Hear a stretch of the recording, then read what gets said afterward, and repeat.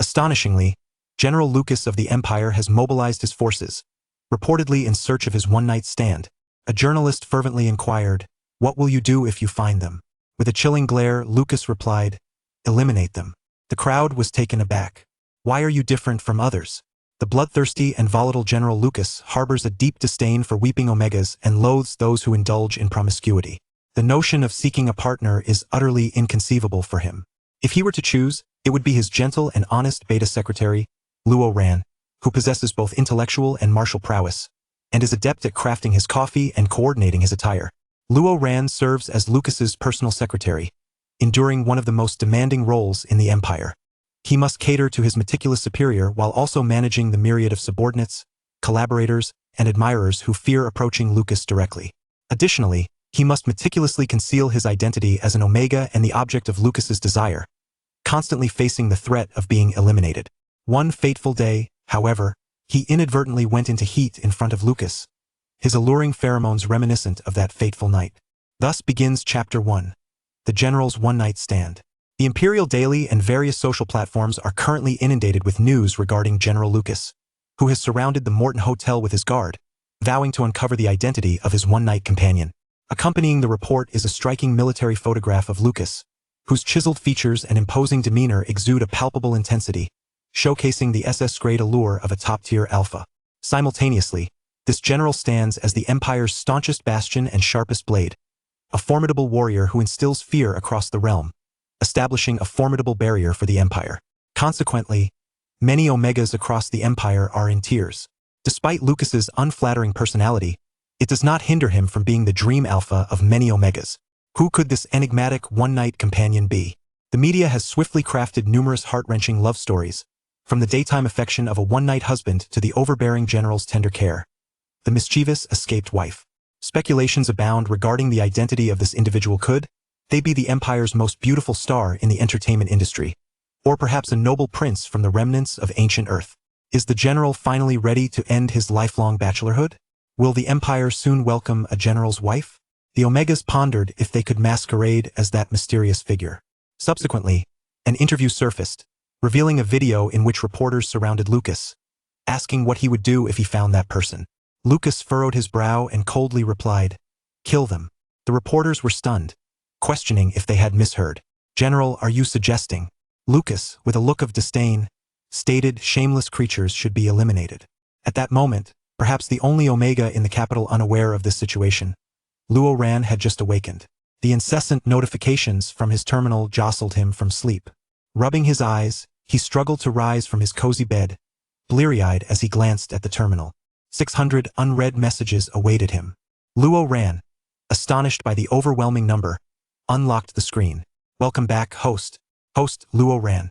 Occupation: Personal Secretary to General Lucas. Gender: Beta. Although Luo Ran is an Omega, he concealed his true identity and adopted a Beta persona for professional reasons, with only one person from the Pheromone Management Bureau aware of his secret. The terminal took a moment to load due to the sheer volume of notifications. Luo Ran began to sift through the messages. The first few were pleas for help from the Secretary's office. "Secretary Luo, please return quickly. You've been on leave for a day, and if you don't come back today, the entire Secretary's office might face the wrath of the General." Luo Ran noticed a few pertinent messages amidst the cacophony of distress. "Without you, we cannot assist the General with his tie selection. He has stormed into the restroom multiple times today, frustrated with his outfit. The General is irritable because he hasn't had the coffee you prepare for him each morning. His mood has soured, and we, as his secretaries, bear the brunt of it." Luo Ran confirmed they were referencing General Lucas, not his nephew. With a sigh, he continued scrolling. The Secretary's office messages dominated, followed by those from various departments. "Secretary Luo, please return. We cannot submit our documents without you. Our department's paperwork is piling up on your desk. We have no space left." This was indeed surreal. Luo Ran prioritized his replies. "I apologize for the inconvenience, but why is everything left on my desk? You could directly submit it to the General in my absence." The office chat erupted with responses. "Secretary Luo, you're back. Will you return to the office today? We are reluctant to do so. Honestly, it's not that we are timid. The General only accepts documents organized by you. Submitting anything else would invite criticism. Moreover, you know the General's temper. This morning, After a brave soul from the finance department submitted their work, he berated them for errors. The finance manager hasn't logged in since, choosing instead to read motivational literature at their desk to cope. Under normal circumstances, Luo Ran would personally address any errors. However, with Lucas overseeing both the military and corporate sectors, his authoritarian approach often led to reprimands. Additionally, messages from the military sector read, "Secretary Luo, the mech oil has arrived today, but without your supervision, we hesitate to proceed with the maintenance." Luo Ran realized, after so many years of service, that this was his first time taking leave, revealing his significance to the operation. With a sense of resignation, he rose from his bed and headed to the bathroom to freshen up. It wasn't mere laziness that led to his absence. He had spent the previous day too exhausted to rise. Standing before the mirror, as he prepared to change, he revealed a tapestry of bruises and lingering marks on his body, a vivid reminder of the previous night. 2 nights prior, he and General Lucas had attended a banquet at the Morton Hotel. Lucas, weary of socializing, retreated to their room early. After mingling for a while, Luo Ran decided to seek Lucas but was abruptly restrained upon entering the room. No one could withstand the force of an aroused SS-grade alpha, whether through pheromones or sheer strength. As an Omega, Luo Ran was naturally subdued by Lucas's potent allure. Unbeknownst to Lucas, he had been drugged, and Luo Ran, slightly intoxicated, found himself overwhelmed by the intoxicating pheromones, disregarding the consequences. The following morning, he awoke and fled, only to succumb to a fever that rendered him immobile. After languishing at home for a day, he finally managed to rise. Luo Ran stared contemplatively at the wall. He had shared a bed with his boss, who he had known for 6 years. The realization nearly shattered his composure. His mind had been clouded with confusion the entire day prior. However, it was merely an accident, and he believed that Lucas would not dwell on it should be.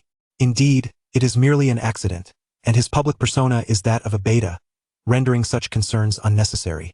Luo Ran took a deep breath, mentally preparing himself as he donned a crisp suit and spritzed on a pheromone mask before stepping out, embodying once more the composed and graceful Secretary General of the Empire. Upon returning to the company, the staff in the secretary's office witnessed Luo Ran entering with a folder in one arm and a bag of breakfast in the other, a cheerful smile adorning his face. "Good morning. I apologize for the sudden leave that caused trouble for everyone."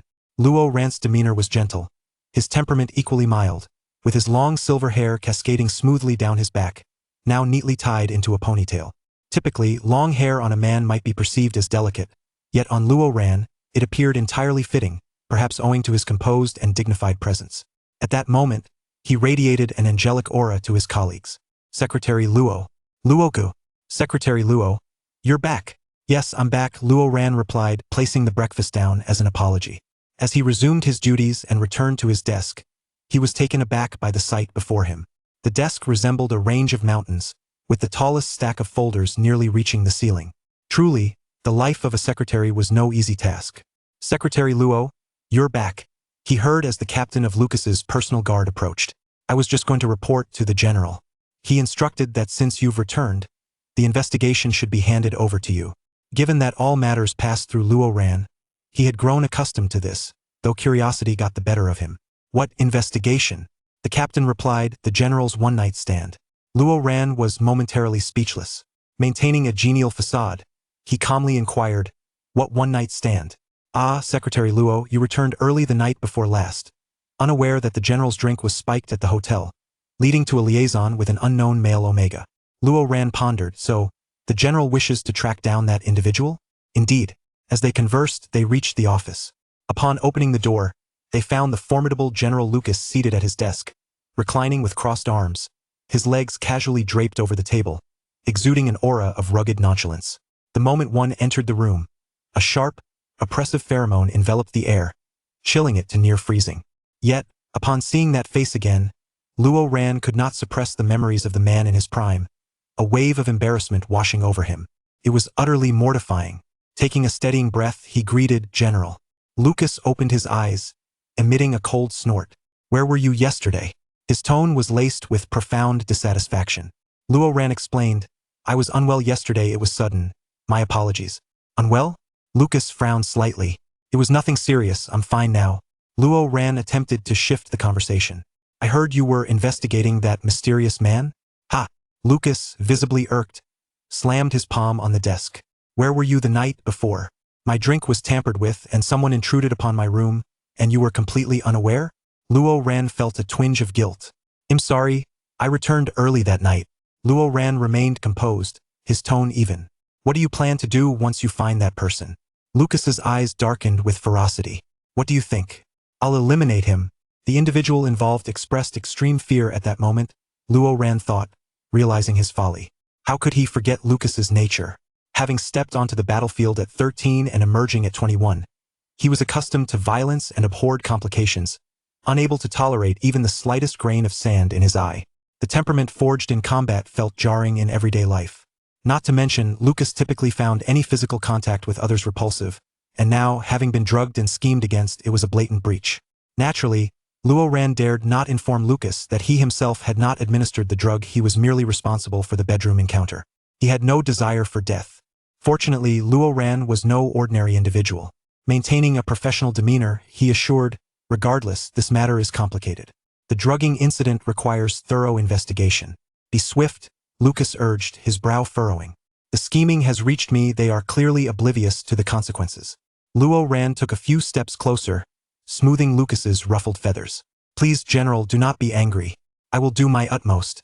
He vowed to ensure Lucas never discovered the truth, preserving his own life. His identity as an Omega and the events of the previous night must remain tightly concealed.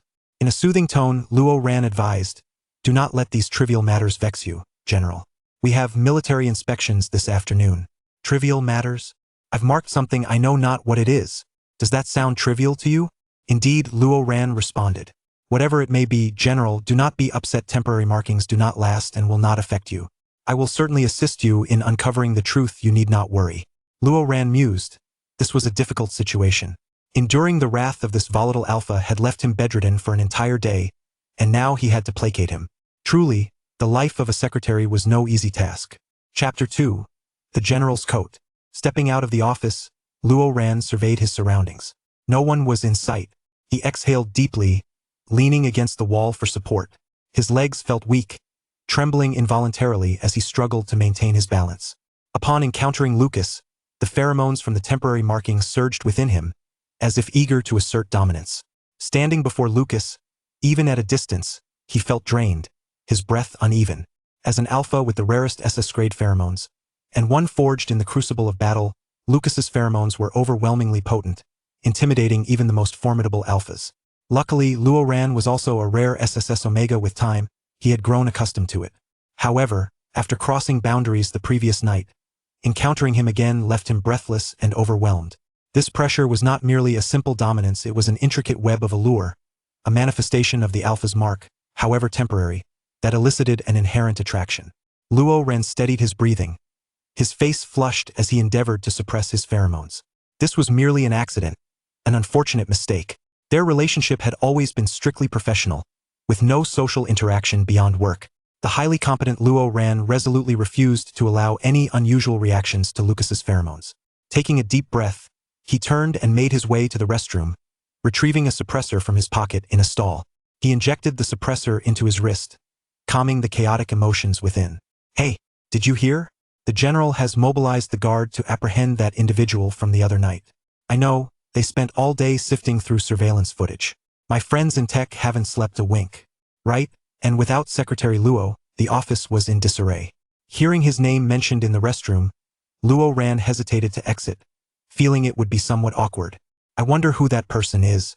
Is the General really serious about killing him? He's probably serious. The General despises such incidents. Sigh, if only that person were Secretary Luo. But alas, Secretary Luo is a beta, and that man from the other night seemed to be an Omega. Luo Ran, wait, what? Why? Curiosity piqued, he leaned closer, pressing his ear against the door. Indeed, if that person were Secretary Luo, there would be far fewer troubles. Who doesn't know that the General has a fondness for Secretary Luo? Luo Ran? I am unaware of this. Luo Ran found it more bewildering that the General had an affection for him than the fact that the General was actually an Omega. Where did these ideas even originate from? The voices outside continued. You are right, had that person been Secretary Luo, they might have already registered their marriage. Their professional synergy is undeniable. I wonder if they have already begun a romantic relationship in private. Luo Ran. No, our lives are completely separate. We haven't even exchanged festive greetings. Be bold. I believe they are not just dating, perhaps they are even cohabitating. Hauen Biebel. I have heard that the general's family possesses numerous villas and properties. I wonder which one has been gifted to Secretary Luo? Luo ran. If the truth were to come to light, the general might very well consider gifting me a coffin, a permanent resting place. 15551 is truly a magnificent love. Luo ran. Chapter 1, Section 1. 15551 is truly a magnificent love. Luo ran. 15551 is truly a magnificent love. Luo ran shook his head, feeling both amused and exasperated. If the circumstances were to be revealed, given Lucas's temperament, he would certainly not be forgiving, rather, he would likely become even more enraged due to the betrayal of those around him. Luo ran concealed his wrist with his terminal and exited after the two betas departed. He washed his hands, ensured the suppressants were safely stored, and returned to his desk. Luo Ran's workstation was conveniently situated just outside Lucas's office, not far at all. Secretary Luo has returned. A young woman seated beside Luo Ran's desk greeted with enthusiasm. Starting today, I will be shadowing you. Very well, Luo Ran replied with a smile, inquiring, your name is Rong Duo, correct? Yes. Luo Ran had an excellent memory. He could recall nearly every individual with a position within the company. For now, their exchange was merely pleasantries, not a genuine attempt to confirm her identity. Luo Ran was concerned that if he were to be absent, chaos might ensue, so he rotated a member of the secretarial staff to accompany him in handling official matters each week. Although things had been chaotic yesterday, work was still manageable. All right, please assist me in organizing these documents, Luo Ran said with a hint of resignation, gesturing toward the mountain of paperwork on his desk. He perused each document swiftly, not only retaining information with remarkable ease but also reading multiple lines at once. He efficiently determined which documents required Lucas's signature and which needed to be forwarded, making significant progress in no time. Secretary Luo, a squad leader from the security team, approached, handing him a report with an apologetic expression. We have results from the hotel. Unfortunately, the surveillance system malfunctioned that night, and we were unable to uncover any additional leads. Luo Ran paused. Indeed, if they were to identify the individual from the previous evening, the primary step would be the surveillance footage. However, Luo Ran was not concerned about his exposure. If someone had drugged him, the surveillance would have been preemptively dealt with. What he did not anticipate was the complete failure of the entire system. Luo Ran furrowed his brow slightly, tapping his index finger thoughtfully against the desk. The ability to directly interfere with the primary surveillance system and incapacitate an entire hotel was not something an ordinary individual could accomplish. However, that night was the Emperor's birthday banquet, attended by notable figures from both the Empire and foreign planets, making it difficult to pinpoint a suspect. This was no simple matter. The opposition was evidently well prepared. Luo Ran accepted the document and nodded. Thank you for your efforts. You may proceed as instructed by the captain and the general. The captain replied, well, the captain said to follow the general's lead, and the general has entrusted the investigation to you. Understood, Luo Ran thought, feeling a sense of relief. Additionally, we will be delivering the DNA samples to the Research Institute tonight. What DNA? Luo Ran had fallen behind on his tasks and needed clarification. The general consulted the institute and subsequently decided to send nail clippings for analysis to ascertain the identity of the individual from that night. Given the intimacy shared between the two that evening, it was not surprising that Lucas would have left behind DNA. Luo Ran, is something the matter, Secretary? Luo Ran smiled and replied, not at all. I appreciate your hard work, Captain. I will take care of the sample. I also have some documents to deliver to the institute. I apologize, the captain hesitated. However, the captain specifically instructed that this sample might attract unwanted attention or theft, and it must be delivered personally by us. We cannot risk your safety by having you carry something so precarious. Luo Ran. Luo Ran smoothly interjected, in that case, please inform me before you depart. I shall accompany you. Understood. After sending off the captain, Luo Ran glanced over a few documents, and before he knew it, it was afternoon, time for Lucas to conduct his military inspection. Outside Lucas's office was a semi-enclosed space, furnished with Luo Ran's desk and several cabinets for documents and clothing. As Lucas typically resided at the office, all necessary amenities were present, including a partitioned sleeping area. Luo Ran rose and selected a navy military coat, using a small iron nearby to smooth out the fabric and arrange the badges and cuffs. He timed it perfectly. Just as he finished, Lucas emerged. Lucas disliked physical contact with others, so Luo Ran merely hung the coat for him. Lucas glanced at Luo Ran before donning the outer garment. With his sharp features and fierce demeanor, Lucas's strikingly handsome face appeared somewhat softened, yet it remained an enviable sight. His tousled black hair framed his face, and his piercing eyes resembled those of a leopard. At that moment, as Lucas adjusted his coat, even Rong Duo, seated nearby, found herself breathless. Lucas's status and profession endowed him with a solid physique. His broad chest tapering to long, powerful legs, every contour a testament to perfection that evoked admiration. Rong Duo observed Luo Ran, whose expression remained unfazed, his gaze unwavering, and a puzzled expression crossed her beta face. Luo Ran did not seem to be disinterested. Could it be that he had simply grown weary of the sight? Yes, that must be it. Ah, the magnificence of their love. Rong Duo covered her mouth in tears. Rong Duo joined the company group chat, a forum that included everyone from department heads to janitors, with the exception of Lucas and Luo Ran. Today, they were all shedding tears over the splendid love story of the general and his secretary. Meanwhile, the two remained oblivious to Rong Duo's imaginative narratives of their affectionate glances and heartfelt farewells. Lucas fastened the last button and inquired, "Are you coming?" Luo Ran shook his head, replying, "I apologize, I am not feeling well and will not accompany the general today." Luo Ran was still feeling unwell, and the thought of engaging in physical labor alongside Lucas was unappealing. Lucas frowned slightly, having noticed Luo Ran's pale complexion and that he had taken his first sick day the previous day. Luo Ran had never left a banquet early without notice, nor had he ever requested a day off. It seemed to be rather serious. Lucas paused for a moment before saying, "Be sure to drink plenty of warm water." Cough. Rong Duo, who happened to be drinking water at that moment, nearly choked. Luo Ran had grown accustomed to this and replied with a smile, "Of course." Lucas nodded, donned his military cloak, and turned to leave. Once Lucas departed, Luo Ran entered his office to organize files and tidy up. Lucas was a reclusive and particular individual who disliked others touching his belongings, let alone moving or cleaning them, compounded by a compulsive need for cleanliness. Luo Ran found himself simultaneously serving as both secretary and cleaner. After retrieving the documents Lucas had signed, Luo Ran wiped down the desk and noticed a coat draped over a chair. The black woolen coat had been carelessly tossed aside, not folded properly. Luo Ran approached, intending to tidy it up, but hesitated. The coat still bore the lingering scent of its owner, as if it had just been removed. Currently, Luo Ran has just received a temporary marking, and it may take a few days for the sensitivity to subside. Although the influence of Lucas's pheromones has rendered him somewhat peculiar, overall, it remains quite comfortable. Setting aside any trivialities, the alpha's pheromones possess a soothing quality for the omega. Thus, during these few days of temporary marking, Luo Ran will be continually stirred and subdued by Lucas's pheromones, finding solace in their presence. In essence, he must rely on these pheromones, as he has no alternative. Luo Ran thought to himself. The more he pondered, the more his head throbbed. The coat exuded a strong scent of tobacco, a signature of Lucas's pheromones. Its bittersweet aroma, infused with masculine hormones, was not unpleasant. After a considerable pause, Luo Ran ultimately decided to retrieve the coat and tucked it into his briefcase. With a serious demeanor, he maintained a grave expression. How could a distinguished general have a hole in his attire? For the sake of the general and for the empire, he would take it back for mending. Yes, that is precisely the reasoning he employed to convince himself as he nonchalantly smuggled the coat away. It was certainly not because he was tempted by Lucas's scent. Chapter 3. The General's Fateful Union. After tidying up her office, Luo Ran followed the captain to the Research Institute. The Imperial Research Institute's headquarters was situated on the outskirts of the city, a vast compound with a labyrinthine network of buildings and corridors.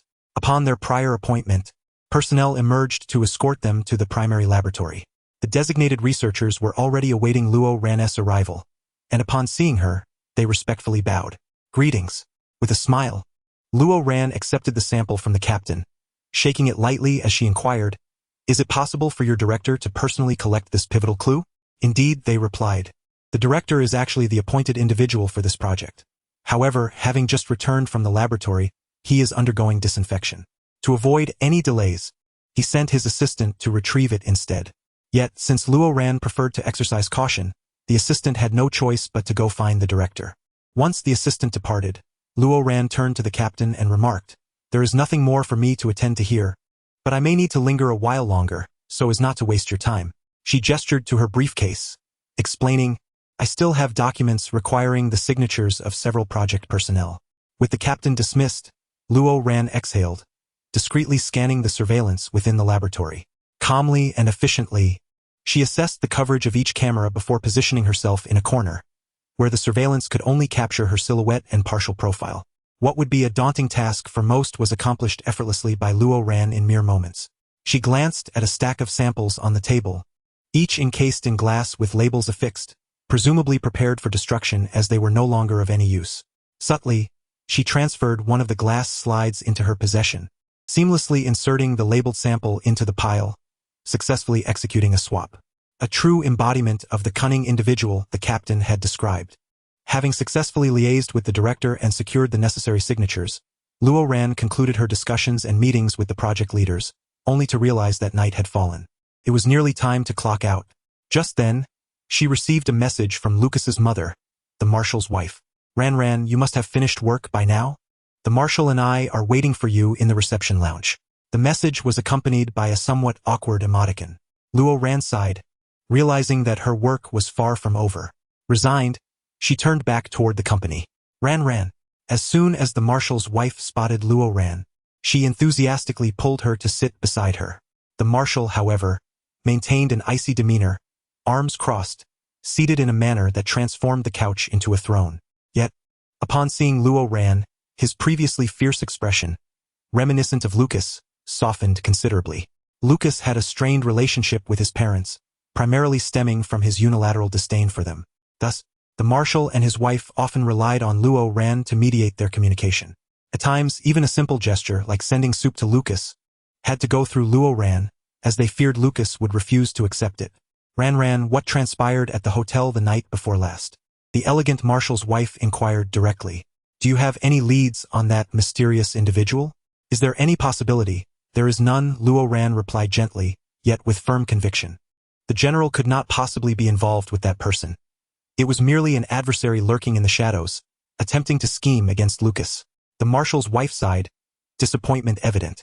It was a rare occasion for Lucas to make progress with someone else. The marshal and his wife had become increasingly desperate due to their son's rigid stance on relationships and marriage. Upon hearing rumors of infidelity, their first reaction was not anger but rather joy. Across the empire, especially among Lucas's family, the most pressing concern was his marital prospects. A man of such excellence, yet still without an heir to inherit his remarkable lineage and spiritual prowess, was a source of universal anxiety. Moreover, the marshal and his wife from the Aldo family sought a worthy heir to continue their military legacy. Yet, currently, they faced the harsh reality of not even having a potential partner in sight. The marshal's wife expressed her despair, while the empire itself seemed helpless. Luo Ran offered consolation. When the time is right, fate will present itself. Then, if you happen to find that person, could you assess their character for us? If they are not a nefarious individual, please try to protect them and see if there is any possibility for reconciliation. The marshal's wife gently patted Luo Ran's hand, adding, Lucas should be responsible. Even if it is a forced union, he ought to have a partner, correct? This could be a promising opportunity. Peculiar feelings stirred within Luo Ran. Lowering her gaze, she replied, I apologize, but I may not be able to influence the general's decisions. Oh dear, how could you possibly not? The marshal's wife grasped Luo Ran's hand with a smile. This time, I must ask for your assistance. Please provide some advice. The marshal's wife then broached another subject. Ran, you see, Lucas has been free from his engagement with Nina for 3 months now. We are considering finding him a new betrothal. What are your thoughts? Nina Josephine, the daughter of a duke, possessed exceptional pheromones, making her an ideal candidate to help Lucas produce a new powerful lineage. She was also Lucas's third former betrothed. His first engagement was to Zhou Yunyun, the daughter of a member of the Imperial Round Table. But after their union, Lucas showed her indifference, treating her as if non-existent. At that time, a particularly loathsome officer who despised Lucas managed to woo Zhou Yunyun away, leading her to annul her engagement with Lucas. The officer even had the audacity to confront Lucas, declaring, Zhou Yunyun is mine now. She loves me. Lucas, after a moment of silence, had looked up and earnestly asked, Who is Zhou Yunyun? The marshal and his wife, perceiving Lucas as too reserved and refined, chose a lively young man from a major general's family for his second engagement. However, they ended up being married for 2 years without ever meeting, during which the young man once caused a scene at the company, ultimately deciding to abandon the marriage to pursue someone he truly loved. The third engagement also ended 3 months prior. Reflecting on these experiences was indeed disheartening. The marshal's wife, at her wit's end, sought Luo Ran's guidance. Ran, you know Lucas best. What type of person do you think he would prefer? Luo Ran hesitated, finding herself in a difficult position. Just speak freely, we are merely looking for suggestions. After a moment of contemplation, Luo Ran imagined, first and foremost, she should not be too noisy or clingy. Excessive charm and cuteness are unsuitable as the general finds them bothersome. Excellent. The marshal's wife noted this down eagerly. Luo Ran continued, albeit with some reluctance, while she shouldn't be overly loud, she also shouldn't be too quiet or reserved. She must be proactive in initiating conversations with the general, as he dislikes dull individuals and is not particularly skilled in socializing. However, her conversation must be engaging and substantive, and she should know how to compliment him. The marshal's wife diligently recorded her observations. Luo Ran, with utmost seriousness, elaborated, it would be best if she were independent and capable of taking care of herself as well as the general's daily needs. The general appreciates someone whose intellect and abilities match his own. Since he has a quick temper, it is essential to find someone with a gentle disposition. The marshal furrowed his brow, sensing something amiss. The marshal's wife's fingers paused in their recording. Wasn't this description precisely that of Luo Ran herself? The couple exchanged silent glances, yet Luo Ran genuinely had not entertained such notions. They were well aware that Luo Ran held no romantic feelings for Lucas and had attempted to nudge them together on several occasions. Although the union of the two may not produce the ideal pheromone synergy, their standards had lowered to merely seeking a suitable partner, let alone someone as exceptional as Luo Ran. Regrettably, Luo Ran firmly rejected any implications. What is it? She paused. Nothing.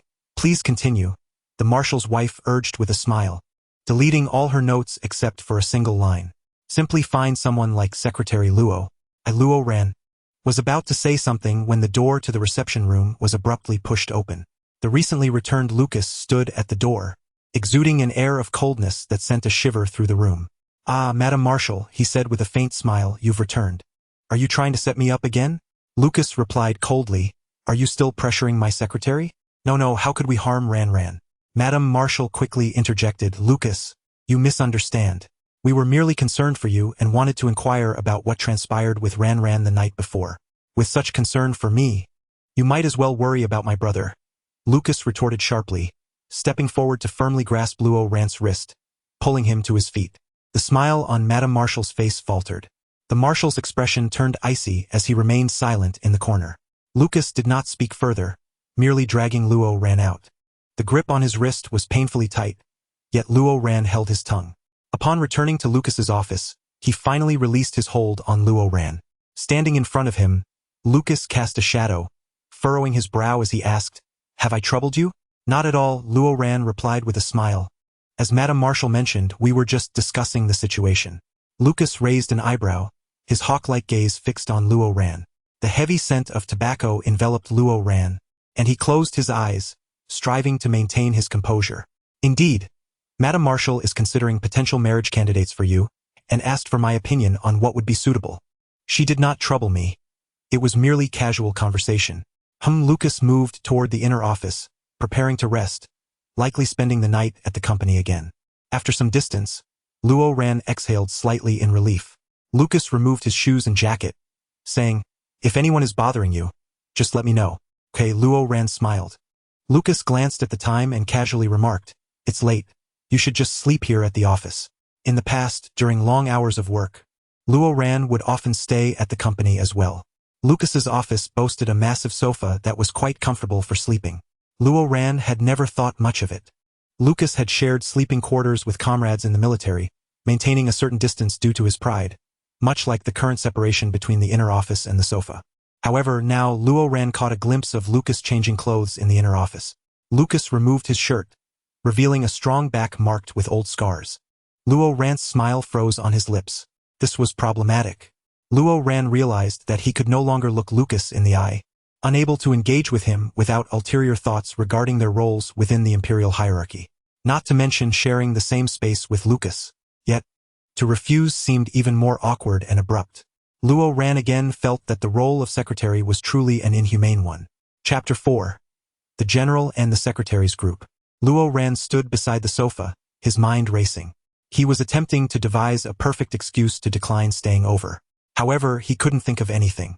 It was already deep into the night, and there was no reasonable justification for him to leave. Moreover, the scent of tobacco in the air was so comforting that Luo Ren found himself sitting down, enveloped by the aroma, feeling an inexplicable sense of safety. Only a little remained. Meanwhile, Lucas, having removed his shirt, frowned as he opened the lid of the office incense burner. Luo Ran was taken aback, quickly shaking off any distracting thoughts that popped into his head and approached to inspect. I remember we just bought the incense last week.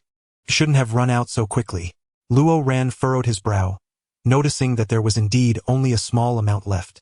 The incense burner had been overturned the night before. Lucas sneered, that's precisely why we cannot use the pheromones as a clue.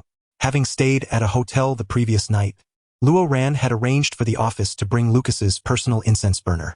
Perhaps due to some vigorous activity, Lucas had accidentally knocked it over during a night with a partner, waking up to find the bed covered in remnants of the fragrance. While Lucas possessed a potent pheromone, he was also at risk of mental breakdowns and violent outbursts. The higher his mental acuity, the greater the danger.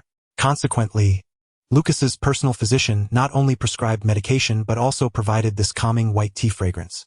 Interestingly, the scent of the incense bore a striking resemblance to Luo Ran's own pheromones. Luo Ran could not fathom the coincidence. There were myriad types of scents, yet this particular fragrance offered him considerable convenience. On occasion, when the spray meant to conceal his pheromones malfunctioned during his heat cycle, the lingering scent of white tea could easily be attributed to the incense, allowing him to deflect suspicion. After all, Luo Ran spent nearly every day in close proximity to Lucas, sharing the same space and consequently absorbing quite a bit of the white tea and tobacco aromas. Not only did it facilitate concealing his identity, but the night before, Lucas had said, last night, all I could smell was white tea. The pheromone was completely masked. Luo Ran coughed lightly, adopting an exceptionally professional tone as he replied, rest assured, General, I will procure more tomorrow. However, Lucas frowned slightly, bowing his head. Luo Ran, focused on checking the incense burner, was unaware of how close he had stepped to Lucas. As Lucas leaned down, he found himself near Luo Ran's neck. The warmth of Lucas's breath brushed against Luo Ran's skin, causing him to stammer, General, what's wrong? Lucas, oblivious to the awkwardness of the situation, replied in his usual tone, you smell strongly of tobacco. After all, having been temporarily marked by Lucas, no matter how much Luo Ran tried to mask it with incense and sprays, the scent was still more pronounced than usual. Luo Ran discreetly stepped back a few paces, laughing lightly, it's only natural for your potent pheromones to affect me, especially considering how often we share the same space and stand so close. Lucas seemed unconcerned, turning to lie on the bed. Sleep. Lucas rested his head on his folded arms, legs crossed as he lay flat. Luo Ran hesitated for a moment before settling down on the sofa. Facing away from Lucas, his heart raced like a drum. Lucas glanced at Luo Ran lying on the sofa and asked, what did you say when the marshal inquired about suitable marriage candidates? Luo Ran hesitated, I don't know. I was just guessing randomly. What do you think is suitable, General? Lucas furrowed his brow slightly. He remained silent for a moment, perhaps lost in thought or simply resting. Eventually, Lucas spoke, next time they ask you, tell them I dislike everything. Luo Ran couldn't help but smile. Don't you have a preference for something that's not quite as intolerable? No. It was a blunt reply. Luo Ran quietly took note, murmuring an O before closing his eyes, ready to sleep.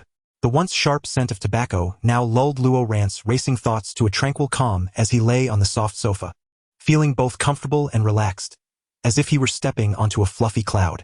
Luo Ran had never encountered such matters before. He was unaware that even a temporary marking could have such an effect. The room was quiet, the office situated in a high-rise, offering a view of countless twinkling lights below. The warm glow from ordinary homes did not reach them, yet the starlight and moonlight above filtered through the glass, gently illuminating the bed and sofa. Uncharacteristically, Luo Ran fell asleep shortly after lying down. Moments later, Lucas added quietly, if I had to say, someone like you would do.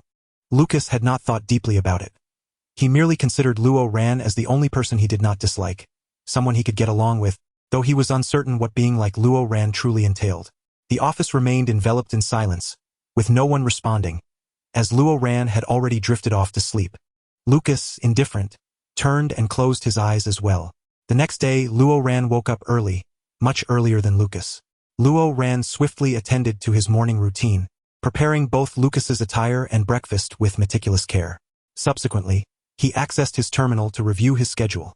Aside from a myriad of minor official duties, he was to allocate time for a follow-up appointment at the clinic today, after which he would receive the laboratory report from the Research Institute in the afternoon. Ah, the lab report. Luo Ran paused, silently praying that the samples would be successfully swapped. Otherwise, his illustrious career and life would culminate beautifully today. Secretary Luo.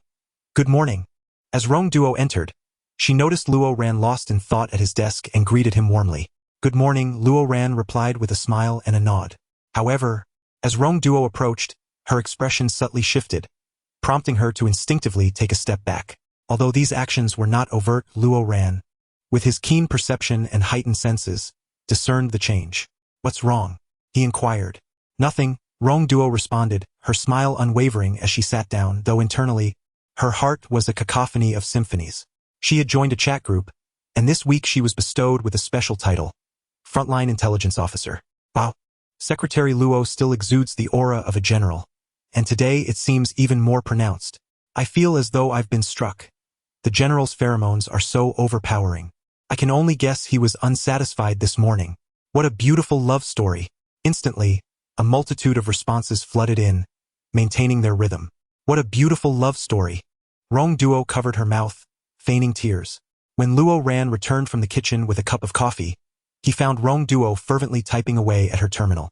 To avoid disturbing Lucas, he walked silently, his habitual stealth rendering him unnoticed by Rong Duo. Consequently, he caught a glimpse of the group chat's title and froze. General's Secretary. Luo Ran? Is this about him? Only then did Rong Duo notice Luo Ran standing behind her. Secretary Luo. Luo Ran stood there, momentarily stunned. The atmosphere grew somewhat awkward. After a brief silence, Luo Ran cautiously asked, what does that mean? Rong Duo stammered, it's boiled eggs, her voice dwindling.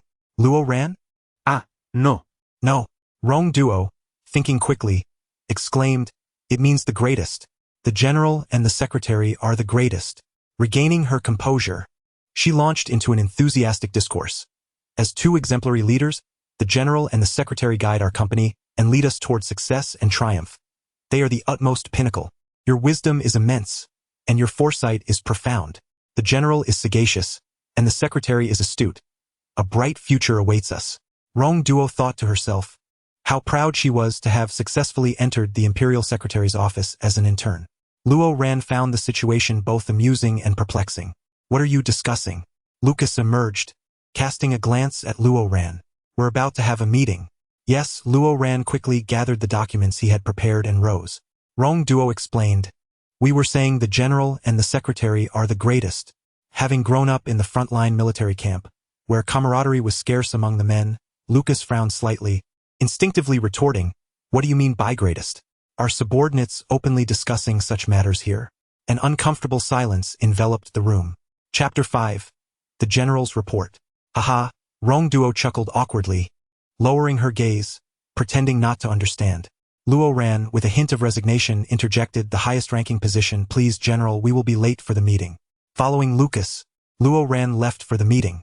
Afterward, he attended to some pressing official documents before utilizing his personal aircraft to travel to a discreet clinic on the outskirts of the city.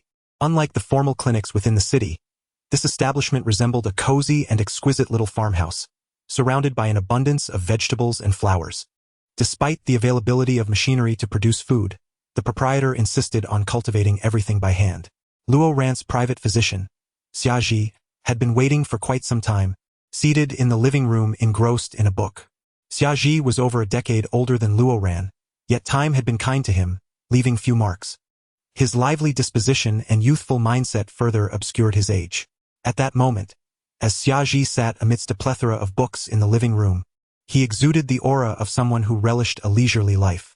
Previously, he had been an exceptionally skilled doctor, a top-tier military physician in the medical department. However, following a traumatic war incident a few years prior, he had since resorted to selling vegetables and writing for a living, catering only to a handful of regular clients. Luo Ran's presence was purely coincidental. During a site inspection after an accident, he had encountered Xiaji, whose younger brother worked at the site and was assisting at the time. Upon their first meeting, Xiaji discerned that Luo Ran was merely putting on a facade and bore a significant psychological trauma. Out of compassion for Luo Ran's condition and concern for the difficulty of finding a physician, Xiaji became his secret private doctor. Good afternoon. Luo Ran pushed open the door and settled beside Xiaji. After years of Xiaji being his physician, they had grown into close friends, and Luo Ran felt no need for formality. Ran's here. Xiaji shook his head with a sigh. You've lost weight again. I told you to eat 3 meals a day on time. I wonder if you've adhered to that. I'm quite busy with work, Luo Ran replied. Have I taken the medication on schedule? Xiaji patted Luo Ran's shoulder, saying, You must remember not to overexert yourself. The general, standing above all, surely has the means to find assistance. You seem to be working like a horse. Are you a secretary or a housekeeper? Luo Ran cleared his throat, deftly avoiding the topic of Lucas, and obediently nodded. I've taken the medication on time. There are only 2 doses left. All right, Xiaji said. Let's head inside for a checkup, and I'll prescribe you some medication. The room where Xiaji kept his precious medical instruments was in the basement. As they descended, Xiaji conducted an EEG and a thorough examination on Luo Ran, repeating the latter twice for certainty. Upon returning to the living room, Xiaji expressed delight. Your mental state has improved significantly recently. The medication you had me customize has been yielding better results year after year. Luo Ran's statement was not mere flattery. Xiaji's medicine proved genuinely effective, and he felt increasingly better. That's not what I meant, Xiaji clarified. You have been showing consistent improvement. As long as you continue treatment, your psychological trauma will eventually heal. However, I meant to say that you've recently exhibited a remarkable breakthrough. Xiaji winked, grinning. Is there a powerful mark that has claimed you? Have you fallen in love? Like Lucas, Luo Ran's pheromones were of a rare caliber. Only those of equal rank could provide him with healing. Xiaji chuckled, nudging Luo Ran playfully with his elbow. When did this start? You didn't even tell me. Luo Ran paused. Since being temporarily marked, he had indeed felt somewhat better over the past few days. Someone whose strength matches yours can stabilize your pheromones. Xiaji remarked, you should be aware that those with higher tier pheromones are genuinely dangerous. I'm not in a relationship, Luo Ran replied helplessly, with work being this busy. How could I possibly date? Well, I hope you can maintain this state. That way I can reduce the dosage of your medication. That's not possible. Luo Ran firmly clarified. It's a temporary mark, and it won't continue. Noting Luo Ran's evident avoidance of the subject, Xiaji furrowed his brow slightly but chose not to press further, knowing Luo Ran was not someone easily bullied. If you encounter any issues, be sure to tell me. Seeing Luo Ran nod, Xiaji sighed. I wonder where you sustained such trauma. While it's not severe enough to make you appear as a typical patient in agony, it's undoubtedly a significant psychological wound. Calculating the timeline, it was during Luo Ran's 2nd year serving as Lucas's secretary. Yet Luo Ran had completely forgotten, oblivious to the reasons behind such scars. He felt as though he had forgotten something important but couldn't recall it, nor could he force it. Oh, by the way, Xiaji clapped his hands. I uploaded your profile to a dating site, of course using a pseudonym. Luo Ran, what? You really uploaded it? Indeed. Did you not agree? Xiaji blinked and assured. It is an officially certified government website. Registration requires real name verification, and there will absolutely be no scammers. Luo Ran felt a bit embarrassed. I never suggested you upload anything. His family was also urging him to date, but he was simply too busy, running around with Lucas daily, leaving him no time for socializing. Unlike Lucas, Luo Ran did not oppose love or marriage. He merely lacked the energy for it. Upon hearing this, Xiaji had teased him previously, offering to help, to which Luo Ran could only helplessly shake his head. Thus, he was assumed to have tacitly agreed. Our Ran is so beautiful and talented. I guarantee your terminal will be inundated with messages, Xiaji confidently declared. Then our Ran will have a suitable partner to look after you. Luo Ran felt utterly resigned. However, he decided to upload his details anyway. He maintained a laid-back attitude towards relationships, adhering to the philosophy of letting things unfold naturally. He had not resisted the blind dates arranged by his family and had met a few, but they had all inexplicably fizzled out. After chatting for a while, Luo Ran finished lunch at Xiaji's place before leaving. He could not linger any longer as he had received an email from the research institute, but it was not a report. Instead, it informed him that he needed to accompany Lucas to the institute to collect it in person, with the captain of the guard joining them.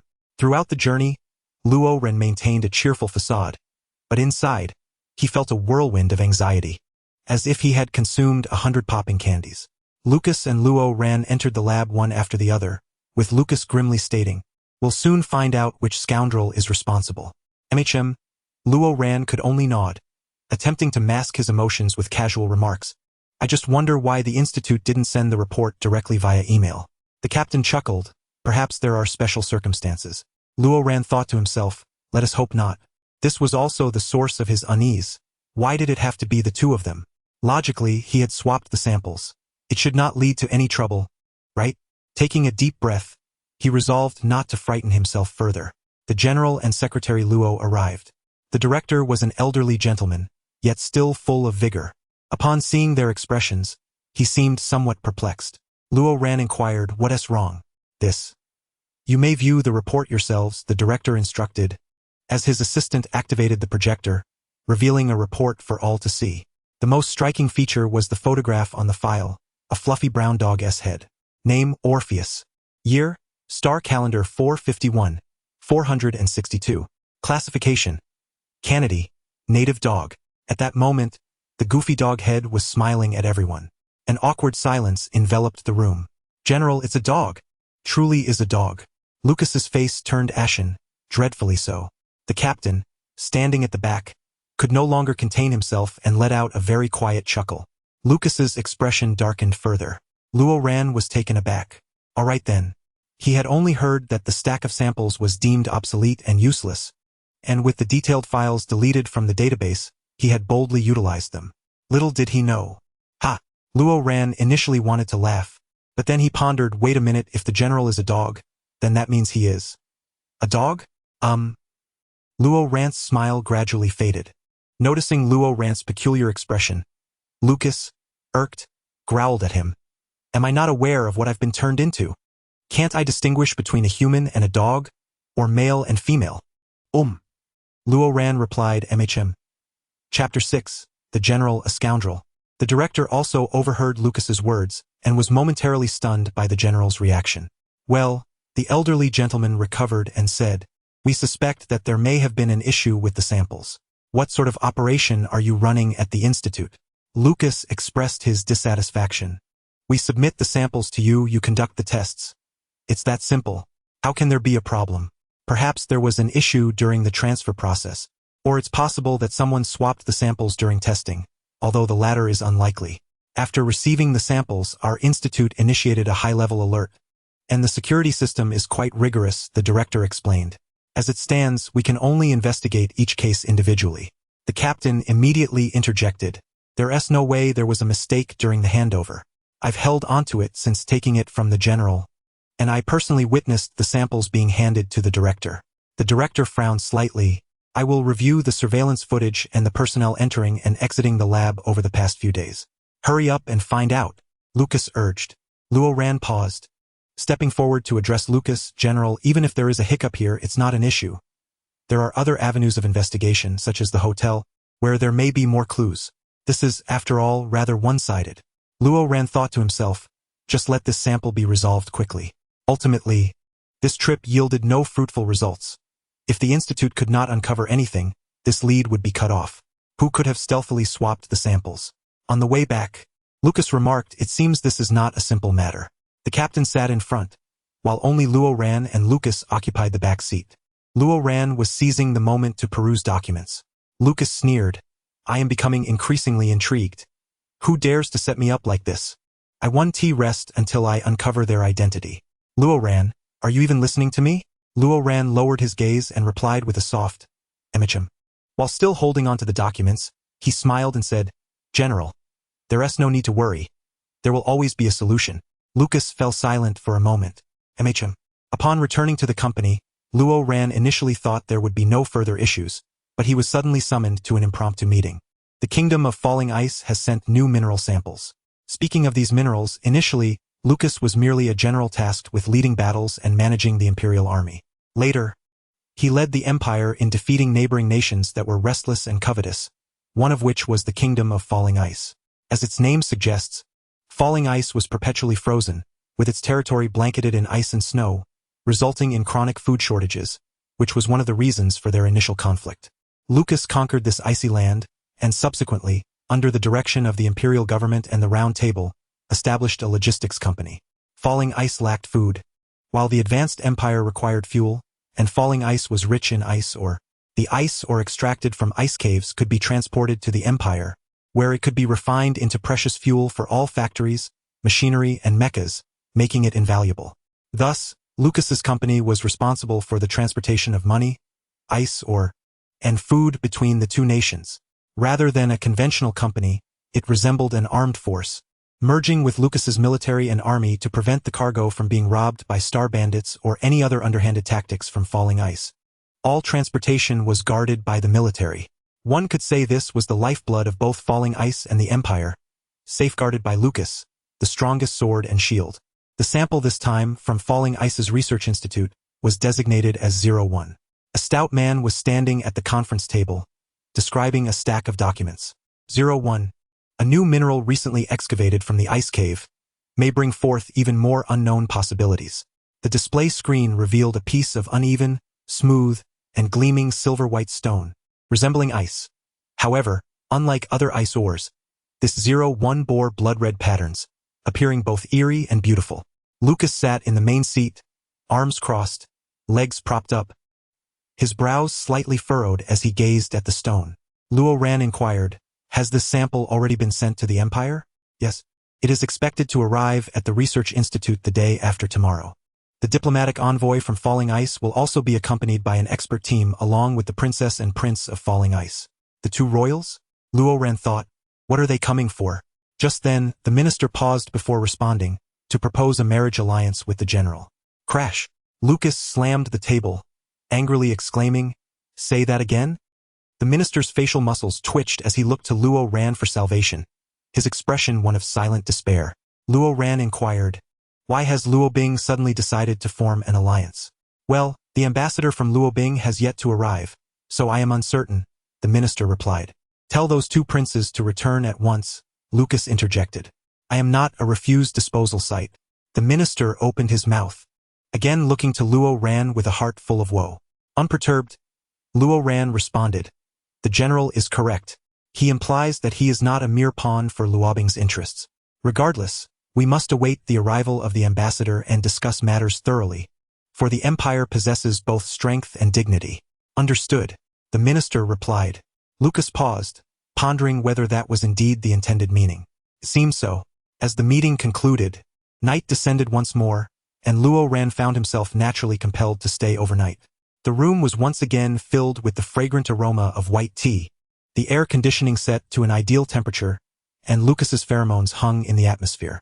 Everything felt exceedingly comfortable, despite Luo Ran's persistent efforts to remain detached. Seated on the sofa, he reviewed some documents and arranged the agenda for the following day. After perusing a few files, he suddenly caught a whiff of machine oil wafting from the bathroom. Luo Ran paused, surmising what Lucas was likely occupied with. "General." Luo Ran gently closed the documents and asked, "Would you like my assistance? It may be inconvenient for you to manage alone." "Sure," Lucas replied, allowing Luo Ran to take over the oiling of his mechanical fingers. Lucas had merely opened the container and glanced at Luo Ran, then removed his gloves.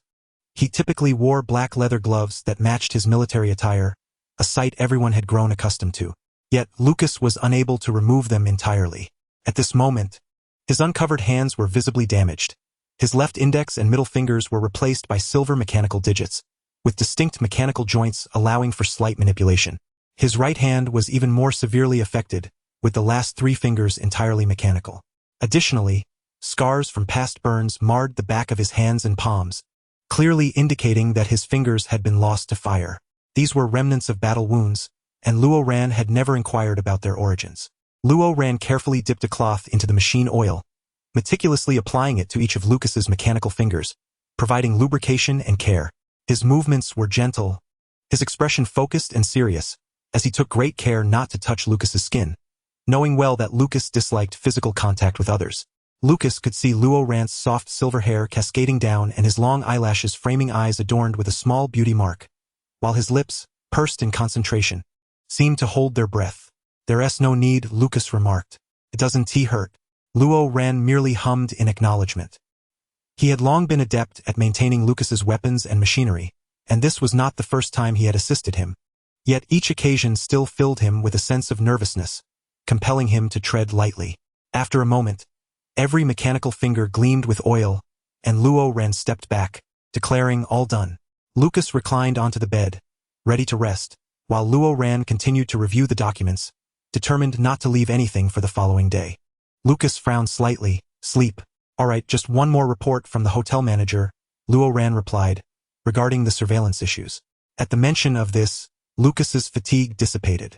He sprang up, exclaiming in frustration, "Didn't anyone capture anything? Are all the cameras malfunctioning?" "Yes." Luo Ran shook his head. "The surveillance cannot be traced anymore. We are now preparing to investigate the beverages." After all, Lucas had been drugged, which could have occurred through a drink or food. "Do you remember what you ate or drank that day?" Luo Ran asked. "No," Lucas replied. Despite being able to recall every minute detail from the battlefield, his memory of mundane matters was often poor. He could easily forget what he had eaten yesterday, let alone the casual dining of that evening. The next day, the investigation team sought clues from Lucas, yet he was unable to provide any vital information. "Ah," Luo Ran sighed in exasperation. "Do you truly remember nothing from that day?" Lucas sat on the edge of the bed, furrowing his brow in thought before walking to the door and beckoning, "Come here." As Luo Ran reached the door, he was suddenly seized by Lucas, pressed against the door panel. "General!" Luo Ran gasped in surprise, noticing the man leaning in closely. Their proximity enveloped Luo Ran in the familiar scent of tobacco, assaulting his senses with an intoxicating familiarity. The fragrance was not the acrid smoke of a cigarette, but rather the rich aroma of unburned tobacco leaves, a scent that spoke of the earth's raw potency. It was a heavy, pungent essence, sharp yet sweet, mirroring Lucas's dominant nature, inviting yet intimidating, almost addictive.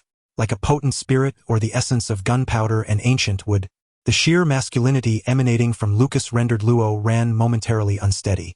"Let me think. Allow me to reflect," Lucas murmured, locking Luo Ran between his body and the door. He frowned in deep contemplation, attempting to reconstruct the events of that evening. It seemed that someone had entangled with him by the door. "Do not move," he instructed. Lucas pondered whether he could recreate the scene in hopes of uncovering clues. Luo Ran remained silent. Chapter 7. The general tempts fate. The night was enchanting, with only a single lamp casting a dim glow beside the sofa, creating an atmosphere of dreamy ambiguity. "General," Luo Ran inhaled deeply, striving to maintain his composure. "You, do not speak," Lucas interrupted, his brow furrowed, momentarily distracted from his thoughts. "Shoo," Lucas whispered softly. Luo Ran clenched his fists, resting against the door, pressing his lips tightly together in silence. That night, someone entered, Lucas mused, his brow knitting, "and it seems we kissed by the door," lingering there for an extended period. Luo Ran remained silent, his back turned to Lucas, his face flushed crimson. "I began to touch him. His clothing was likely a light color." Luo Ran shuddered at the thought. "I am not clear why that person and I remained here." Luo Ran reflected, realizing it was because he had sought to escape, clinging desperately to the doorknob, yet the overpowering Lucas, in a frenzy of desire, had dragged him to the bed. The fleeting images and details he sought to forget were now being recounted by the very person involved, oblivious to the impact of his words. Lucas's hand gently rested on Luo Ran's shoulder, as if trying to remember how they had departed from that place. The warmth radiating from Lucas's touch sent a shiver down Luo Ran's spine, causing him to focus intently on the patterns of the door, desperately suppressing any signs of his disarray. "It must have been I who led him away. That person embraced me, and we reached the edge of the bed, where Lucas flipped him over." Now Luo Ran found himself with his back against the door, locking eyes with Lucas. He hunched his shoulders, lowering his head and covering his face with his hands, wishing to shield his blushing countenance from Lucas. "What's wrong?" Lucas paused, taken aback. Luo Ran shook his head. Lucas hesitated, pondering whether his words had caused Luo Ran to feel bashful. Initially incredulous, Lucas now found himself increasingly intrigued. His secretary had always been rational and professional, maintaining a certain distance, yet obediently executing every task. Even in matters of romance, Luo Ran displayed a calm demeanor, accepting matchmaking with the utmost composure. Yet in this moment, Luo Ran's head was bowed, silver bangs obscuring his eyes, slender fingers covering his cheeks, revealing a breathless vulnerability. The tips of his ears, peeking through his hair, were flushed crimson. It was a rare display of nervousness for Luo Ran. Lucas suddenly found himself captivated, sensing an unusual tension in the air. Luo Ran had assumed that Lucas would eventually temper his demeanor, yet to her surprise, Lucas found the situation rather amusing. With a quirked eyebrow and a playful smile, he remarked, "Feeling shy?" Caught slightly off guard, Luo Ran paused momentarily, then took a deep breath, braving the overwhelming scent of his pheromones as she replied, "And then what? What happened next?" Luo Ran pressed on. "Did you pull him into bed? Come on, spill the details. Did you embrace him? Was it comfortable? Surely that was your first time? Was it special? Be quiet." Lucas now found himself at a loss for words. With a raised eyebrow, Luo Ran teased, "Do you still remember his cries? Enough. Stop talking."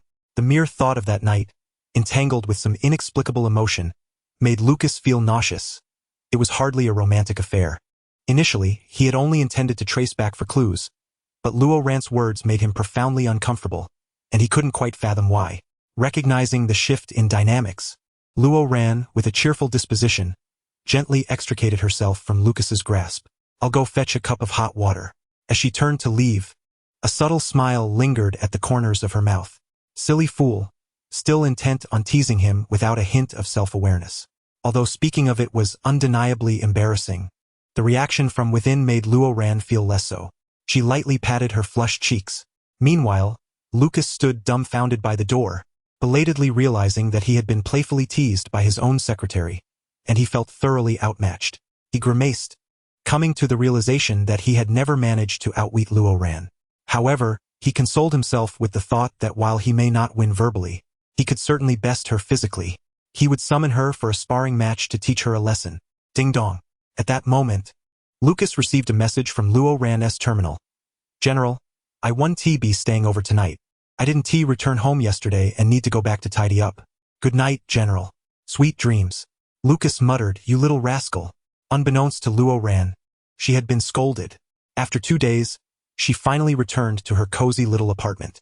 For the sake of convenience in both work and life, Luo Ran had moved out from her parents' home and purchased a small apartment close to the office.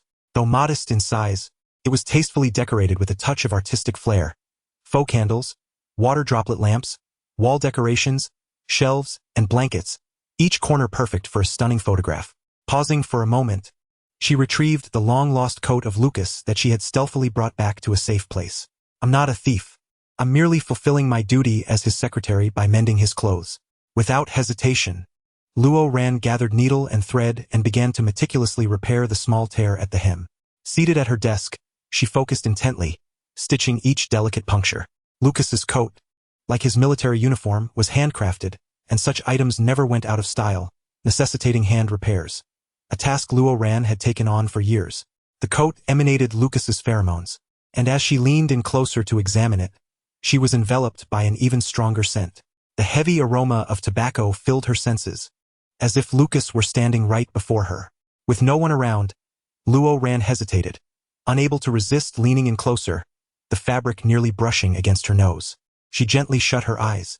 No, this was not appropriate. Suddenly jolted back to reality, she hastily moved the coat away, feeling like a guilty child caught in the act. She stuffed the coat into her cabinet for concealment. After washing up and changing into her pajamas, Luo Ran lay in bed but felt an unsettling discomfort. Having been temporarily marked a few days prior and sharing a room with the one who had marked her, she now found it difficult to sleep alone. Her body was unaccustomed to solitude, and her pheromones stirred restlessly, a manifestation of innate dependency. She focused on her breathing, striving to calm her chaotic thoughts. How long would the effects of this temporary marking last? This was rather peculiar. After lying there for a while, Luo Ran could no longer endure the discomfort. She retrieved the previously hidden coat from the cabinet. Just for one night, she thought, once this temporary marking wears off, she would no longer feel this way. Embracing the coat, she lay back in bed, eyes closed, cheeks slightly flushed. It was merely a contingency plan. As the night deepened, the silver-haired man used the coat as a pillow, slowly drifting into slumber. In that moment, with no work obligations, his long silver hair cascaded freely over the bed, illuminated by the moonlight streaming through the window, creating a picturesque scene. The following day, the delegation from the Icefall arrived earlier than anticipated. Yet the Empire was swift in its preparations. Gabriel, the Empire's diplomat, along with Lucas and the royal representative, Prince Zhou Mingkai, welcomed the illustrious delegation at the embassy. While Gabriel engaged in discussions, Prince Zhou Mingkai, standing at the back of the group, leaned toward Lucas to whisper, "Your betrothed is over there. They've been watching you. Lucky you." Zhou Mingkai's tone was teasing. Though they had just arrived and negotiations were still pending, the subject of marriage would inevitably arise later. The accompanying princess and prince from Icefall stood quietly to one side, occasionally stealing glances at Lucas. Both were strikingly beautiful. The sister exuded nobility while the brother radiated charm. Indeed, fortunate pair. Lucas replied coolly, "If you speak again, I'll cut out your tongue." Lucas maintained a good friendship with the Empire's second and third princes. The second prince had previously served alongside Lucas in the military, while the third prince, Zhou Mingkai, was known for his love of revelry and flirtation, daring enough to befriend Lucas.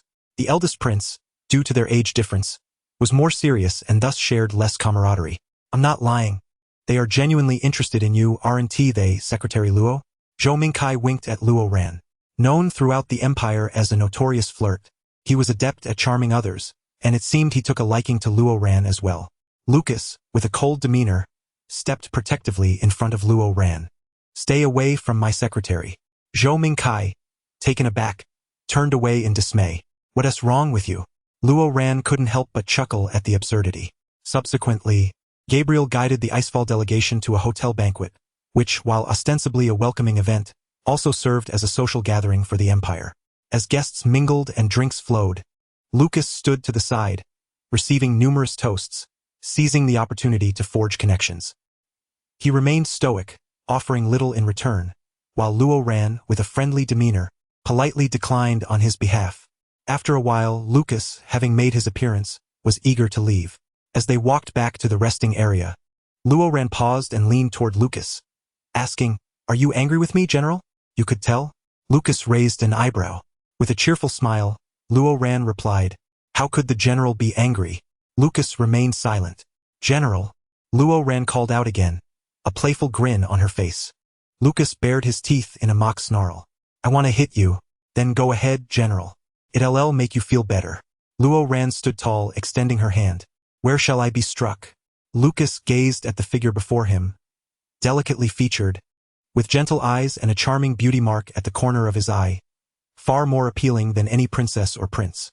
With a slender, taut waist, he appeared fragile, as if a gentle touch could break him. As he observed her outstretched hands, with long fingers and fair skin that would likely bear marks with the slightest pressure, Lucas found himself at a loss for words. "Are you not going to hit me, General?" Luo Ran teased. Smack! Lucas harshly slapped the palm of Lauren's hand before turning on his heel and striding away. Lauren could not help but chuckle. Chapter 8. The General's Betrothed. Outside, the banquet was a cacophony of laughter and merriment, while in the respite room, Lucas lounged half-reclined on a sofa, legs crossed and hands behind his head, eyes closed in serene contemplation. Lauren occupied another chair, perusing documents, maintaining a respectful distance, the tranquility punctuated only by the occasional rustle of pages. This serene enclave starkly contrasted with the lively atmosphere outside. After a brief interlude, a knock resounded from the door. It was a member of Lucas's guard who, looking somewhat perplexed, reported, "The two princes of Luobing wish to see the general at the main staircase, but we have temporarily detained them." "I understand," Lauren nodded, descending the stairs. Upon reaching the bottom, she spotted the two siblings from Luobing standing at the staircase, flanked by two guards. Pausing, Lauren greeted them with a smile. "Greetings, Your Highnesses. What brings you here? Are you in charge here?" "We wish to meet the general," the princess asserted, her tone unapologetically haughty. Lauren observed for a moment. The princess, clad in a sumptuous velvet gown and clutching a high-stemmed glass, exuded an air of arrogance, her disdainful gaze suggesting she was thoroughly spoiled. The prince, on the other hand, appeared timid, glancing toward his sister for guidance in all matters. "Regrettably, the general is currently resting," Lauren replied. The princess's brow furrowed slightly. "Do you know who I am?" Lauren nodded. "Indeed, you are Princess Lilia Limont, the third princess of Luobing." Lilia responded with a hint of satisfaction. "Good, now you know. We wish to enter and meet the general." Lauren reiterated, I'm afraid the general is resting. What? Lilia exclaimed, taken aback. As the sole princess of Luobing, pampered by her father and brothers, she felt that coming to this unfamiliar place for an arranged marriage was beneath her, and anxiety crept in. Enough.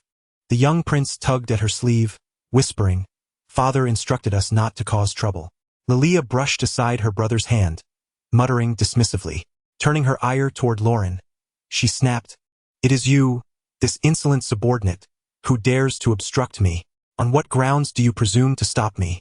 At that moment, Lucas, who had just descended the stairs and found the situation irksome, caught her words. His expression darkened instantly. However, Lauren remained unperturbed by the princess's indignation. In a gentle tone, she stated, First and foremost, I am Lauren, the chief secretary to the general. Secondly, I must apologize, but I hope you understand that without a prior appointment, it would be inappropriate to intrude upon the general during his rest. He prefers not to be disturbed by outsiders. Lucas was the empire's general, a blade of the empire, and not someone who could be visited at whim by a mere princess.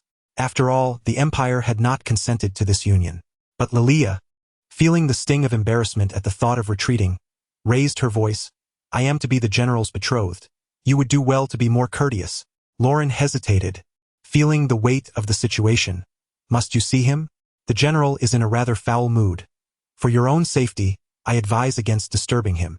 Lucas, standing nearby, arched an eyebrow at the mention of his temperament. Lilia paused, defiantly asserting, I am unafraid. I demand to see him. Very well, Lauren conceded, reluctantly retrieving her terminal and typing away. She was troubled by the thought that if this matter were not handled delicately, the princess would incessantly pester Lucas, creating an untenable situation. Curiosity piqued, Lilia leaned in. What are you doing? Done. Lauren handed the terminal to Lilia.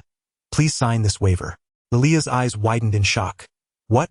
This sheltered princess, raised in a world of indulgence and privilege, was taken aback. Lauren gently reminded her, There's a second page. The second page detailed the consequences of any mishaps, absolving responsibility for any injuries or fatalities. Lilia paled at the implications. In an angelic tone, Lauren continued, Once you sign, you will be granted access to meet the general.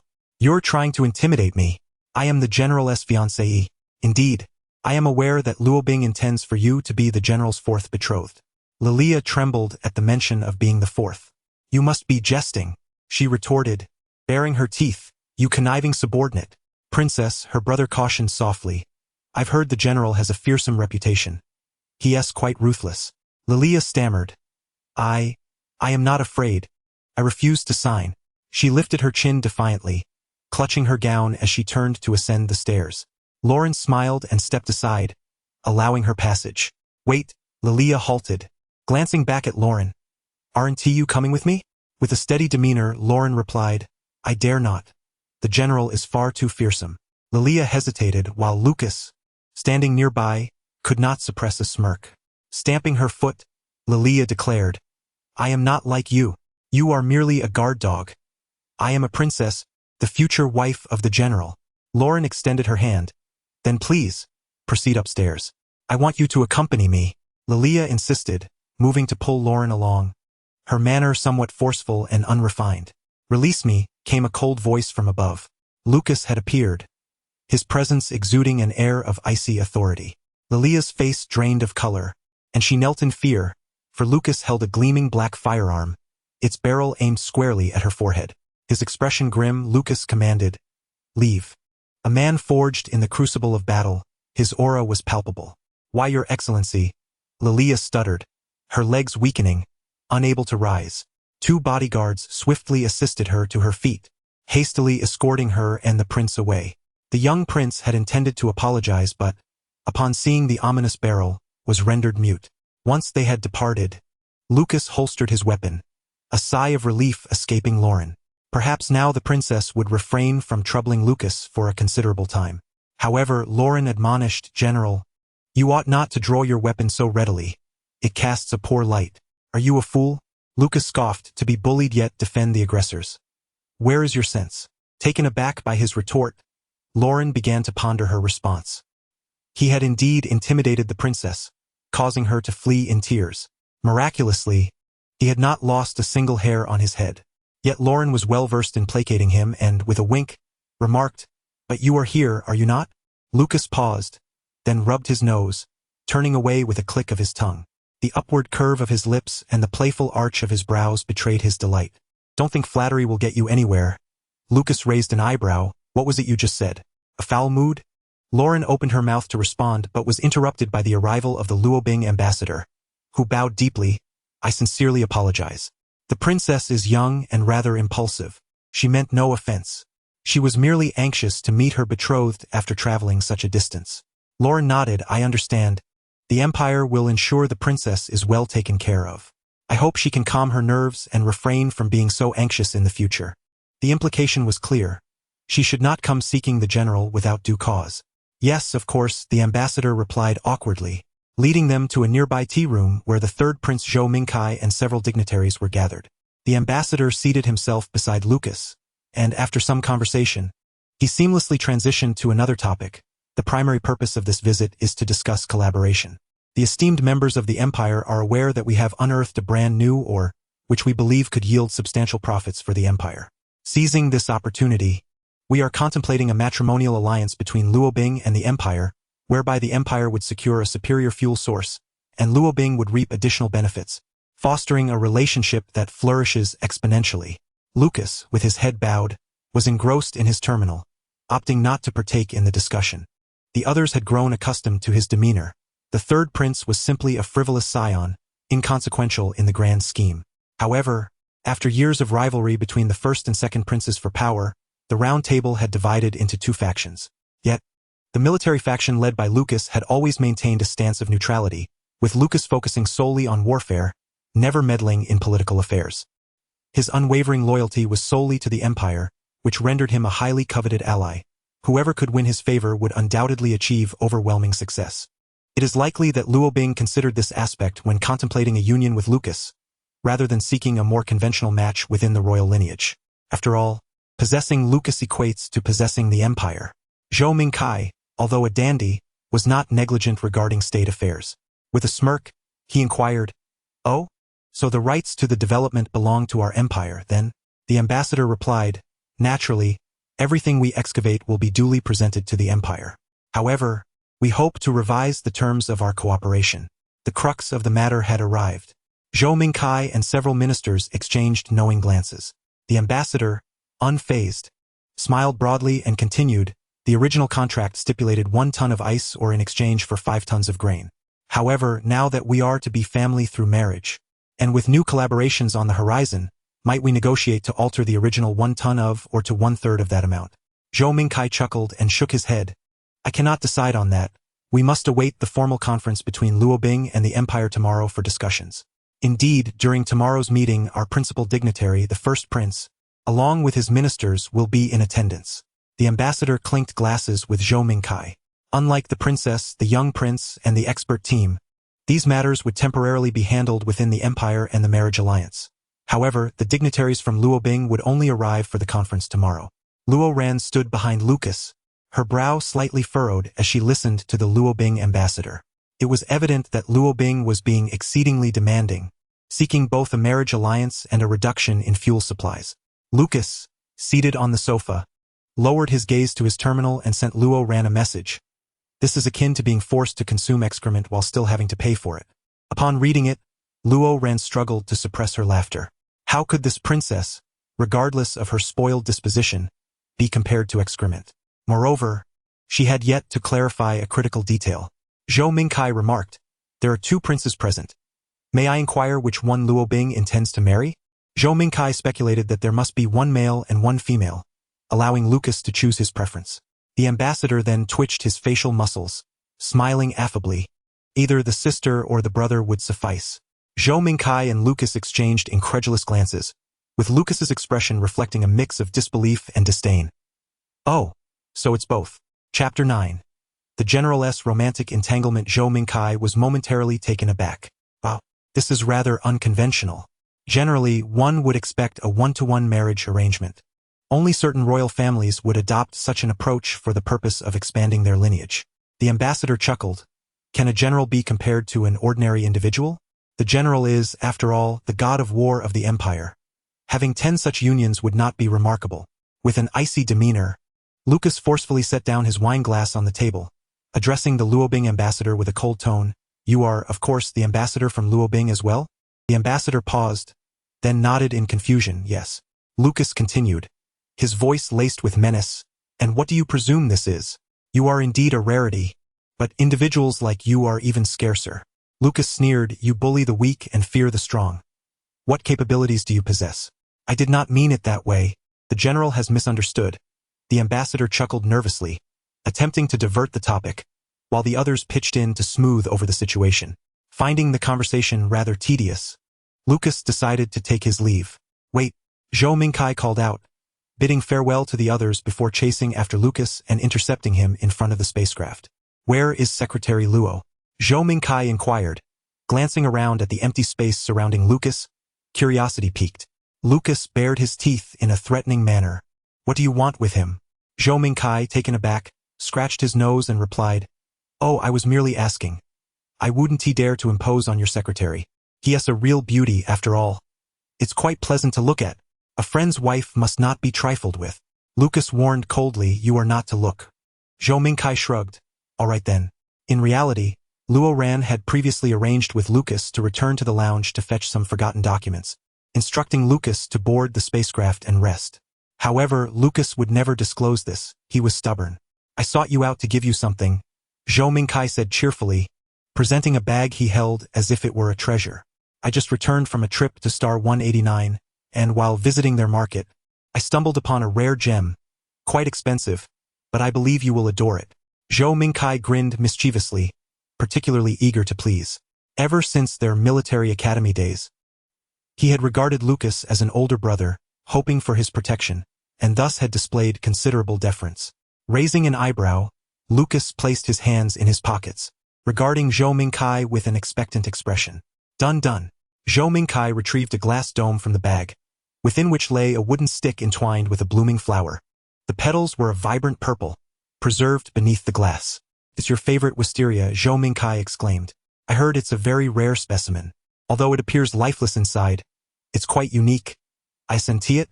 Indeed, the color was more vivid than ordinary wisteria, exuding a vibrant spirit, even past its prime. Lucas snorted dismissively, as a general of noble standing. How could I possibly fancy such trinkets favored by young girls? Zhou Mingkai, ever accommodating, replied, Oh, then I shall take it back and discard it. Lucas reached out, feigning anger. Didn't you say it was quite valuable? I shall begrudgingly accept it. Splendid. Zhou Mingkai presented it with both hands. As Lucas held the wisteria specimen, he found himself glancing at it more than a few times.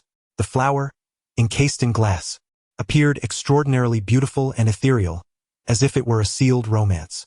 Truth be told, he did not particularly care for such feminine whims, yet the fact that it was wisteria, a unique variety, made it somewhat appealing. How could a fierce general have an affinity for wisteria and white tea essence? Zhou Mingkai remarked, bemused.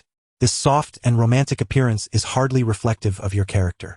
Leave me be, Lucas retorted, turning away coldly. Seated within the spacecraft, Lucas perched with one leg crossed, his fingers gently caressing the smooth glass surface, lost in contemplation. Meanwhile, Luo Ran, who had claimed to return to the lounge for documents, had an ulterior motive. Luo, Secretary Luo, the young prince of Luobing, Andika, was presently at a banquet, casually snacking from a small plate. Due to the scarcity of food resources in Luobing, their people primarily consumed nutrient solutions and compressed foods. In contrast, the empire relished in presenting cuisine that was both exquisite and elaborate, not only preserving ancient earth recipes but also innovating countless variations. One ingredient could yield 365 different dishes. Your Highness, Luo Ran bowed respectfully. Andika, already timid, flinched backward upon seeing Luo Ran's pale complexion. Fear not, Your Highness. I come with a request that I hope you can assist me with, Luo Ran said soothingly, adopting a humble demeanor to alleviate Andika's anxiety. Taking a deep breath, Andika, grasping his plate, replied, Yes, what is it? Luo Ran smiled. I overheard your conversation with the princess regarding the rumor that the general once consumed human flesh on the battlefield. I am curious as to where you heard that? Andika's expression faltered, and he looked as if he might burst into tears.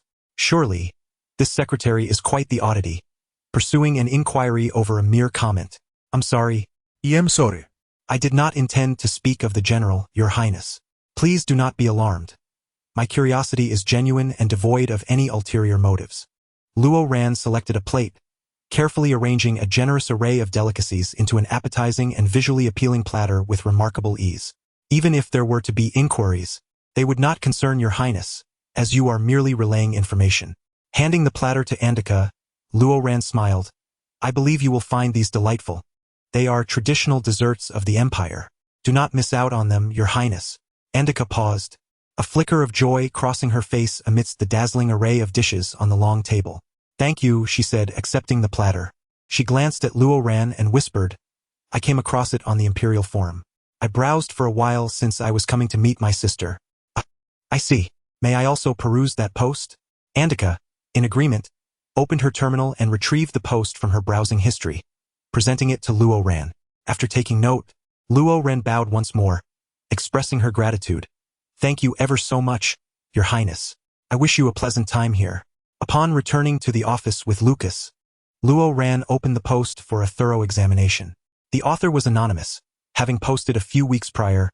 Revelation, the unknown side of General Lucas. It was filled with accusations of brutality and cold-heartedness, claiming that General Lucas consumed human flesh and indulged in cruelty. Luo Ran, however, had not paid heed to the online discourse, knowing Lucas's stature as a hero and his immense popularity across the stars. Even with his notorious temperament, many still aspired to marry him. Hence, she was taken aback by the fabrication. The author demonstrated a talent for storytelling, neither wholly denigrating Lucas nor overtly praising him but masquerading as a rational analyst, claiming to be familiar with his private life due to their position within the general's company. The post depicted Lucas as a malevolent figure, a veritable demon, with an extensive narrative that included frequent updates, suggesting considerable effort had been invested. Fortunately, Lucas's popularity attracted a majority of defenders in the comments section. Post 3. Is the author suffering from delusions? Our general is valiant and daring. How could he possibly resemble the character described by the author? Are they even thinking straight? Post 15. I must admit, there is some merit in what the author says. All three of the general's former fiancées have left him, which indicates he may not be the most congenial individual. Nevertheless, he remains a hero. There is no need to entangle ourselves with his private affairs. If he appears disdainful, it is merely because of his unparalleled strength. Post 36. Eating human flesh? That is rather terrifying. I hope it is only the flesh of his enemies. Post 106. We should simply appreciate the peace and comfort the general provides us and refrain from disparaging him here, shall we? Lucas's fierce and bloodthirsty persona was deeply entrenched, to the extent that folk humorously claimed his name could silence crying children.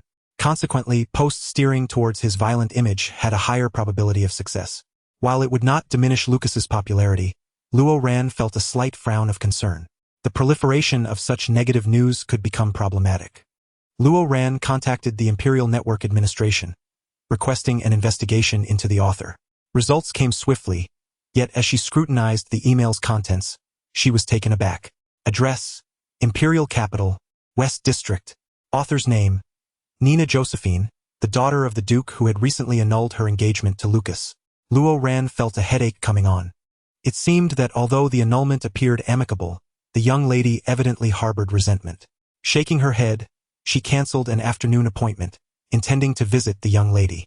Just then, Lucas emerged, preparing to step onto the balcony for some fresh air. Seeing Luo Ran donning a coat, he casually inquired, "Where are you off to?"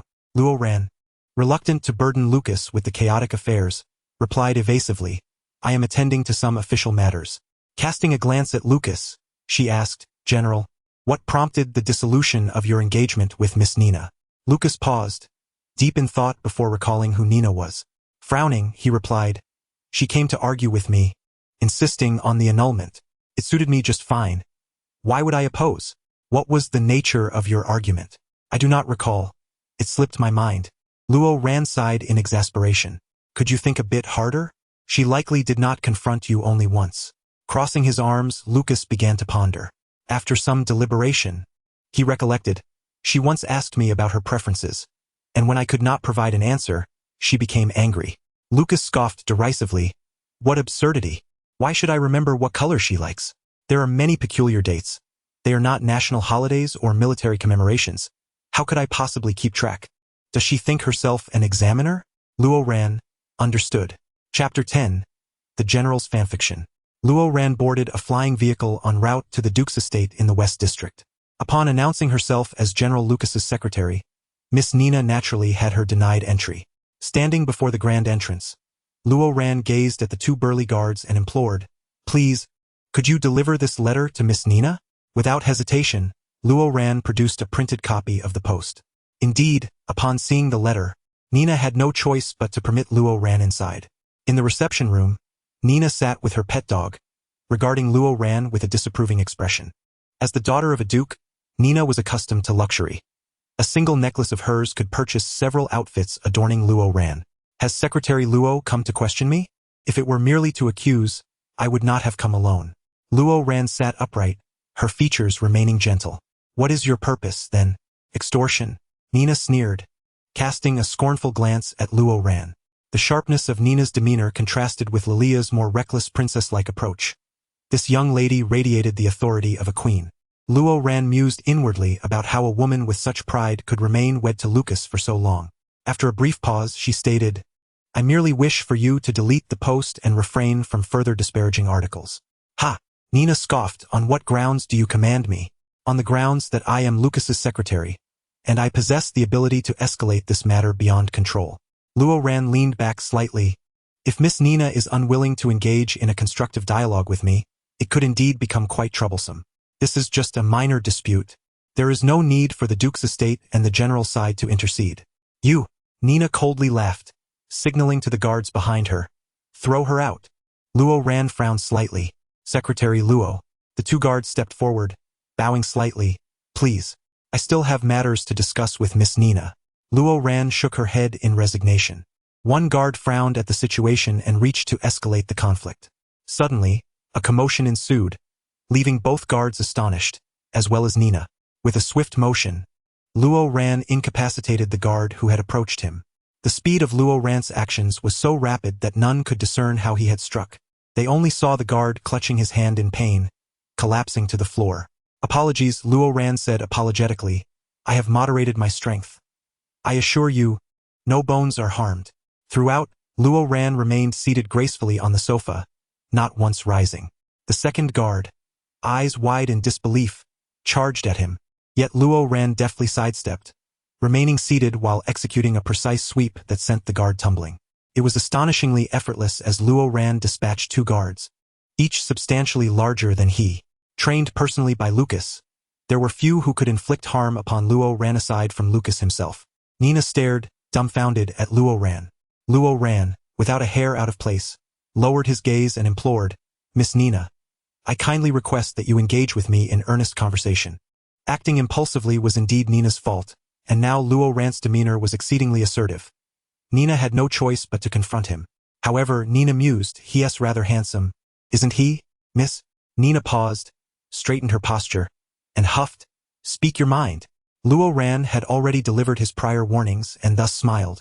Although the general has a notoriously bad temper, lacks finesse, and often looks down on others, Nina almost nodded in agreement.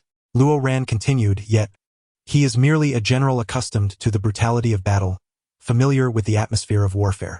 And so what? Nina pouted. Does that give him the right to treat me, a dignified duke's daughter, like a mere dog? He does not. He merely, Luo Ran hesitated, then said, Miss, what were you doing at 13? Nina paused, frowned, going to school, of course. I didn't understand much back then, so I don't remember clearly. Yes, at 13. I was also at school, arguing with my deskmate, engaging in petty rivalries.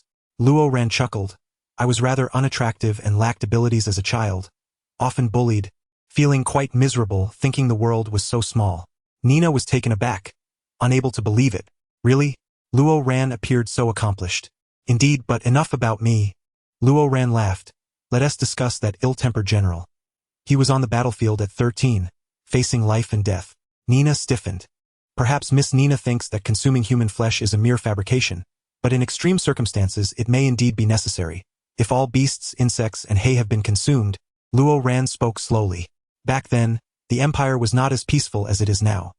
Star pirates, neighboring nations, crises were rampant. From the age of 13, he was on the battlefield, accompanying his uncle on various campaigns, living in an environment where life could be lost at any moment, confronting the loss of comrades daily. Ultimately, as you know, the general's uncle, the former general, also perished. Thus, the general is unlike us. He understands what we do not. Yet there is much we comprehend that he does not. Nina lowered her head, silent. That is why I wish for no one to use this against him. Luo Ran smiled. You and I cannot go to battle. It is individuals like the general who stand in the most perilous places to protect us.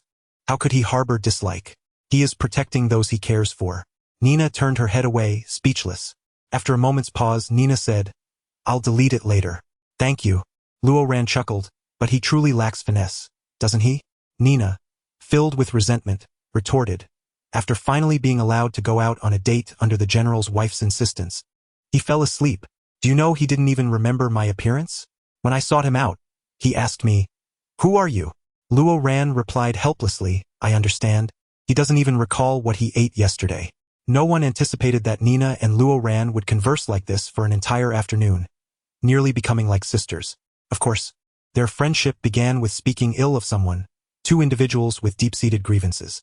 In the end, Nina even wished to invite Luo Ran for dinner, but Luo Ran naturally declined, as it would not bode well if that got out. Before boarding the aircraft, Luo Ran stood by the door and apologized once more. I'm sorry. Next time, I shall send you some delicious pastries. Sounds good, Nina replied with a smile. Watching Luo Ran turn and leave, her tall figure, silver hair gently lifted by the evening breeze, perhaps finding the silver too plain. The tips dyed a hint of lake blue, making her even more striking. Nina chuckled to her maid. Oh my, the general secretary is actually this handsome? Miss, the maid replied with exasperation. You used to dislike him so much. I despised him because the general treats me like a dog, yet is different with him. Why is that? Nina pouted. The general even thinks of him when planning a date, wanting to buy his favorite matcha cake. What does he take me for? However, I understand now, Nina said, looking down and smiling, because the secretary treats the general well, the general is willing to reciprocate. Lucas is a god of war, the most powerful being in the empire, yet Luo Ran is striving with all his might to protect him. Wait, Nina and her maid exchanged glances. So, the general doesn't even remember who she is, but he remembers that Luo Ran likes matcha flavor? Meanwhile, upon returning to the office, Luo Ran indeed discovered that the post had vanished. Nina had reopened a thread on the Empire forum to clarify.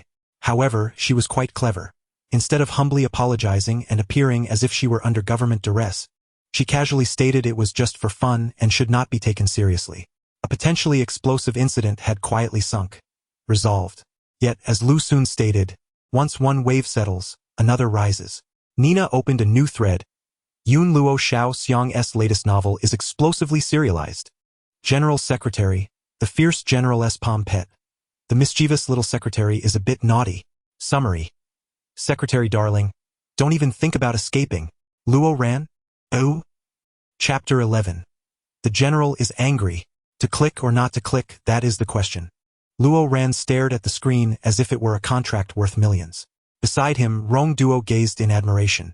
Our secretary looks most handsome when diligently working.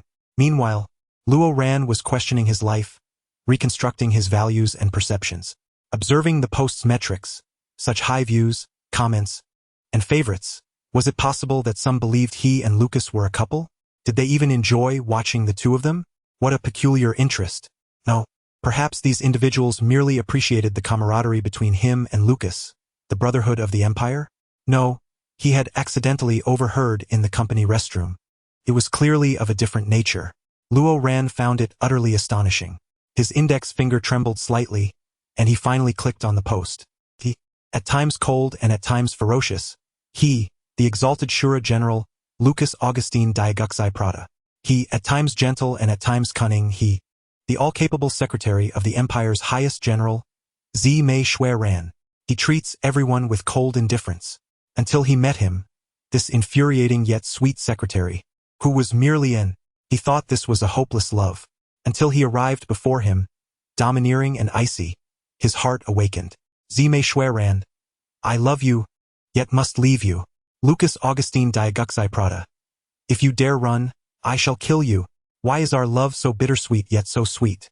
Time flies, storms arise. Will you still love me?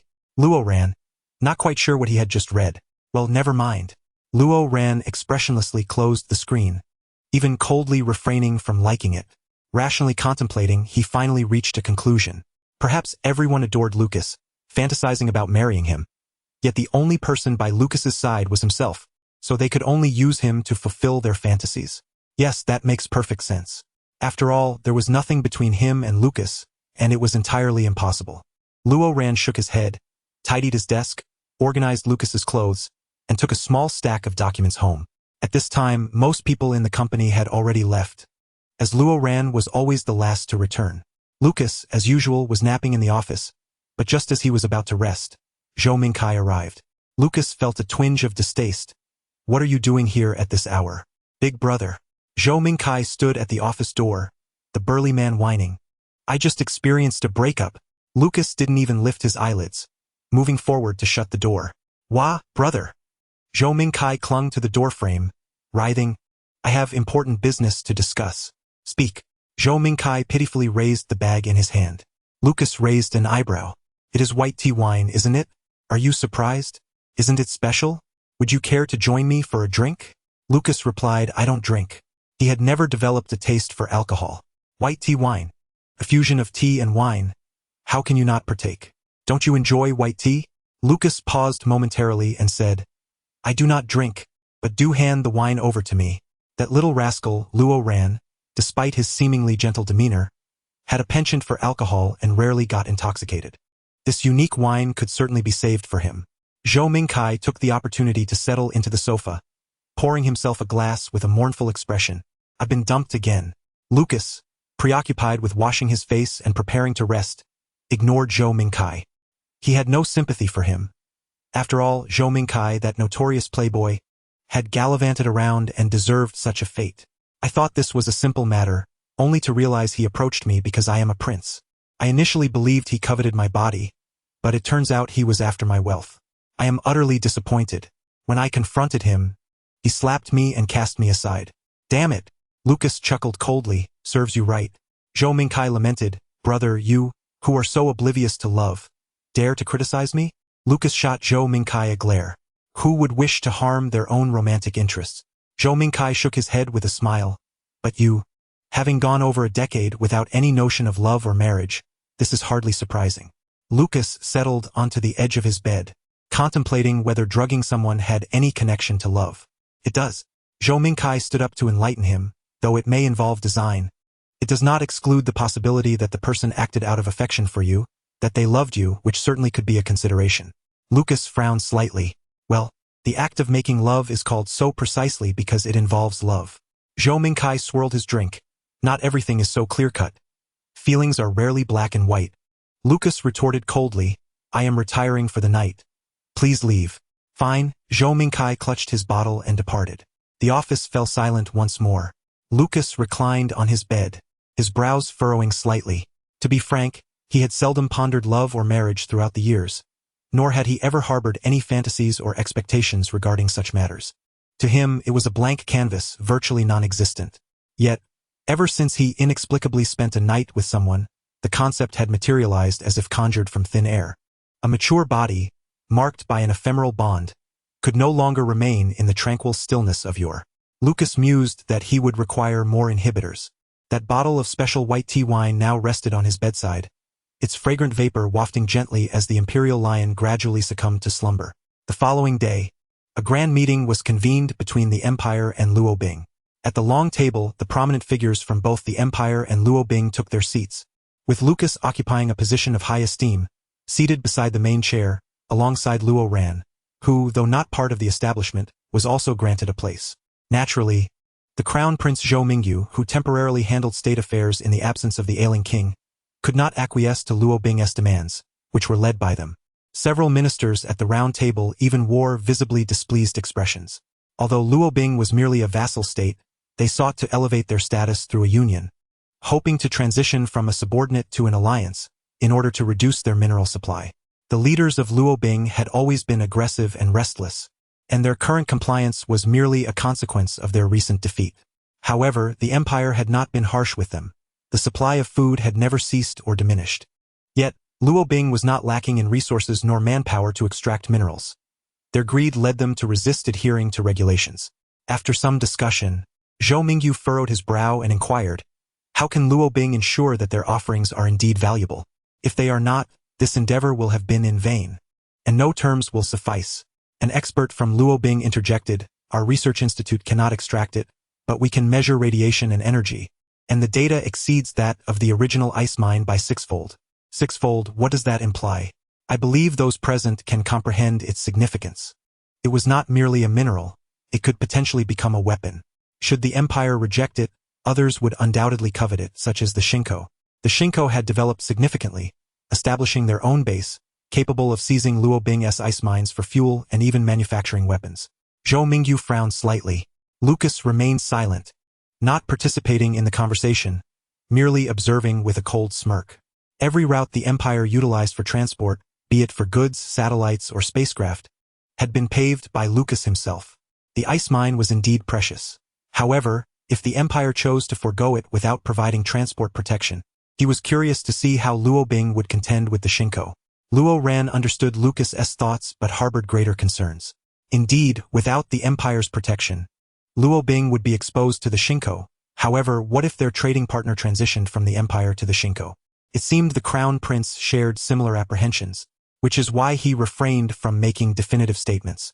The meeting extended for half a day, culminating in a consensus for both parties to take a step back, awaiting the empire's research institute to thoroughly analyze the situation and produce a detailed report before renegotiating the contract based on its value. The matter of marriage was frequently raised by Luo Bing, yet the crown prince maintained his evasive stance, suggesting that the two princes of Luo Bing should spend more time with Lucas before any decisions were made, avoiding any forced marriage arrangements. After the meeting concluded, Lucas and Luo Ran were en route to the spacecraft when they serendipitously encountered the Countess. Dressed flamboyantly, the ever-enthusiastic Countess greeted them warmly, initially acknowledging Lucas before exclaiming, "Ah, it is the General's secretary. No wonder you looked so familiar." Lucas frowned slightly. "You have met Luo Ran?" Luo Ran's heart skipped a beat. "Oh no, this is bad." "Indeed, just yesterday afternoon."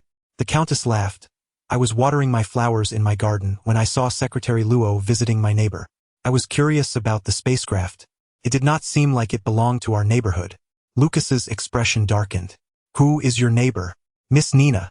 The Countess, having only thought there were unresolved matters requiring Luo Ran's negotiation due to the prior engagement between Nina and Lucas, did not suspect anything more. "I see," Lucas sneered. Once the Countess departed, Luo Ran glanced at Lucas's fearsome countenance and smiled sheepishly. General, I think I should take my leave for a moment." Luo Ran was abruptly drawn onto the spacecraft by Lucas. "What do you need her for?" Lucas pressed his hand against the window behind Luo Ran, trapping him between the wall and his own body. Luo Ran stared at Lucas, confused. He did not comprehend why Lucas was angry, nor did he realize his own guilt. "Speak. Why so fierce? I asked you yesterday and you said you went home." Lucas's tone dropped to an icy chill. "You lied to me." Chapter 12. The General angered Secretary Luo. Luo Ran looked at Lucas with a hint of helplessness. Was he being threatened or was he being wronged? Lucas repeated his question. "What did you seek her out for?" The overwhelming aura of anger and the unreasonable pressure of his pheromones ensnared Luo Ran, whose wrists were gripped by Lucas, leaving him breathless within his embrace. Had it been anyone else, they would have long surrendered and pleaded for mercy. Luo Ran found it difficult to stand, his back sliding against the wall, yet his wrists were pinned above his head, held against the wall. "I despise being deceived," Lucas stated coldly. "You cannot." Luo Ran gazed at Lucas, stunned. I promise I won't do it again." Luo Ran thought to himself, acknowledging that he had indeed erred this time. He had not intended for Lucas to discover these trivial matters, yet fate had conspired against him, with the Countess fortuitously tending to her garden and inadvertently revealing everything to Lucas. "You still have not answered me." Faced with the furious lion before him, Luo Ran took a deep breath and explained, "General, I sought out Miss Nina solely to resolve the conflict between you and her. She harbors resentment towards you, and I merely clarified things with her. Why should I explain myself to her? Is she really that significant, being an unrelated person?" Luo Ran remarked. "She is the daughter of a duke of noble status." If she holds animosity towards you, and that resentment snowballs in the future, it may escalate uncontrollably and lead to considerable trouble. Is she truly that important? Is it worth deceiving me into secretly seeking her out? The pressure made Luo Ran feel dizzy, yet he still endeavored to articulate his thoughts coherently. At best, she might spread unfounded rumors among those around her.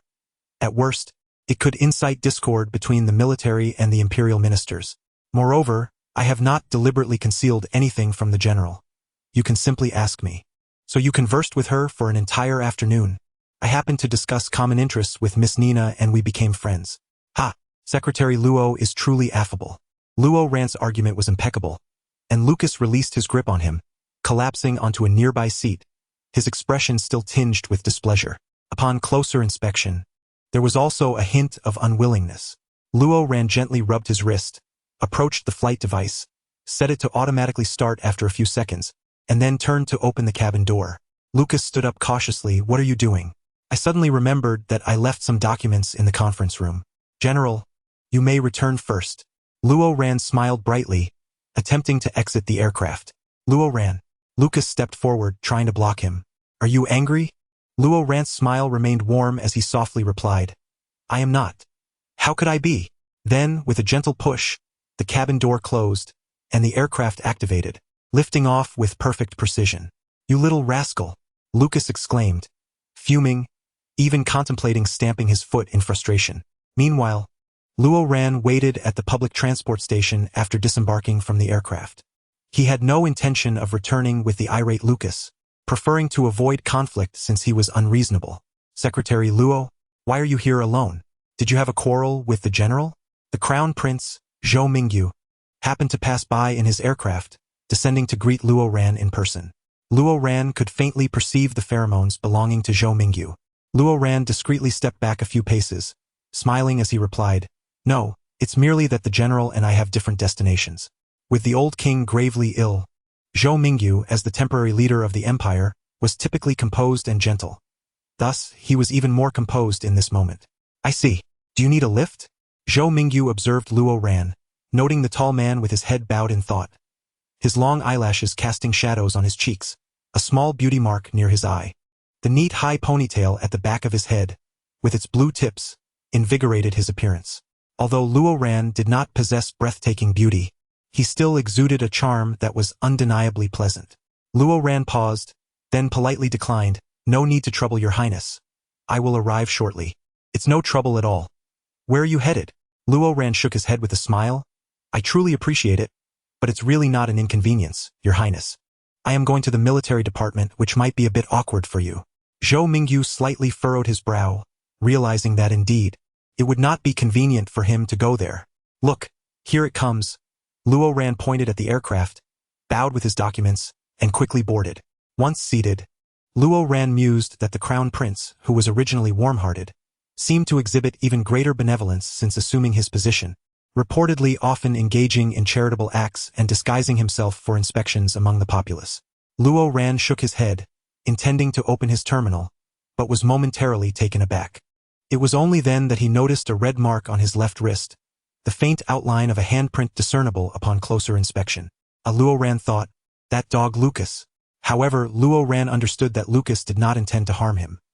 He simply possessed greater strength than average, making it hard for him to control and, of course, metal was far more capable of inflicting injury than flesh. After contemplating for a moment, Luo Ran switched the terminal to his other hand.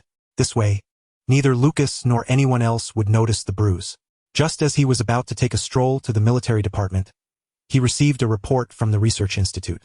Upon arriving at the imperial capital, 01 had been sent to the institute, and today a report had been generated. The director personally penned the report, stating that the institute had attempted countless technological methods without success and might require manual extraction. What was more troublesome was that the institute had summoned individuals of higher ranks to attempt the extraction, all to no avail, while those of lower ranks lacked the capability, and those of higher ranks possessed excessive mental strength, inadvertently destroying the samples. This was a hot potato. The samples were too fragile to withstand advanced mental forces, yet the extraction process was exceedingly intricate, requiring the extractor to navigate numerous layers and patterns to reach the core, something the lower-ranked individuals could not manage. Only those with specific capabilities could extract the ore, Even then, many could not accomplish it as they remained relatively weak. However, in the Empire, individuals with such qualifications were exceedingly rare, and for the time being, the Research Institute could not find anyone, thus halting progress as they could not obtain the critical core nor ascertain whether extraction was feasible. Luo Ran furrowed his brow slightly, his fingers lightly tapping the terminal screen in contemplation. This was the crux of the bilateral treaty, as well as an or that could offer countless possibilities for the Empire. At this moment, it would be inappropriate for him to conceal his mental strength, yet he also wished to keep his identity hidden. Luo Ran lowered his gaze slightly. Lucas not only possessed a physiological obsession with cleanliness but also a mental one. He loathed being deceived. When Lucas initially hired him as his chief secretary, he articulated that he did not wish to have someone who could become aroused at any moment by his side. And at that time, Luo Ran was indeed at a dead end, desperately in need of money. Thus he had no choice but to disguise himself. This pretense lasted for several years. There was no turning back now, so he had to continue the charade. After some deliberation, Luo Ran ultimately provided the Research Institute with a mutually beneficial solution. I know a friend with mental powers, but he is a recluse and unwilling to meet anyone. If you provide me with a sample, I can take it to him and ask for his assistance. Initially, this approach seemed impractical. The samples were of immense importance, and how could they be casually handed over to someone unknown? However, since it was Luo Ran, the chief secretary to the Imperial General, his endorsement made it plausible, even if it meant taking confidential materials from the Research Institute. After obtaining the Research Institute's consent, Luo Ran rose to adjust the flight device's navigation. At this moment, Luo Ran had completely immersed himself in his work, oblivious to the fact that his superior was currently in distress. Zhou Mingkai. Upon returning to the office, Lucas called Zhou Mingkai. Yes, what can I do for you, big brother? Zhou Mingkai's voice resonated through the terminal. I have a friend who had a quarrel with someone. How can I apologize without leaving a trace? Just apologize. Lowering your stance and admitting fault should suffice. Secretary Luo is not unreasonable. A calm discussion would resolve the matter. Who told you it was Luo Ran? Are you trying to get yourself killed? No. I meant your friend should properly apologize for his outbursts, and then everything will be fine. Zhou Mingkai could tell without needing to listen that it was undoubtedly Lucas's fault. Lucas opened his mouth but ultimately ended the call. Relying on Zhou Mingkai was futile. He might as well depend on himself. Rarely did Lucas browse the internet, but when he did, he directly searched for ways to appease an angry person. The search results revealed someone asking the same question on a forum. I upset my partner. What can I do to make him calm down? Lucas thought, although Luo Ran was not exactly his partner, it was essentially the same. He glanced at the most upvoted response. There is nothing that cannot be resolved with a fight. If there is, then 2 fights will do. Good luck, poster. Lucas mused that there was some truth to that. Thus, he called Luo Ran with a sincere and resonant tone. Luo Ran, come out and duel with me. On the other end, Luo Ran was preparing for slumber. Chapter 13. The General's Online Comforting. At this moment, Luo Ran had already nestled into bed, staring blankly at the time. Was Lucas still awake? Did he intend to challenge him? Luo Ran was taken aback, and as he attempted to adjust himself comfortably, his fingers moved awkwardly, resulting in inadvertently disconnecting Lucas's call. Luo Ran waited for a moment, but Lucas did not return the call. Well, he must be even angrier now, Luo Ran thought. After their quarrel in the afternoon, he had planned to give Lucas the cold shoulder to allow him to cool down. Yet here it was, late at night, and not only was Lucas still furious, but he was also irate enough to hang up on him. Initially, Luo Ran contemplated redialing, but after some reflection, he decided against it. It would be unwise to provoke him further. Perhaps he should wait until tomorrow when Lucas had the chance to rest and calm down before offering an apology. Speaking of which, did he even owe him an apology? However, after a long day and an evening spent poring over official documents, fatigue overcame him, and he dozed off while still holding the terminal. Meanwhile, Lucas was wide awake, engaged in conversation with Zhou Mingkai. He was indeed furious. Lucas furrowed his brow and remarked, "Did I truly overstep today?" Zhou Mingkai replied, "I can't speak to your actions, but I believe Secretary Luo is not the type to become upset over such matters. You may have misinterpreted the situation." He thought to himself that he was a good brother of the Empire, sacrificing the comforts of home to console his friend through this trivial drama. He left me alone in the spacecraft and hung up on me. Isn't that a valid reason to be angry? So what do you plan to do about it? Lucas scoffed. What else can I do? As a dignified general, I shall not hold a grudge against him. I choose to forgive him and will sincerely apologize tomorrow. In essence, it meant he would humble himself and express regret. Wouldn't it have been better to do this sooner, rather than meandering like a protagonist from a romance novel? He is usually a decisive general, yet here we are. General, keep at it. By the way, did you argue with Secretary Luo today over Miss Nina? Lucas frowned slightly. How do you know? Zhou Mingkai explained. Well, the lady beside me is Miss Chun's cousin. Miss Chun is a close friend of Miss Nina's. Through her, I've gleaned some information.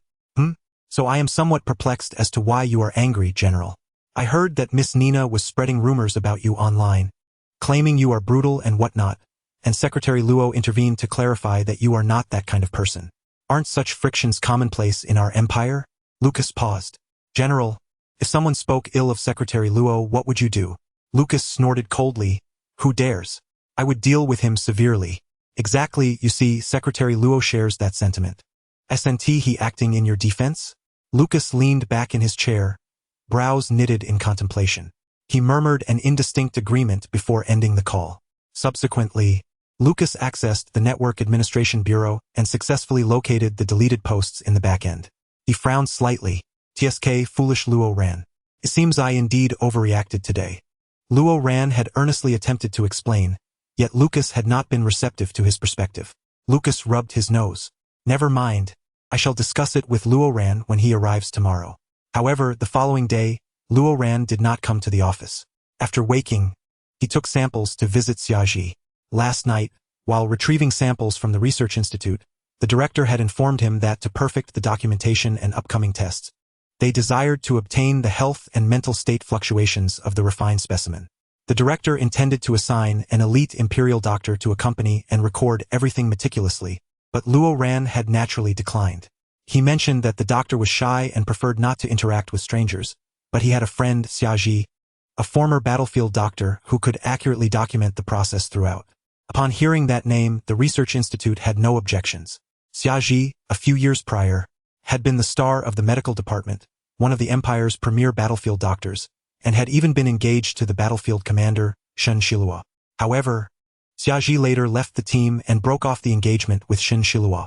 Luo Ran arrived at the small wooden cabin, carrying a basket of seeds. Good morning. Good morning. Xiaji was watering the garden and looked up with a smile upon hearing Luo Ran's voice. I've already heard the details via email. I apologize for the abruptness. I appreciate your help, Luo Ran said, holding up the basket. No problem at all. As I've said, if you encounter any issues, just ask me for assistance. As long as you're the one asking, I have no qualms about recording. However, if it were a request from Shen Shilua or the medical department, I might be less inclined. Xiaji winked, removing his gardening gloves and going indoors to tidy up. No, I specifically requested you. The medical department didn't send him. That's good to hear.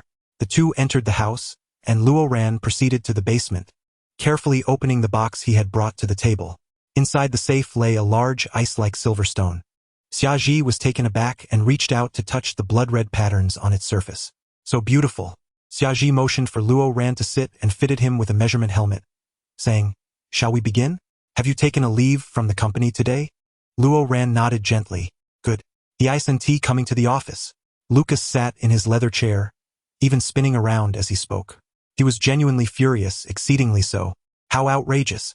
On the other end of the terminal, Zhou Mingkai had been roused in the middle of the night to listen to Lucas's grievances, and this morning, still groggy from lack of sleep, he was being put through the ringer. He felt he deserved a medal for enduring this. Secretary Luo hasn't taken a leave, has he? He has. He mentioned he was taking samples to visit the refined specimen and some former battlefield doctor. Zhou Mingkai yawned. Perplexed, isn't that rather normal? Logically speaking, he had initially believed that Luo Ran was not upset, but now he found himself confused by Lucas's distress. Do you think he might genuinely be annoyed with me? Lucas bared his teeth in frustration. Zhou Mingkai was at a loss. Why don't you just go find him? I was going to. Lucas retorted with a cold smile, as if he could hide. After I wrap up my duties at the military department today, I'll go find Luo Ran and force him to accept my apology. Zhou Mingkai thought to himself. In the basement, the lighting was ample, and Luo Ran gently placed his palms atop the icy mineral, closing his eyes and concentrating fully, using his mental energy to locate the minuscule pathways within the stone, extracting the minerals inside. Whether it was the stone or the process itself, one must be cautious of interruptions while performing such delicate tasks. Hence Xiaji remained silent throughout, meticulously documenting every shift in Luo Ran's mental state.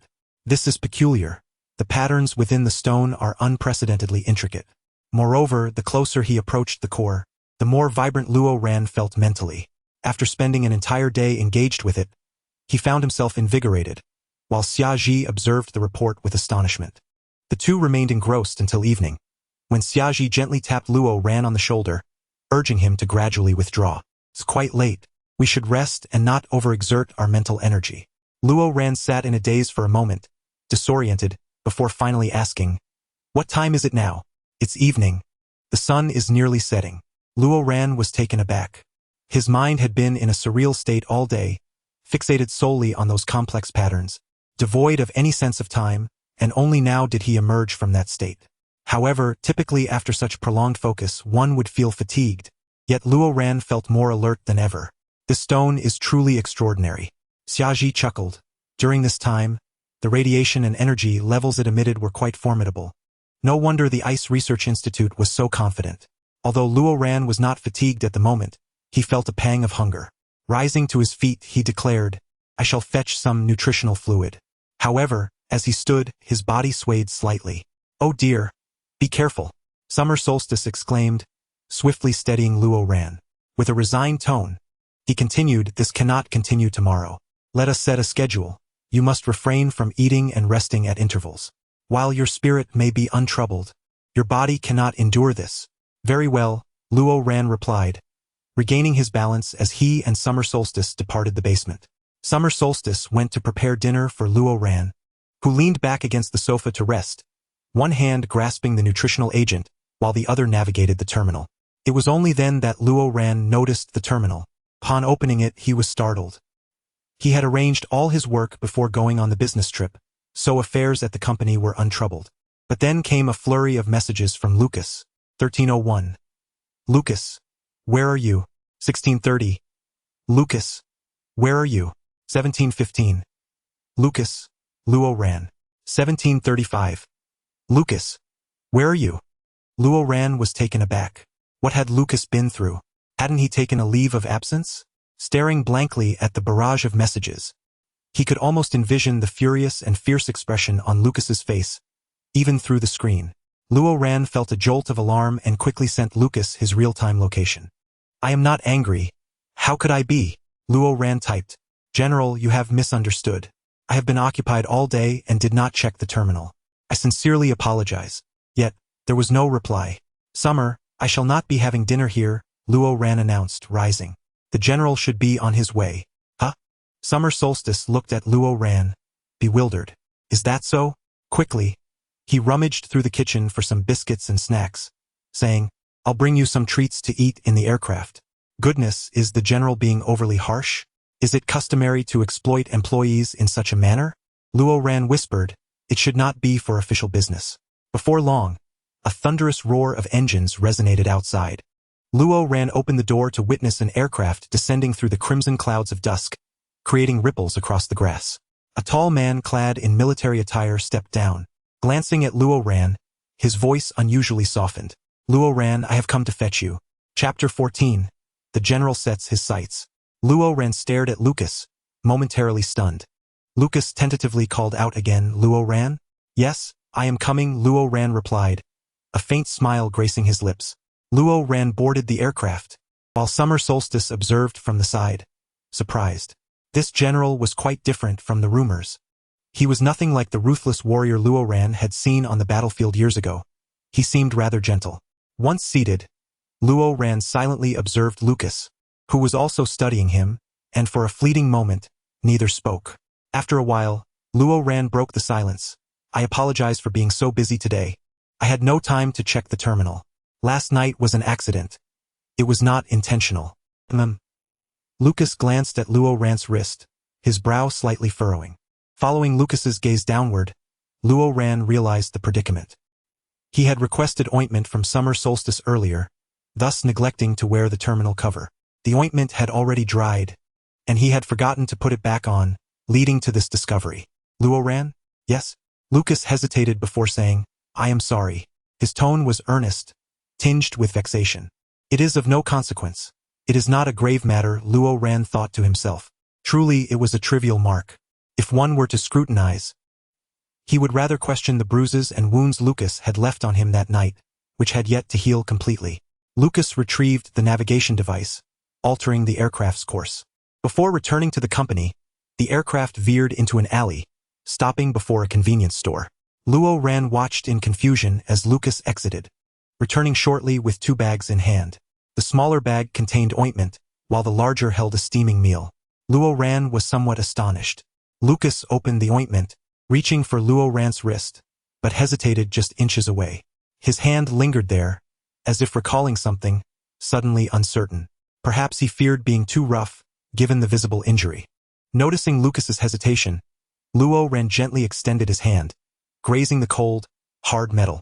General, Luo Ran chuckled softly, his smile as warm as a gentle breeze, his eyes sparkling with mirth. Lucas instinctively grasped Luo Ran's hand, and in that moment he found Luo Ran unexpectedly charming. Lucas said nothing, instead lowering his gaze to apply the ointment to Luo Ran's wrist with an unusually gentle and meticulous touch. Luo Ran wondered if his hand had been broken, given how delicately Lucas was treating it. It was then that Lucas realized he disliked physical contact with others, yet Luo Ran was an exception.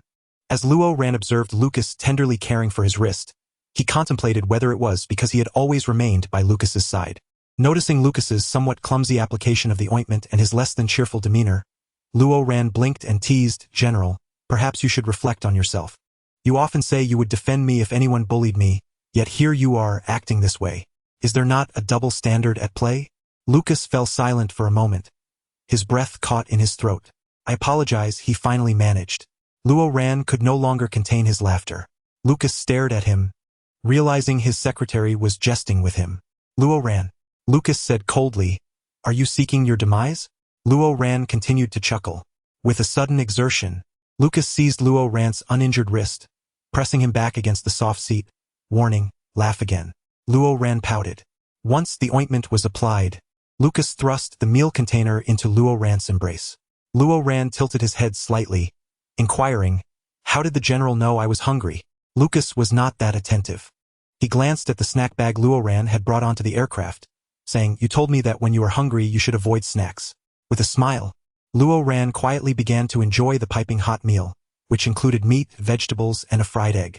The earlier tension seemed to dissolve into thin air, and neither paid it any mind. The following day, Luo Bing convened a second meeting with the Empire. Lucas remained listlessly seated at the side, merely serving as a figurehead. He thought to himself how these ceremonious yet ultimately futile meetings would drag on, and though they were a chore, he was compelled to attend.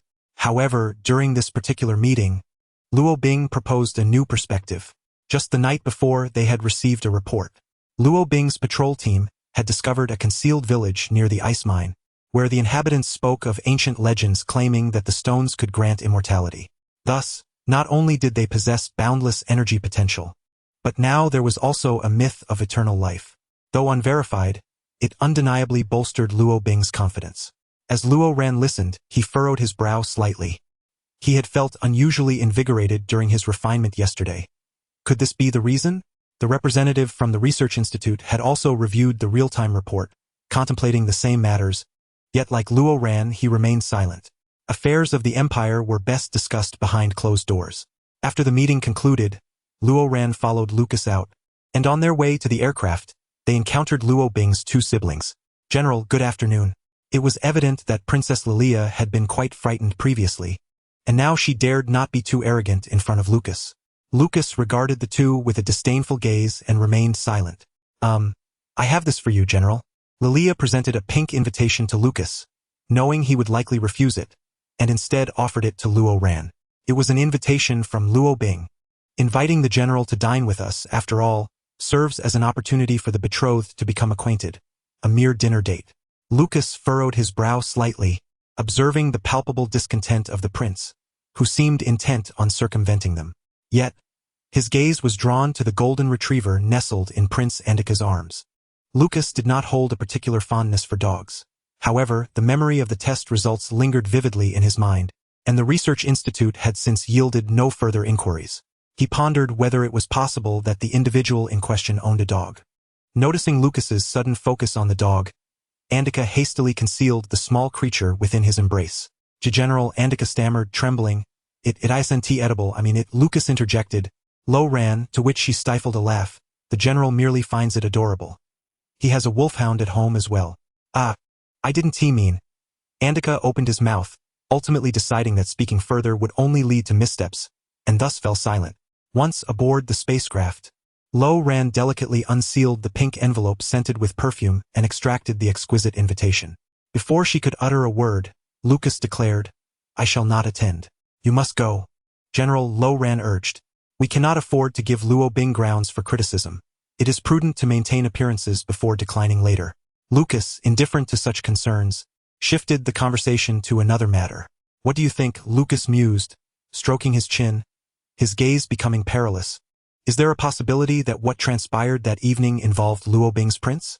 As the entity of that evening, Lo Ran asserted with conviction, I believe it unlikely. Do you not consider it highly plausible? Lucas leaned back in his chair, crossing his legs. Isn't Luo Bing eager to forge a union with me?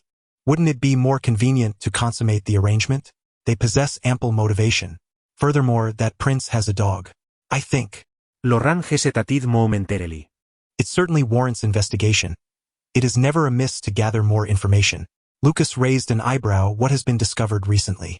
Currently, there is no progress, Lo Ran replied candidly, admitting that there had been no results lately, as the individual behind the incident had taken meticulous precautions, and the hotel had completely severed any leads.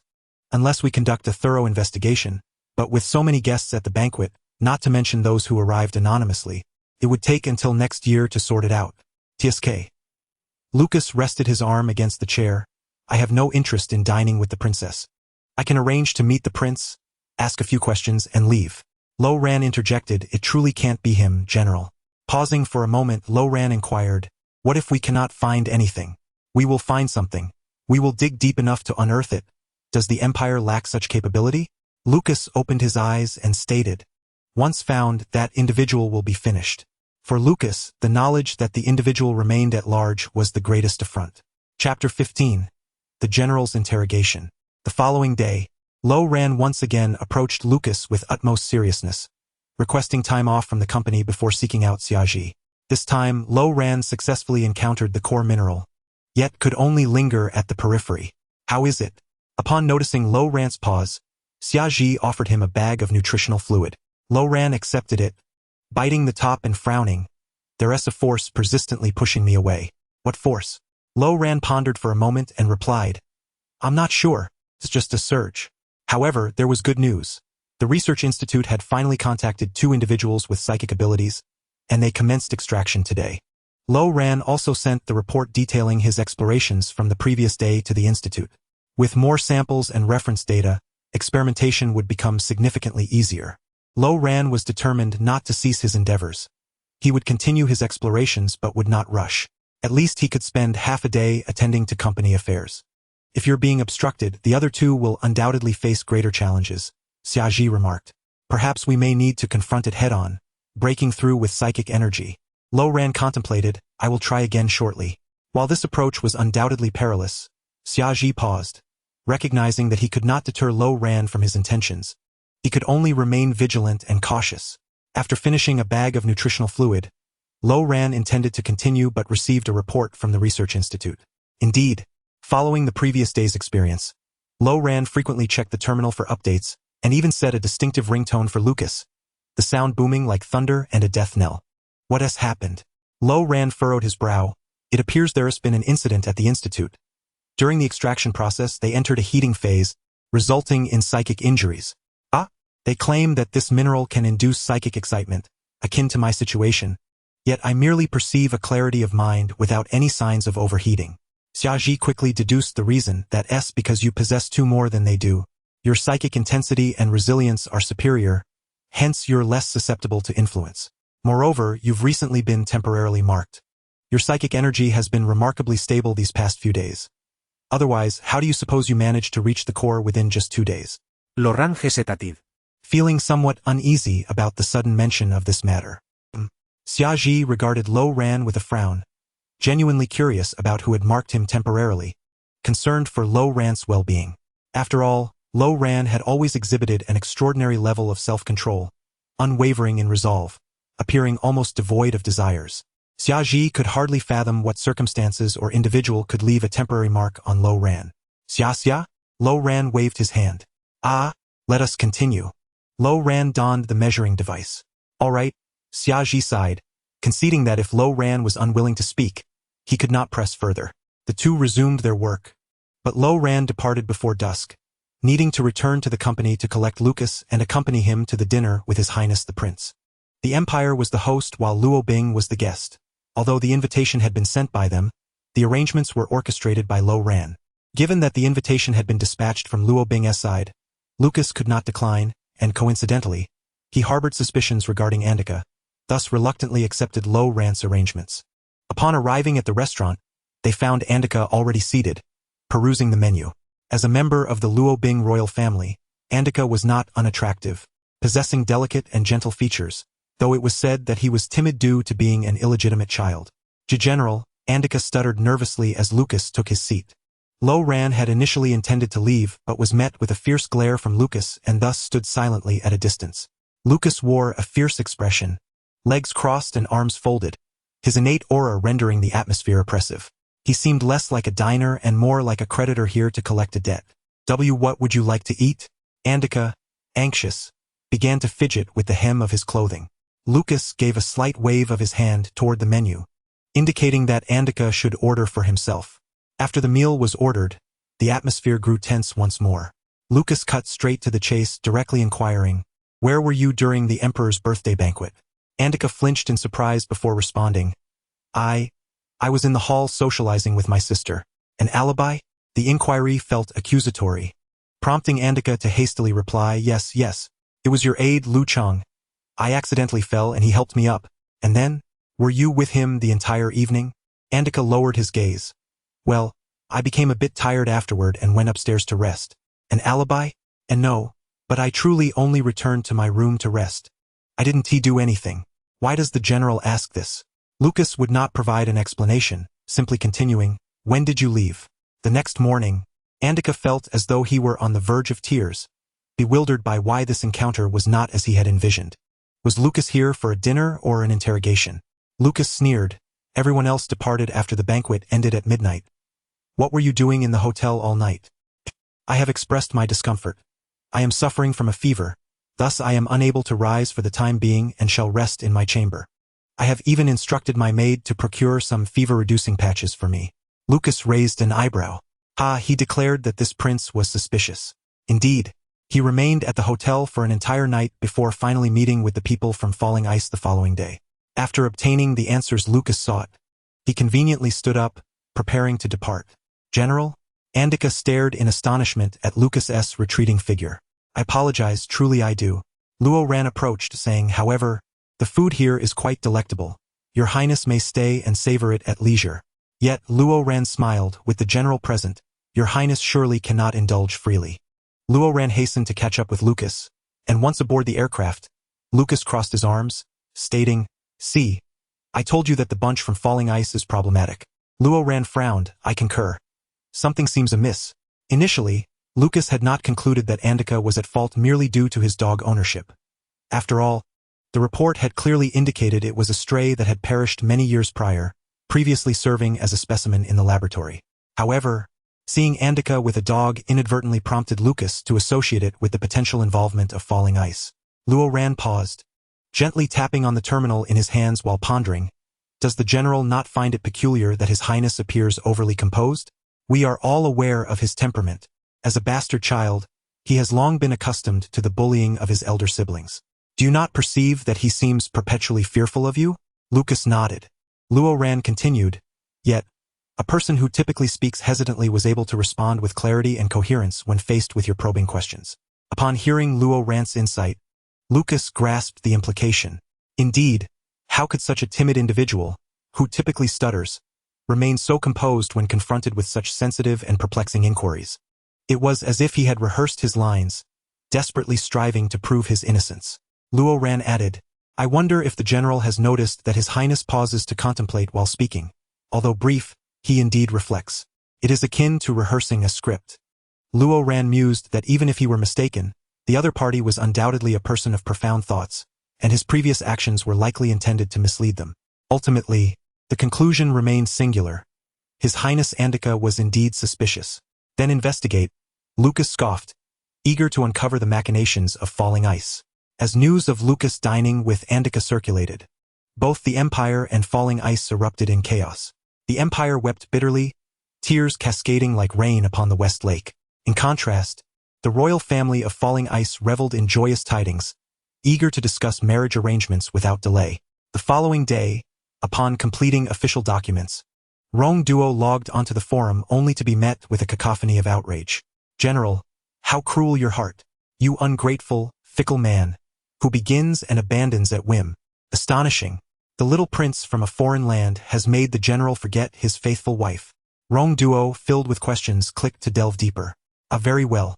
Though Rong Duo was merely outside Lucas's office, accompanying Luo Ran during his internship, she usually maintained a low profile, diligently completing her tasks while discreetly observing the two men. Thus, she felt somewhat apprehensive at this moment. Is Secretary Luo available? Just then, a junior employee from the ground floor approached, carrying a bouquet of flowers. Rong Duo rose and smiled.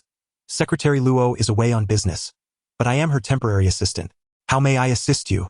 This is a delivery for Secretary Luo, but outsiders cannot enter, so I brought it up. Very well. Rong Duo glanced at the bouquet in the employee's hands. A collection of fresh roses, glistening with dew, evidently of considerable value. Rong Duo felt perplexed. Who would send such a gift to Secretary Luo? At that moment, Lucas emerged, preparing to head to the military department, casting a glance at the bouquet as he passed. Rong Duo automatically explained, these are flowers sent to Secretary Luo. Upon hearing this, Lucas's brow furrowed slightly. With brusque motions, Lucas stepped forward, taking the bouquet from the employee and inspecting the small card within. You are cordially invited to my birthday party, Mr. Luo Ran. I hope to have the honor of being your dance partner. The card bore the name Zhou Mingyu, the eldest prince, whose birthday was imminent. Lucas had also received an official invitation, but through formal channels.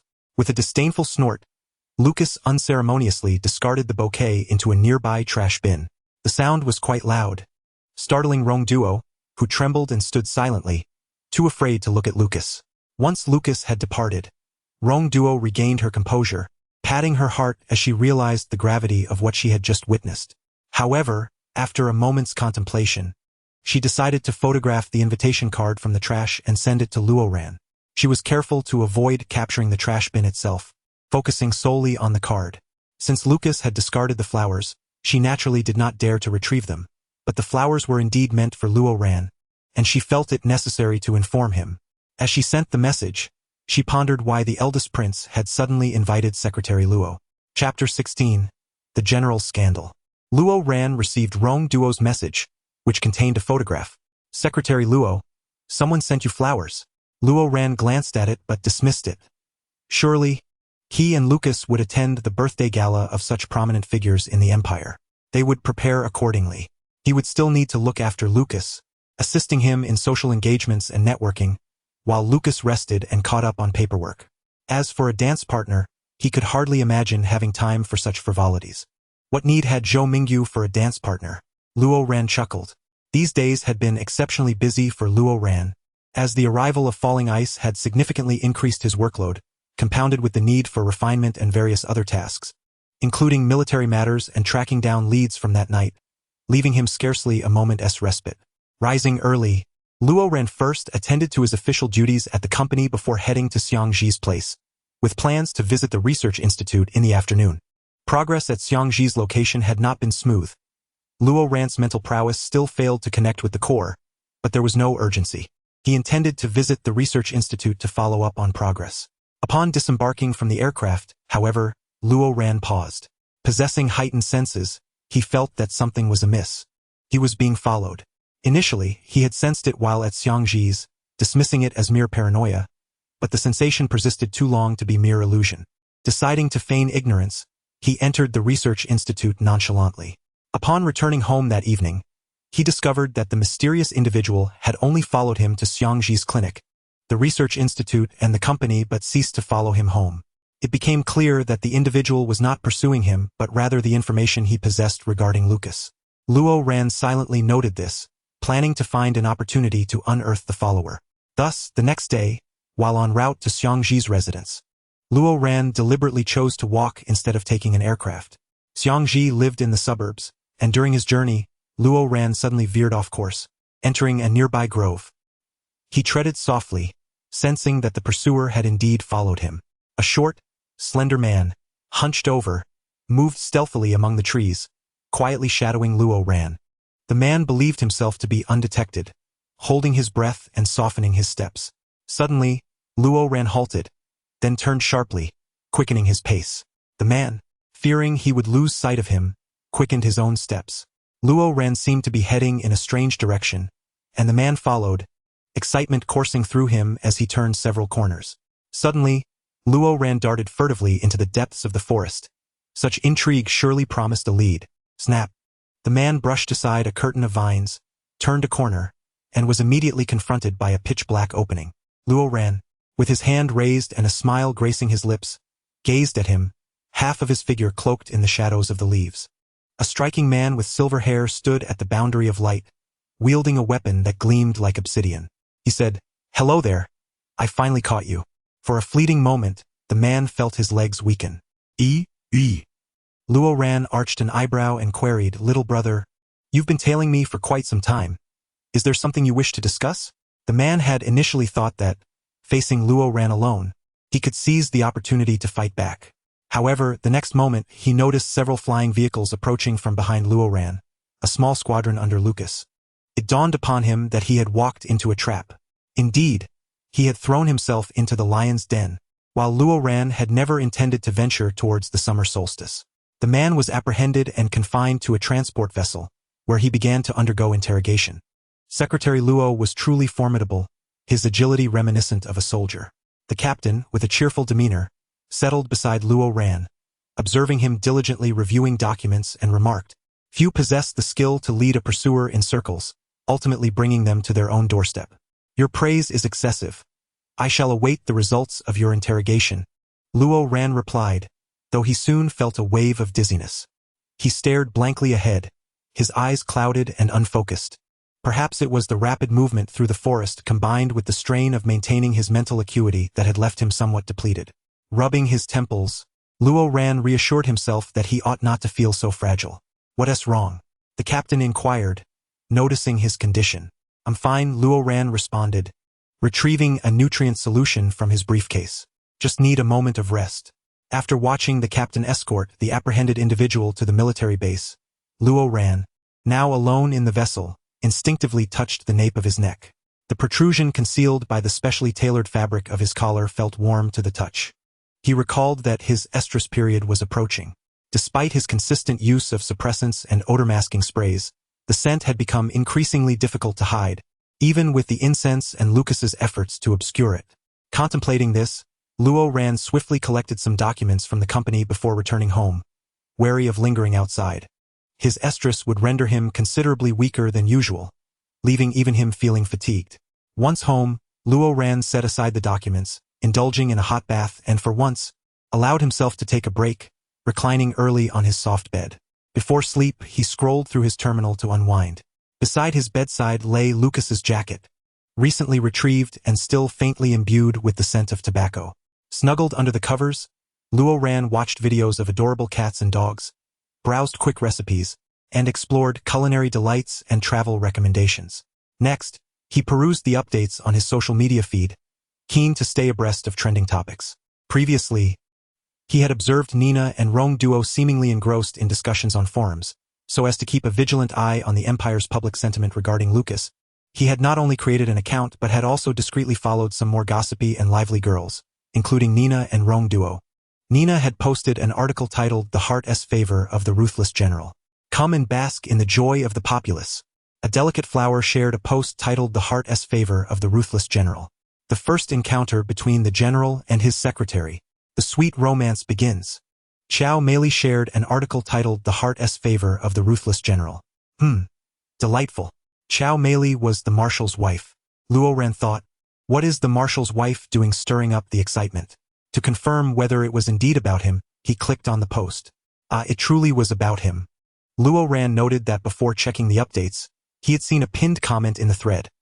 I know many sisters are saddened by the dinner incident, but please maintain your composure. Humor should be moderate, and let us not let our heroic general. Comment 1. Agreed, let us have a little fun. Comment 12. Let us be rational, we have no right to meddle in politics. If the general must marry one of those two, we can only offer our blessings. Comment 13. 555555 I hope the general is well, and I wish the secretary well too. Luo Ran mused. So it turns out that dining with His Highness Andika not only shocked Bing He but also sent ripples through the empire. As he gazed at the comments, a wave of concern washed over him. As Lucas's secretary, he was instinctively inclined to consider his welfare and seek conveniences for him. At that moment, he couldn't help but wonder. Since everyone was so fond of and accustomed to seeing him with Lucas, would the public accept Lucas's future partner if he were to find one? What if the future general's wife was not well received? Such outcomes would indirectly affect Lucas. Luo Ran felt a pang of distress. It seemed that if there were to be a general's wife in the future, considerable effort would need to be invested in managing public opinion. Having concluded his reading of the thread, Luo Ran continued to scroll through novels. Lucas Augustin Diorgucci Prada was a man who possessed the entire empire and held the very fate of the universe in his hands. In contrast, Zime Xueran was merely a secret admirer masquerading in his presence. By day, he was the impeccably capable secretary, Zime Xueran, and he was also the enchanting foreign prince, Nan Gongmeng Ran. By night, he transformed into the charming and ethereal shadow guard, Lu Liyin Ran. He was also the bloodthirsty and wicked pirate, Xue Dai Bing Ran. With multiple identities, he silently protected Lucas, believing that his hopeless love would ultimately decay in the shadows, dying a tragic death alongside his resilient yet vulnerable heart, until political machinations and familial schemes thrust him into the man's bed. No, please don't.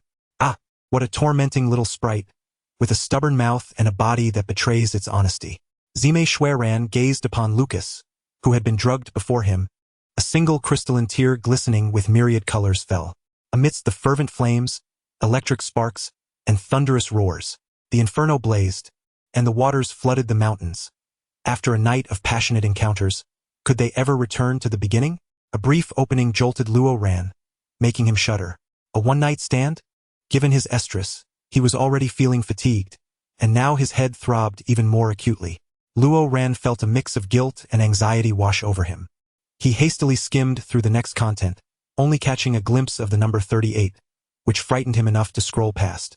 The ensuing sections were rife with explicit content, filled with M's and Os alongside an array of inappropriate vocabulary, dedicating a substantial portion to the intricacies of their night together, before finally reaching the plot.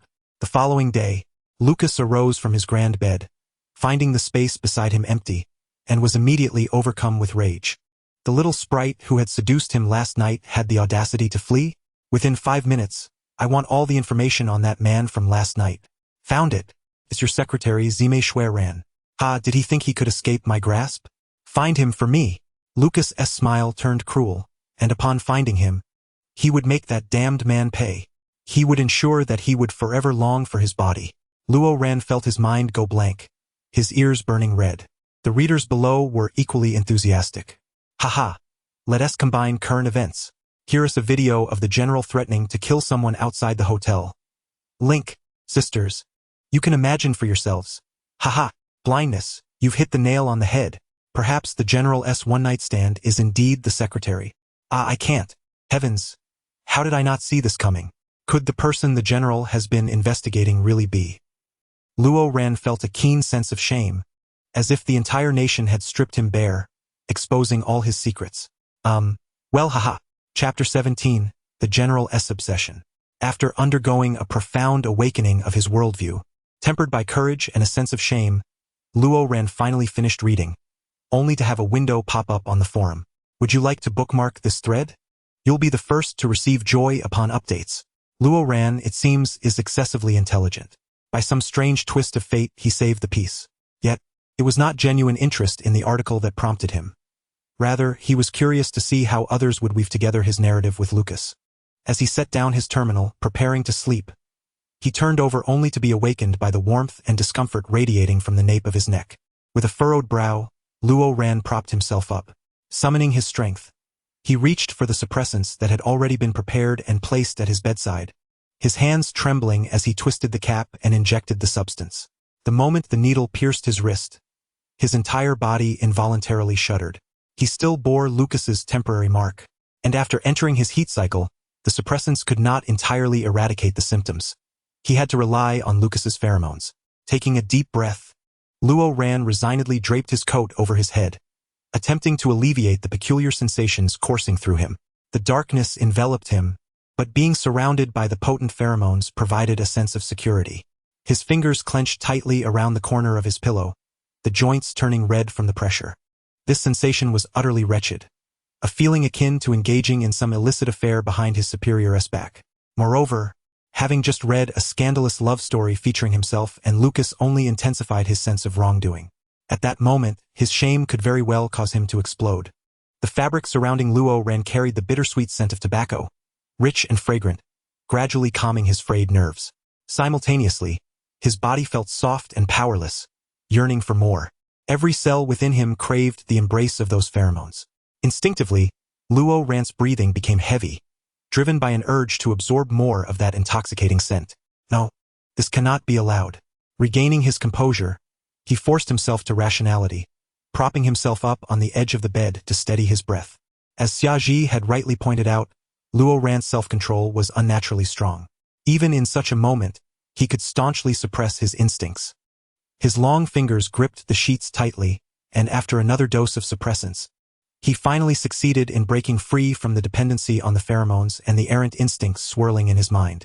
A fine sheen of sweat formed on his forehead as he glanced at the olive-green military coat, his expression one of complexity. An ordinary coat had somehow transformed into the embodiment of Pandora's box. Luo Ran pushed the coat aside and sank into his bedding.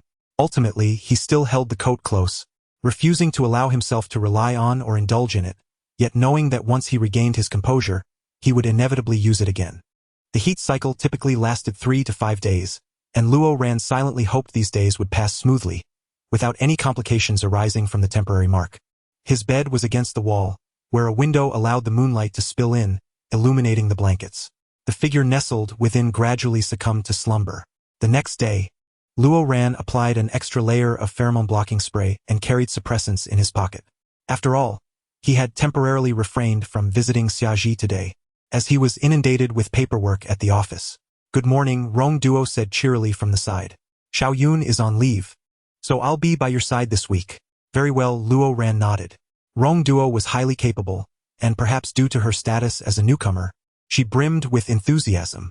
Luo Ran contemplated nurturing her further, hoping to keep her around a bit longer.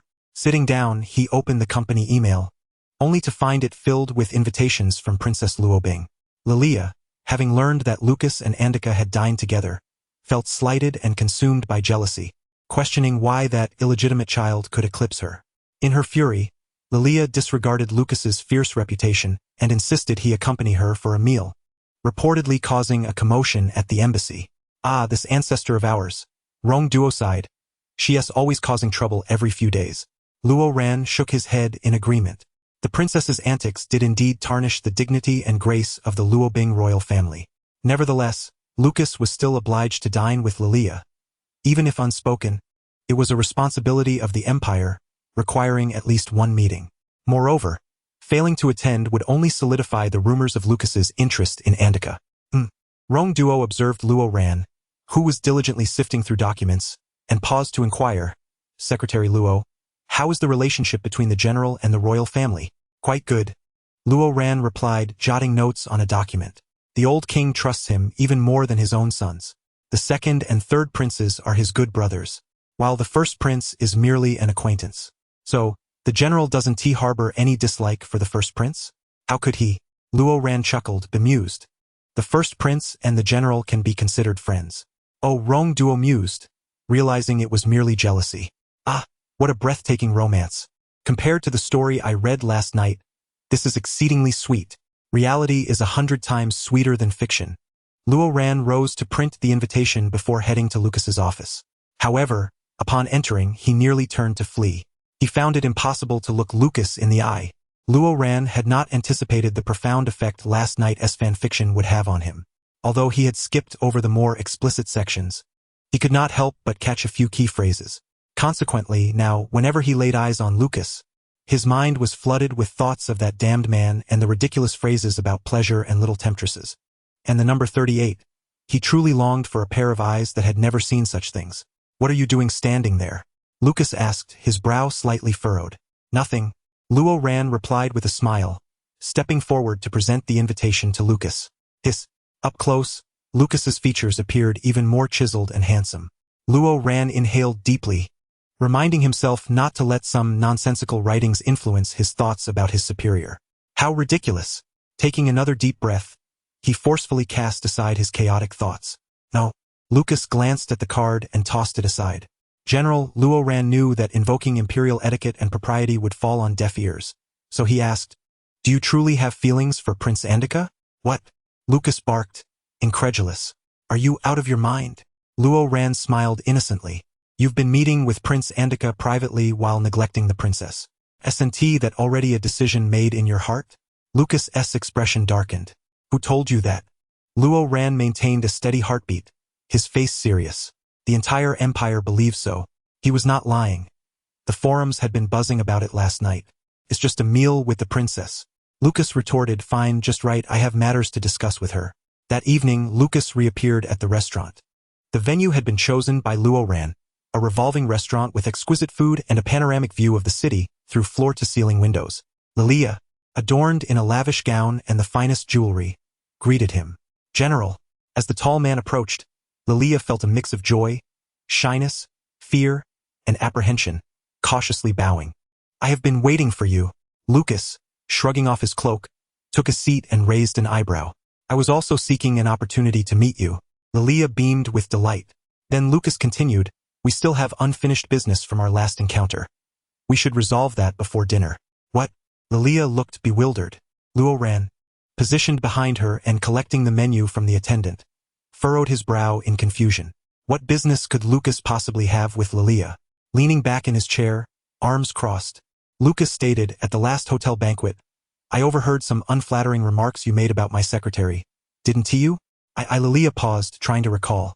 "Yes. I did say that Luo Ran was just a dog relying on his master." Lilia was left speechless. Could it be that Lucas still remembered and held on to this? "General." Luo Ran was equally taken aback, her mouth agape, as her usually rational and intelligent mind suddenly faltered, leaving her at a loss for words. Lucas maintained a steady tone as he addressed the princess, saying, "You have yet to apologize to my secretary." "I didn't mean to," Lilia exclaimed, on the verge of tears, adamant that she would not stoop to apologizing to a mere doorkeeper. After all, she was a princess. Apologize. Chapter 18. The Secretary's Heat. Lucas's voice was devoid of inflection, cold and unwavering. Luo Ran stood by in a daze, while Lilia glanced between Luo Ran and Lucas, her face a mask of indignation. Lucas remained unmoved, adopting a stance that left no room for negotiation. After a brief pause, Lilia twisted the hem of her garment, pouted, and muttered, "I'm sorry, Secretary Luo." Luo Ran, unable to discern Lucas's intentions, kept her head bowed in silence. Lucas raised an eyebrow and asked, "Your Highness, have you ever been to war?" "Ah." Lilia hesitated before responding, "Of course not." "Have you ever dealt with state documents?" "No, I don't need to." "My older siblings," Lucas interjected. "Do you know what life is like for the common people of Luobing?" Lilia was taken aback. "Why should I know that?" Before she could finish, Lucas sneered, "Then you are nothing but a useless leech, living off the royal family. Do you truly believe yourself to be noble?" It was the first time someone had spoken to her in such a manner, and Lilia's eyes brimmed with tears as she raised her voice.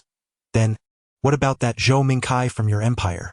Isn't he just as does he wield power as you do?" Lucas's tone dripped with disdain. Lilia found herself at a loss for words, humiliated by the very person she admired as a potential marriage match. Anger coursed through her, leaving her trembling with embarrassment. With reddened eyes, Lilia choked out, You're bullying me. You're bullying a girl." Luo Ran thought to herself. It seemed that this dinner was doomed. Lucas was indeed formidable, transforming what should have been a dinner with the prince into an interrogation, even provoking tears from the princess. Seeing Lilia on the verge of tears, Lucas rolled his eyes and rose to leave. Luo Ran stepped forward, offering a tissue from the table, saying, "I sincerely apologize. Please don't take it to heart." Luo Ran never allowed personal feelings to intrude upon her professional demeanor, maintaining her characteristic calm and detached gentility. Lilia looked up, the silver-haired man's features softening, his tone gentle. Lilia was momentarily taken aback before she took the tissue, sniffling. Luo Ran continued, "Your Highness, do not dwell on this, otherwise our next meeting may become unpleasant." Originally intent on causing a commotion upon returning to Luobing, frantically reporting to the embassy and even posting complaints online, Lilia paused at these words. Indeed, if she acted on her plans, it would irrevocably sever ties with Lucas. Given his temperament, such a rift would mean no future prospects for marriage. Wiping her tears in frustration, Lilia pouted, "You, just leave." Ensuring that Lilia had no intention of causing a scene, Luo Ran departed with purposeful strides to catch up with Lucas. Lucas had been waiting by the aircraft for a while before Luo Ran arrived. Raising an eyebrow, Lucas inquired, "Where have you been?" Luo Ran shook her head. "Speak." Lucas's voice was cold. "Say what you wish to say." Lucas was aware that Luo Ran had gone to console Lilia, likely intending to persuade him to temper his temperament for the greater good. "I do have something to discuss," Luo Ran stated. Lucas raised an eyebrow. Luo Ran lowered her gaze, smiling softly as she said, "Tonight, thank you, General." Lucas looked at Luo Ran in unexpected surprise. Luo Ran slightly tilted her head, speaking softly, "Caring for the Empire and your reputation is one matter, but your consideration for me is another." "Thank you." Lucas rubbed his nose, suddenly unsure of how to position his limbs, his movements stiff as he turned to board the aircraft, muttering, "Just knowing is enough." Luo Ran beamed at Lucas, following him onto the aircraft. Following this dinner, that evening, the forum buzzed with excitement. The general dined with the princess. Post 1. Who does the general truly favor? Is there still hope for our secretary Luo? Post 2. Sisters, don't panic. I believe it's not yet time for marriage discussions. It was merely a dinner with Luo Bing, and both have met without expressing any affection, right? Post 13. Our secretary has been present both times. Oh no. I've conjured a tragic drama. I've sent you right into another arms. Post 17. What's happening up there? Is this a tragic play? Why not imagine the general intentionally making the secretary jealous? That would be adorable. Covering my face. Luo Ran glanced at the forum, noticing that the focus had shifted away from the prince and Lucas, and decided not to linger any longer. To be honest, if she spent too long immersed in the forum, reading the analyses and imaginings of netizens, she might start to believe that she and Lucas were indeed a couple. It sounded so plausible. Upon returning home, Luo Ran glanced at her terminal before burying herself in sleep, the first day of the heat period passing uneventfully. The following day, Lucas was set to review the troops. Lucas conducted weekly reviews to assess the soldiers' training results, and Luo Ran accompanied him each time. Before leaving for home the previous night, Luo Ran had meticulously prepared his military uniform, ironing it carefully and hanging it outside Lucas's room. Upon arriving at the office early, she found Lucas already dressed in his uniform. Clad in military attire, complete with white gloves and black boots, Lucas stood tall, exuding an imposing presence. Adorned with tassels upon broad shoulders, his chest bore metallic buttons and military insignia, while the belt at his waist gleamed brilliantly. The tall man stood there, embodying an indomitable defense of the empire, a true symbol of strength. Perhaps influenced by the myriad of peculiar fanfictions, Luo Ran found herself stealing glances at him. He was undeniably handsome, perhaps the most striking she had ever encountered, not solely for his face but also for the commanding aura he emanated, reminiscent of a regal lion. No wonder the forum was ablaze with excitement. Let us go. The Imperial military camp was scattered across numerous locations, housing the Empire's elite forces. From the outside, it appeared as a vast expanse of simple housing and training grounds, but the intensity and rigor of its defenses were known only to those within. Upon entering the camp, Lucas transformed into a different persona, typically quick-tempered and seemingly indifferent, displaying a somewhat careless attitude towards life. Once he stepped into this battleground-like environment, Lucas's true nature erupted. The camp was filled with tall, muscular men, Yet upon seeing Lucas and Luo Ran, they greeted them with utmost respect. Lucas tossed his greatcoat to Luo Ran before ascending the mech. His personal mech was a massive creation, larger than the standard models, adorned with silver plating and light blue metal accents. The mech artisans had intricately engraved a lion's form in golden stripes on its surface, glistening under the sunlight. This was the Empire's renowned mech, a formidable presence. The Lion 01, towering and magnificent, few possessed the mental fortitude required to operate such a colossal machine. As Luo Ran observed Lucas and the other soldiers commence their exercises and formations, she turned to head to her office.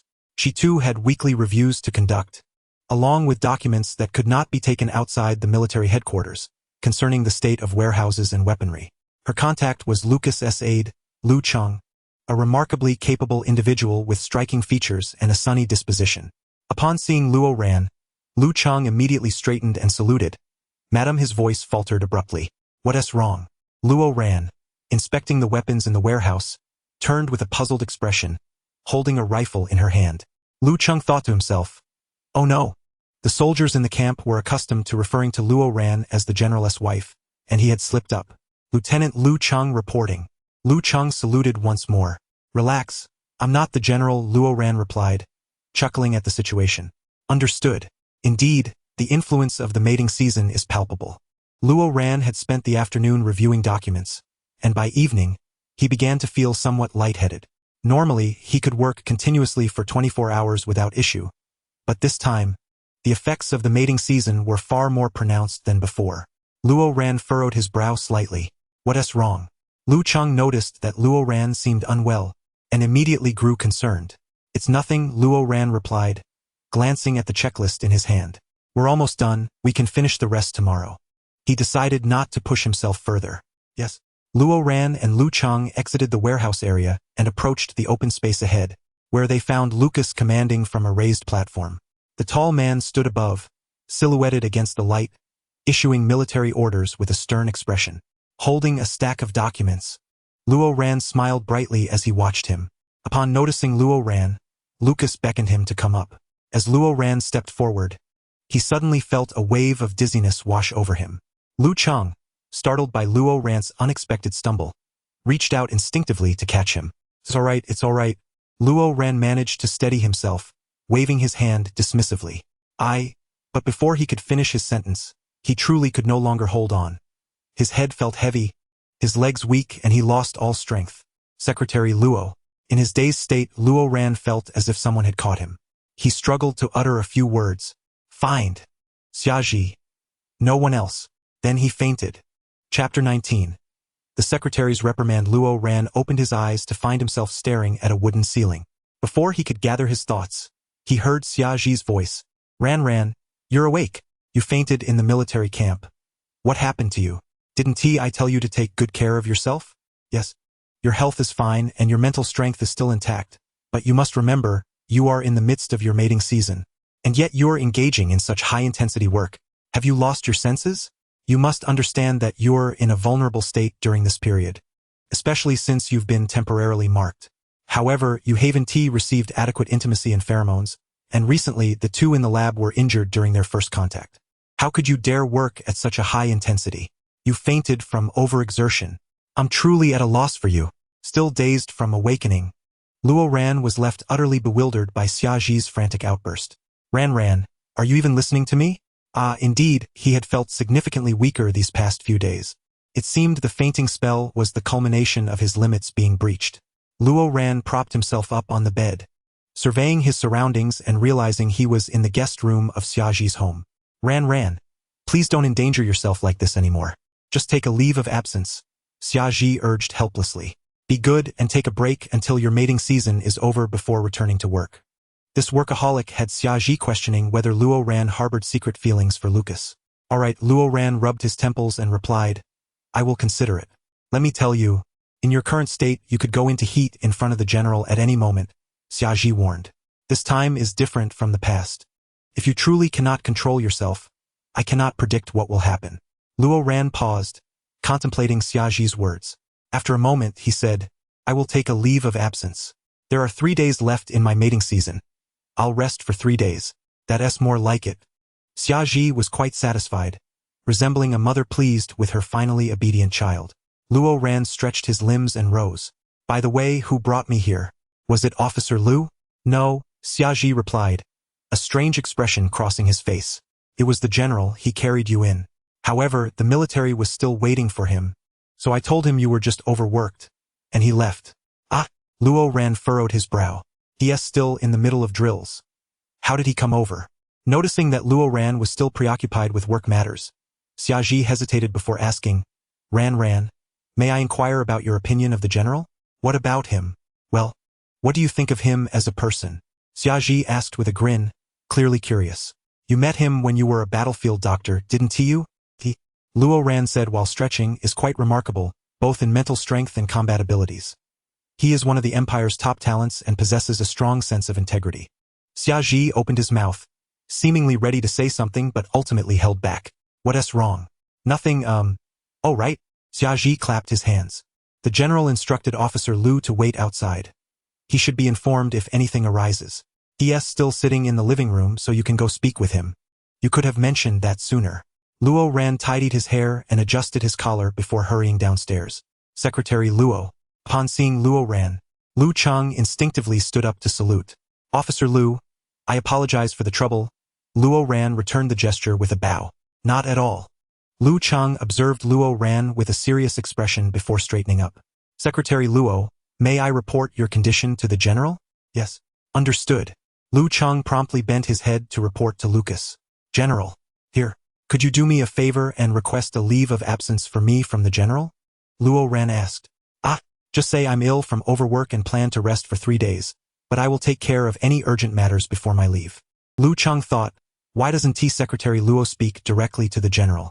Nevertheless, he conveyed the message to Lucas word for word. Lucas merely replied with an Thus, the Empire's chief secretary finally commenced his first extended leave in years. Technically, it was only half a leave. Luo Ran could not simply abandon all his responsibilities. He still needed to return to the office to finalize arrangements and leave notes for Rong Duo and others. After resting at Xiaji's home for a while, Luo Ran set off for the office. By the time he arrived, it was already deep into the night. The employees had all gone home, leaving the towering building shrouded in darkness, save for the soldiers and guards on duty. Luo Ran made his way to the top floor and began organizing documents at his desk. Before long, he heard footsteps. The general had returned from the military department. Luo Ran looked up to see Lucas standing beside him, his expression somewhat displeased. Are you angry? He ventured, worried it was because of his leave request. Holding a stack of folders, he tentatively asked, the review was successful, wasn't it? Lucas did not respond, roughly snatching the folders from Luo Ran's hands. Why didn't you tell me you were tired? Luo Ran was taken aback by Lucas's sudden outburst, left staring blankly at him. Why didn't you apply for leave when you were tired? Lucas tossed the folders onto the desk. Are these infernal things that important? Luo Ran was utterly unprepared for Lucas's reaction, left momentarily stunned. Instinctively, he considered Lucas's words, blurting out, yes, they are important. They contain critical military affairs and trade information with Luo Bing. If something goes wrong, it would be a hassle. Lucas regarded Luo Ran with a fierce expression. Luo Ran lowered his gaze, remaining silent. I can't argue with you. Lucas warned, there cannot be a next time. Luo Ran nodded. However, Lucas was no fool. He frowned and inquired, you usually handle a larger workload than this, so why did you faint this time? Luo Ran's heart skipped a beat, and he instinctively took half a step back. I don't know. Are you hiding something from me? Lucas's expression darkened. The retreating motion clearly aggravated him, and he pushed Luo Ran against the wall behind him, preventing any escape. Luo Ran's hands were pinned above his head, rendering him immobile. He suppressed the rising anxiety within him, reminding himself that he had not gone into heat before fainting, and there were no pheromones present. Xiaji had not revealed anything. He should be fine. I haven't. Luo Ran looked steadily at Lucas. I would not deceive you. Lucas raised an eyebrow. If I were to deceive you, I would. Luo Ran abruptly halted. Though he appeared composed, he felt a profound unease within. What would you do? Luo Ran braced himself and said, we share the same surname. He hesitated to speak too harshly, fearing that such words as being struck by lightning or suffering a bad death might tempt fate. Lucas regarded Luo Ran with an impassive expression. Luo Ran met his gaze. The two remained locked in a silent standoff until Lucas, with a hint of defeat, growled, "If you experience any health issues, be it fatigue or illness, you must inform me and never deceive me." Understood. Lo-Ran exhaled, realizing that Lucas was genuinely oblivious to any underlying issues. He raised his hand, affirming, "I promise." Lucas released his hold on Lo-Ran. "Then I shall take my leave," Lo-Ran stated. "I'll rest here and avoid unnecessary back and forth." Lucas gestured towards his office and said, "The bed is yours." Standing before Lo-Ran like a guardian, Lucas left no room for doubt that he would not permit Lo-Ran to leave. Empathizing with Lucas, Lo-Ran thought that he too would not wish for the other to wander about if unwell. After a brief pause, Lo-Ran attempted to justify, "In truth, fainting today isn't a grave matter. I simply need to rest." Reluctantly, he followed Lucas inside. Lucas removed his military uniform and donned clean clothes. The air was thick with the acrid scent of tobacco. Seizing a moment, Lo-Ran slipped out to the restroom to quickly administer a suppressant, just in case. Upon his return, he found Lucas already washed up and seated on the sofa, his countenance still dark. "What is your relationship with Xiaji?" Lucas inquired. Lo-Ran responded. "Xiaji is a friend of mine and a doctor, which is why I thought of him. You should have met him when you were younger. He fought alongside your uncle's squad." Lucas's fingers drummed lightly on his knee, his silence palpable. The atmosphere grew quiet once more. After some time, noticing Lucas's lack of reaction, Lo-Ran turned to make the bed using spare blankets and pillows from the cabinet. The blanket was a bit thin, but it would suffice. Just as he intended to lie down, Lucas's voice broke the stillness. "Do you like this?" "Like what?" Lo-Ran replied, bemused. "General, what are you thinking? Xiaji may appear youthful, but he is effectively our elder." Lucas nodded in agreement. "It's good that you understand. He has aged, and his body is no longer what it used to be. Moreover, he lacks good looks and is quite verbose. Even a brief visit with Lu Chang warrants endless admonitions." Lo-Ran mused to himself that Xiaji would likely be incensed at such remarks. As for his looks, Xiaji was renowned for his attractiveness. After breaking off his engagement with Shen Shiluo, suitors had lined up for him. Lucas, rigidly seated on the sofa, remarked, "As your superior, I hope you can focus on your work and refrain from daydreaming about romance and marriage." "I'm not," Lo-Ran protested. "The chief secretary of the empire should embody the essence of a secretary and commit to work diligently." In Chapter 20, The Secretary's First Day Off, Lo-Ran leaned on his chin, reflecting on Lucas's words. "Are you worried that I might resign if I marry? You dare." Lo-Ran chuckled lightly. "Rest assured, General, I shall remain your secretary until your retirement.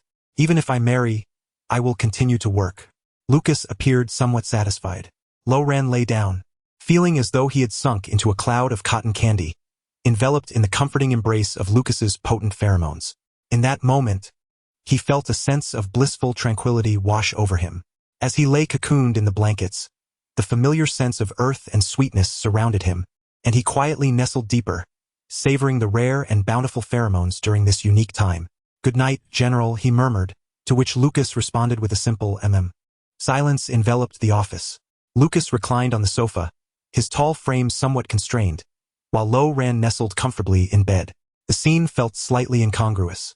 However, exhaustion soon overtook Lo-Ran, and he drifted into slumber.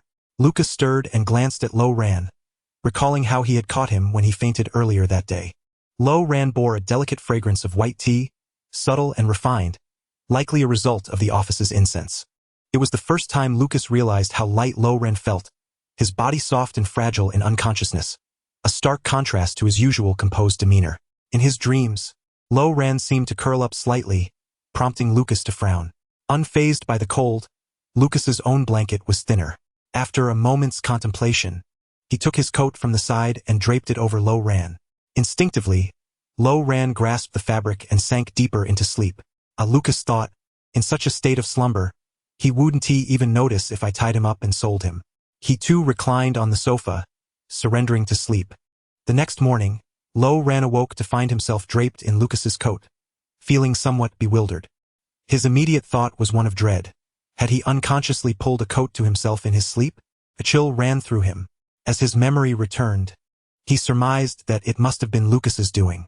Lo-Ran held the thick coat in his hands, surprised. Lucas was not typically the type to exhibit such thoughtfulness, let alone show such care. Did illness garner special privileges? Shaking his head, he rose to fold the coat neatly, intending to press it before returning it to Lucas. After tidying himself up, he noticed that Lucas had yet to rise, but he was taken aback to see Lucas crammed into the sofa like a can of sardines. Lo Ran frowned at the sight. That position looked uncomfortable. He glanced at the coat in his hands and then at the contorted figure of Lucas. With a soft smile, he turned to prepare coffee and select clothes for Lucas. A cup of coffee was essential for him before work, a ritual he maintained even on his day off. When Lucas finally awoke, he found himself alone in the office. The bed had been made meticulously, the coat pressed and folded, and a thermos along with a stack of clothes and urgent documents awaited him on the desk. Lucas approached the garments, noticing a small note attached. "May your new day be filled with joy." Lucas paused, then rubbed his face in disbelief. Upon returning home, Lo Ran felt an uncanny sense of unreality. Sitting idly in a soft chair, he found the experience peculiar. He was at home during daylight hours, without work to occupy his time. A profound emptiness settled in, making him restless, as he yearned to find something to occupy his mind. After a brief moment, the realization dawned upon him. He was truly on holiday. A wave of exhilaration washed over him, filling his mind with glee. Rising with renewed energy, Lo Ran eagerly retrieved paper and pen, snuggling back into bed to plan how to spend his 3-day vacation. Day 1, he wrote earnestly, let it be dedicated to sleep.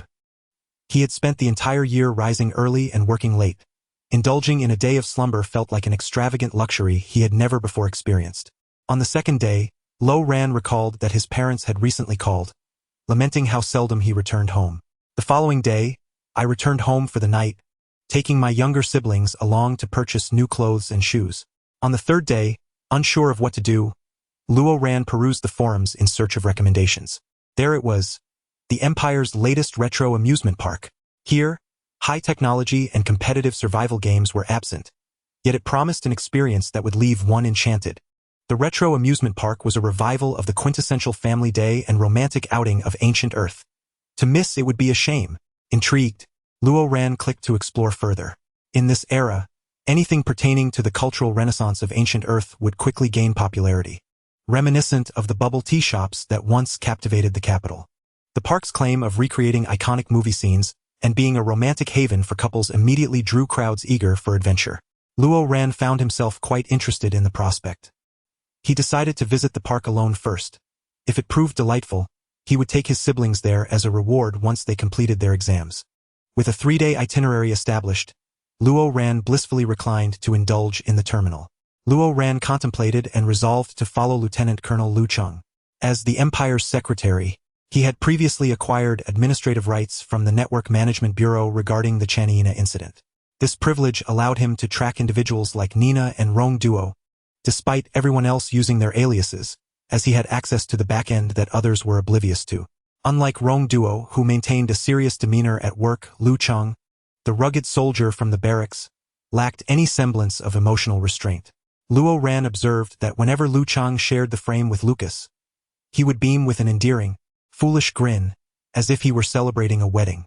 Having weathered numerous trials and tribulations, Luo Ran was no longer the same person who had once endured the trials of the general's affection. He had grown wary of the judgment of those around him. Searching for Lu Cheng in the back end, he discovered that the lieutenant had no alias, opting instead to use his official title. Luo Cheng's latest post read, Lieutenant Colonel Lu Cheng. This morning, the secretary's wife fainted due to illness. I was about to assist, but the general leaped from the command platform at lightning speed, rushing ahead of me. My hand was nearly upon Secretary Luo, yet, the general swiftly swatted my hand away. Then, he bumped me aside. The general was exceedingly agitated and concerned, promptly scooping the secretary into his arms. My hand was left stinging.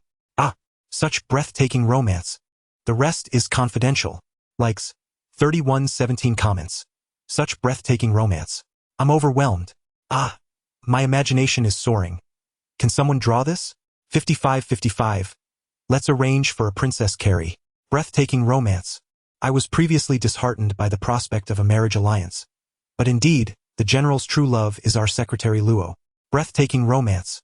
Here's a little insider intel. We can revel in this for a week. Lieutenant, charge forth. Luo Ran mused, How absurd that he even engages with trending topics. The number of likes exceeded even that of the Empire's official military account, which was even more ludicrous. To be frank, with such a like count, had this been in the feudal era of ancient Earth, Lu Chang would have been executed for overshadowing his superior. However, Luo Ran furrowed his brow slightly. He had been unconscious at the time. It turned out that it was Lucas who had caught him. Amused, he found the embellishment rather exaggerated. The entire afternoon, Luo Ran indulged in browsing the Starnet, reveling in the experience, while Lucas, on the other hand, was evidently experiencing less comfort. General, your next agenda is a meeting at the military headquarters with several lieutenants to discuss the comprehensive replacement of mecha fuel, reported Rong Duo, nervously standing near Lucas's desk with the itinerary in hand. There was no need to come in and inform me of such matters. Lucas retorted, exasperated. Just arrange it. Do I need to teach you how to prepare the documents? Yes. I'm sorry, Rong Duo stammered. I'll take my leave now. Wait, Lucas interrupted, frowning.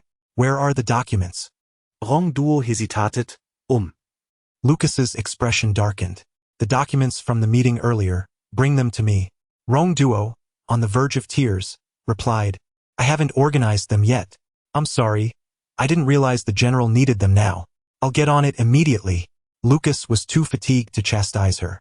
After Rong Duo hurriedly exited, Lucas took a weary sip of coffee. Ugh, this is dreadful. The coffee prepared for him that afternoon was unbearably sweet.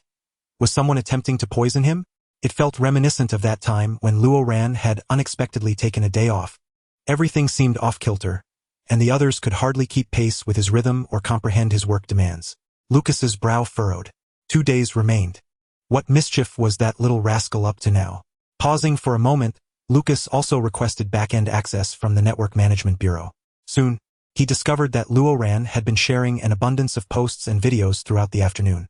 Well, he seems quite carefree, Lucas remarked, perusing each one.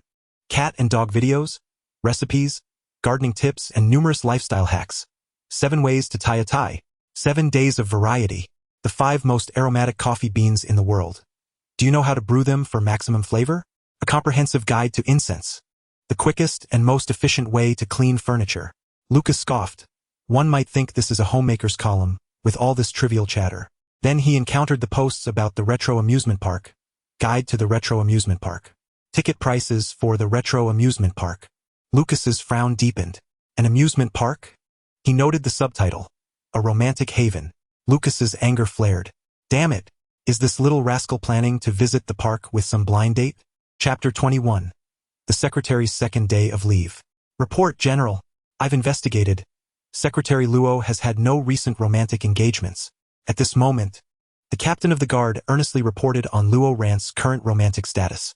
It has been 6 months since his last blind date. The captain mused. The general occasionally scrutinizes Secretary Luo's private life. Such possessiveness. He truly lives up to his reputation. A breathtaking romance. Understood. Lucas frowned, pondering. But who is he going with? Alone? Or merely investigating? Just then, Rong Duo entered, having organized the materials in a hasty flurry. Lucas glanced at the youthful Rong Duo and inquired, Have you heard about the recent Retro Amusement Park? Instantly, Rong Duo pieced things together. Oh my, is this about a date? Yes, I've heard. It's quite popular. They say it's an ideal spot for romantic outings and family days, with reasonable ticket prices. Rong Duo maintained a serious facade, while within her mind, she orchestrated a symphony of thoughts, overwhelmed by a torrent of possibilities. Typically, it's a place for family, friends, or romantic partners. Is it common for someone to visit alone? Rong Duo pondered. It's possible to enjoy it alone, but it might seem a bit lonely? Understood. Luo Ran spent the first half of his day off immersed in the Starnet and snuggled in bed, only rising in the evening to prepare dinner. He genuinely enjoyed cooking and experimenting with recipes, excelling in the culinary arts, though he seldom found the time to indulge his passion. On the second day, he awoke early, tidied up, and returned home. Luo Ran's original family had once been comfortably middle class, but since he became Lucas's secretary, their status had significantly elevated. His father had transitioned from a small ward to a private room on the top floor of the hospital, attended by the finest doctors who had been visiting regularly for checkups over the years. Luo Ran's brother had secured a high-ranking position in the military, and the family had relocated to a luxurious neighborhood gifted by the government. Luo Chang and Wang Zitong had prepared a meal in advance, eagerly awaiting his arrival. Upon hearing the sound of the aircraft, Wang Zitong could hardly contain her excitement, rushing to open the door. Ran has returned. Let mother take a look. As Luo Ran stepped out of the vehicle, Wang Zitong immediately approached, playfully pinching and prodding her. Unlike the opulent ladies of the affluent district, Wang Zitong preferred a more modest style of dress. She was a petite and slender woman, exuding a warm and approachable demeanor. Luo Chang stood behind Wang Zitong, nodding in satisfaction and smiling at Luo Ran's arrival. Much like Luo Ran, both parents had gentle smiles that radiated warmth. Luo Chang and Wang Zitong were merely an ordinary couple, and having a child like Luo Ran was nothing short of a miracle. After all, it was commendable enough to have even one exceptional child, which is why the Empire fervently encourages unions between individuals of high mental prowess, hoping to produce more outstanding offspring. However, Luo Ran only differentiated in her teenage years, and upon the release of the report, she concealed her identity. Thus, her parents remained unaware of this aspect of her life. Dad, Mom, Luo Ran smiled. I'm back. You've lost weight again, Wang Zitong lamented. Every time I see you, you look thinner. This job must be incredibly taxing. As they entered the house, her younger siblings, who had been upstairs doing homework, rushed down one after another, eagerly leaping into Luo Ran's embrace for affectionate cuddles. During dinner, Wang Zitong incessantly inquired about Luo Ran's work and life. It's too exhausting. Wang Zitong expressed her concern. I've heard that the general has a rather difficult temperament. Are you all right being around him all the time? It's fine. Luo Ran replied with a wry smile. The general might have a temper, but he wouldn't take it out on me. The polite, middle-aged man adjusted his glasses, frowning slightly. Are you certain? If you ever feel wronged, you must tell us. Don't keep it to yourself. Of course not. How could that be? Luo Ran reassured her parents. Just look at how much he sends to our family. He is not as fearsome as the rumors suggest. We understand that, Wang Zitong sighed. But receiving such generous favors without cause makes one feel uneasy. We worry that, because the work is so demanding and the boss is hard to please, you might consider switching jobs, hence the generous treatment. We're genuinely afraid you might be exploited or bullied. Really, everything is fine. The general is genuinely kind, and he treats me well. Luo Ran sighed, feeling exasperated. Every time she returned home, her parents would reiterate their worries, fearing she had suffered some injustice. Wang Zitong had once been a secretary, while Luo Chang was a teacher. Both had modest material desires, only wishing for Luo Ran's happiness and health. In any case, if you ever feel wronged, you are welcome to resign. Your father and I have saved quite a bit over the years, and your father's health has improved. We are not as we once were. Do not feel compelled to endure. Wang Zitong served Luo Ran a large chicken leg with a smile. Look at you. You've become so thin from all your busyness, returning home so infrequently and not even finding a partner, just revolving around the general. Luo Ran obediently nodded. I will take good care of myself. The two little ones, unable to comprehend the adult conversation, tugged at Luo Ran, demanding attention. Brother, take us out to play. Yes. Dad makes us do homework every day. I want to go out. Wang Zitong and Luo Chang were particularly strict about their children's education and conduct, something Luo Ran had experienced firsthand in her childhood. Luo Ran smiled and nodded, but Luo Chang furrowed his brow, seemingly about to say something. Yet Luo Ran interjected. I also want to buy some clothes for Mom and Dad, and a new pair of shoes for Dad. Luo Chang's teaching shoes were worn out, yet he still hesitated to replace them with something better. After some coaxing from Luo Ran, the two elders agreed to go to the mall. Luo Ran purchased clothing and shoes for everyone and insisted on getting Luo Chang a new suit. You don't need to spend so extravagantly. Just the shoes will suffice. Luo Chang frowned. They're still wearable. Dad, you face so many students daily. Wouldn't it be better to look presentable? Luo Ran smiled. Dressing neatly is also a reflection of one's quality and cultivation, something you taught. Unable to argue against Luo Ran, Luo Chang was led to get his measurements taken. While waiting, Luo Ran looked around. This was the largest clothing store in the capital S Mall, offering a wide variety of styles and prices. They were currently in the men's section, surrounded by suits, ties, and belts. Luo Ran couldn't help but be captivated by one particular tie. The rich burgundy color was bold yet tasteful, perfectly balanced in its vibrancy, with beautifully designed lines and patterns. This would suit Lucas splendidly. Unable to resist, Luo Ran approached to touch and examine it. The black version next to it would also complement Lucas's military uniform beautifully. Luo Ran checked the price, picked it up, and imagined Lucas's height as she held it up. The more she looked at it, the more satisfied she became. Wang Zitong noticed Luo Ran's actions and paused slightly. As she observed Luo Ran hesitantly returning the tie to its place while lingering on it with longing eyes, Wang Zitong approached with a smile saying, "If you like it, just buy it. Today we're all treating ourselves." Luo Ran hesitated for a moment but ultimately decided to keep it. Once Luo Chang's measurements were taken, he began selecting fabrics. After giving some advice, Luo Ran's attention was drawn to a nearby assortment of buttons. Bags of buttons in various styles, including gold metal studs designed for military uniforms, caught her eye. After a moment's thought, she decided it would be best to buy everything at once since she rarely had time to shop for nice things due to her work schedule. Quickly, she selected 2 bags of studs and 1 bag of buttons for future replacements. Before leaving, she also purchased a set of exceptionally well-crafted gloves. Luo Chang noticed the shopping bags Luo Ran was carrying and exchanged a glance with Wang Zitong, who shook her head in resignation. After a round of shopping, everyone had acquired new clothing and shoes, and they decided to have dinner at a restaurant. Luo Ran had already reserved a table and a private room in advance. Just as they were enjoying their meal, Luo Ran's terminal chimed.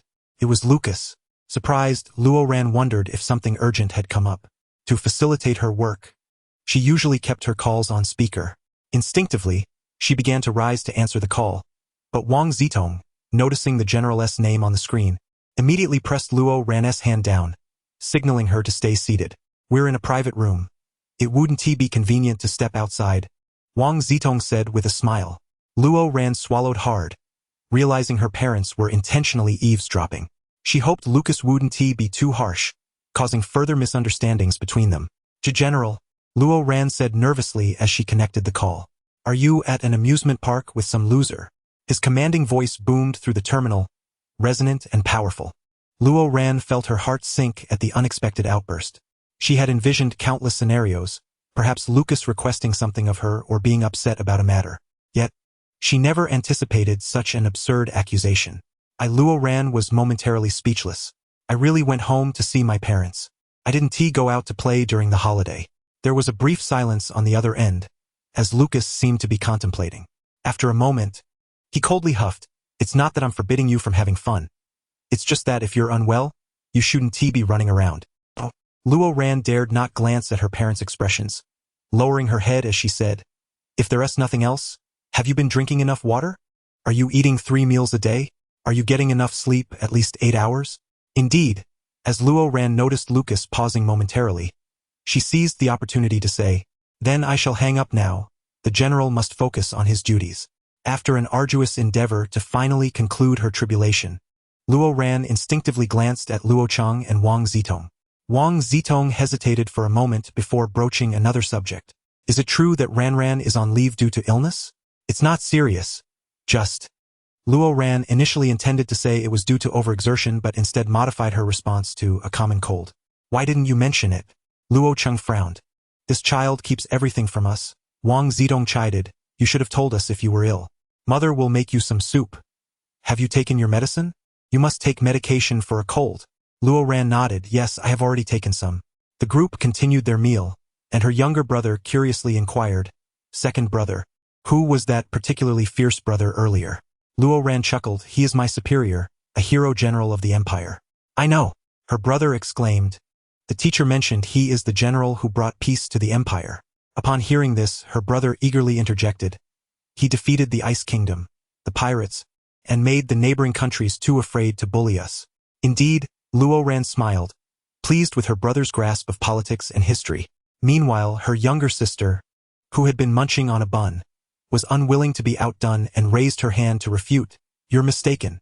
That brother is not fierce at all. His voice is just as pleasant as second brother's." Her sister thought to herself that while the brother had initially seemed fierce, his tone later was quite gentle. "All right, let's eat without making a ruckus." Wang Zitong gently patted her sister's hand. After the main course, fruits and desserts were served, and the group enjoyed their food while chatting amiably. As they conversed, Wang Zitong subtly inquired, "By the way, I haven't heard Ran mention how old the general is this year." Luo Ran placed a slice of watermelon in her mouth and replied, "He is 2 years older than me." "Oh, that's not young anymore." Does he have a partner? Luo Ran replied, no, his personality is rather unique, making it difficult for him to find one. Wang Zidong paused before saying, typically, a warlord leader like him would be wholly focused on the battlefield and the empire, so he may not be particularly attentive to a partner?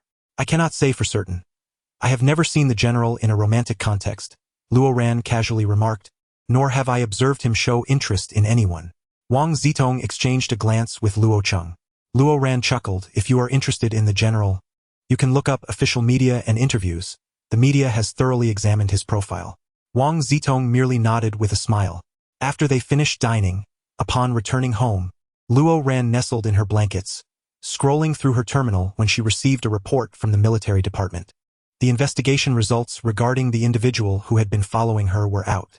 The report quite astonished Luo Ran, as upon verification, it turned out that the man was merely a laborer from the research institute.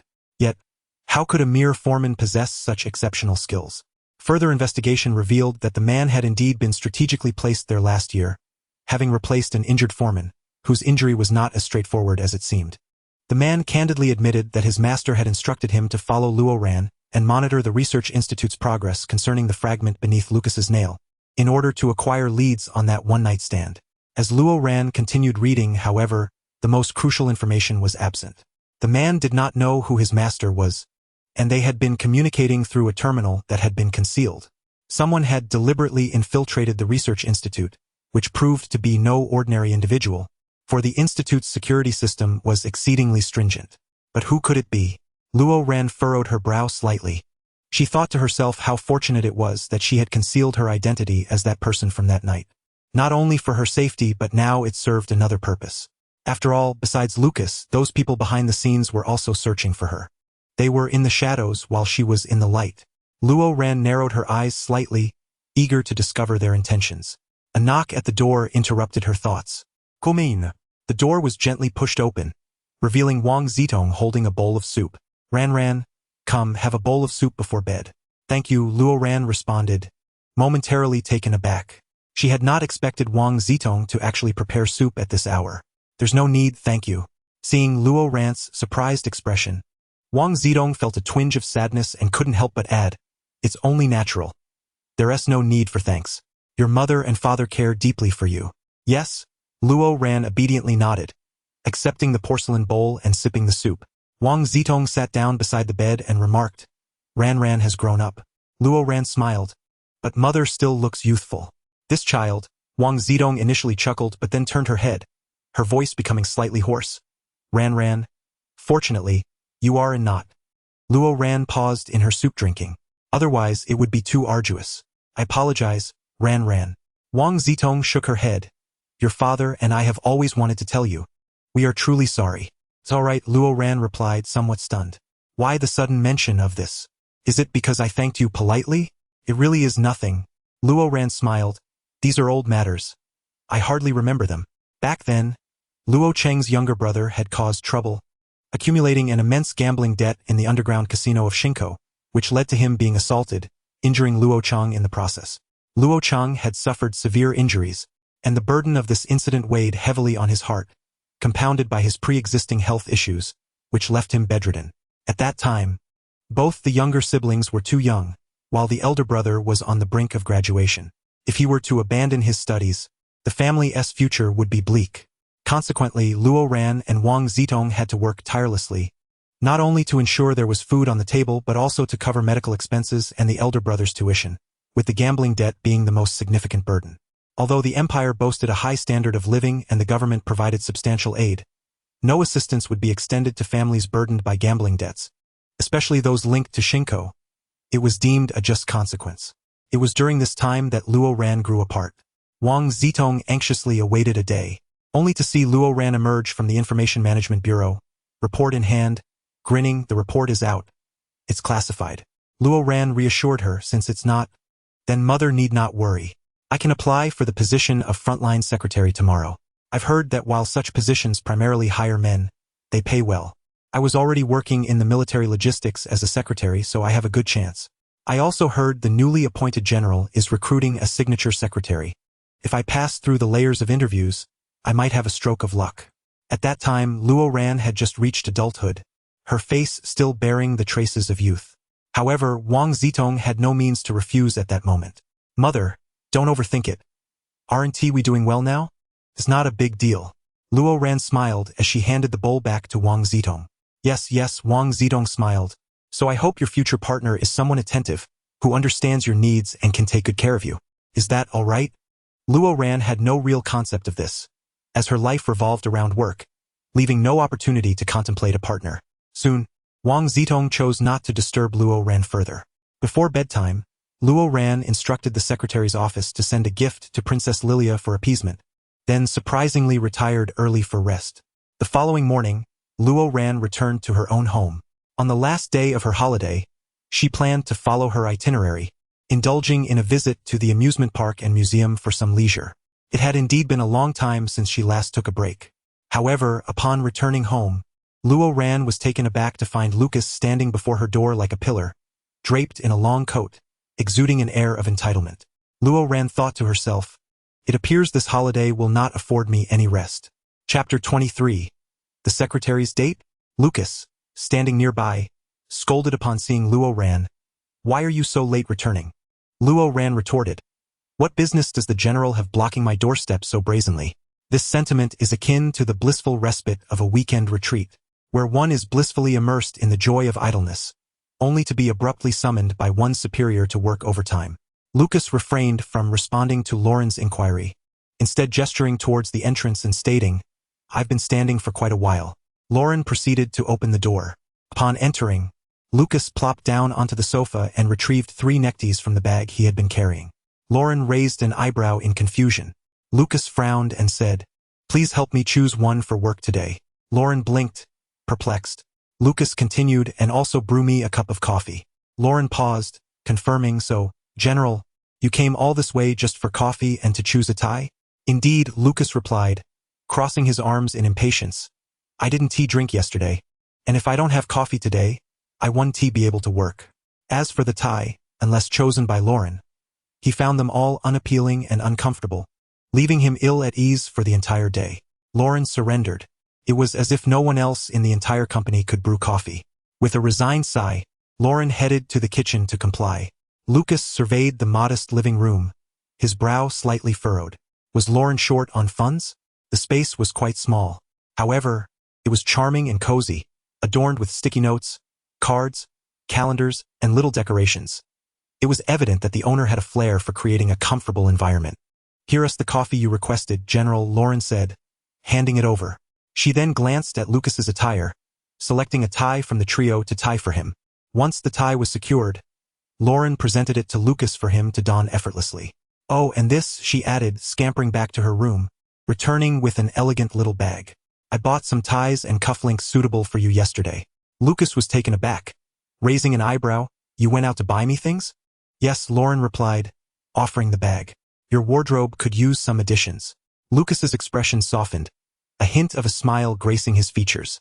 As he examined the contents of the small bag, he remarked, "Not bad. These are all styles I like." He carefully stowed them away, reclining comfortably on the sofa while savoring his coffee. This feels delightful." Casting a glance at Lauren, who stood nearby, he inquired, "What are your plans for today?" "I'm heading to the amusement park," Lauren replied, recalling the absurd experience from the previous night, and curiously asked, "How did you know I was going?" Lucas did not answer, his brow knitting in concern as he continued, "Are you going alone?" Lauren nodded. Lucas hesitated, pulling out his terminal to check his schedule for the day. He had initially had a military meeting planned, but he had intentionally requested Rong Duo to postpone it by a day, rendering his day's agenda trivial. "I'll accompany you," Lucas declared. "What?" Lauren exclaimed, momentarily taken aback. The general was going to the amusement park?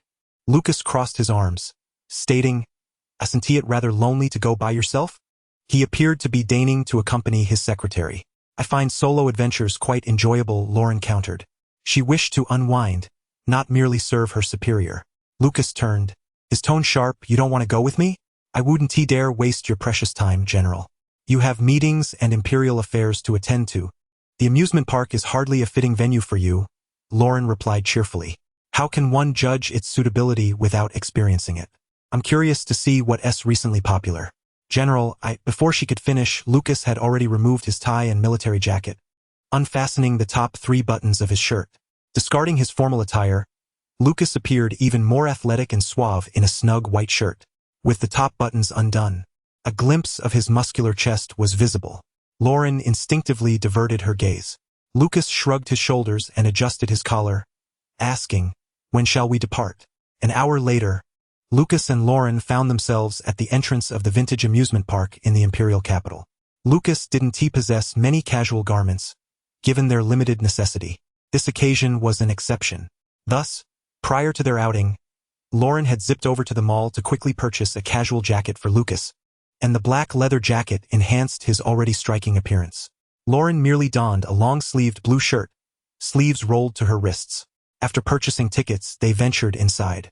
The park was teeming with people, and the attractions dazzled the senses, with the towering Ferris wheel and roller coaster standing out prominently.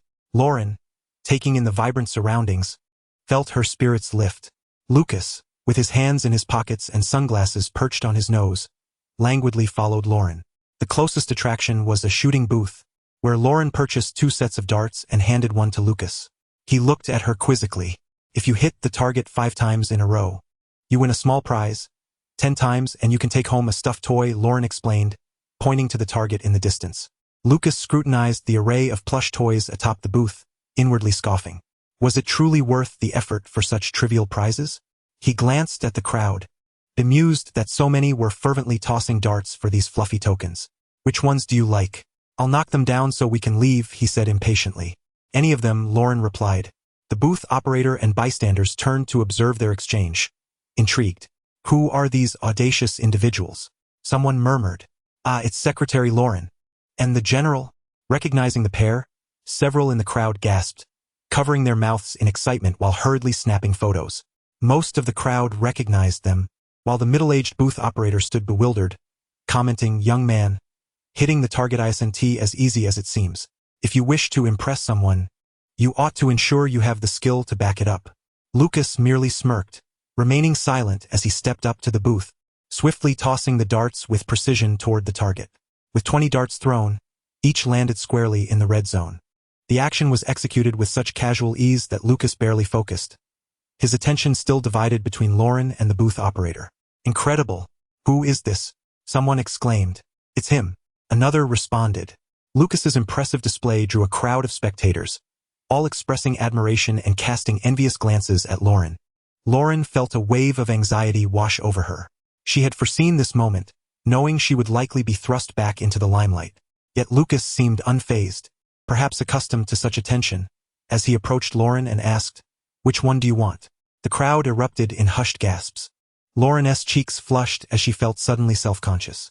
"Any of them will do," she stammered. Initially, she thought nothing of it.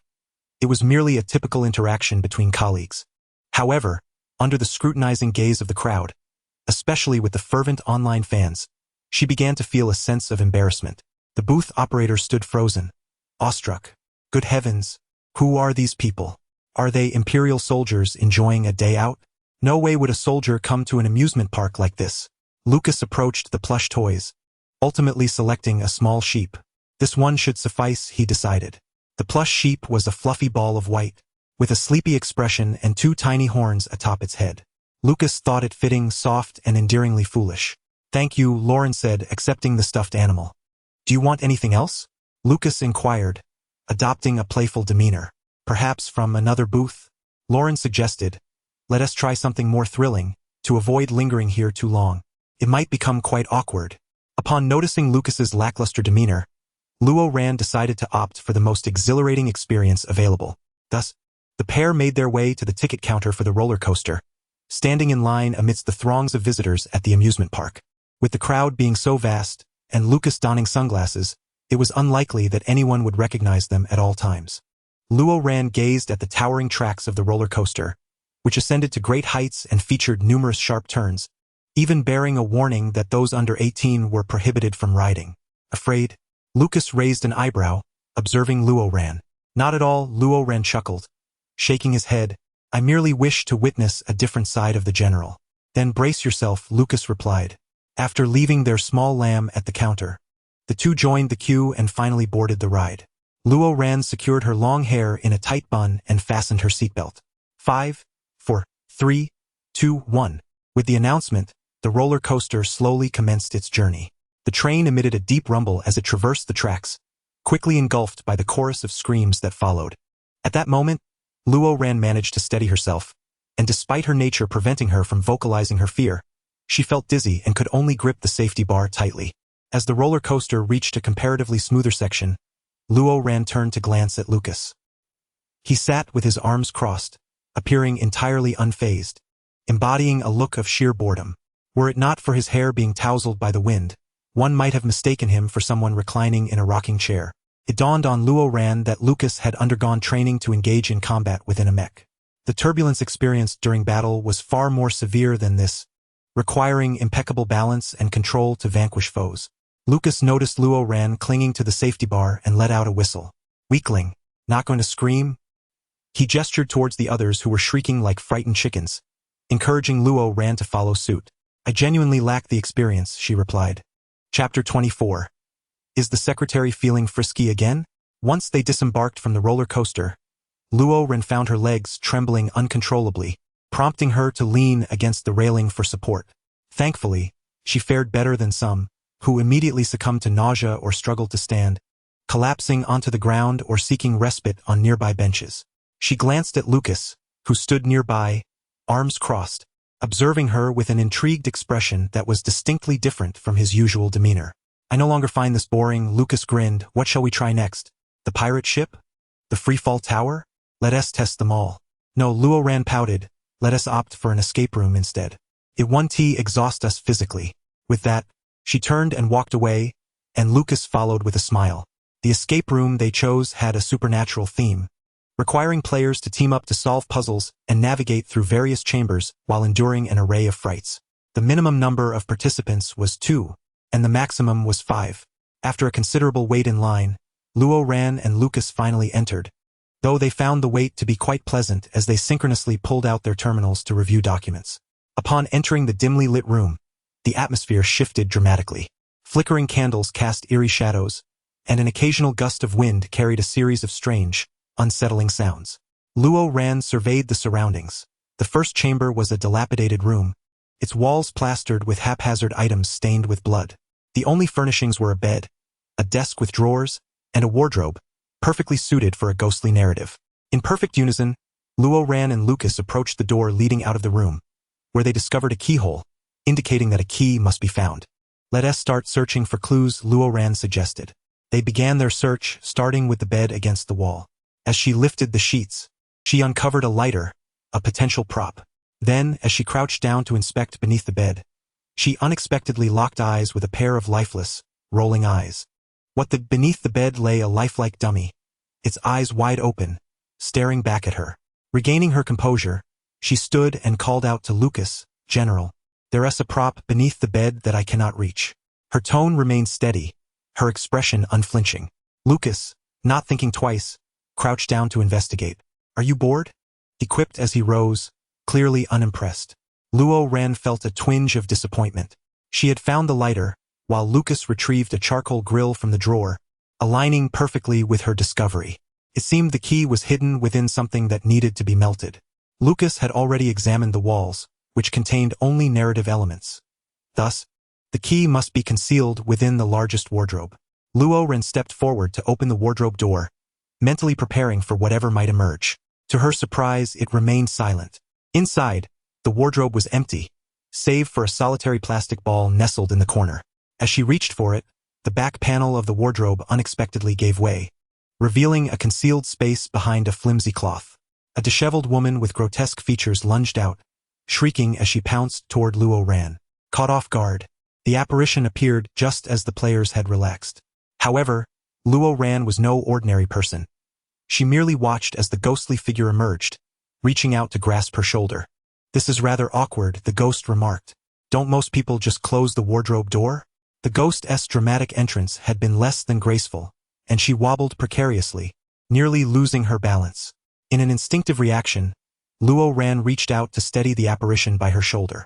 Now this is even more awkward, the ghost replied. Lucas, who had been attempting to ignite the lighter nearby, noticed the scene and approached, his expression darkening. "What are you two doing?" Lucas's gaze hardened as he observed their physical contact, an undeniable wave of possessiveness emanating from him. The ghost, visibly shaken by Lucas's fierce demeanor, recoiled in fear and hastily retreated, shutting the wardrobe door behind her. "What are you doing, General?" Luo Ran exclaimed, bemused. "I haven't even asked what you two were up to, all this pulling and tugging," Lucas scoffed. Meanwhile, the ghost, concealed within her hidden space, stifled a sob while logging on to an online forum. "I've hit the jackpot. The General is utterly deranged, even jealous of a ghost. Being a ghost is tougher than ever." As for Lucas and Luo Ran, after collecting the necessary props and using the lighter to melt the plastic ball for the key, they proceeded to the next room.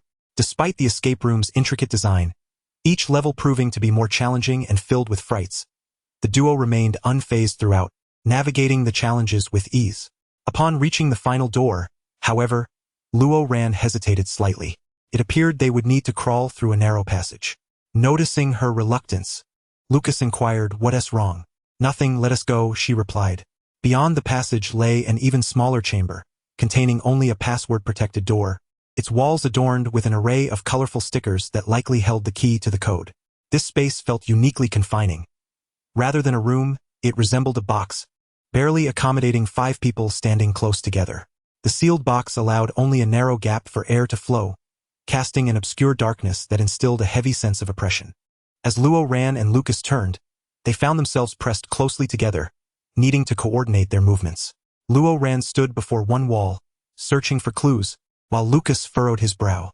In this cramped and silent space, he sensed Luo Ran's breathing becoming increasingly rapid.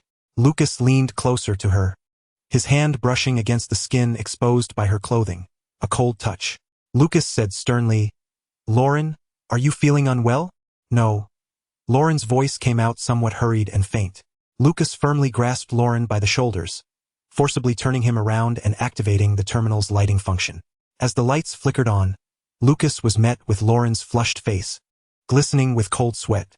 Furrowing his brow, Lucas inquired, "Claustrophobia?" Lauren hesitated briefly before responding, "It's manageable. I can exit once it's unlocked." In truth, the escape room was under constant automated surveillance, and they could easily contact the administrator via the terminal to halt the game.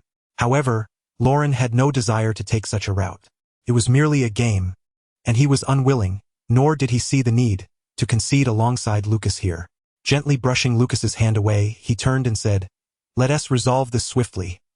Clenching his fists, Lauren pressed his fingers into his palms, compelling himself to remain calm and allowing his mind to function while striving to regulate his breathing, warding off the inexplicable dread that threatened to disrupt his rhythm. In the next moment, however, Lauren found himself enveloped in warmth. Startled, he turned to meet Lucas's gaze, their faces mere inches apart, their noses nearly touching. Lucas had embraced Lauren from behind, wrapping his coat around them both. Lauren could feel Lucas's hand encircle his waist through the fabric of the jacket, completely ensconcing him in the embrace. It was as if he had been enveloped in a cloud of tobacco, the rich scent sharp and brazenly overwhelming his senses. At such a close distance, Lucas perceived Lauren's vulnerability and felt no need to restrain himself, causing Lauren's legs to weaken slightly. Thankfully, the cover of claustrophobia provided an explanation for his unsteady stance. "Continue," Lucas urged, his deep, calm voice resonating near Lauren's ear. Taking a deep breath, Lauren nodded. The pheromones and that firm embrace suddenly steadied him. After a brief moment, Lauren successfully input the correct password, and they exited that confined space. The iron box represented the final challenge. Pushing open the door revealed the outside of the escape room, and the blinding sunlight momentarily disoriented Lauren. "Congratulations on successfully completing the challenge. Moreover, you are the fastest players to finish this month." The staff member beamed as they handed the duo their escape room report. "As current record holders, we have a gift for you." The staff pointed to a cabinet brimming with plush toys, inviting them to select one to take home. Lucas displayed little interest in this, while Lauren stepped forward to choose. Surveying the options, he selected a small lion. The plush lion boasted a thick mane, its body soft and fluffy, with a cute yet fierce expression and 4 adorable paw pads. "This is for you," Lauren said, placing the small lion into Lucas's arms. Lucas grimaced slightly. "I don't need these." Just one each, consider it a memento, Lauren insisted, retrieving his own small sheep. The staff watched the two imposing men, one of whom was particularly large and intimidating, yet one was cradling a small sheep while the other held a little lion, presenting a surprisingly endearing sight. The staff member couldn't help but chuckle. Lucas grimaced. Is life in the Empire always this dull? Shooting toys, riding roller coasters, navigating haunted houses, and now this ridiculous thing. Do people have so much free time? Subsequently, they purchased water and took a brief respite in the shade. Lucas frowned and asked, "How did you develop your claustrophobia?" "Ah." Lauren sipped his juice, pausing before replying, "I suppose it's innate." "Don't lie," Lucas replied, his expression serious. "If you deceive me again, I'll pour this water over your head." "How do you know I'm lying?" "Evidence." "Intuition." "Your intuition is not very reliable, General." Lucas smirked. "If my intuition were unreliable, I'd be dead on the battlefield." Lauren then decisively stated, "In that case, I choose not to share." "You've grown bolder?" Lauren nodded, feeling justified. Suddenly, Lauren found himself pressed against the sturdy trunk of a large tree. What? Lauren's thoughts drifted, momentarily feeling safe outside, believing Lucas wouldn't act against him. However, Lauren felt a fleeting panic. "General, others will see." "Do I care?" Lucas arched an eyebrow. "Tell me and I'll release you." Lucas leaned against the tree, effectively trapping Lauren. After a moment of panic, Lauren quickly steadied his emotions. Though Lucas was domineering, he was not one to act brazenly in public. Scanning their surroundings, Lauren noted they were in a secluded corner with few passersby. Even if someone did stroll by, Lucas's imposing stature effectively concealed him.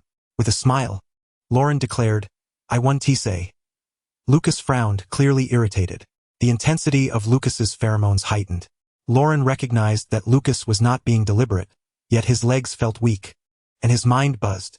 The closeness they shared in the escape room had already been overwhelming, especially since Lucas had given him a temporary mark and he was in his heat cycle. At that time, fear and tension had overshadowed the moment, preventing anything from escalating. However, with Lucas's potent pheromones already enveloping him, Lauren felt increasingly unsettled under the current circumstances. "General, let go," Lauren implored, grasping Lucas's hand in an attempt to push him away. "I am feeling a bit unwell. I need to visit the restroom." Lucas frowned, suspecting Lauren was trying to escape. Lowering his head, Lauren breathed rapidly. "Please." Lucas hesitated, then instinctively complied, noting Lauren's pale complexion. Watching Lauren quickly depart, Lucas stood frozen for a moment. After a brief interval, he snapped back to reality and pursued him. Lauren's pallor was alarming. Something was amiss. Chapter 25. The Secretary's Confession. In the restroom, Lauren locked himself in a stall, leaning against the wall as he retrieved the suppressants from his pocket. His hands trembling, he opened the suppressant's cap, preparing to inject it when a commanding voice echoed from outside. "Lauren, where are you?" Lucas caught a faint whiff of white tea. Startled, Lauren nearly dropped to the floor. He opened his mouth but couldn't utter a sound, hurriedly injecting the needle into his wrist. Thankfully, he had applied a scent-blocking spray as a precaution, ensuring Lucas wouldn't detect his heat pheromones. "Lauren?" Lucas insisted, knocking firmly on the door. I'm fine," Lauren stammered, striving to maintain his usual tone, though his body trembled uncontrollably. Administering the injection required time, and Lauren's eyes were fixated on the suppressant. Hearing Lauren's quivering voice, Lucas grew increasingly anxious. "Lauren, open the door." "General, please, don't come in." Lucas approached, attempting to push the door open forcefully. "General," Lauren exclaimed, staring wide-eyed at the door, which was being relentlessly assaulted. Just as the injector finished its task, the door finally succumbed and flung open. In that split second, Lauren managed to toss the empty suppressant packet into the trash bin. The sound of the trash lid closing was drowned out by the door's thunderous crash. Completely drained, Lauren collapsed to the floor. "Lauren!" Lucas strode forward, catching him, concern etched across his face. "What's wrong? Is it a residual effect of the claustrophobic space?" Lauren trembled slightly, unable to respond. He was perilously close to exposing himself. How could he have forgotten he was still in his heat cycle? It was also Lucas's fault for blocking the door that morning. leading them directly to the amusement park, causing Lauren to neglect his suppressant injection. As Lucas observed Lauren's bewildered demeanor, he said, "I will call Shun Shilua." Shun Shilua was Lucas's personal physician. Then, as if struck by a thought, Lucas added, "I could also summon Xiaji for you." "No need," Lauren replied, regaining her composure and pushing herself up against the wall. Lucas furrowed his brow, acting as a human support for her. As Lauren staggered to her feet, a gasp echoed nearby. Perhaps Lucas's forceful kick to the door had been too loud, prompting curious tourists and staff to rush over to investigate the commotion. Upon entering, they were greeted by an unusual sight. The restroom stall door had mysteriously come off its hinges and lay askew, while inside, a tall man cradled a delicate silver-haired gentleman. Both leaning against each other, the latter's face flushed, seemingly struggling to remain upright. The atmosphere suddenly shifted to an eerie silence. "Ahem, ahem," one of the staff members announced. "The door is broken and needs repairs. Everyone, please do not obstruct the work." Gradually, the crowd began to disperse. Once the area cleared, Lauren turned and walked away with an impassive expression. "Are you angry?" Lucas pursued her. "Lauren?" She remained silent, crossing her arms as she walked ahead. "Are you upset?" he pressed. Lauren smiled and replied, "Not at all." Lucas, bewildered, continued to follow her, as Lauren ambled aimlessly, sipping her juice. "Lauren?" he called again. "Shall I give you a good beating then, Lauren? Or perhaps buy you something?" Lauren paused in front of a carousel. "If you ride this, I won't be angry anymore," she said, still smiling, though her expression was more of a facade. Lucas glanced at the colorful, whimsical carousel, complete with enchanting music, and fell silent. Humph! The formidable general, feared by many, would never set foot on such a frivolous contraption, even if Lauren were to throw a tantrum. "I will go buy tickets." Lauren was taken aback. "Really going to ride?" she asked, puzzled. "There's no need for tickets, we can just hop on," she continued. Hearing this, Lucas inhaled deeply and ascended the small staircase with heavy steps. Lauren observed as the imposing figure of Lucas stood in the Rainbow Pavilion, his fierce countenance radiating an aura of authority while he selected his steed. The scene was undeniably peculiar. Ultimately, Lucas chose a relatively plain horse, mounting it with a stiff posture, his hands rigidly resting on the reins, his expression as serious as ever. Lauren, unable to contain herself, pulled out her terminal to capture this memorable moment. Lucas cast a lingering gaze at her. Unable to stifle her laughter, Lauren beamed, her eyes twinkling as her hair danced lightly in the breeze, looking utterly enchanting. Lucas then found himself smiling in return. He leaped down and approached Lauren. "Not angry anymore?" "I wasn't angry to begin with," Lauren replied with a playful tilt of her head. "Today I've seen a different side of the general. I've made quite a comeback," she declared, feeling quite pleased. "How delightful." Lucas scoffed slightly before adding, "I'll take you somewhere far more interesting than this." Lucas led Lauren onto a flying vehicle, traveling a considerable distance to the outskirts of the city. Looking out the window, Lauren beheld a lush landscape of trees and meadows. "General, where are we headed?" "To a place of fun," he replied. "Oh, have you been here before?" Lauren inquired curiously. Lucas's itinerary was meticulous. If he had been there, she would have known. "I've been twice, both for gatherings of the Aldo family." Realizing this, Lauren understood that she had never attended Lucas's annual family reunions and had no intention of prying into their locations, as they were organized by the Marshall's family. However, the Aldo family, both direct and extended, were all military personnel, and considering the pristine scenery below, Lauren mused that if Lucas were to bring him here for training or hiking during his vacation, there was little she could do about it. Upon landing, Lauren disembarked with an open mind, preparing for whatever might come. Yet she was taken aback by the sight before her.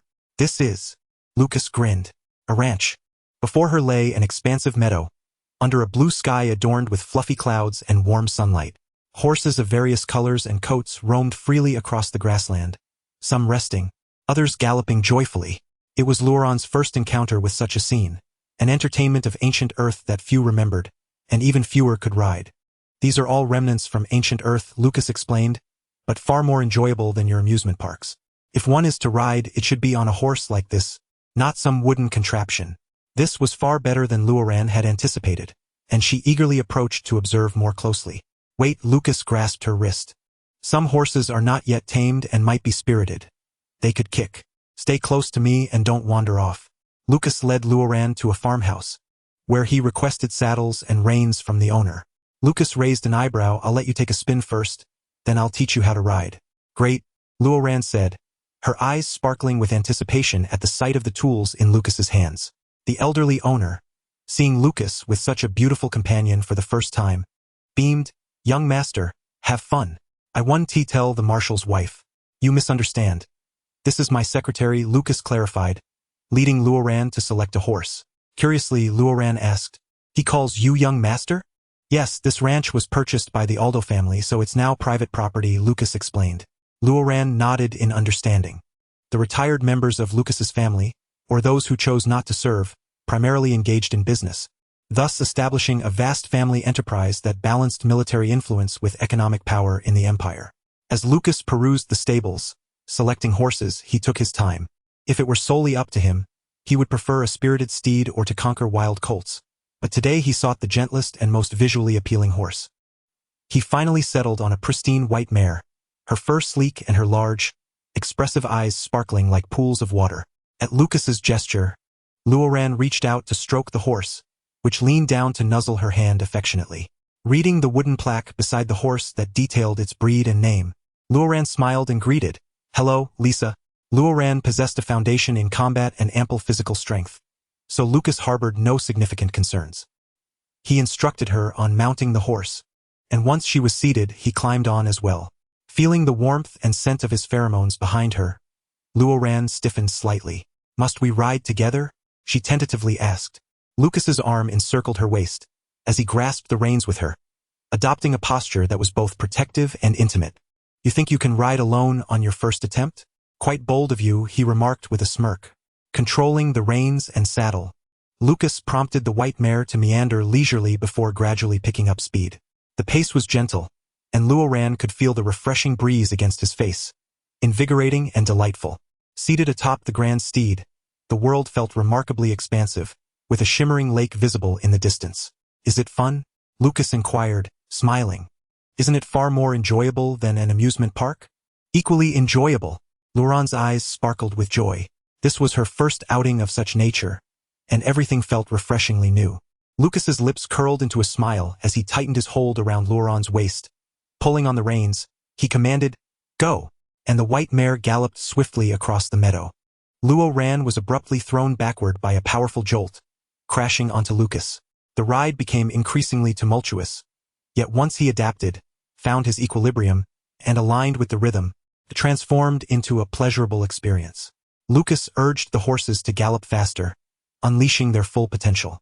Luoran felt as though he had plunged into a current of air, where, at such velocity, the world around him seemed to vanish. It was akin to the sensation of freedom described in literature. Noticing Luoran gripping the reins, his palms turning slightly red from the strain of speed, Lucas said, "Let go." With a smile, he added, "Trust me." Instinctively, Luoran complied, releasing his hold.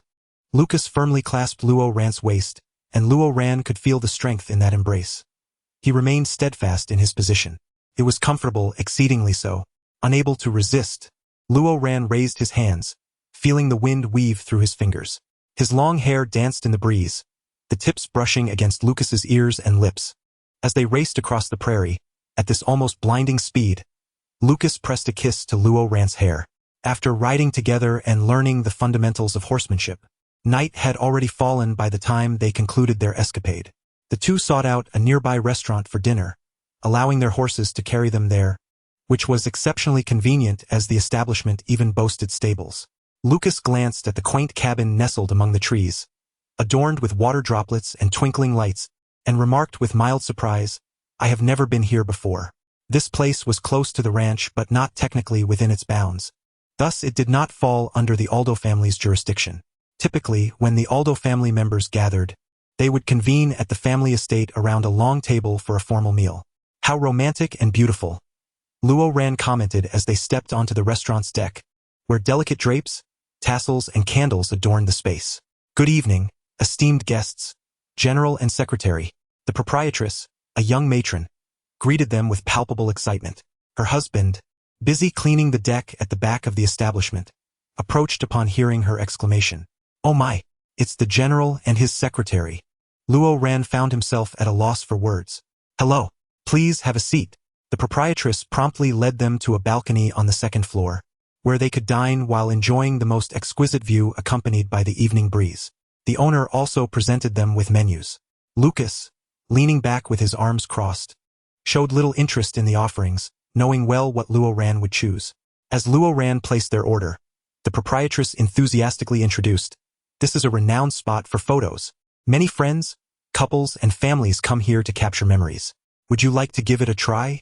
She gestured towards a wall on the ground floor, covered in countless small photographs, interspersed with doodled quotes. It was somewhat chaotic yet heartwarming. Taking a picture is simple. We have plenty of spots for photos. Just snap one. And if you do, may I upload it online to promote our place?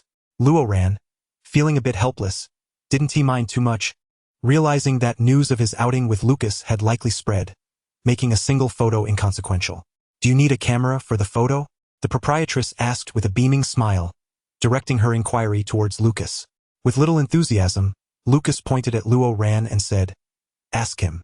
Meeting the proprietress's eager gaze, Luo Ran smiled. Sure, it's a small effort. Descending to the ground floor, they discovered a corner artfully arranged for photography, featuring bamboo swings, beautiful wallpaper, and vibrant flowers with lights. It was indeed quite charming. Observing the photo wall, Luo Ran noted that many individuals opted for solo shots before concluding with a group picture. Lucas instructed Luo Ran to stand beside a bouquet, taking on a serious demeanor as he held the camera. Stand up straight. Yes, keep your back straight. Hands at your sides, fists clenched. Raise your head a bit, puff out your chest. Haven't you eaten? The owner and proprietress exchanged astonished glances at the sight of Luo Ran standing at attention. Click.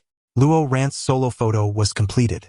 Though he stood as if at a military review, his striking features and the beautiful backdrop rendered the photograph quite appealing. After capturing Lucas's image, they stood stiffly before the wallpaper for the proprietress to take their picture. Thus, their first joint photograph was born. The proprietress printed the photo and asked with a smile, "Would you like to write something? Perhaps your relationship?" The photos on the wall bore captions like "My beloved," 14 years of friendship, or celebrating 11 years of marriage. Both Luo Ran and Lucas replied simultaneously. Subordinate Luo Ran stated. Brothers, Lucas added. The proprietress was momentarily taken aback. All right then. The two ascended to the dining area, and after a brief pause, the proprietress wrote a few words on the photo card. A special you. After a while of dining, Luo Ran received a report from the security team. After reading for a moment, he frowned and said, "General, there has been progress regarding the investigation into Prince Andika's whereabouts. The investigator discovered odor-masking spray and contraceptives in the hotel restroom, suspected to have been used by Prince Andika." Contraceptives? Lucas frowned. Currently, we cannot confirm if he used them, but the investigator suspects these items were purchased alongside fever-reducing medicine at the request of a maid. Lucas seethed. Is it really him? Not necessarily. I have my doubts. Luo Ran replied, equally perplexed. It clearly isn't him. How could it be someone else? Why would Andika buy such items? The actions align perfectly with that night. Luo Ran's fingers lightly tapped the table as he pondered. Could it be? Enough about work. Let's focus on our meal, Lucas interjected, frowning as he tapped Luo Ran's terminal. Luo Ran looked up in surprise at Lucas. His superior, the Imperial General, was displaying unexpected thoughtfulness. Yet, upon reflection, it was already unusual for them to be dining together in this manner. Lucas took a bite of meat and inquired, "What's on your mind?" "I was just thinking, after all these years working together, this feels like the first time we've gone out to eat and have fun." Luo Ran chuckled lightly. It felt almost surreal to voice it. "Are you enjoying yourself?" Luo Ran paused before replying, "Yes. This isn't just my first outing with the general. It's my first outing, period." Lucas looked surprised. "Your first?" Luo Ran thought to himself, "My first outing is with him." Satisfied by the thought, Lucas smiled, teasingly remarking, "Luo secretary, your life seems rather dull." "Well, who could be blamed for that?" Luo Ran laughed, "With the company's business being so demanding, the general hardly has time to go out, and I have even less. You," Lucas warned, pointing his fork at Luo Ran, "are destined to be my secretary for life." The atmosphere was quite pleasant.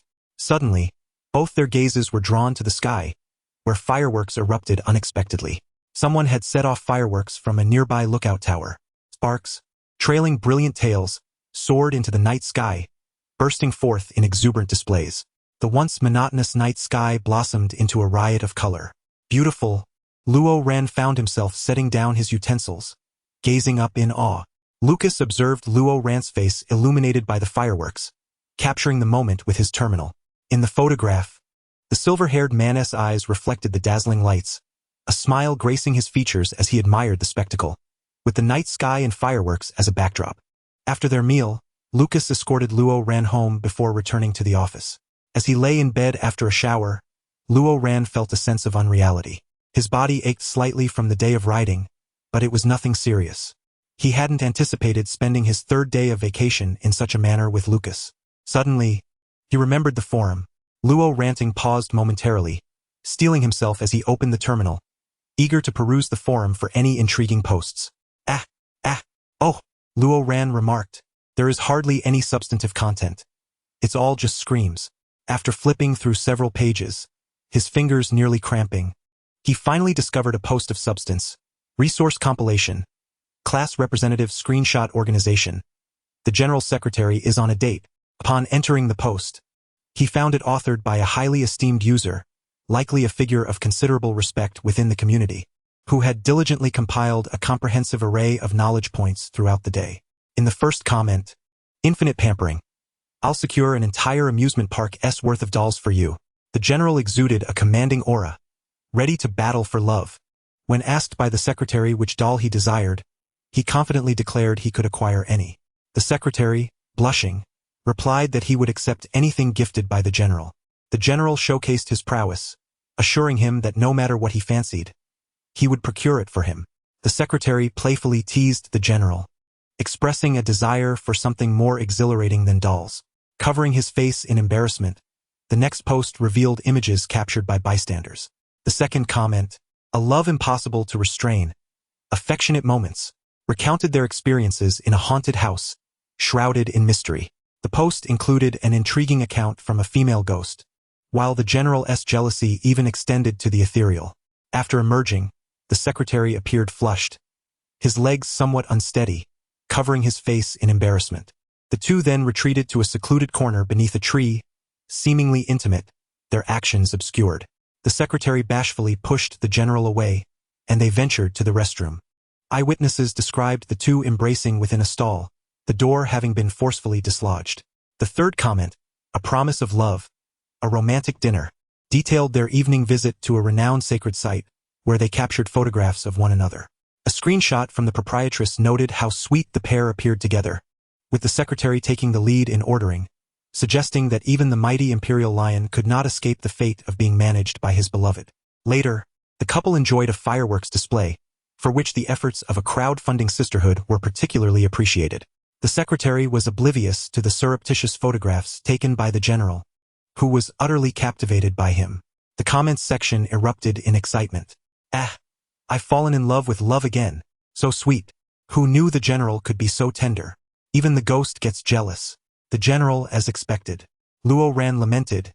It's truly not as you all imagine. He felt tears welling up within him. Moreover, the fireworks that evening were indeed a result of the proprietress's photographs, leading everyone to contribute funds to allow the original poster to procure them. It was truly a matter of great concern. Luo Ran, feeling somewhat helpless, contemplated whether he should express gratitude. However, would acknowledging their kindness not inadvertently confirm the situation? He decided against it. Amidst these exuberant posts, Mrs. Nana's fanfiction remained conspicuously prominent. She had initiated a new work, albeit in fragmentary form. The mischievous secretary, the overbearing general's endless affection. In this tale, Lucas Dior Gucci Prada tenderly grasped the hand of Zime Shui Ran, declaring, I love you. I wish to bestow upon you my surname, that you may bear my name. From this day forth, you shall be known as Shui Ran Dior Gucci Prada. Luo Ran suddenly recalled his previous words to Lucas. If I deceive you, I shall share your surname. The forum was in a frenzy, and Luo Ran felt himself on the brink of madness. Now everyone believed they were together. What would become of the future general's wife? The general's issues were his own, and thus the general's wife's concerns were likewise his. Ultimately, he would bear the burden of resolution. Luo Ran gazed despondently at the forum, which resembled a festive celebration akin to a victorious imperial conquest. After much contemplation, he resolved to create an official account and post a message. Secretary Luo ran. Friends informed me that the fireworks were funded by everyone. Thank you. They were splendid. He bowed. The General and I truly enjoyed them. Here's to our friendship. Thank you, General, for helping me unwind today. I shall continue to work diligently as your subordinate. Upon unveiling his account, a throng of followers and comments flooded in, reflecting his immense popularity. Within minutes, the message from Secretary Luo Ran urging support had permeated the entire forum. He received a plethora of comments. Cheers to the friendship between the General and the Secretary. Anyone who drinks to this friendship shall be intoxicated. May it endure. Oh, what a beautiful friendship. Here's to the bond between the General and the Secretary. Seeing this, Luo Ran felt a wave of relief wash over him, satisfied that clarification was indeed necessary.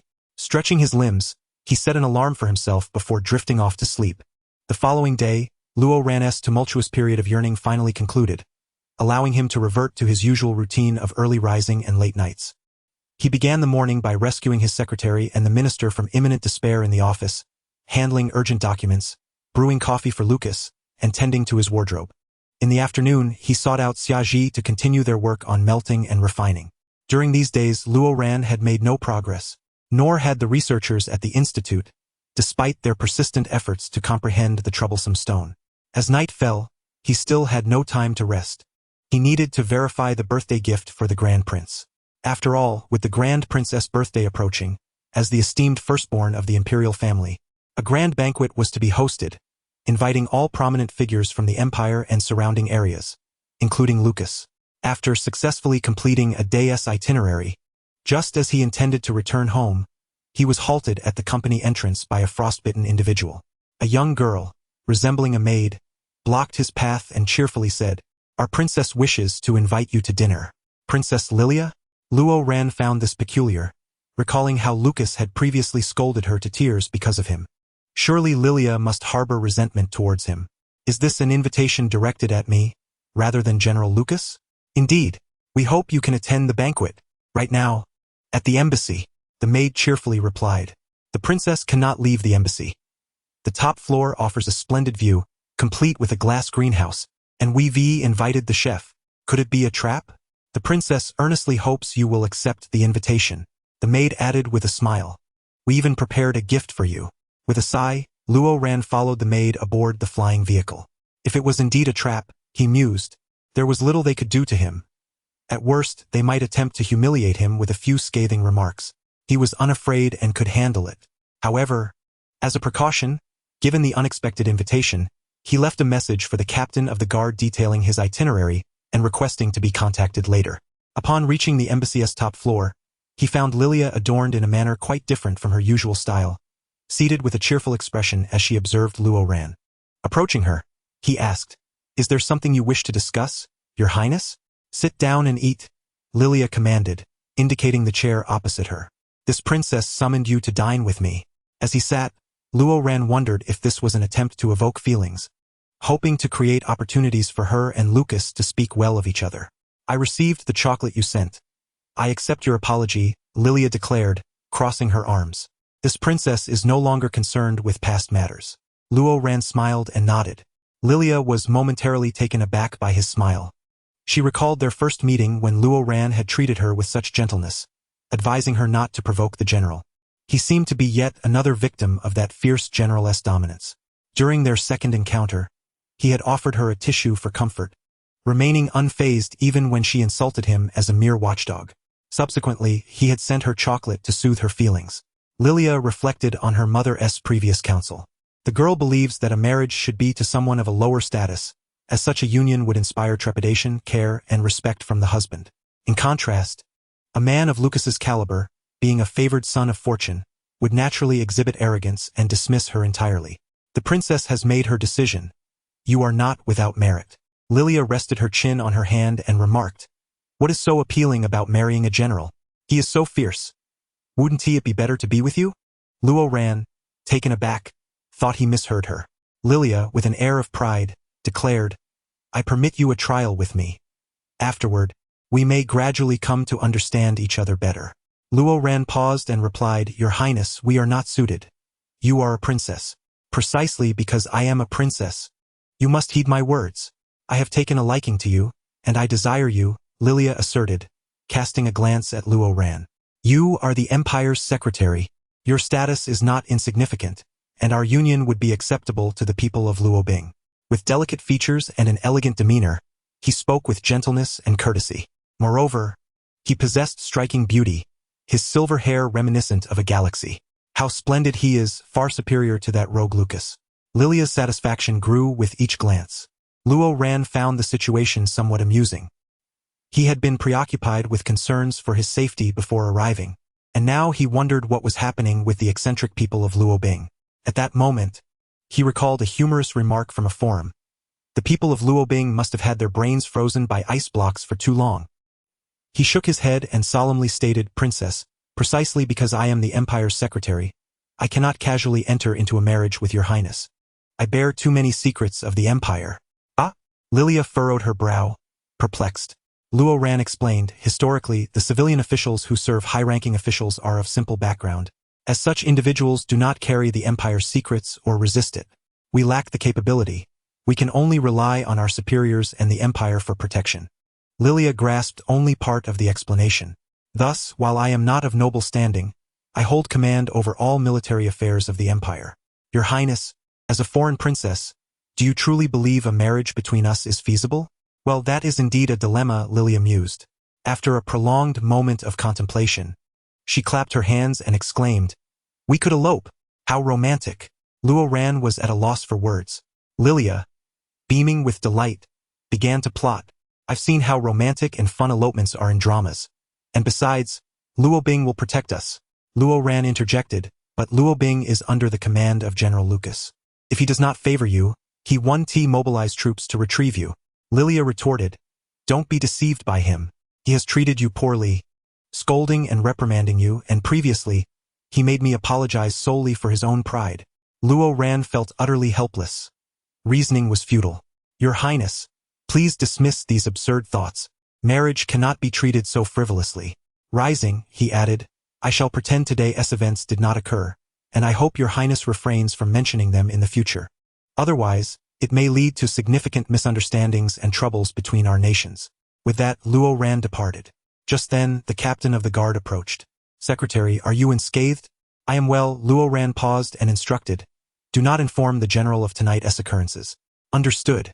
The following day, the grand celebration for the eldest prince's birthday arrived amidst great anticipation. It was yet another opportunity for social maneuvering, as factions aligned with the first and second princes sought to curry favor with Lucas. Possessing an army signifies the possession of a nation, and nearly all of the Empire's main forces belonged to Lucas. The subordinates would follow whoever he allied with. However, the first and second princes were currently vying for power, and Lucas was disinclined to become embroiled in their disputes. He recognized only the Empire and the king, choosing to pledge his allegiance to whichever prince ascended to the throne. Lucas's thoughts were straightforward. Yet, the factions below him remained ever restless. No sooner had Lucas entered the banquet hall than a number of individuals, like ravenous wolves, approached him with toasts. Lucas maintained a cold demeanor, radiating an icy aura. Among those offering toasts was an old comrade of the marshal, who likely came merely to greet Lucas. Thus, Luo Ran did not rashly intervene. Finding little purpose standing behind Lucas, he turned to fetch something to eat for both of them. At the buffet, he encountered Prince Andika of Luobing once more, who appeared to have a genuine fondness for food. Your Highness. Ah, it's the secretary. Andika smiled. Thank you for bringing me food last time. I truly enjoyed it. Everything was delicious. I am pleased to hear your Highness enjoyed it, Luo Ran replied, glancing at the maid behind Andika. I believe I have seen this young lady before. Was it at the last banquet? Andika, not pondering much, replied, No, the last banquet featured a different maid. Oh, what caused the change? Andika paused, then chuckled awkwardly. She fell ill. Has she seen a doctor? Luo Ran inquired. The Empire's medical department, led by Shinshilua, boasts many excellent physicians. Your Highness might consider visiting them. All right, Andika responded. Suddenly, Lilia's voice pierced through from behind, laden with fury. What are you doing, you bastard? She glared at Andika, huffing, Get lost. Y yes. My apologies. Andika stammered, clutching his food, and hurried away. Luo Ran furrowed his brow slightly. What did you say to him? Lilia inquired, leaning closer, her smile deceptively sweet. Care to join me for a drink? Luo Ran regarded the flamboyant young girl before him, realizing this matter must be resolved. He could not allow the little princess to escalate the situation, dragging Luo Bing and the empire into turmoil. He was Lucas's secretary, meant to solve problems and alleviate troubles, not create more. Your Highness, let us converse. At that moment, Lucas was engaged in nostalgic conversation with his father's old comrade, when Zhou Mingkai bounced over like a monkey. General, brother, trouble is brewing. The old comrade, sensing a private matter, wisely excused himself. Lucas, exasperated, demanded, spit it out. Secretary Luo is about to be whisked away by someone. Lucas raised an eyebrow in confusion.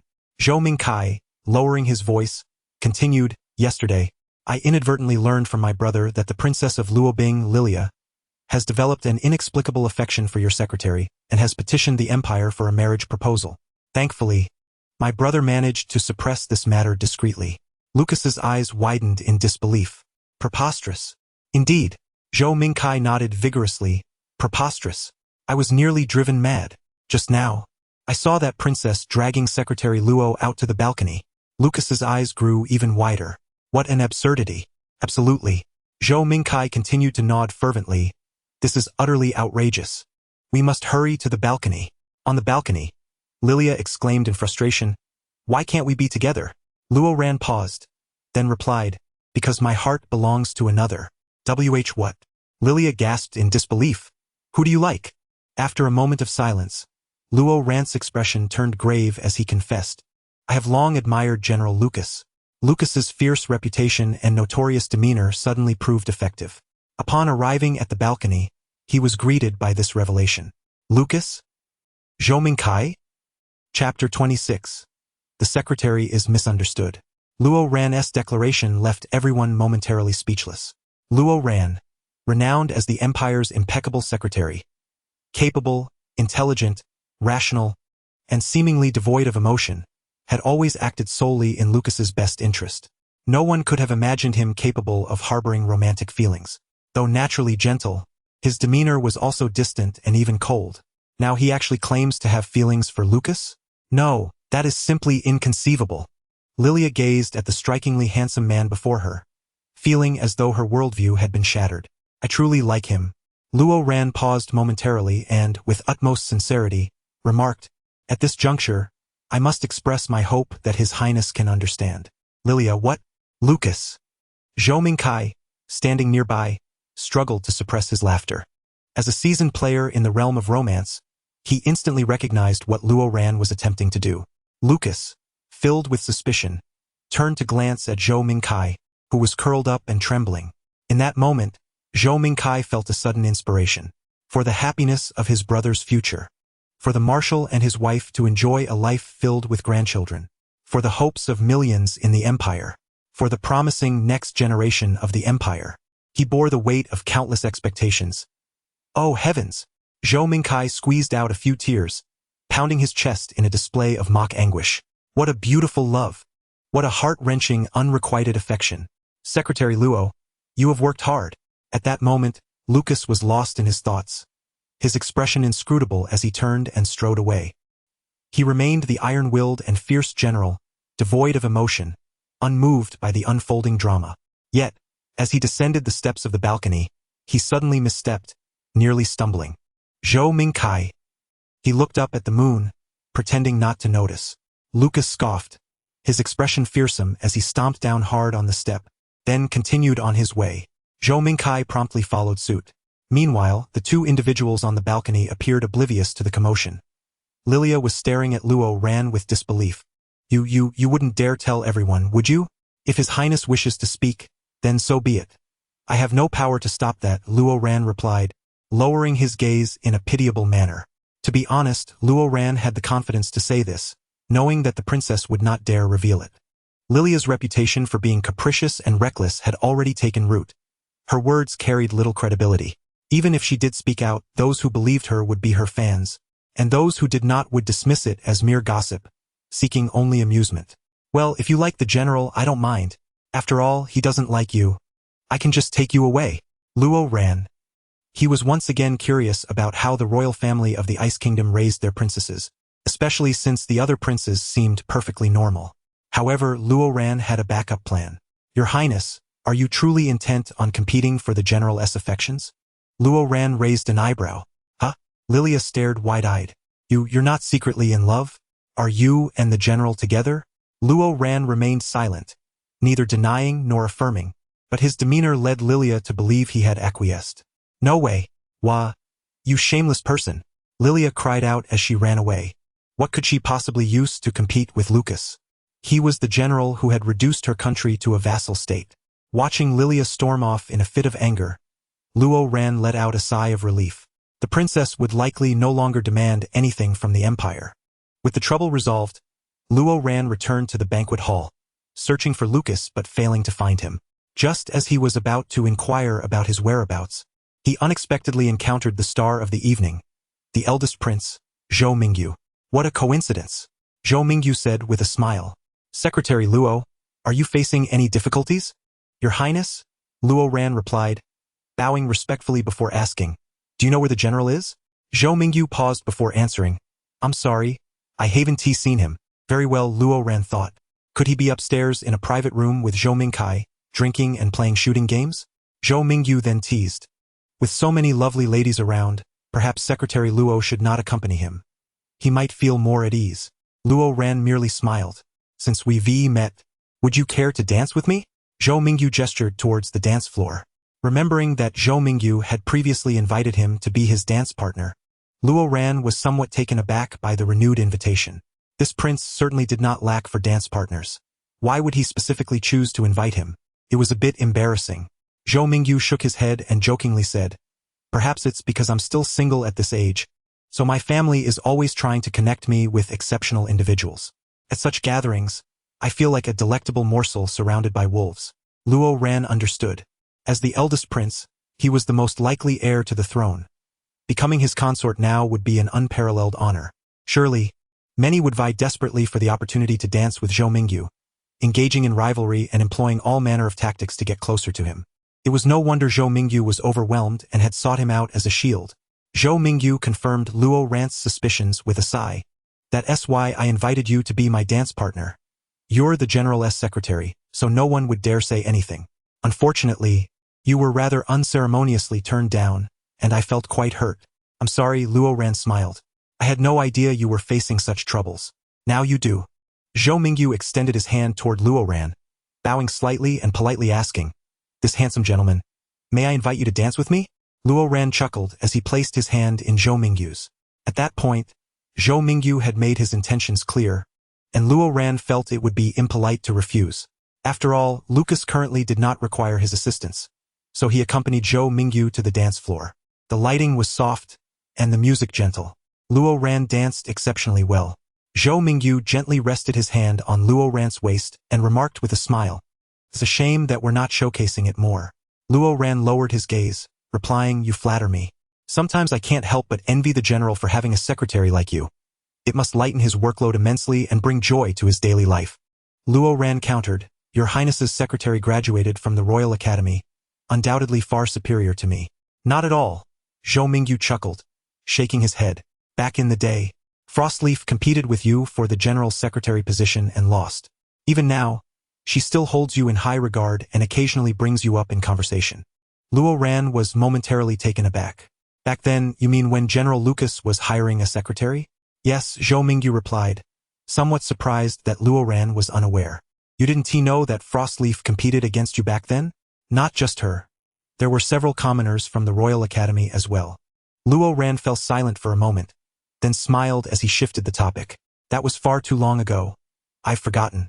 However, a question lingered in Luo Ran's mind.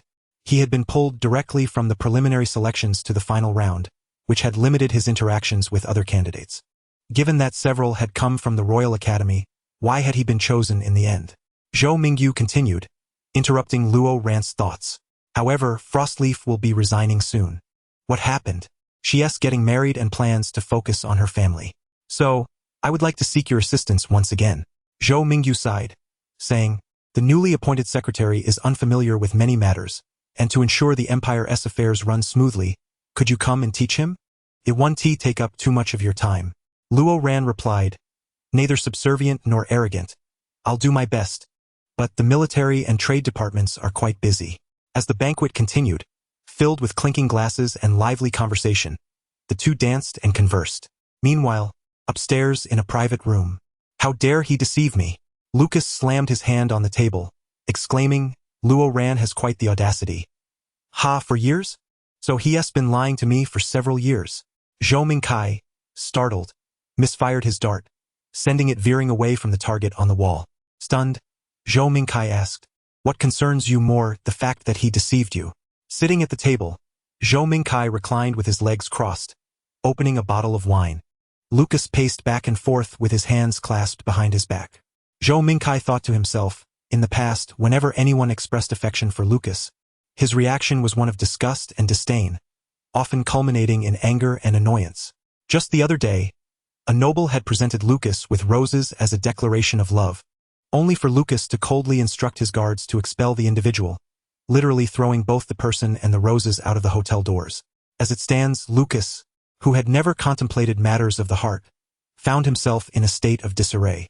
Zhou Mingkai was both amused and exasperated. After a brief moment, Lucas halted his steps and remarked, it is rather reasonable, isn't it? What? Zhou Mingkai inquired. Lucas continued, after all, he has been by my side for so many years, sharing the same days and nights. Isn't it quite natural for feelings to develop? He spoke with an air of self-assuredness, satisfaction seeping into his tone. Indeed, there is no one more exceptional than I.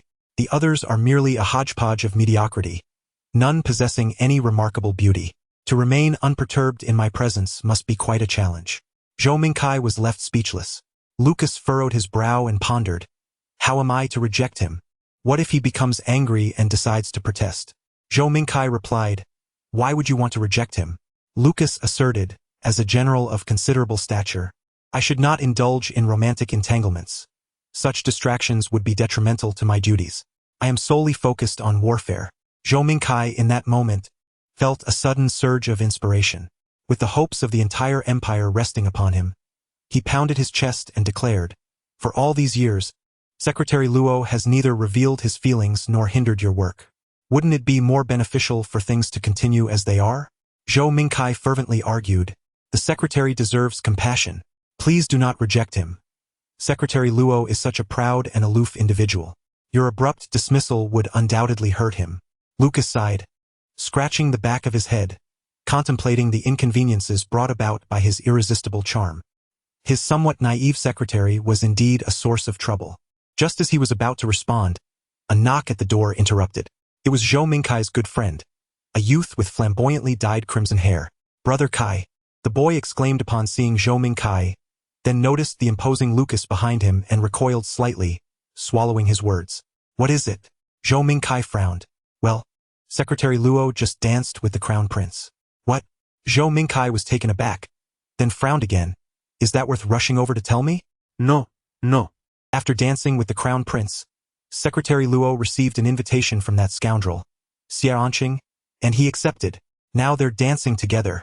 Brother, didn't you ask me to keep an eye on that scoundrel? Lucas's expression darkened. Who is Xia Anqing? Zhou Mingkai's face fell as well. Xia Anqing was the only son of the Duke Xia, who, relying on his family's status as hereditary loyalists, pursued beautiful individuals indiscriminately. He is my rival. Lucas's demeanor grew even grimmer. Zhou Mingkai continued, but my interactions are legitimate and mutual. That scoundrel is different. He presents himself as upright and sunny, while secretly resorting to underhanded tactics. His family has the means to suppress such scandals.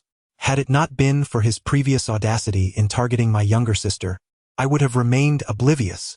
Lucas said nothing and strode out of the private room, heading downstairs. Luo Ran was currently dancing with Xia Anqing, who wore a gentle smile, remarking, it's rare for Secretary Luo to want to have fun here today. Just as Xia Anqing was about to say more, he suddenly felt his legs weaken, overwhelmed by an unexpected wave of pheromones. Confused, he wondered how someone with good mental acuity could be rendered motionless. General? Luo Ran looked back in surprise at the figure behind Xia Anqing. Lucas seized Luo Ran's wrist, roughly pulling him behind himself and dragging him away from the banquet hall. Xia Anqing watched in pale disbelief as Luo Ran was taken away. So it was Lucas. General, Luo Ran said, puzzled by Lucas's sudden display of anger. Is this amusing? With the crown prince and the son of that duke, is this all a source of amusement? Luo Ran stared at Lucas, taken aback. I am asking you a question. Lucas's demeanor was that of a lion whose territory had been invaded, roaring in protest. Luo Ran, feeling helpless, explained, the crown prince invited me to dance, and I could not refuse. Moreover, the crown prince and the second prince have been making efforts to win you over. I was concerned that if I danced with him, it might lead others to speculate that you had made a decision, prompting you to accept Xia Anqing's invitation. It is well known that Xia Anqing's family are staunch supporters of the second prince. Lucas scoffed, acknowledging Luo Ran's thorough reasoning. Just as Luo Ran was about to say something further, he suddenly felt a wave of weakness wash over him, losing control and collapsing. Lucas instinctively caught him, and Luo Ran fell into his embrace, leaving him momentarily dizzy. Lucas's first reaction was, damn it, is this little brat trying to seduce me?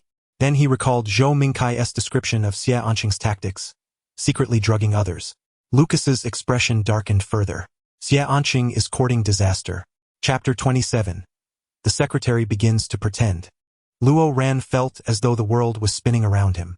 He took a deep breath, struggling to rise from his seat. This is impossible, he thought. Moments ago, Xia Anqing had offered him water, and Luo Ran had sensed something amiss, leading him to refuse. He had consumed very little throughout the evening. However, he did not believe he was in heat. Rather, he felt utterly drained, unable to move, his mind clouded with confusion. Lucas seemed to have deduced the situation, knowing Luo Ran's intention to speak.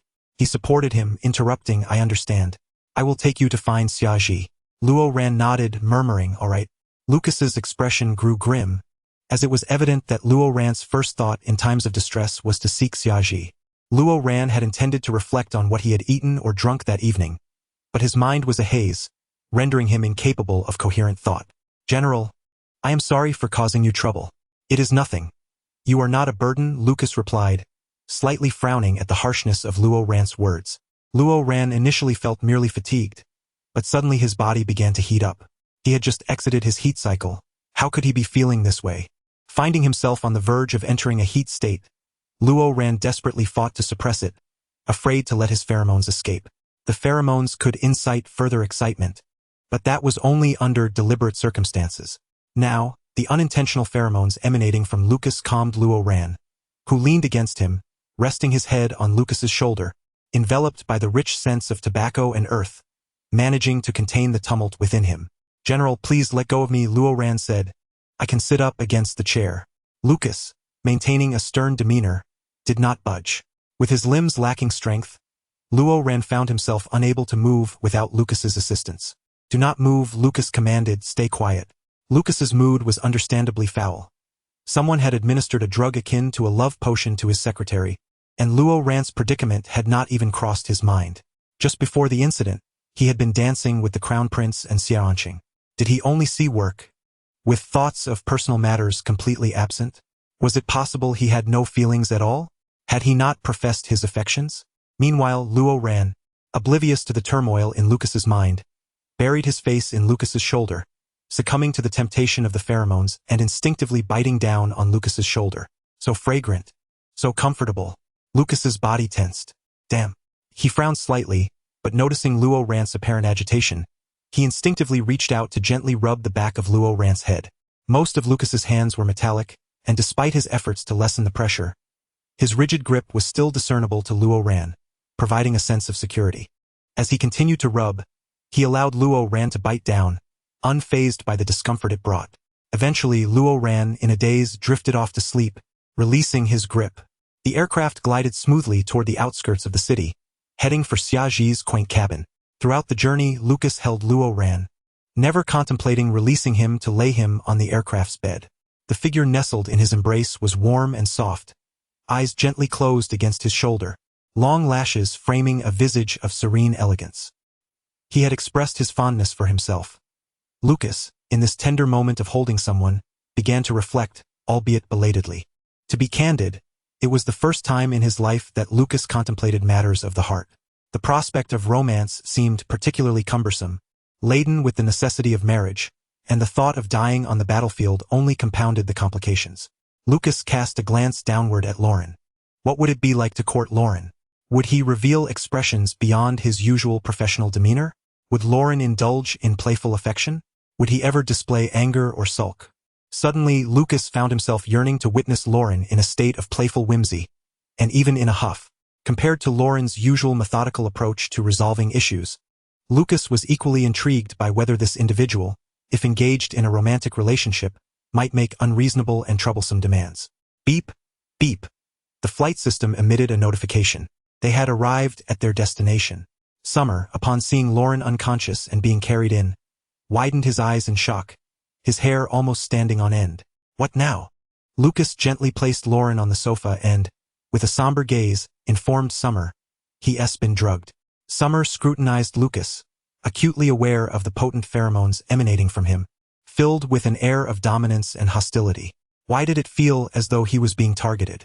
However, this was not the time for such musings. Summer pulled up a chair, bringing over his equipment to examine Lauren. Lauren's condition appeared stable, yet Summer frowned, remarking, other issues may not be so simple. After administering several vials of medication, Lucas identified a sedative among them. Summer explained, Lauren was exposed to a substance that caused this reaction. Lucas's expression hardened. Summer continued, rest assured, General, it's not a true narcotic, merely a recreational drug, and it is not addictive. This substance can sap one's strength and induce a forced state of arousal. However, it only affects those with a generally strong and sharp mental fortitude, and Lauren, possessing a level 3 pheromone, is still able to maintain control. Otherwise, those of lesser rank would have already succumbed to cravings. The troubling fact remained that such substances had been outlawed in the Empire, now only wielded by the Star Bandits, who considered them trifling. After all, their ships possessed ample supplies. Lucas comprehended Summer's words.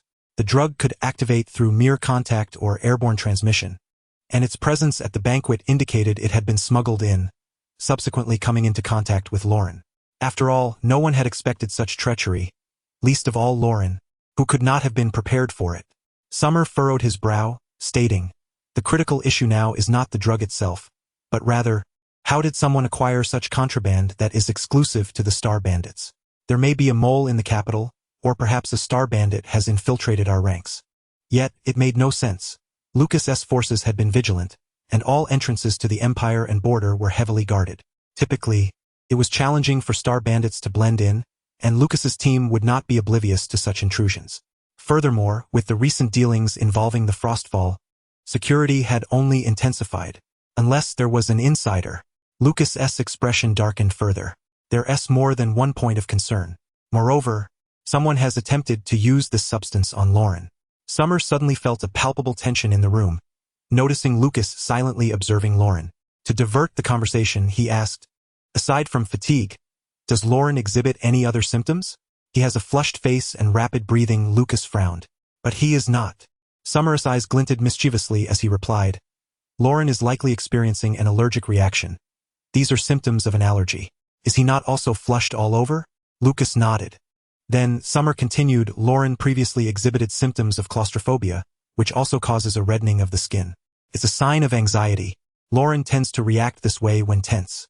Summer's playful demeanor was evident, speaking with a lightheartedness that irked Lucas. You seem rather knowledgeable about him. Lucas raised an eyebrow at Summer. Internally, Summer rolled his eyes, aware that Lucas had been scrutinizing him since his entrance, sporting an expression of suspicion and protectiveness, as if fearing that he might snatch away his secretary. Deciding to remind this lion, whose head was clouded with jealousy, that he could easily be their elder, Summer chuckled. General, we have met before. You were quite young then. Do you remember? Lucas paused. Yes. In the past. Summer and Shin Shilua had both served as the former general's doctors, accompanying him into battles. Although Lucas had not interacted much with the two, he certainly remembered them. Before either could continue, Lauren began to awaken slowly, gazing around in confusion. Shasha? Here, Summer replied, gently massaging Lauren's shoulder. You're fine. You're perfectly fine. Lucas's voice resonated with authority, echoing through the room.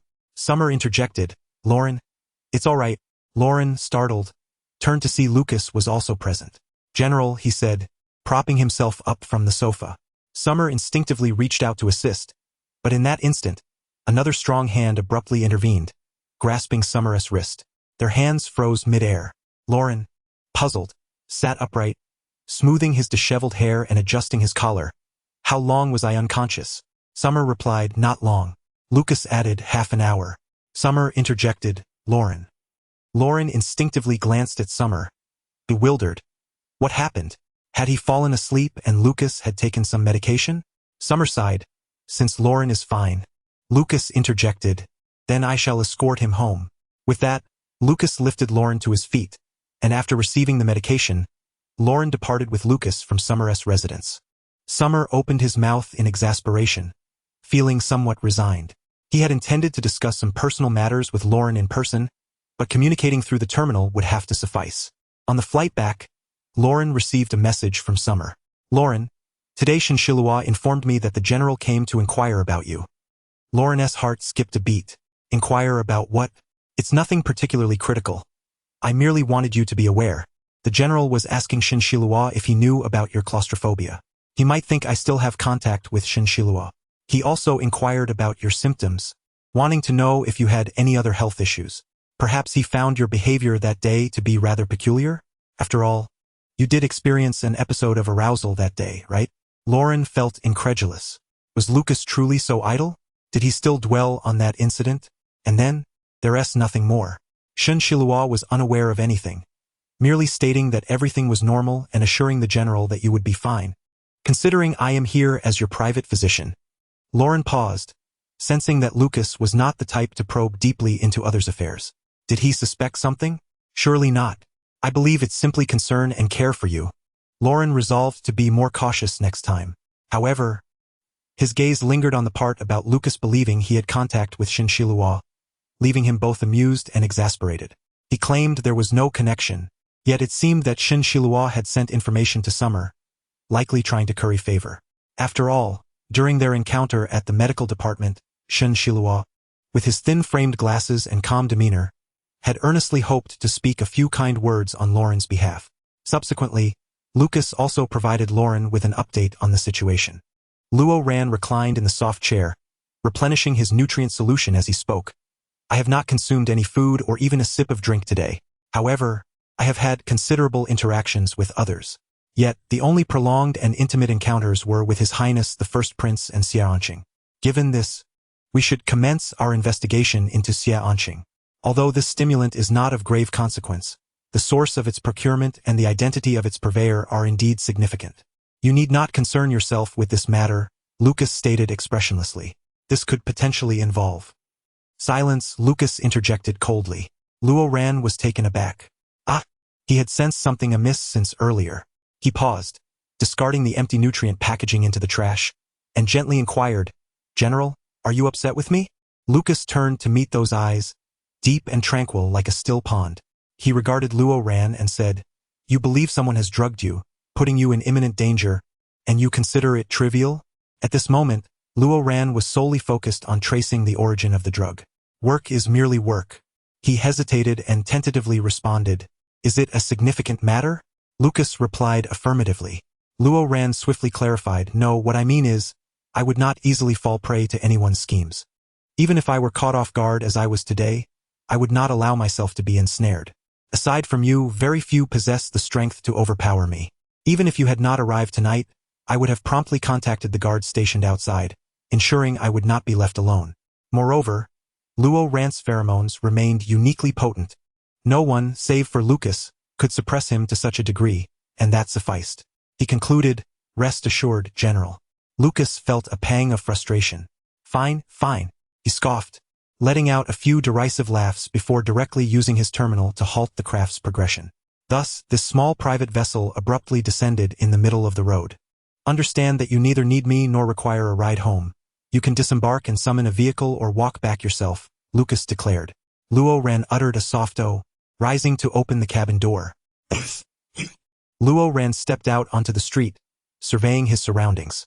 It was now deep into the night, silence enveloping the area, with most shops along the roadside shuttered, though the streetlights remained bright. Approaching a closed shop, he took out his terminal to call for a ride. Suddenly, a forceful push sent Luo Ran crashing against the wall behind him, the aggressive scent of tobacco causing a brief moment of disorientation. Lucas had exited the craft unbeknownst to him, encircling Luo Ran within his domain. Luo Ran felt a sense of helplessness.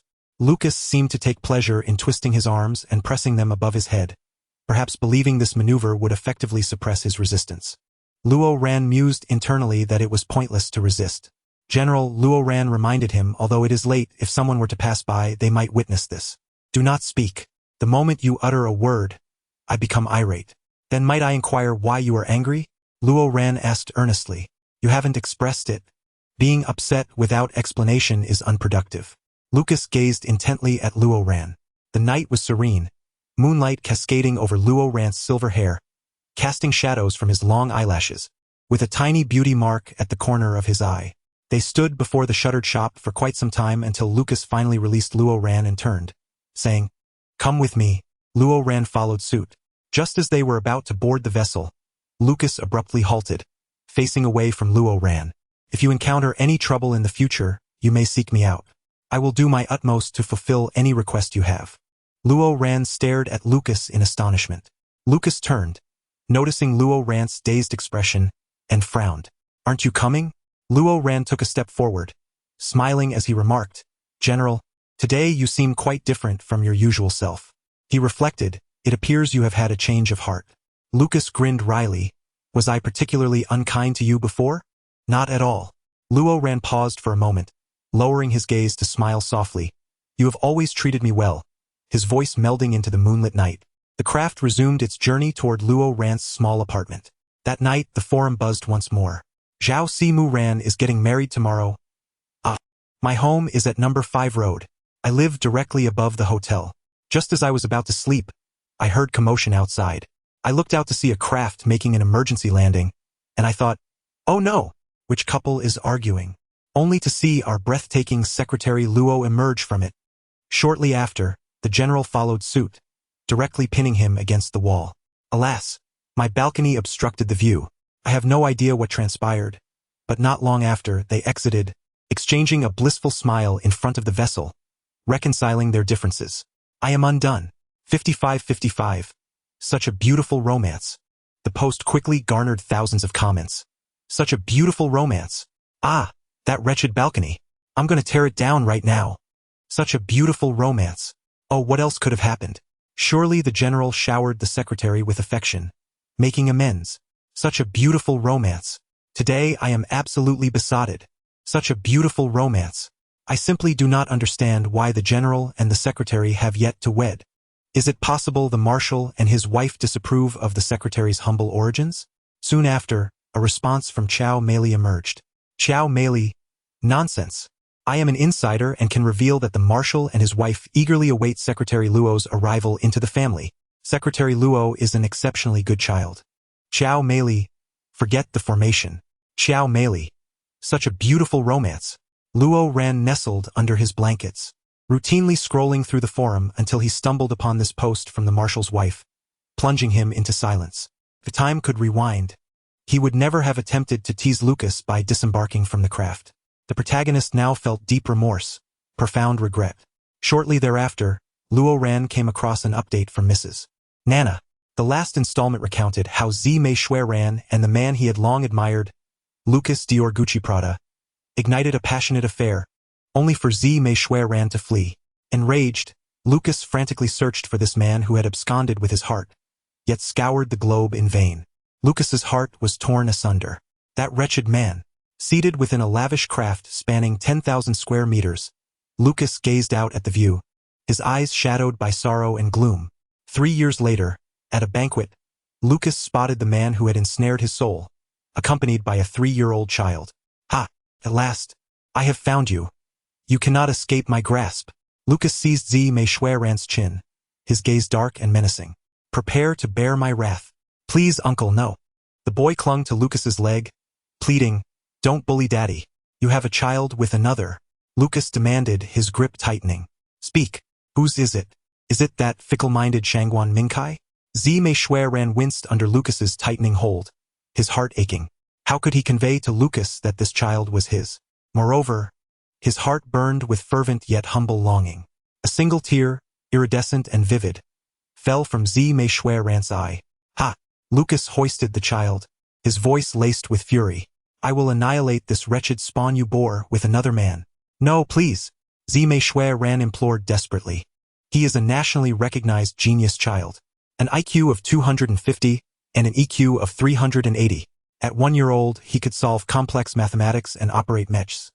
By 2, he was running interstellar chain supermarkets, ranking in the top 10 of the wealth list. He is now a national treasure-level gold medal researcher, protected by the state. If you kill him, I will despise you for eternity and never forgive you. Danmei Ran's enchanting, multi-hued diamond eyes brimmed with determination, piercing Lucas's heart. Dare you defy me for another man?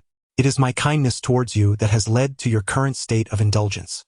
If that is the case, I shall temporarily take him away, eagerly awaiting your plea for my return. No, Danmei Ran fell to her knees. You might as well kill me. Go ahead and slay me, Lucas Diaguxai Prada. Lucas responded cruelly. How naive of you. If you wish to die, it must be on my bed. Ah, Luoran. At that moment, Luoran turned away, for the narrative transitioned to yet another mundane plot twist. Luoran pondered life's meaning. How absurd. They even had children, and one of them had fled while pregnant. Moreover, Luoran felt a tinge of guilt towards Zhou Mingkai. Subsequently, Luoran concluded that his precious time was better spent resting rather than perusing his own fanfiction. With a stoic expression, he powered down his terminal and retired for the night. The forum buzzed with fervor that evening, and 3 days later, the empire was shaken by an even more explosive revelation. General Lucas, accompanied by his private soldiers, brazenly invaded the villa where Xie Anqing resided alone, armed men intruding upon the home of a duke's son. This was undeniably a grave offense. The duke's family was preparing to file charges against Lucas. Yet before the complaint could be drafted, Lucas had already filed his own. Upon his intrusion, they caught him in the act with 4 or 5 beautiful companions, engaging in debauchery with illegal prostitutes. The news spread, bringing shame upon the duke's family. Shortly thereafter, Lucas' South complaint reached the court, accusing Xie Anqing of collusion with star bandits to conduct illegal transactions in the black market, and attempting to exploit the purchased goods on his secretary during a banquet. Charges of illegal solicitation, illicit trade, collusion with star bandits, and intentional harm, each accusation alone could spell disaster for Xie Anqing, leaving the duke's family with no recourse but to seek a lenient sentence, unable to extricate their kin. No one anticipated Lucas's swift and ruthless actions, nor did they foresee his audacity in invading a private residence. Lucas's actions sent a clear message to all. Do not challenge his authority, nor dare to lay a hand on his secretary. In the office, Luoran sighed as he held the report from the court. You truly are something else. The headlines and Starnet are abuzz with your name. This matter was rare for Lucas, who rarely took the reins personally. Luoran was primarily tasked with gathering intelligence on the black market, seeking to unravel the origins of the drugs and the involvement of the star bandits. Unexpectedly, while Luoran was preoccupied with matters at Xiaji's residence, Lucas seized the opportunity to lead a raid. Impulsive? Have you not noticed how smoothly this prosecution has unfolded? Lucas reclined in his chair, crossing his legs, and smiled. Even the royal family is covertly assisting us. No good deed goes unpunished. Xie Anqing had previously drugged others, whether daughters of earls or sons of high-ranking officials, fostering animosities with several noble families. Not to mention, this rascal even attempted to target Zhou Mingkai's sister. Though unsuccessful, it was undoubtedly a challenge to royal authority. Once the old king learned of it, he harbored lingering resentment, yet the duke's family acted swiftly, evading evidence collection. In this situation, being maliciously labeled placed them at a disadvantage, with no one daring to stand against them. The royal family had long wished to deal with this individual, but taking action against a hereditary family without cause would invite scrutiny. As for the second prince, although Xie's family appeared to be his allies, he had long sought to distance himself from them upon discovering their dubious deeds. If the first prince exemplified a classic politician style, the second prince leaned more towards the military strongman archetype. The first prince was affable and diplomatic, while the second prince was notably cold and blunt. Thus, in the power struggle, the first prince enjoyed an advantage due to his demeanor and position as the eldest son. Now that Lucas had taken action, It was only natural for everyone to seek to capitalize on the situation. I understand, Luoran replied. I merely believe it would be more prudent for the general to submit the evidence through proper channels rather than barging into private residences to confront people and provoke the Duke's family. Luoran's perspective was to ensure that Lucas left no vulnerabilities for others to exploit. What have you found regarding the black market? Share it with me. Lucas did not respond, instead shifting the conversation to another topic. Luoran paused, then replied, Indeed, they traced the leads back to Xia Anqing, discovering that he had recently ventured into the black market through dubious acquaintances and purchased the drugs with a group of individuals. Both buyers and sellers in the black market had no registered information, but other clues suggested that this group was likely the Star Bandits. After years of warfare, the Empire had finally found stability, with the only lingering threat being the Star Bandits. Should that group indeed be Star Bandits? Our challenge lies in discerning how they infiltrated our territory. Luoran furrowed his brow. This is a lapse in security. Lucas nodded. The investigation team also reported new developments. Luoran handed Lucas another document. Previously, when investigating Prince Andy of the Falling Ice, they discovered he had recently acquired a staggering quantity of inhibitors. Lucas accepted the report but showed little interest, waiting for Luoran to get to the crux of the matter. He either purchased them himself, had the maid from that fateful night acquire them, or occasionally tasked another maid, and he had also availed himself of the embassy's complimentary inhibitors. Rough estimates suggested that if he were the sole user, he would consume 15 vials a day. Under normal circumstances, even during heat, one would not require such an excessive amount. Luoran recalled using only 1 to 2 vials a day during her own heat. Lucas raised an eyebrow. Both contraceptives and inhibitors? Luoran nodded. It is indeed suspicious. Lucas's suspicions were directed towards him, yet Luoran knew it could not be the case. Thus, she speculated that perhaps he had indeed encountered an issue that night, possibly engaging in activities with someone else. Perhaps that individual's identity was sensitive and could not be disclosed, or perhaps there were deeper secrets at play. We will continue our investigation, not solely focusing on Prince Andy, but on all individuals associated with the Falling Ice. The intelligence network on Lucas's side was managed by Luoran. He merely needed to issue commands, listening without comment, waving his hand for Luoran to take the lead. After exchanging a few more words, lunchtime arrived. Luoran delivered a meal to Lucas, then sat at the desk with Rong Duo to eat their boxed lunches. The lunches were prepared by the company's logistics, with everyone receiving the same, except for Lucas. However, Lucas was not indulging in any special treatment. Rather, the company provided generous benefits, with meals featuring meat, vegetables, and eggs, diverse and plentiful, while Lucas preferred simple carbohydrates and lightly cooked meats, plain and bland. If he consumed such delicacies, he would feel lethargic and unsatisfied. Lunchtime was a break period. Rong Duo scrolled through her terminal while eating, her smile never wavering. What are you looking at? Luoran inquired, curious after taking a bite of her vegetables. Is there something amusing? He was not overly paranoid, but witnessing Rong Duo and others enjoying their nightly discussions on the forum made him unable to suppress his imagination. Rong Duo paused, deeming it appropriate to share, and replied with a smile. A commentator published an article in the media, and everyone is discussing it. Everyone is praising the general, especially envious of you. With a grin, Rong Duo handed her terminal to Luoran. It was a brief article titled, Why the General Did Not Simply File a Complaint, but Instead Invaded a Private Residence. Summary, what other reason could there be? It is undoubtedly to give Sierrenza a good thrashing. It is said that Sierrenza arrived at the courthouse looking worse for wear. However, the general controlled his actions perfectly, ensuring he did not inflict lasting harm, thus avoiding charges of assault. As for why he felt compelled to thrash Sierrenza, it was undoubtedly to vent his secretary's frustrations. The general is here to convey to all. Do not bully his people, subordinates. Otherwise, his wrath knows no bounds.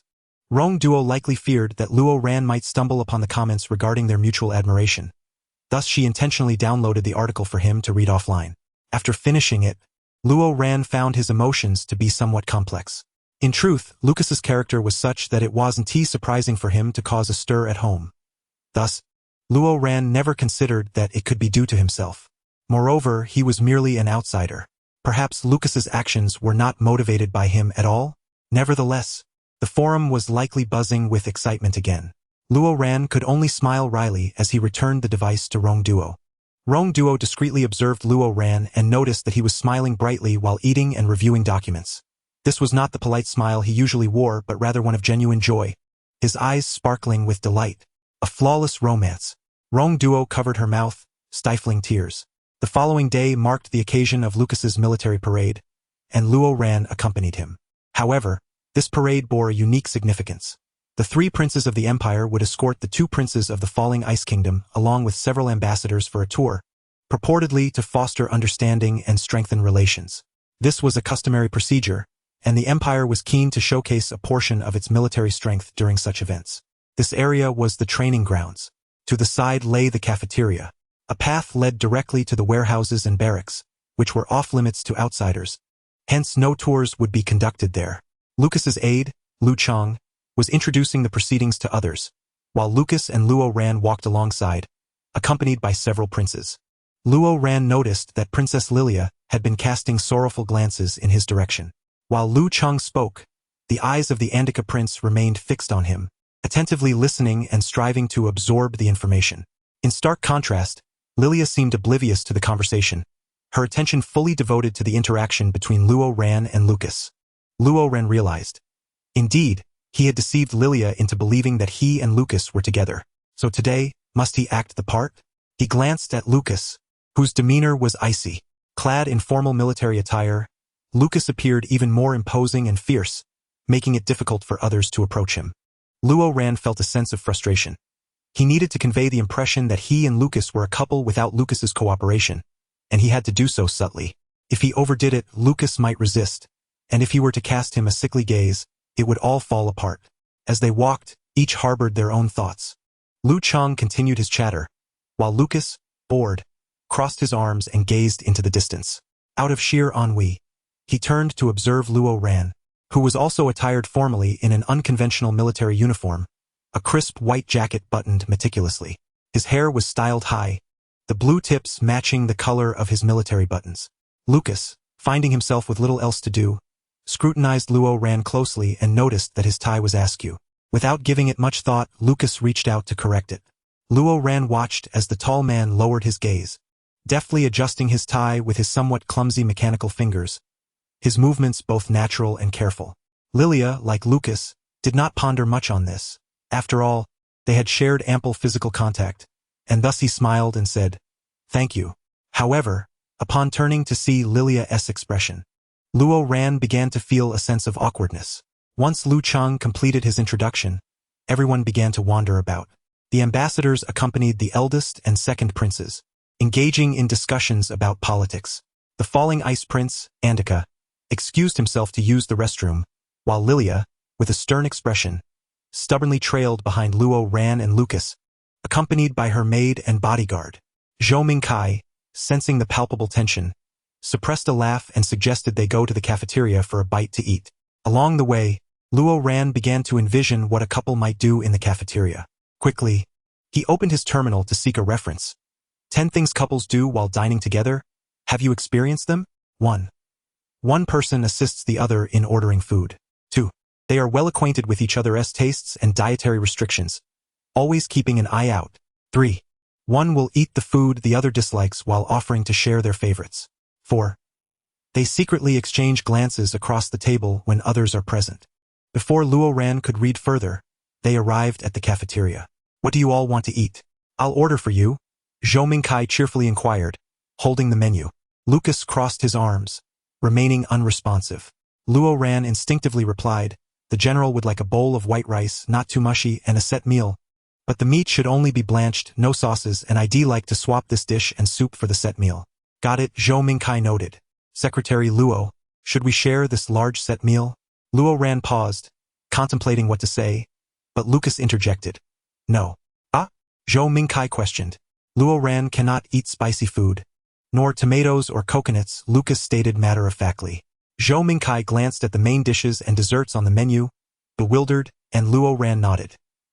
He had a stomach condition, a lingering consequence from childhood, and consuming such items would make him uncomfortable. He smiled at Lucas, who raised an eyebrow in response. After ordering, their food soon arrived. Throughout the meal, Zhou Mingkai and Luo Ran engaged in conversation, alleviating the awkwardness. Luo Ran had chosen a bowl of noodles topped with 2 halved eggs, which looked quite appetizing. He took a bite and placed the uneaten half of the egg into Lucas's bowl. "General, try this egg. It's sweet and delicious." Lucas took a bite, responding with a nonchalant hum, showing little reaction as he was typically indifferent to such dishes. Luo Ran understood that this food held no significance for Lucas, yet he persisted in sharing it.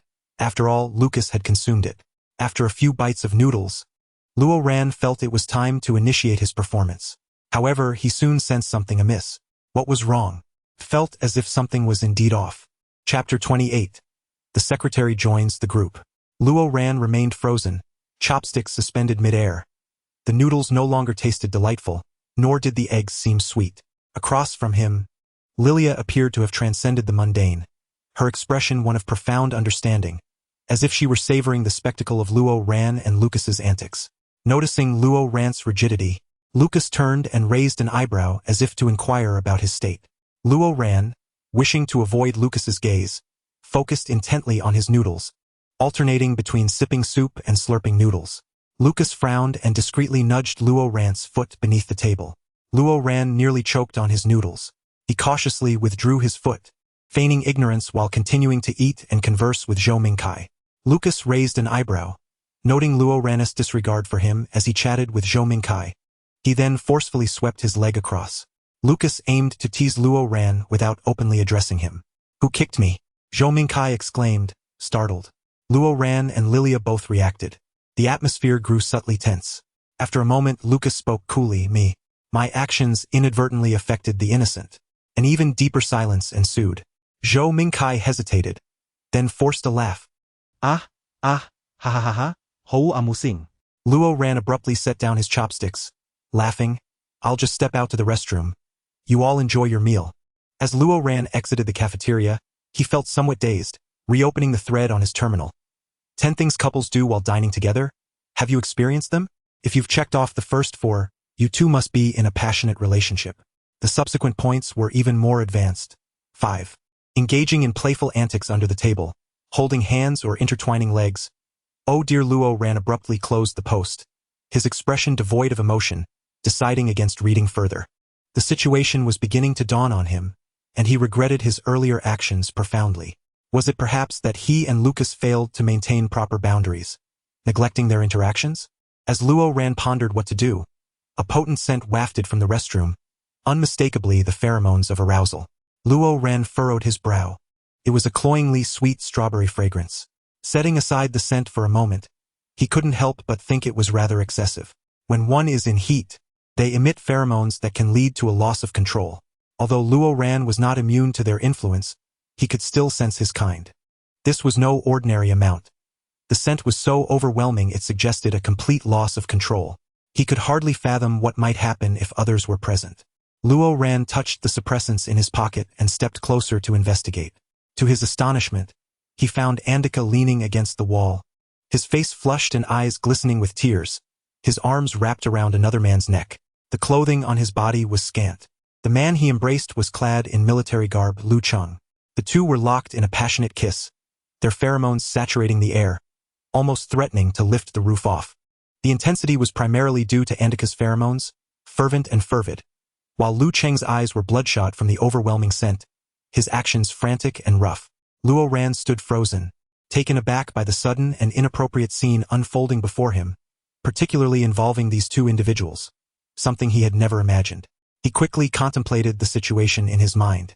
He was uncertain if Andika had acted intentionally or if this was a genuine accident of arousal.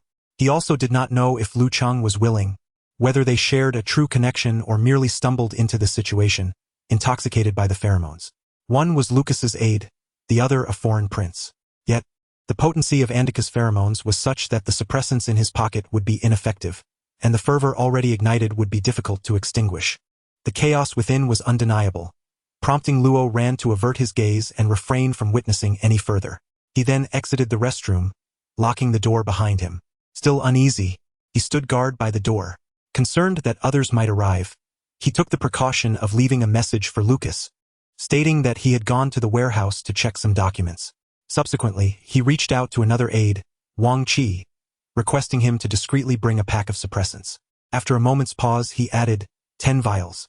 He now understood why Andika consumed such a staggering amount of suppressants. It was evidently a case of pheromone disruption. His pheromones had spiraled out of control. The reason for this was still unclear. Wang Qi arrived shortly thereafter.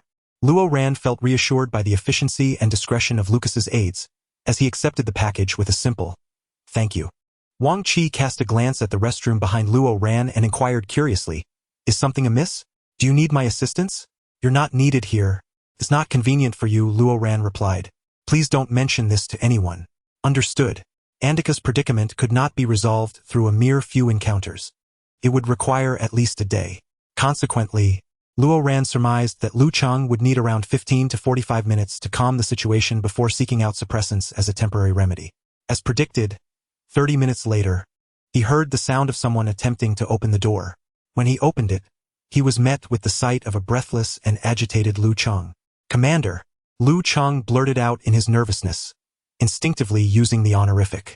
Luo Ran handed him the bag, instructing, "Handle it in the restroom. Let us avoid any complications." His voice remained gentle, but there was an undeniable authority that caused Lu Chang to stiffen. Flustered, he replied, "Yes." "I'm sorry." Seeing Lu Chang enter, Luo Ran felt that the matter was largely resolved and decided to grant them some privacy. Leaving the scene. An hour later, in the warehouse office, Luo Ran sat behind his desk while Lu Chang stood rigidly beside him, somewhat tense. "I'm so sorry," Lu Chang stammered, his face flushed. "I apologize to the general. I apologize to the Empire." Luo Ran chuckled softly. "First, tell me what happened. Did you just happen to pass by, or?" As Lucas's aide, Lu Chang's abilities and character were beyond reproach, and after years of working together, Luo Ran had complete faith in his integrity. He merely wished to understand the trajectory of the prince's actions. "No, it wasn't he just passing by." Lu Chang took a deep breath, steeling himself as he declared, "I fell for him at the banquet." Luo Ran raised an eyebrow. The king's birthday banquet? The same night Lucas was drugged. The evening when Andika's behavior appeared suspicious, with suppressants and contraceptives involved? Yes, Lu Chang admitted, his tone resolute.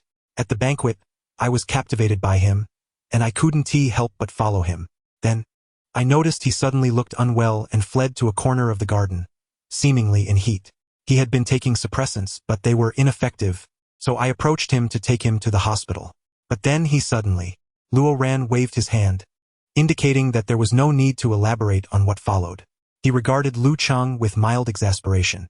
Unlike those with sharp awareness, Lu Chang seemed blissfully unaware of the implications of their actions, perhaps emboldened by his circumstances, as most in matters of physiology only grasp the generalities without contemplating the deeper consequences. Since Andika's suppressants had proven futile, Lu Chang's attempt to assist him naturally led to complications. After that, I went to find him again, only to encounter him in his heat again, and we ended up. Well, then he pushed me away, and we haven't seen each other since. Lu Chang scratched the back of his head. Today, he came to ask for my help. Luo Ran frowned. Then why didn't His Highness Andika mention anything? Why not formalize your relationship? Lu Chang looked bewildered. Did he find it distasteful? Luo Ran smiled gently. You do realize that if this matter were to become public, the one who would suffer the most is who? Don't you? He is, Luo Ran interrupted. Yes, he is vulnerable and lacks self-defense while you could easily dominate him.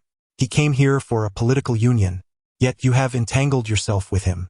What do you think the repercussions would be from the Frost Empire and the royal family? Protected by law. Luo Ran remarked on how his friend had refused to intervene, while the research institute dared not conduct inquiries for fear of being accused of coercion. The legal and social advantages were already skewed in their favor. Regardless of who initiated the encounter, a single word from Andika could provide the Empire with a devastating leverage. Lu Chang fell silent, processing this revelation. Luo Ran continued, we remain uncertain why Andika's pheromones became erratic so suddenly, and whether your encounter that night was accidental or intentional. We also do not fully grasp his motives. Lu Chang straightened his posture. I understand. I swear I will never betray the general or conceal any information. If anything were to happen, I would willingly resign without complaint. After a brief pause, Lu Chang added, but I also believe that His Highness Andika would not exploit this situation. Luo Ran nodded. They had been investigating Andika, who was evidently desperate to conceal his predicament. Yet, it was not a straightforward situation. Rest assured, if it comes to that, the Empire does possess methods to address it. Luo Ran lightly tapped the table. For now, you should refrain from contacting him. Lu Cheng paused before responding. Understood. After Lu Cheng left, Luo Ran promptly reached out to the intelligence and investigation teams. By the time everything was arranged, it was already evening, and both Luo Bing and the Empire's princes had returned home. Once back, Luo Ran reviewed some official documents and followed up on the progress of the intelligence team, planning to rest thereafter. Before sleeping, he habitually browsed the forums. However, upon encountering related topics, his feelings shifted slightly. There was a touch of embarrassment. Luo Ran hesitated before deciding to join the discussion group mentioned in the forums, eager to gain insights into others' perspectives and identify any blind spots. He realized that continuing in this manner with Lucas was becoming increasingly peculiar. After searching for a considerable time, he finally found the group number and nervously applied to join. Before long, an administrator named Yi Duo Jiao Hua messaged him. Luo Ran thought to himself, Duo actually became an administrator. Dear, you wish to join the General's Secretary chat group, correct? The truth is, yes. A delicate flower. It is as such. We harbor concerns that someone with ill intentions may have infiltrated our group. Hence we seek verification. The truth is a lie. Very well. Luo Ran awaited the verification with trepidation. A delicate flower. Our requests are not excessive. Simply present evidence of your fandom. A heartfelt donation is imperative, along with other proof such as prominent posts on forums or records of merchandise purchases. Luo Ran? There are actually merchandise. In a flurry, Luo Ran scoured trading websites for keywords. Chao Si Mu ran couple mugs. Chao Si Mu ran keychains. These seemed relatively normal. However, Chao Si Mu ran Dojinshi and Chao Si Mu ran. 4 generals with 1 secretary engaging together. Luo Ran. Is it what I think it is? Could it be? Luo Ran felt as if struck by lightning, and promptly placed an order. He was determined to see what it entailed. Subsequently, Luo Ran searched for donation records and discovered a charitable fund established by fans, aimed at providing warmth and financial assistance to impoverished families and special groups. Luo Ran paused, feeling a twinge of emotion. This was commendable, especially since they utilized Lucas's name, which positively influenced his public image, given his often fierce and brutal reputation. Luo Ran donated a substantial sum, subsequently sending a screenshot of the record to a delicate flower. A delicate flower, wow! It seems our new friend is quite affluent. However, upon reviewing the dates, it appears they are all from today, suggesting they may have been hastily compiled, causing some concern. Covering face. A delicate flower. Do you have any other more substantial proof? Perhaps items purchased previously? Not from today, please. Luo Ran racked his brain, pondering deeply. He was indeed the genuine article. Why must he toil so for validation? It was exceedingly difficult.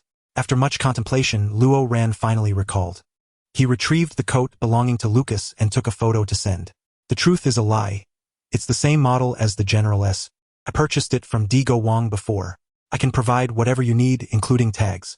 Thus, after enduring a series of tribulations, Luo Ran, the rightful owner, was finally granted entry. Upon entering the group, he was met with a throng of welcoming voices, their enthusiasm palpable, chattering excitedly, while other administrators also made their appearance. Nana, welcome, new friend. Tomorrow's everlasting spiral. Welcome, welcome, newcomer. Join us in completing the ritual. The truth is a lie. What ritual? Tomorrow's everlasting spiral. Please recite with us 3 times. The general and the secretary are real. Luo Ran. Tomorrow's everlasting spiral. Hurry, hurry. A delicate flower.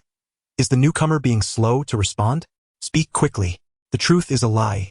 The general and the secretary are real. Tomorrow's everlasting spiral. A little enthusiasm. Please. The newcomer hasn't eaten. Luo Ran. The truth is a lie.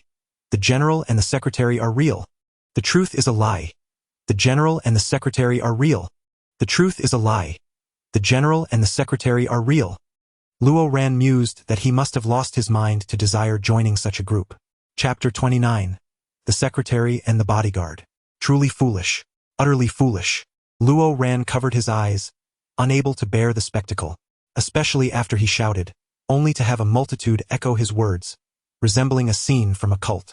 It was utterly absurd. Others shared various strange images and memes.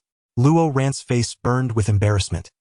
It was far too shameful, so he refrained from further conversation in the group and logged off. However, from now on, he could gain insight into the whispers of the group. Using this opportunity to understand better, while also maintaining an appropriate distance from his superior, Luo Ran resolved to be vigilant from the next day onward, avoiding any actions that might lead to misunderstandings. The following day, after preparing clothing and coffee, he had Rong Duo deliver them. Rong Duo? Did you have a quarrel? Rong Duo nervously entered the office with the items. Lucas, who had been engrossed in documents, sensed a shift in atmosphere and looked up at Rong Duo with a frown. Rong Duo, General, good morning. Lucas glared at her coldly. I'm leaving shortly. In the afternoon, Luo Ran handed a stack of documents to Rong Duo, smiling brightly. Thank you for your help. Rong Duo. As night fell, after Rong Duo finished work, Luo Ran still had a few documents left to review.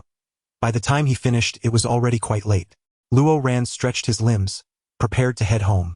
Suddenly, the office door creaked open, and Lucas glanced at Luo Ran, who was tidying up his desk, and coldly stated, You 1T be going home tonight. Luo Ran paused, smiling. It isn't midnight yet. Get in here. Luo Ran opened his mouth to respond, but Lucas had already turned away. To be fair, had it been earlier, Luo Ran would have entered without a second thought. Yet now, after enduring the trials and indoctrination of fandom, he felt tainted. In the dead of night, with only the two of them in the company, his superior suddenly emerged, issuing a firm command for him to stay overnight. The pen was handed to Nana, and thus a new story began. Luo Ran sighed, reluctantly complying. Lucas stood by the window, and as Luo Ran followed his gaze, he was momentarily taken aback. It had blossomed. Luo Ran remarked. It is once again the season of blooming. A trellis adorned with wisteria was affixed to the windows of Lucas's room, filled with purple blossoms. Previously, it had been devoid of flowers, merely stems and leaves, presenting a rather monotonous sight, but now the cascading purple petals filled the window with vibrant beauty, dreamlike and exquisite. On the windowsill, there rested a glass-covered sample of wisteria. Lucas nodded. These flowers were planted only last year. Initially, he thought Lucas was merely speaking whimsically, yet these flowers had gracefully accompanied him through the seasons. Luo Ran, curious, asked, General, what is it about wisteria that you favor? I do not like them. Lucas frowned. Who would like flowers typically adored by young girls? Luo Ran glanced at the profusion of wisteria blooming at the window. Lucas clarified. It is because they bring tranquility. He was one who struggled with unstable pheromones and easily lost control of his mental state. However, the fragrance of wisteria, much like that of white tea essence, imparted a sense of calm and reassurance to Lucas. Merely gazing upon them could soothe his spirit. Luo Ran nodded in understanding. He mused that perhaps Lucas and wisteria were simply mismatched. Even in the office, their presence lingered, and he had grown accustomed to dreaming of them. In his dreams, wisteria bloomed abundantly, concealing a cozy little wooden cabin within a sea of flowers. It resembled a fantastical realm. As Luo Ran indulged in his daydreams, he seated himself beside the couch, awaiting the opportune moment to inform Lucas of his desire to return. Noticing Lucas change into sleepwear, Luo Ran hastily interjected. General, I believe I should return, don't speak. Lucas rested his head on his arms, preparing to slumber. Having not seen Luo Ran all day, he felt a tinge of discomfort, which led him to decide on allowing Luo Ran to stay. Luo Ran hesitated, resorting to discussing work. General, are you aware of yesterday's events? Referring to the incident involving Andy Ka and Lu Chang in the restroom. Yes. Lucas turned over, his thoughts instinctively drawn away by Luo Ran. That Andy Ka needs thorough investigation. Yes, I will. Luo Ran reflected. Officers are not adept at navigating politics and interpersonal relationships. It is no wonder each officer is accompanied by a cadre of civil servants. Who are you referring to? Lucas narrowed his eyes. Luo Ran readily replied. I meant Vice Officer Lu, not you. He may be a bit naive, but do you know how he became my deputy? Lucas's deputies were appointed during a time before Luo Ran became secretary, honored for their abilities on the battlefield. However, after years of interaction, Luo Ran had gained insight, stating, Vice Officer Lu is skilled at assessing battlefield dynamics and terrain, with precise and formidable mech control, and I do not need to hear your praises of him. Lucas found the compliments grating. Luo Ran had never praised him before, and Lucas impatiently interrupted. I once had another deputy, quite capable, who was directly promoted by my uncle. However, on his very first day in office, Lu Chang found himself at odds with him, and the two exchanged sharp glances filled with mutual disdain. Later, that individual was exposed during a surprise attack. He was an undercover agent from the Star Thieves, a fact that even my uncle failed to discern. Luo Ran paused. Lucas had once remarked that their instincts in battle were remarkably accurate, and he firmly believed in the occasional spur of intuition. He was adept at reading people as well. Luo Ran remarked, "I hope that Deputy Lu's intuition proves to be correct this time, as it would spare us much trouble." Subsequently, there was no further communication from Lucas, who had seemingly drifted off to sleep.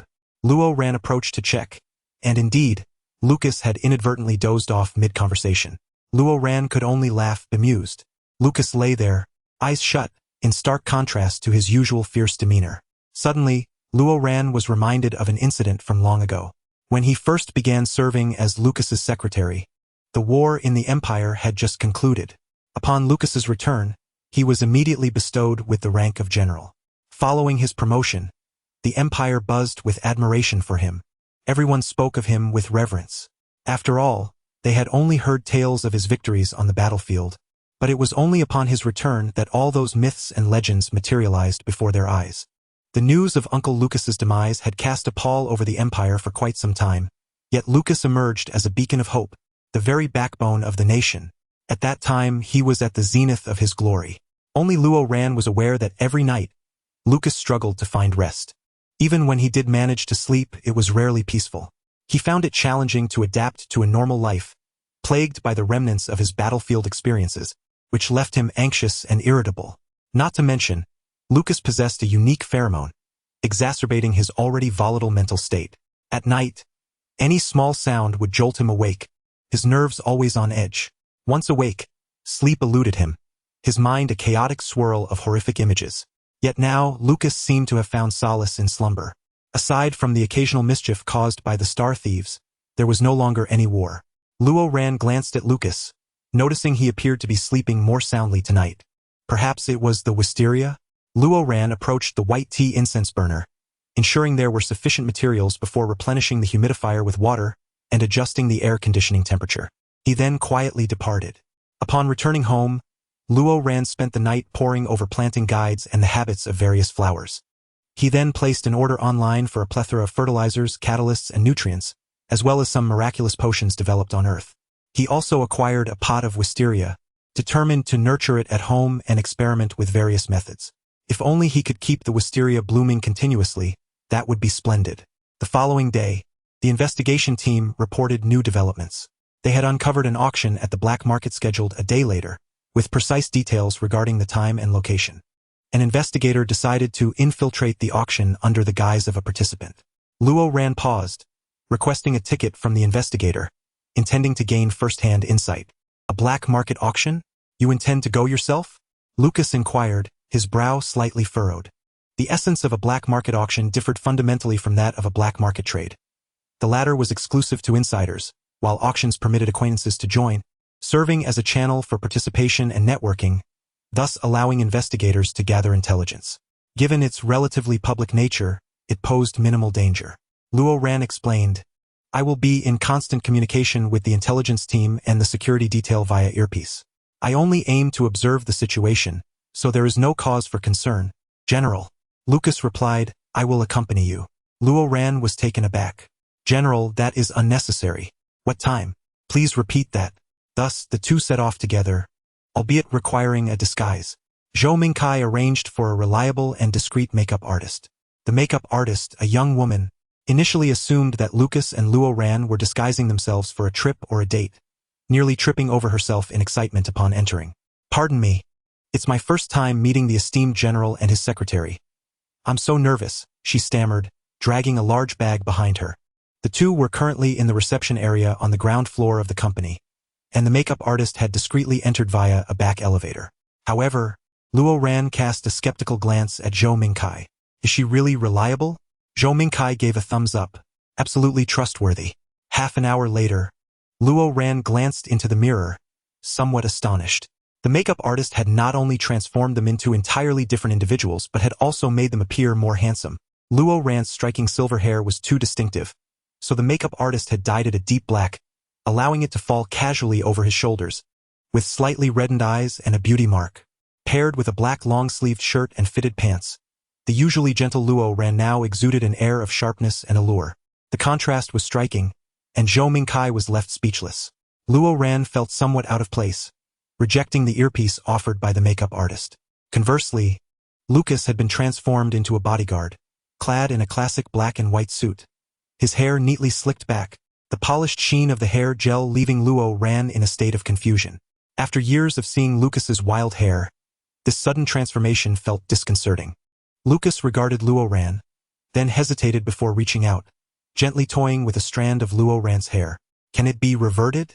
Lucas frowned slightly, clearly preferring the silver blue-haired version of Luo Ran. The makeup artist, stifling a laugh, nodded. Yes, a single wash will return it to its original color. Luo Ran chuckled. The general will surely wash his hair afterward. I find this quite strange too. The last time I saw you with such a formal hairstyle was at your promotion ceremony. Indeed, Lucas replied, scratching the back of his head in discomfort.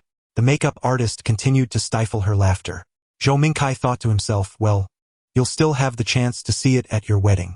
After some adjustments to their hairstyles and outfits, the makeup artist, with a hint of bias, applied eye makeup to Luo Ran, leaving everything else untouched, as masks would be worn at the auction, and applying makeup to Lucas would be akin to a death sentence. After the makeup artist departed, Zhou Mingkai remarked, so, your identities have now been reversed. Secretary Luo is a friend of Xie Anqing, a wealthy young master, while the general is the young master's bodyguard. Upon saying this, Zhou Mingkai could not help but silently exclaim in his heart. When he returned, he wanted to write something for Nana. Bodyguard? Luo Ran glanced at Lucas. The shift in their hierarchical roles made him somewhat uneasy. Lucas would likely find it rather disconcerting, given his lofty status as a general. Lucas frowned in contemplation and asked, how does one play the role of a bodyguard? Well, Zhou Mingkai replied, you simply follow the young master, heed his commands, and ensure his safety. Understood, Lucas replied. The two then set off. The auction venue was concealed within a bar. Luo Ran presented the invitation at the front desk and filled out the necessary information before being granted entry. Lucas instinctively strode ahead of Luo Ran. Wait, Luo Ran hesitated. To avoid raising suspicion, please allow me to walk ahead. Lucas took a moment to comprehend this, clicking his tongue in annoyance. How troublesome, he muttered, stepping back to walk behind Luo Ran. Once inside, they found the hall dimly lit, with everyone wearing masks, making it nearly impossible to recognize one another. The crowd was sparse, mostly comprised of wealthy thrill-seekers. Luo Ran and Lucas refrained from partaking in the refreshments, silently observing their surroundings. Despite the limited number of attendees, security was tight, with guards stationed at various corners and entrances, all towering and armed. Lucas lowered his voice, leaning into Luo Ran's ear to whisper, those guards are from the Star Thieves. This is their territory. The warm breath against his ear caused Luo Ran to stiffen momentarily before he nodded in understanding. Some individuals were seated, waiting, while others mingled like Luo Ran and Lucas, and a few engaged in light conversation. Before long, someone took to the stage to speak, and the auction commenced. Without much preamble, the first item was swiftly brought forth, a person. Luo Ran squinted slightly. This individual, shackled by chains binding their limbs and neck, was introduced by the host, who then set a starting bid. A number of attendees began to vie for the bid, and the price began to escalate. Lucas, seated beside Luo Ran, though his face obscured by a mask, exuded a palpable tension, his eyes ablaze with fury. Lucas had always been intolerant of injustice, and naturally, he found this scene appalling. That person is a volunteer. Luo Ran leaned closer to Lucas and remarked, in a month he could earn a substantial sum. Luo Ran was aware of this due to previous encounters when that individual had been desperate for money and was introduced to this opportunity, though he had never pursued it further. To stimulate the bidding, the host cheerfully produced a small vial and administered its contents to the captive. In an instant, the individual became aroused, a potent wave of pheromones wafting through the air, causing many in the audience to catch their breath. Luo Ran's eyes widened in shock. This was a specially concocted drug that had been administered for an entire month. The subject had become addicted. The host chuckled. You won't regret purchasing him. Noticing the glint of interest in the eyes of several strangers beside him upon hearing about the special drug, Luo Ran curiously inquired, what is this special drug? Is this your first time here? One of them laughed. It's a stimulant sold by the group known as the Fox Hunters, and its effects are remarkable. Once consumed, it leads to addiction and withdrawal is impossible. However, it also incites arousal, leaving the individual in a perpetual state of desire. Fox hunters? They were merely drug dealers peddling various substances, though rumors suggested the presence of narcotic components. TSK. They even adopted a name akin to that of the notorious leader of the Star Thieves. Luo Ran mused to himself, that's not just a similar name. It is the very name of the Star Thieves. The Star Thieves had indeed infiltrated the imperial black market, with their leader brazenly using his real name, though no one believed it. Luo Ran posed a few more questions and confirmed that the Fox Hunters had begun their operations approximately half a month ago. Half a month had passed, and Lucas had remained completely unaware? He found it hard to believe that there were no insiders among them. Meanwhile, the aroused individual on stage had caused many in the audience to lose their composure, with some raising their bids while others resorted to suppressants. Luo Ran glanced at Lucas with concern, only to find him unmoved, even appearing somewhat disgusted. Luo Ran sighed in relief, but soon realized a new problem. Although the scent would not affect him, the chaos of pheromones emanating from the stage could reach Lucas, and that would not bode well. I need to visit the restroom, Luo Ran announced, rising to his feet. I'll accompany you, Lucas replied. No need, please stay here and observe the situation. Luo Ran strode purposefully toward the restroom. Along the way, he encountered a curly-haired man, also masked, who blocked his path with a smile. How rare it is to see one of your kind here, the man remarked, his tone languid and elegant, as though he were reciting poetry. Luo Ran was taken aback. How could he discern such details? However, having endured Lucas's coarse demeanor for years, this refined, poetic manner was unsettling, causing a shiver to run down his spine. The man leaned in slightly, inhaling deeply, raising an eyebrow, and you have another with you. How intriguing. Is that a dog's nose? Luo Ran lowered his gaze, noticing a fox embroidered on the man's cuff. Chapter 30. The Secretary's Temptation? Fox. Luo Ran's heart skipped a beat, and he hesitated to ascertain the man's identity. This individual was replete with a medley of scents, predominantly of drugs. Luo Ran wrinkled his nose. The overwhelming array of fragrances was disconcerting, yet he sensed danger. His heart raced with anxiety. He could not fathom how the man had detected his presence, or rather, the scent he bore. Thank goodness he had turned off the earpiece before heading to the restroom. Otherwise, Lucas and the guards would have heard everything, and that would have been catastrophic. Do not be surprised, the man chuckled. My sense of smell is far superior to that of the average person.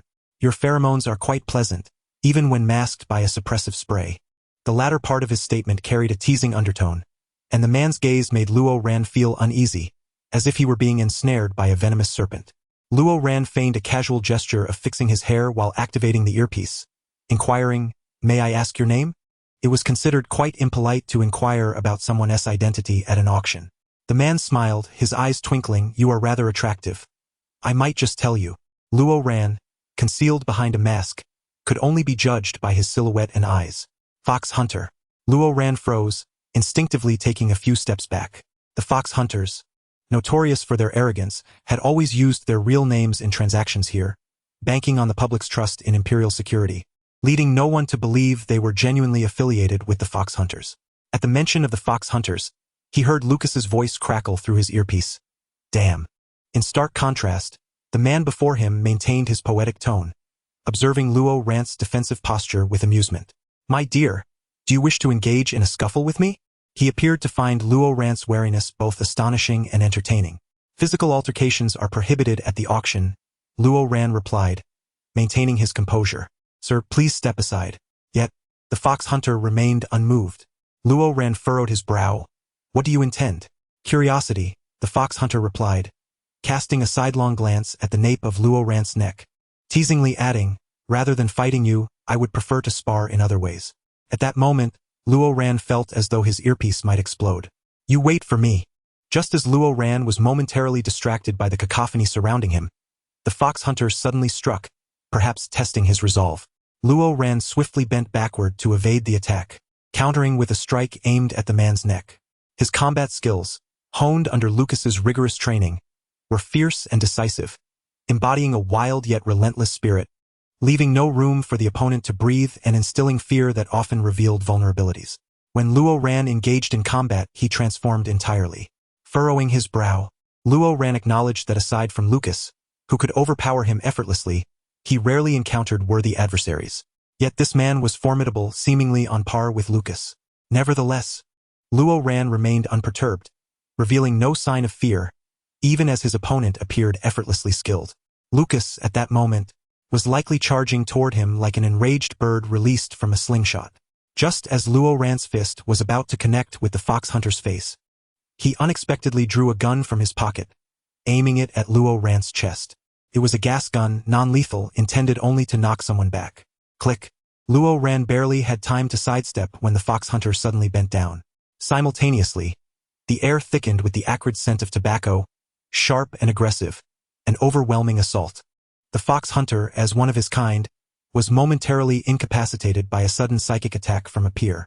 Seizing the opportunity, Luo Ran kicked the gas gun from his grasp. Young master! Lucas surged forward, pulling Luo Ran behind him, his gaze fierce as he faced the fox hunter. The two men silently assessed each other, seemingly engaged in a covert battle of pheromones. Their respective scents intertwined in the air, creating a volatile atmosphere that felt as if it could shatter the very roof above them. Luo Ran took a step back, then another. He was not afraid of confrontation, but the pressure was palpable. Even though neither man targeted him, he felt as if he could scarcely breathe. After a moment, the fox hunter raised his hands, smiling brightly. Let us cease hostilities. This is an auction, and you are the guests while I am the merchant. Why resort to violence here? Lucas regarded him with a stoic expression. Luo Ran stepped forward and tugged at Lucas, signaling him to refrain from causing trouble for the time being. If the two of them were to truly engage in a brawl, the restroom would undoubtedly descend into chaos. This was the black market, the territory of the Star Bandits, and they had concealed their identities to investigate. Should any mishap occur, it would be to their detriment. Hunter Fox departed with a smile, casting a sidelong glance at Luo Ran, his gaze imbued with a peculiar ambiguity. Damn it! Lucas's tone was laced with menace. Luo Ran grasped Lucas's arm and said, It's all right. Now is not the time for conflict. The odds are not in our favor. If they truly are Star Bandits, then this entire venue is theirs. There's no need to confront them on their own turf. However, prior to their arrival, they had instructed Zhou Mingkai to report their actions to the Intelligence Bureau, and Lu Chang and the others were already in position. Once the auction concluded and sufficient intelligence was gathered, they could swiftly have the military storm in and apprehend everyone. I'll go to the restroom first. Luo Ran took a few steps back, stating, I was going to go anyway. Swiftly, before Lucas could catch on, Luo Ran slipped into a stall. Lucas followed suit. Lucas stood stiffly outside the stall, his face cold as he declared, I'll keep watch. Even a brief separation resulted in an encounter with the Star Bandits, and a particularly brazen one at that. Lucas resolved not to leave. No, Luo Ran replied, lowering his gaze to catch sight of Lucas's black boots and pant legs through the gap beneath the stall door. Luo Ran's cheeks flushed as he said, No need. Hurry up. Lucas's voice resonated clearly through the door panel. You're not using the restroom? You're spraying perfume? Damn, how ostentatious. Lucas rubbed his nose. What was a grown man doing spraying perfume? Could it be? Lucas touched his nose again. Was Luo Ran attempting to seduce him? Especially since he looked so alluring today? Otherwise, why would he be spraying perfume in such a setting? This little rascal. With a smirk tugging at the corners of Lucas's mouth, he mused that during the investigation, he was distracted by such frivolities. TSK. Luo Ran, he called. Luo Ran's ears and cheeks burned crimson as he retorted, General, you can wait by the door. The bodyguard's persona dictated he remain close. Lucas replied flatly, Zhou Mingkai said so. Luo Ran's heart raced, as the situation felt exceedingly insecure. He feared Lucas would suddenly burst in, causing his hands to tremble while spraying. After finishing, Luo Ran stood still, waiting for the scent of the spray to dissipate. Not that, are you secretly applying makeup? Lucas's impatient voice returned. What are you doing in there? Luo Ran, without a word, opened the door expressionlessly and walked past Lucas to wash his hands. Lucas questioned, was she angry again? Luo Ran strode out of the restroom. Lucas furrowed his brow and pursued her. Why are you upset again? Luo Ran turned, her expression warm, smiling as she pointed at Lucas's feet. The bodyguard was meant to walk behind the young master. Lucas, with a cold smirk, thought, all right, rare to be treated like a young master today. Tails up, is it? Once we return, I'll see how he handles it. Upon their return to the venue, the display had yet to conclude. Lucas was somewhat taken aback. Look at the schedule, it'll be a while longer. They need to entertain the audience with various tricks, Luo Ran explained. Lucas gripped the armrest tightly. After Luo Ran had left, he had watched for a time and felt nauseous. He had witnessed the gruesome aftermath of battlefields, but he could not bear to see such a multitude bully a single vulnerable soul. It was utterly revolting. Luo Ran paused, lowering her gaze. I intend to buy that individual, she added, with my own money. Although Luo Ran claimed it was voluntary, who would willingly endure such degradation unless cornered? Even if the military stormed in to apprehend everyone later, the transaction would not cease. The goods would still be dispatched afterward. It's not solely about saving someone, it's also to continue pursuing leads. The drugs he's been forced to ingest, and Luo Ran hesitated before concluding. I'll explain in detail later. Lucas nodded.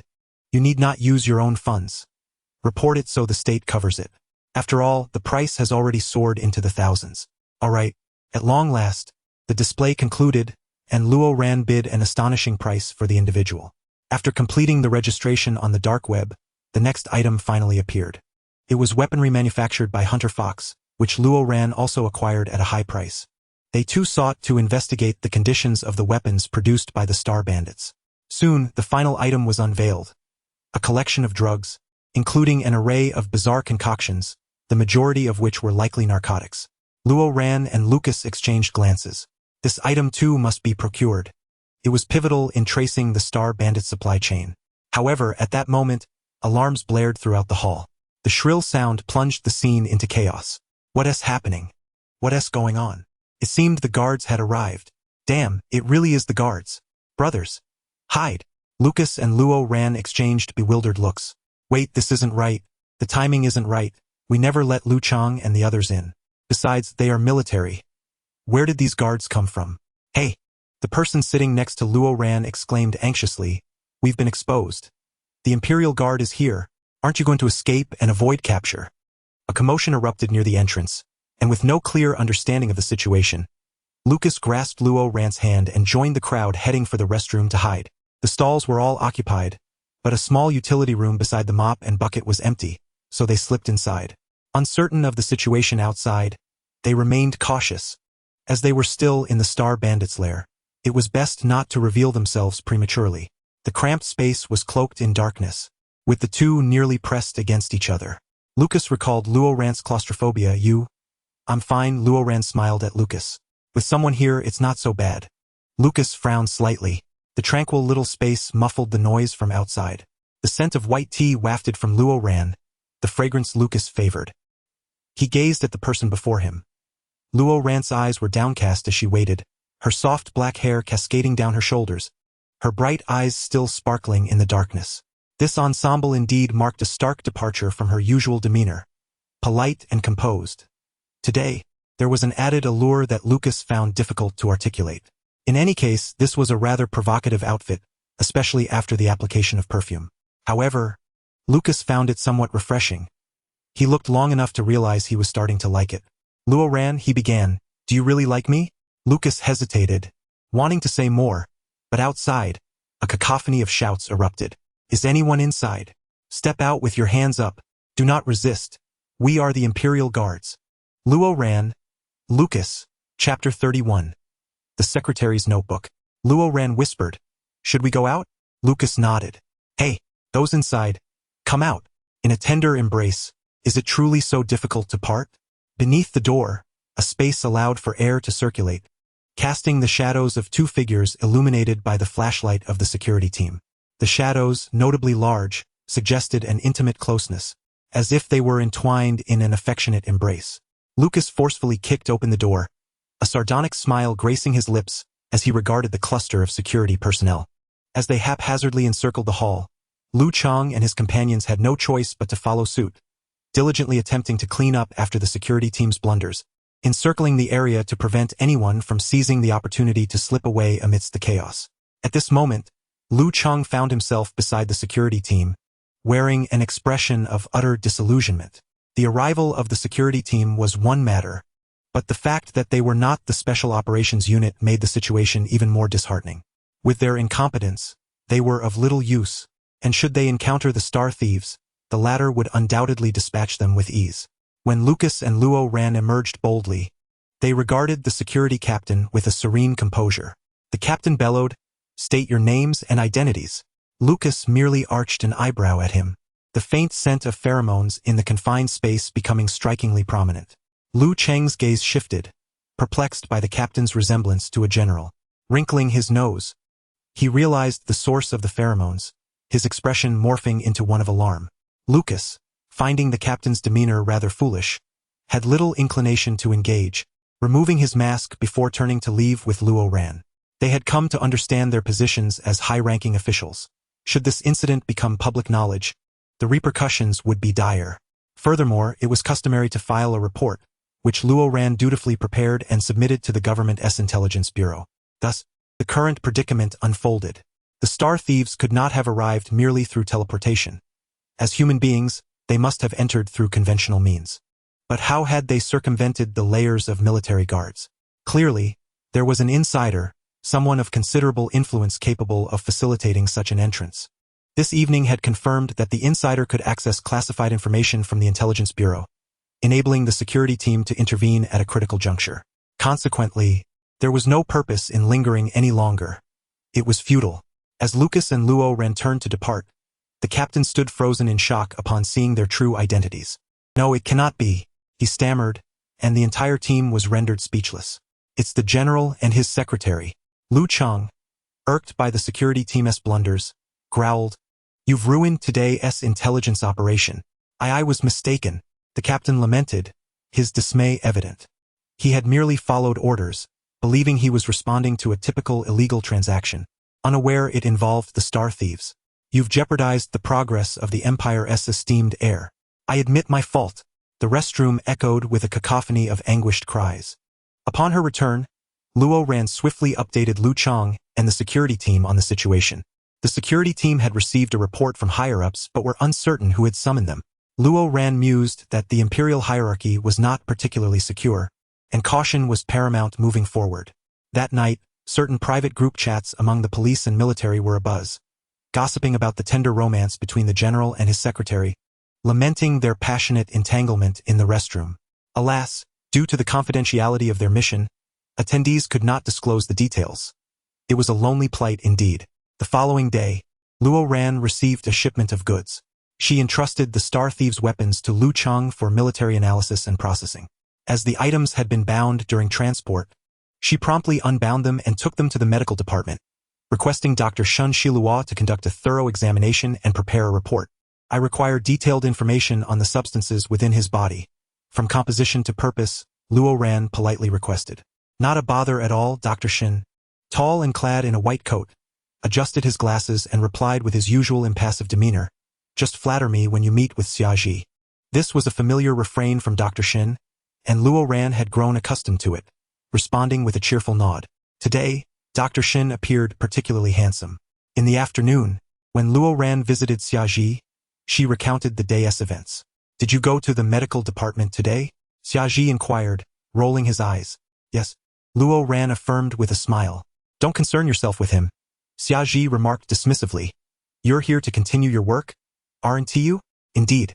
Investigations into the black market would require time." After attending to official duties and preparing coffee for Lucas, Luo Ran temporarily visited Xiaji. Descending into the basement, Luo Ran felt a wave of dizziness upon seeing the stone again. The research institute had been in negotiations, boasting over 70 individuals with high-level psychic abilities. Yet fewer than 10 matched her own.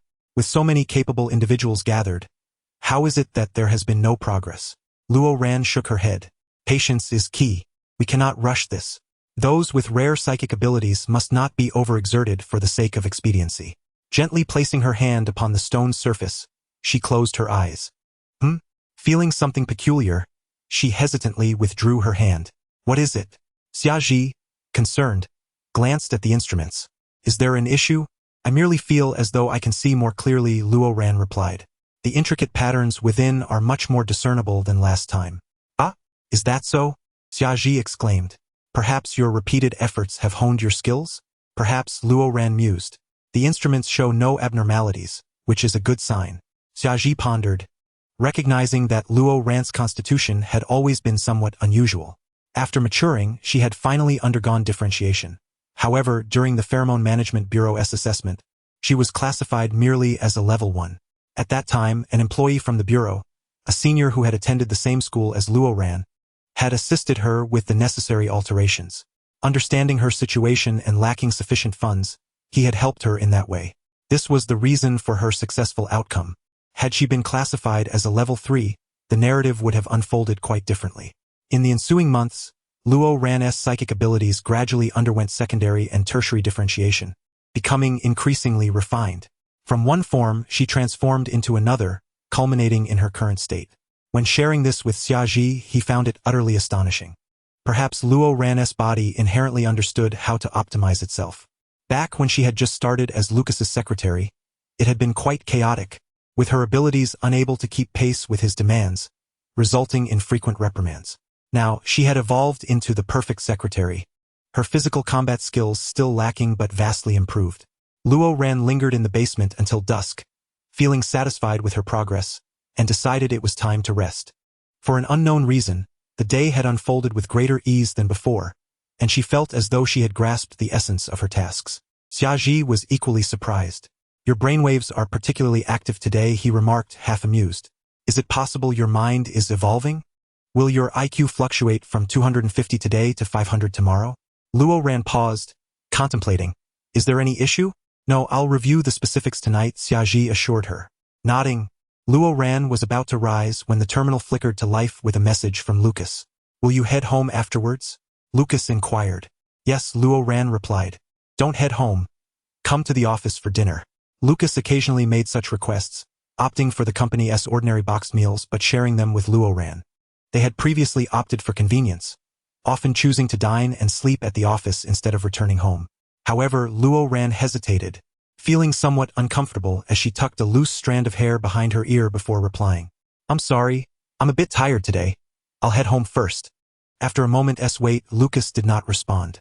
Sighing with relief, she bid farewell to Xiaji and returned home.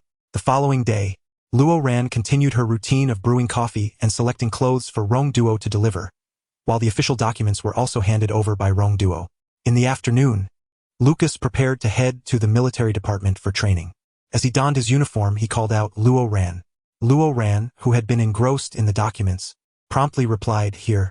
Lucas raised an eyebrow, noticing that Luo Ran had not yet moved and found it somewhat peculiar. After all, Lucas's training at the military department was not an official duty or a parade. There was no need for Luo Ran to accompany him. However, in the past, she would often join him, finding a shady spot to sit and continue reviewing documents while keeping him company. Yet, Luo Ran felt that since it was not a necessary task, she need not follow him this time. "I'm a bit busy," she smiled, adding, "I'll wait for you here, General." Lucas gazed at her intently, his expression inscrutable. Meanwhile, Rong Duo curled up in a corner, thinking, "Oh no, they must have had a quarrel. The atmosphere has been so tense since that day they returned from the military parade." Lucas said nothing further and turned to leave. Rong Duo sighed in relief. It had been quite a challenge for her. After Lucas departed, Luo Ran headed to the kitchen of the secretary's office to pour herself a glass of warm water. Suddenly, a shadow loomed over the table before her, accompanied by an aggressive scent of tobacco wafting from behind. Startled, Luo Ran turned around only to be yanked forward and pressed against the cabinet. "I've been thinking. Something feels off," Lucas stated coldly. "Have you been avoiding me these past few days?" Luo Ran's eyes widened in surprise. What? How did you come back?" she stammered. "General, please let go. This is a public kitchen. If someone sees us, it could lead to quite a story," she clarified. "I want to run away. Just let me go." Lucas smirked. "I'm not sure you have a knack for deceiving me." With her hands pressed high against the cabinet, Luo Ran felt as though she might be lifted off the ground altogether. "Speak up. Let us talk. If you have any grievances, express them." With resignation, Luo Ran replied, "I don't have any." "Oh, really?" she added with a smile. "Could it be that the general feels he has wronged me in some way?" However, this statement struck Lucas as an outright mockery. "What on earth have I done wrong?" Lucas furrowed his brow, reflecting on his actions over the past few days. Everything seemed flawless, utterly impeccable. "Can't you just speak plainly?" he pressed, his frown deepening. Luo Ran hesitated before responding. I don't feel anything is amiss. I haven't been avoiding you out of emotion. I am simply fulfilling my duties as your subordinate. After a moment of contemplation, Lucas insisted, use plain language. I mean, I have no complaints about you, she reiterated. Then why are you avoiding me? He inquired. I am not. You're lying. If you keep this up, Lucas threatened, I'll dock your pay. Luo Ran reminded him, I manage the company's funds, including your living expenses. Seeing Lucas's unyielding demeanor, she realized that her attempts to deceive him were futile. General, I have been reflecting on my conduct recently, she said, lowering her gaze. I have decided to work with greater diligence. She added tactfully, I will strive for efficiency in my tasks, completing necessary work promptly while neglecting the unnecessary. What does that have to do with avoiding me? Lucas pressed. As I said, I haven't been dodging you. Accompanying you for meals or to military training is not part of my job description. Lucas was taken aback. What? How is that not part of your job? Because you do not require my presence on the training field. I cannot assist you in training like the other aides. It is outside my purview. Lucas's expression shifted, and after a long pause, he remarked, in your line of work, talking back seems to be your forte. Doesn't it? Luo Ran maintained her cheerful demeanor. Lucas eventually released her, casting a lingering gaze at her. General, we're going to be late, Luo Ran noted, glancing at the terminal. Your training starts in half an hour. Luo Ran naturally exuded a sense of distance in her interactions, but now Lucas felt it was even more pronounced. You wait here, Lucas commanded, pointing at Luo Ran, wait for my return. He then turned and strode away. Luo Ran let out a sigh of relief, rubbing her wrists where the mechanical fingers had left marks. Upon returning, she found Rong Duo seated at the desk, her head bowed as she diligently worked, resembling a little shrimp oblivious to the world around her. Rong Duo appeared terrified, having witnessed Lucas storming into the kitchen with a furious expression, followed by a loud crash from within. Oh dear, they must have quarreled. Perhaps it even turned physical. When she ultimately saw Luo Ran's wrists red and bruised, Rong Duo's face paled. Oh, the beauty of love. Indeed, the high-scoring response by Zhou Mingkai on Bihu was true. There is nothing that cannot be resolved by a good fight. If necessary, 2 fights will do. Before Rong Duo could fully digest the implications of this revelation, she received a message from the shop owner of Digo Wang regarding her purchases. In the afternoon, Lucas trained alone at the military department while Luo Ran awaited in the reception room. Shen Shilua was scheduled to come over for several minister signatures and to deliver a physical examination report from the black market. As Luo Ran was engrossed in reviewing documents, her phone chimed with a notification from a user named One Flower. Oh my, I didn't realize you worked for our company. You should have said sooner. We can meet up later, and I'll add you to our company's gossip group chat. Or were you already in it? The truth is, replied Luo Ran. Ah, didn't you check the delivery date and notification? You ordered merchandise from Digo Wang, and today the shop owner informed us she would deliver everyone's items at once. You can come and collect them after work.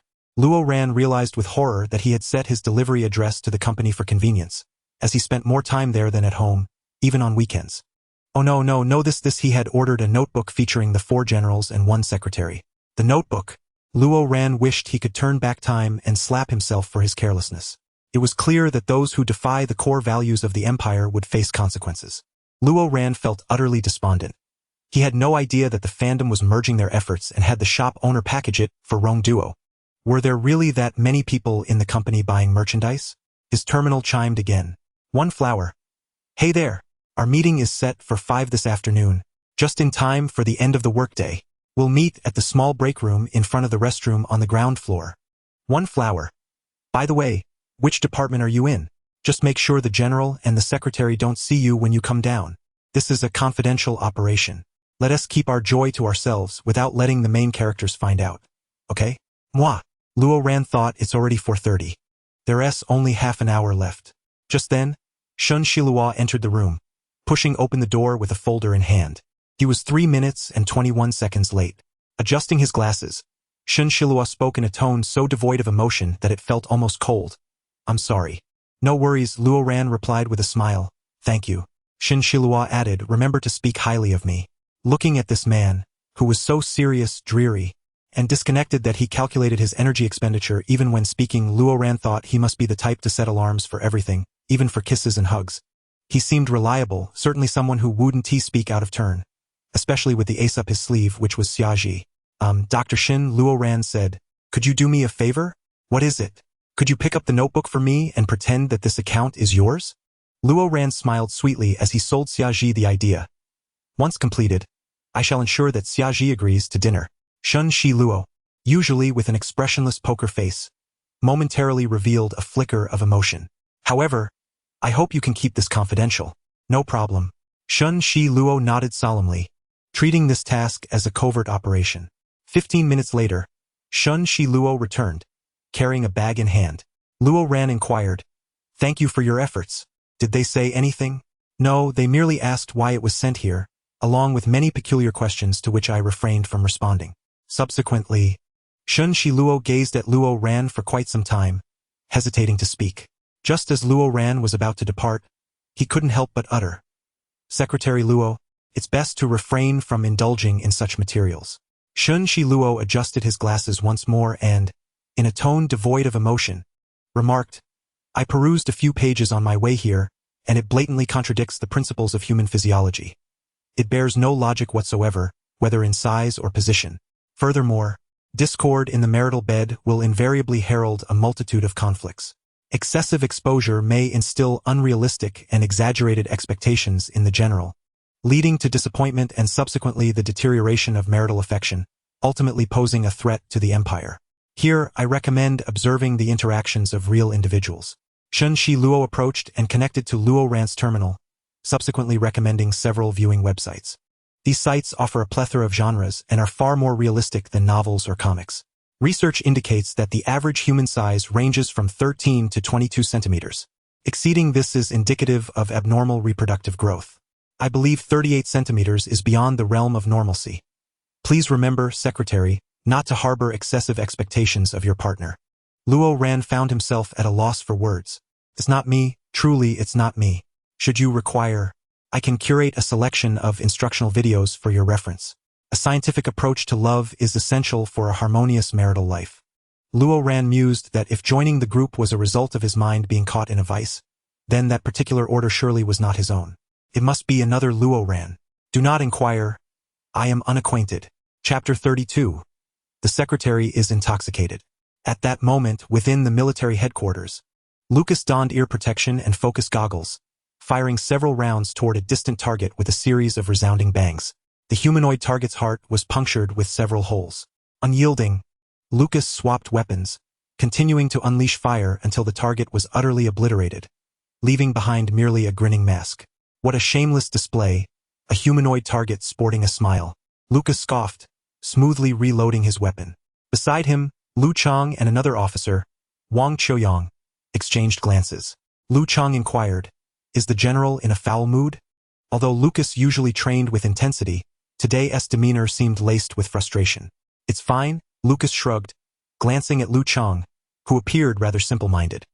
He then turned to Wang Qiuyang, who, though also somewhat naive, had been happily married for years. Lucas posed a question to Wang Qiuyang. "If your partner suddenly stopped speaking to you, what would you think?" Although Luo Ran was not in such a relationship with him, it felt appropriate to ask Wang Qiuyang. Lucas himself was uncertain why he posed the inquiry. Lu Chang and Wang Qiuyang widened their eyes. Oh! Their superior had just compared his dynamic with Secretary Luo to Wang Qiuyang's relationship with his wife, even inquiring about emotional matters. A breathtaking romance. Wang Qiuyang composed himself, cleared his throat and adopted a professional demeanor. "Well, it depends on how long it lasts. If only for a short while, it may be playful, a bid for some romantic intrigue. If it lasts all night, it likely indicates a quarrel, and she may be harboring resentment that needs to be soothed." Lucas pondered for a moment before responding. "About 4 days, I suppose." Primarily, Luo Ran's evasive manner was not entirely a cold war. He remained gentle, completing his work impeccably, fulfilling all his duties. Yet, he was not oblivious, and the differences were palpable. Wang Qiuyang responded, while Lu Chang remained silent, both astonished. "It's been 4 days, and you still have the leisure to train here? You must possess a grand heart," Lu Chang nearly stammered. Wang Qiuyang hesitated to speak. Lucas grinned mischievously. "If you have something to say, just say it. I prefer straightforwardness over any hint of ambiguity." Wang Qiuyang stood at attention, responding obediently, Generally, if Xiaoyun were to ignore me for such a duration, I would reflect on whether I had been too indifferent or had overlooked her lately. Lu Cheng smiled and added, I can relate. It's a classic case of wanting to draw attention through absence. Perhaps Wang Chuyang chuckled. She might be upset and trying to demonstrate her discontent with my recent behavior. A game of emotional chess? Lucas furrowed his brow. It dawned on him that Luo Ran harbored feelings for him. No wonder it all made sense. Ah, this cunning man. Could it be that his long-standing affections had gone unanswered, leading to his current discontent? Lucas felt a headache coming on. Did he desire a response from him? It was troublesome. Troublesome indeed, this secretary. Lucas scoffed, picking up another weapon, contemplating the target. Even while lost in thought, each shot landed squarely in the bullseye. This was muscle memory. Just as he had grown accustomed to Luo Ran, it too was ingrained in his muscle memory. As Lucas prepared to leave, he shot the target's head clean off. In the company's reception area, Dr. Shen that Luo Ran began, unable to contain himself as he observed Shen Shi Luo manually organizing the data. You've misunderstood. I don't engage with that material. I am genuinely curious. I merely wish to see how others portray me, which is why I purchased it. Luo Ran asserted earnestly. Absolutely, I harbor no improper thoughts regarding the general. It was an order placed by Zimei Shui Ran, and has nothing to do with me, truly. Shun Shi Luo frowned slightly, advising, Secretary Luo, procreation is an innate instinct. As bipedal creatures, we bear the responsibility to reproduce, and there is no shame in that. Suddenly, Luo Ran recalled the words spoken by Xia Ji previously. The intellect of humanity is not universally comprehensible, nor is emotional intelligence. Luo Ran smiled at Shen Shi Luo. You've missed dinner. After Shen Shi Luo departed, Luo Ran clutched the bag and notebook, his emotions in turmoil. To read or not to read? He must read. This notebook had crafted a peculiar image of him in Shen Shi Luo's eyes. Even if he found it unbearable, he had to finish it, lest he feel cheated. Luo Ran couldn't help but pout. Subsequently, Luo Ran gathered his thoughts and opened the report Shen Shi Luo had provided. The composition of the substances purchased from the black market had been analyzed, with the results detailed down to the minutiae, all within 24 hours. Luo Ran frowned slightly. Indeed, there were traces of narcotic substances present, likely leading to addiction, disorientation, and fatigue. If not forcibly withdrawn, it would eventually impair bodily functions. Moreover, there existed potent aphrodisiac components, combined with other chemical substances that could induce a state far more intense than ordinary arousal, amplifying it fivefold. It was a horrendous stimulant. An ordinary person consuming it would find themselves ensnared in an almost interminable state of desire. Rubbing his temples, Luo Ran thought, this substance is utterly dreadful. He then followed up on the intelligence regarding Prince Andika, learning that he had not left his room for several consecutive days. The envoy from Luo Bing expressed concern and attempted to check in on him, only to be met with his ire and sent away. Luo Ran soon received another real-time report.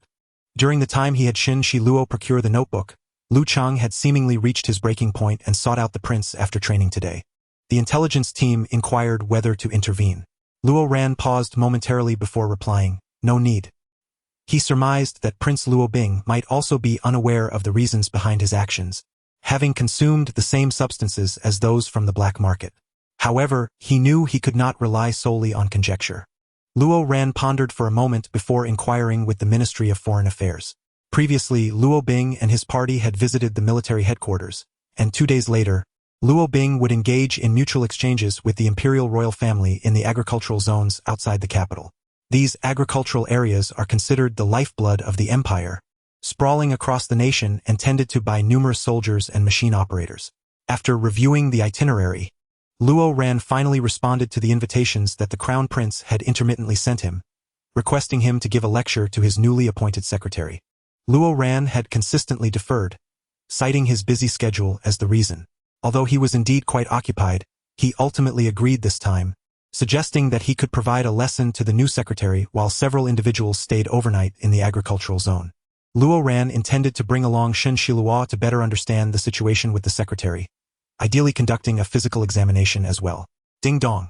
The timer on Luo Ran's terminal chimed. Noticing a highlighted notification, he promptly picked it up. The red alert indicated a reminder he had set to recur annually, likely for a holiday or significant occasion, the Memorial Day of General Orton. Luo Ran found himself momentarily lost in thought.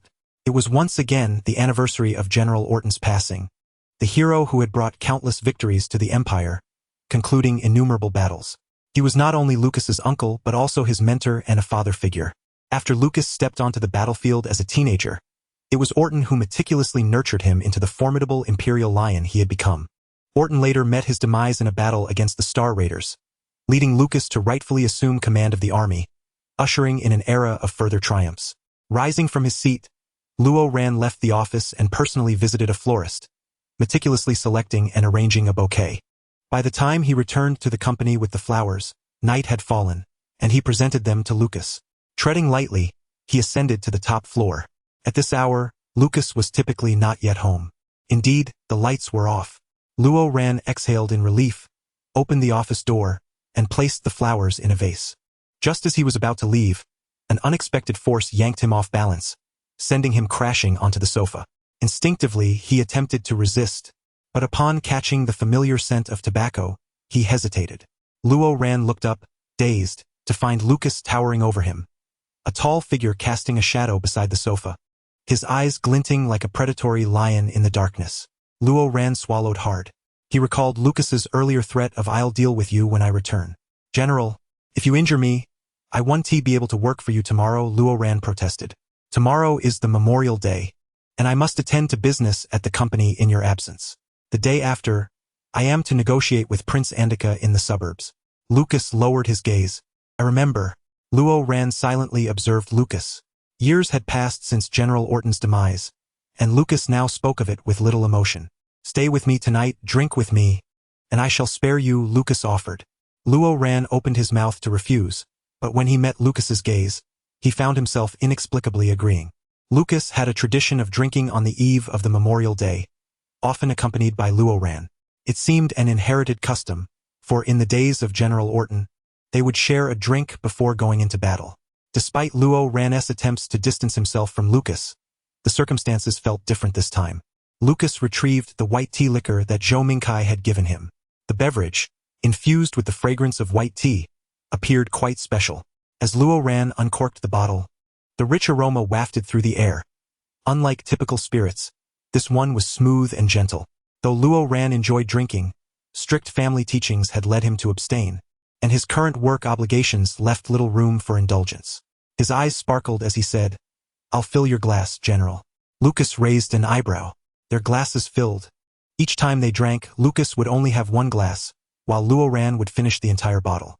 Notably, Luo Ran had a good tolerance and seldom got drunk. How can the General and General Orton have such poor drinking capacity after all those years? Luo Ran mused, a smile gracing his lips as he took a sip, a wave of satisfaction washing over him. The liquor was deliberately potent, later mellowed with white tea, creating a fragrant yet fiery experience. "I dislike the feeling of losing control. That was my uncle's indulgence, not mine," Lucas remarked, his brow furrowing slightly. Luo Ran chuckled softly, relishing the tipsy moments. Not fully intoxicated yet not entirely sober, he felt as if the weight of all his pressures, work, and worries had vanished in an instant. The liquor was strong, and after a few sips, Lucas set his glass down, refraining from further consumption. The bouquet rested nearby. They sat by the floor-to-ceiling window adorned with wisteria, the moonlight filtering through the petals and casting delicate shadows upon Luo Ran's silver hair. After a brief interval of drinking, Luo Ran's cheeks flushed. "Luo Ran. Luo Ran looked up, his gaze softening. Lucas paused, momentarily taken aback. Luo Ran raised his glass again, smiling as he replied, Lucas thought to himself how he had never noticed how beautiful Luo Ran was before. "It's nothing," he said. Although the liquor was potent, the white tea masked its high alcohol content, making it deceptively smooth. This led to Luo Ran losing his inhibitions, gradually becoming tipsy rather than succumbing to a sudden stupor. Noticing Luo Ran gazing dreamily out the window, Lucas called out, "Hey." Luo Ran turned slowly to face Lucas, still clutching the highball glass. "Do you still know who I am?" "General," he replied, his demeanor seemingly unchanged, albeit a touch sluggish. Luo Ran stared blankly at Lucas, the glass still raised. Lucas quietly asked, "Do you like me?" He already knew the answer but couldn't help but seize the moment to inquire. Luo Ran paused for a moment before replying with a smile. "Yes, I like you. After all, Lucas was a hero. Who wouldn't like him? Lucas felt an unusual flutter in his heart. He intended to say more, but Luo Ran set down his glass, resting his head on his crossed arms, and promptly fell asleep on the table. Lucas was momentarily taken aback. A petal was swept away by the wind, landing atop Luo Ran's head. Lucas stood, reaching out to brush it away. After a brief pause, he leaned down and placed a gentle kiss on Luo Ran's forehead, imbued with the scent of white tea liquor. Lucas clicked his tongue softly, contemplating whether he should attempt to reciprocate Luo Ran's feelings. Chapter 33. The General's Vulnerable Period, Part 1. Luo Ran had already drifted into slumber, blissfully unaware of the fleeting kiss. The lingering fragrance of white tea remained on Lucas's lips, not only from his own drink but also from Luo Ran's. It was still the flavor he cherished. Observing the sleeping figure of Luo Ran, Lucas stepped forward and gently lifted him, cradling him in his arms. In his semi-conscious state, Luo Ran caught a heavy whiff of tobacco, the familiar bitter scent reminiscent of earth and hay, invoking a sense of security imprinted in every muscle of his being. With his rationality and awareness fading, he instinctively wrapped his arms around Lucas's neck. Lucas was taken aback. Damn, this cunning man was attempting to seduce him again. Was it merely his good looks? The esteemed general, the imperial lion, felt a rare flush creeping into his ears. Lucas carried Luo Ran to the bed in the inner chamber, gently laying him down. Luo Ran furrowed his brow slightly, eyes still closed, his hands still clinging to Lucas's neck. Such a clingy creature. A hint of tenderness flickered in Lucas's eyes, a feeling he had yet to fully recognize. After laying him down, he even pulled the blanket over Luo Ran. The wind outside began to blow again, scattering petals across the office floor.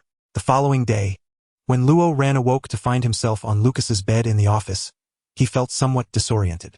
Ah yes, he had inadvertently gotten drunk the previous night. How did he allow himself to become intoxicated? Once again, he had overstepped his bounds. With a hint of annoyance, Luo Ran patted his head, trying to shake off the lingering fog of inebriation. He had promised himself to be a proper subordinate, yet here he was, having succumbed to drunkenness in his superior's office. Fortunately, he prided himself on his good drinking habits. When intoxicated, he never caused a ruckus. This, at least, he was confident about.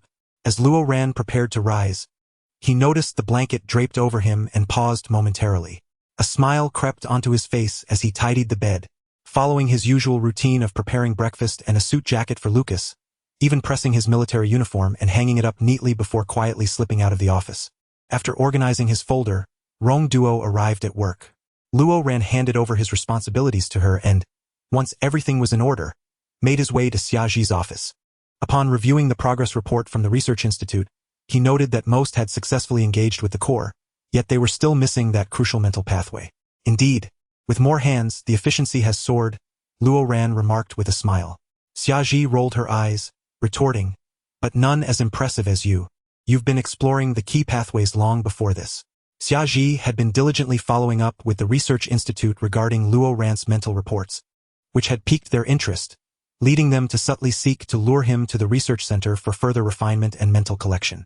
However, Xiaji had made it abundantly clear that he suffered from social anxiety and a fear of crowds. Forcibly involving him in large gatherings could very well lead to a mental breakdown.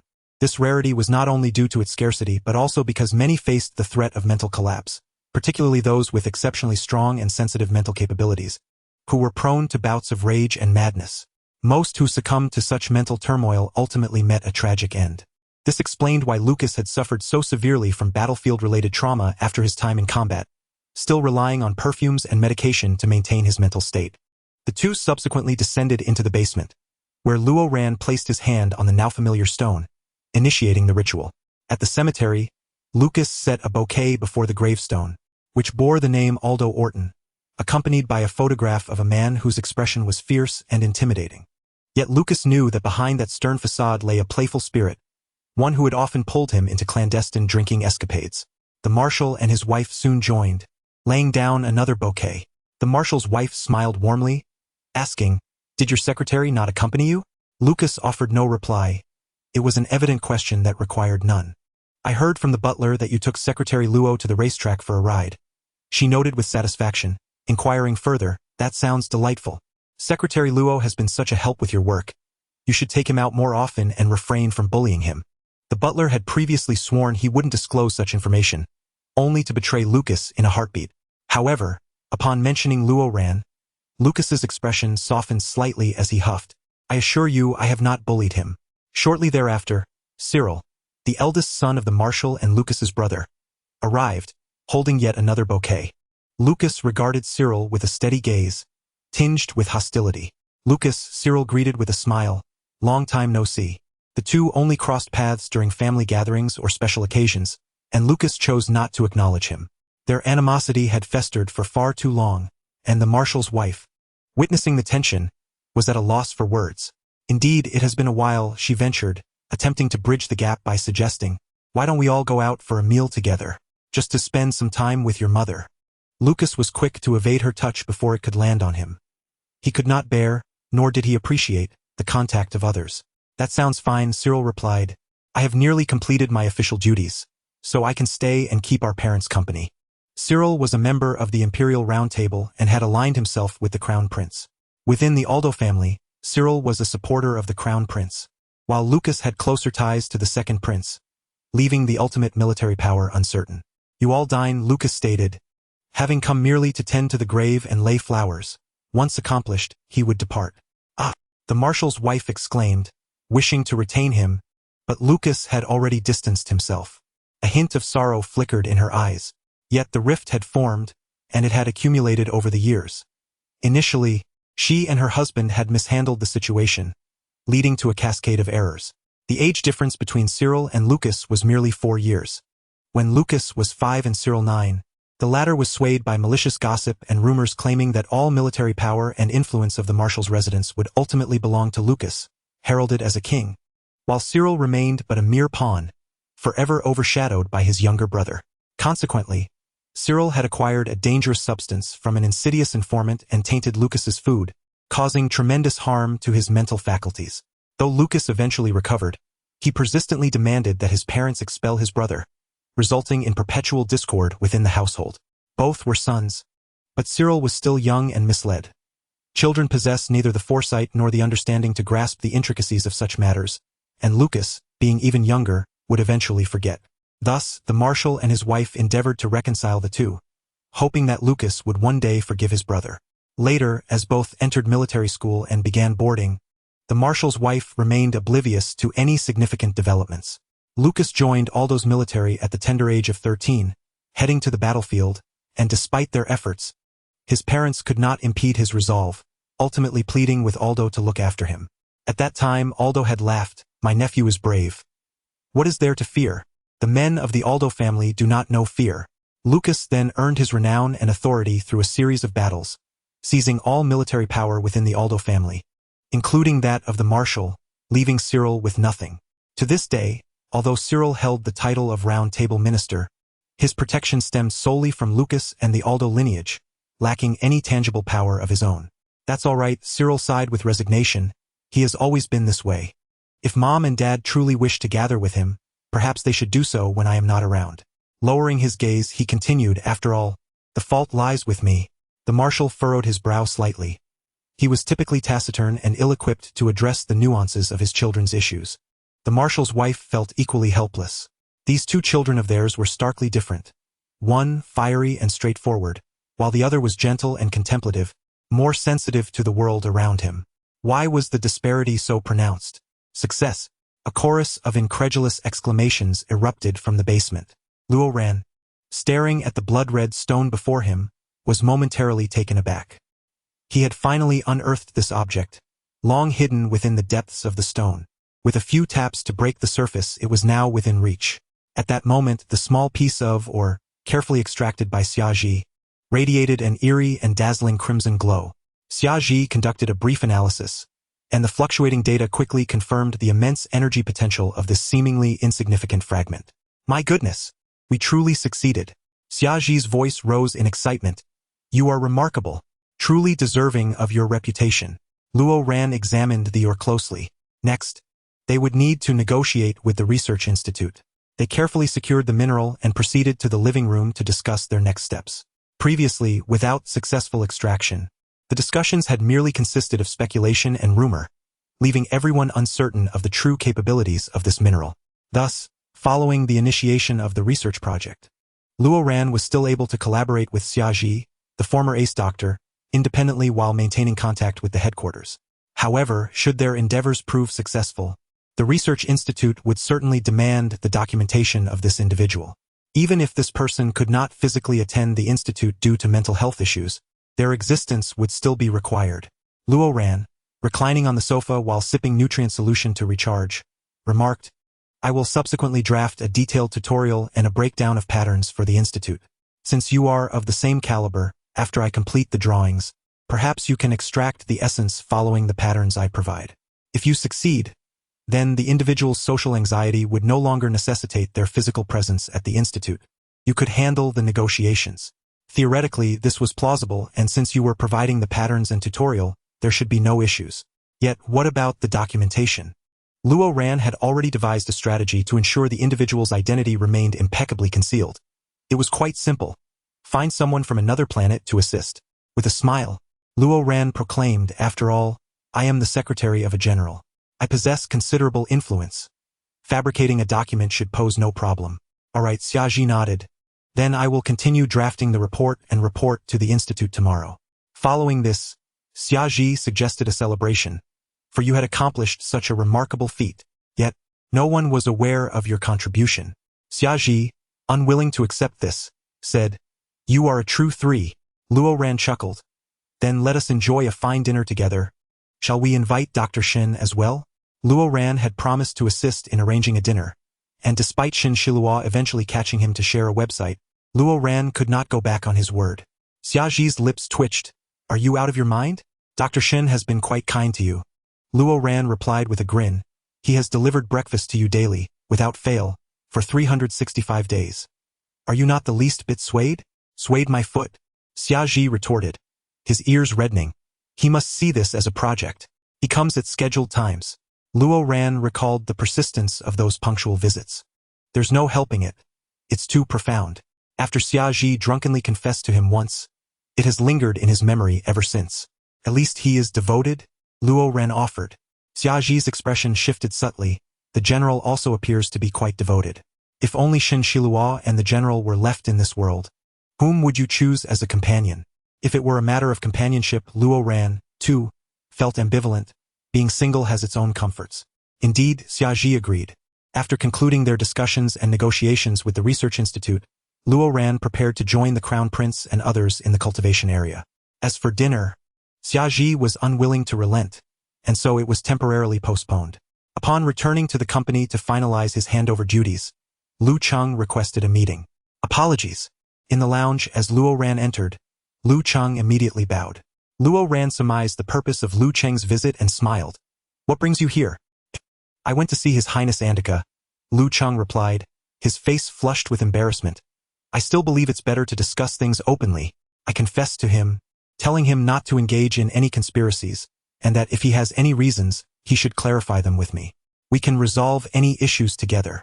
Luo Ran paused, then asked, "What did he say?" Lu Cheng stood tall and replied, "He didn't say much else, but he assured me he wouldn't harm me or the empire.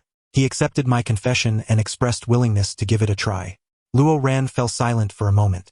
Lu Cheng observed him nervously. Luo Ran began. "Before your arrival, I received a report from the intelligence team." Lu Cheng's breath caught in his throat as he awaited Luo Ran's judgment. The intelligence team reported that they had discovered Prince Andika's maid leaving the embassy and heading to the black market. They had tracked her and witnessed her meeting with individuals from the black market. Lu Cheng's expression instantly turned blank. The black market, this was the enemy he had vowed to eradicate alongside Lucas for many years. Noticing Lu Cheng stiffen, Luo Ran continued, "However, we shouldn't rush to conclusions and label Prince Andika as a villain. After all, we do not know the full truth. I merely wish for you to be aware of the situation and not be misled." Luo Ran smiled. "Can you manage that? So, join me and Dr. Shin in the cultivation area tomorrow." Luo Ran had already gathered substantial information, including photographs of the maid in the black market, which would allow him to engage in a meaningful negotiation with Andika. Lu Cheng took a deep breath, collected himself, and offered Luo Ran a standard military salute. "I can." "Good, prepare to return," Luo Ran instructed. "Yes." However, the next morning, as Luo Ran packed a small bag to rendezvous, he spotted a flying vehicle parked outside his apartment. "Let us go." Lucas leaned against the side, seemingly having been there for a while, accompanied by Lu Cheng. Luo Ran, perplexed, asked, "Lucas?" Lucas replied, "It has been a while since I inspected the cultivation area. The royal family wishes for me to attend." Internally, Lucas thought, letting Luo Ran go alone to the crown prince? Absolutely not. Luo Ran, astonished, remarked, "The general is actively engaging in social events? Has he suddenly developed an interest in a marriage alliance with Luo Bing?" Subsequently, Luo Ran chuckled at his own thoughts, realizing how absurd it was. The general would likely never entertain the notion of romance. "I mentioned an interest in the changes in the cultivation area."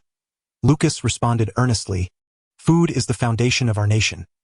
It is crucial during war and equally important in times of peace." Indeed, Luo Ran nodded, boarding the vehicle alongside Lucas.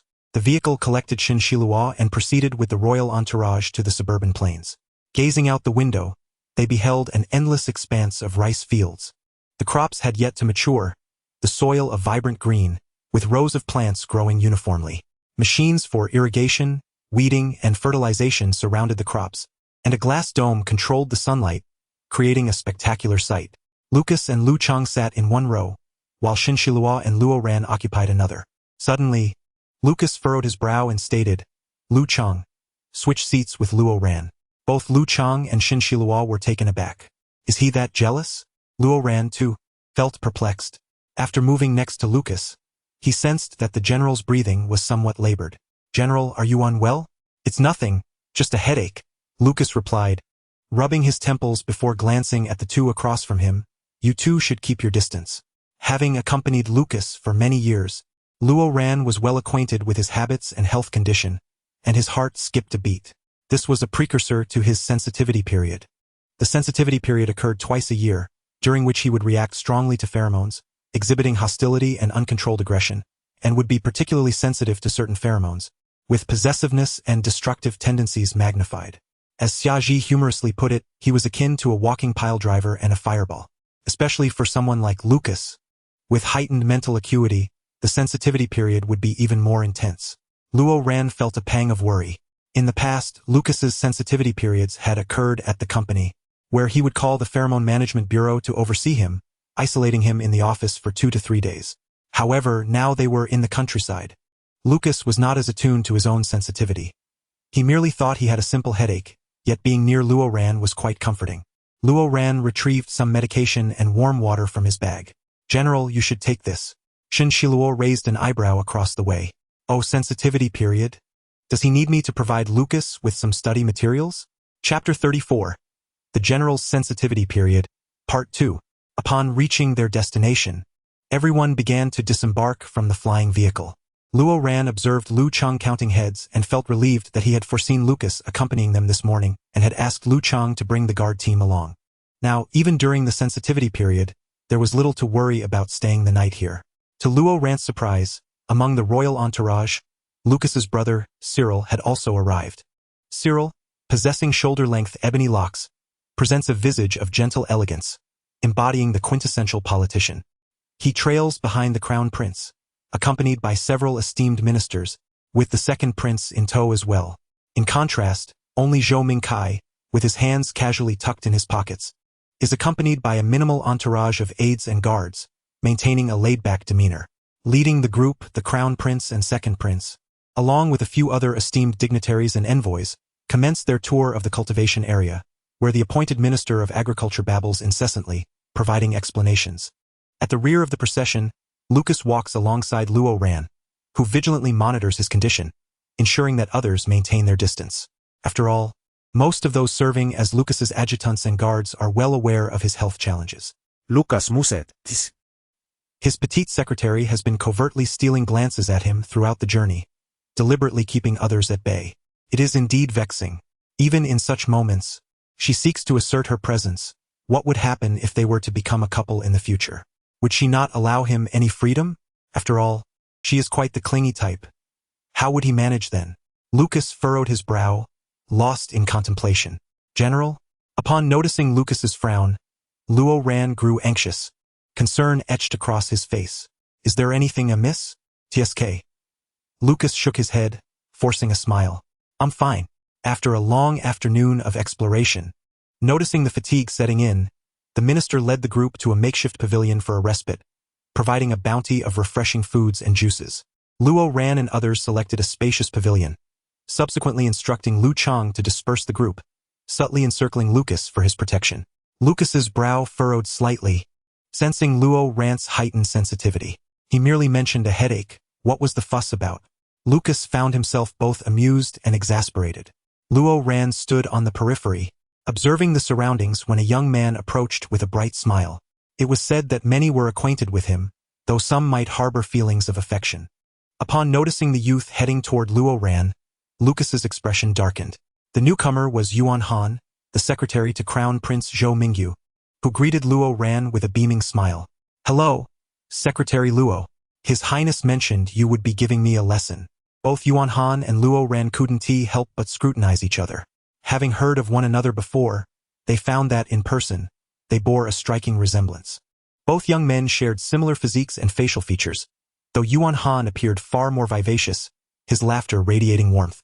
Others jested, claiming Yuan Han was Luo Ran's long-lost brother.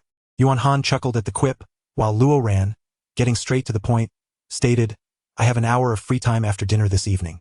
Initially, he had more time, but due to Lucas's health changes, Luo Ran was reluctant to leave his side. An hour, Yuan Han pondered. That seemed rather insufficient. Yet he believed, having been trained at the Royal Academy, he was competent enough not to require guidance from another secretary. So far, his performance had been commendable, aside from the Crown Prince's occasional suggestion to temper his demeanor. Thank you, Secretary Luo. Yuan Han bowed respectfully. Before he could utter more, Lucas interjected, raising an eyebrow. Are you done? Then be on your way. Startled, Yuan Han turned to leave, unnerved by the sharpness emanating from Lucas. Lucas glanced at Luo Ran and inquired, what did he want? Business. He asked me to assist him this evening, just briefly. Lucas frowned slightly. Does the royal family lack funds to hire help? He claims he needs my expertise, Luo Ran replied with a smile. There's no trouble, just a brief engagement.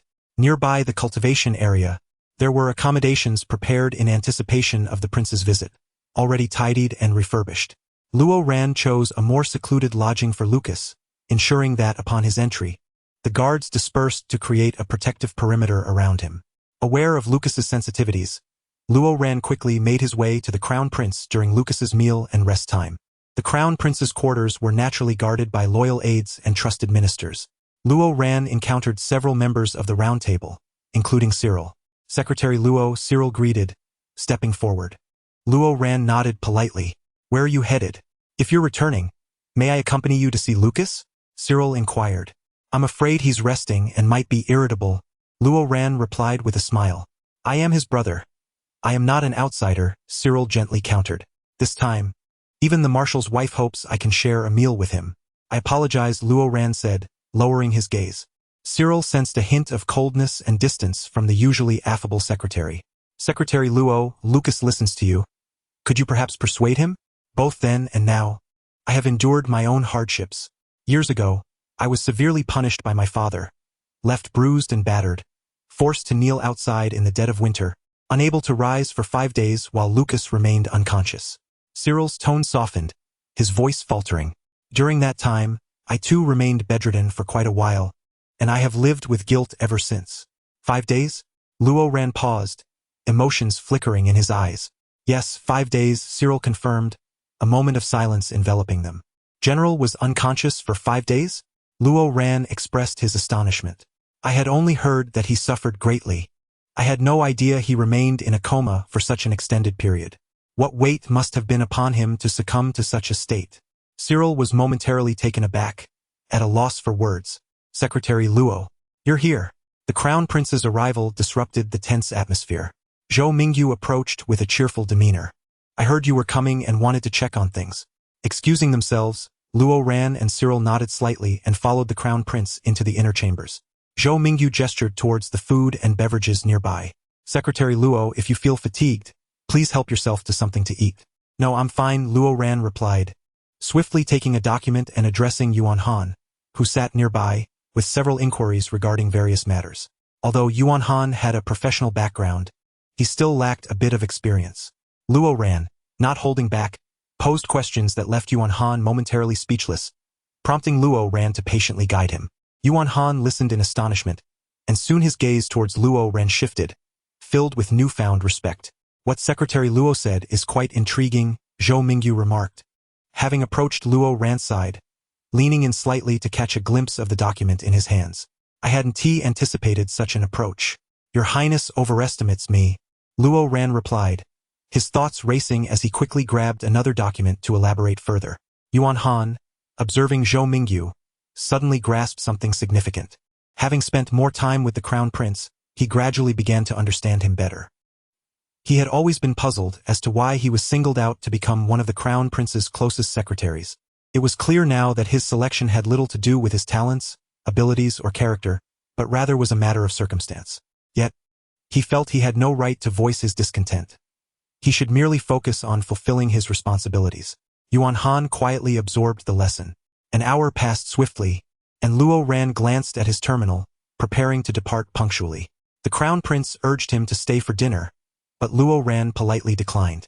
I shall escort you back, Zhou Mingyu offered with a smile, boarding the air vehicle directly. The distance between the two buildings was not great, with the journey taking merely 5 to 7 minutes. Taking advantage of their solitary moment, Zhou Mingyu smiled and said, I hope Secretary Luo does not misunderstand. What?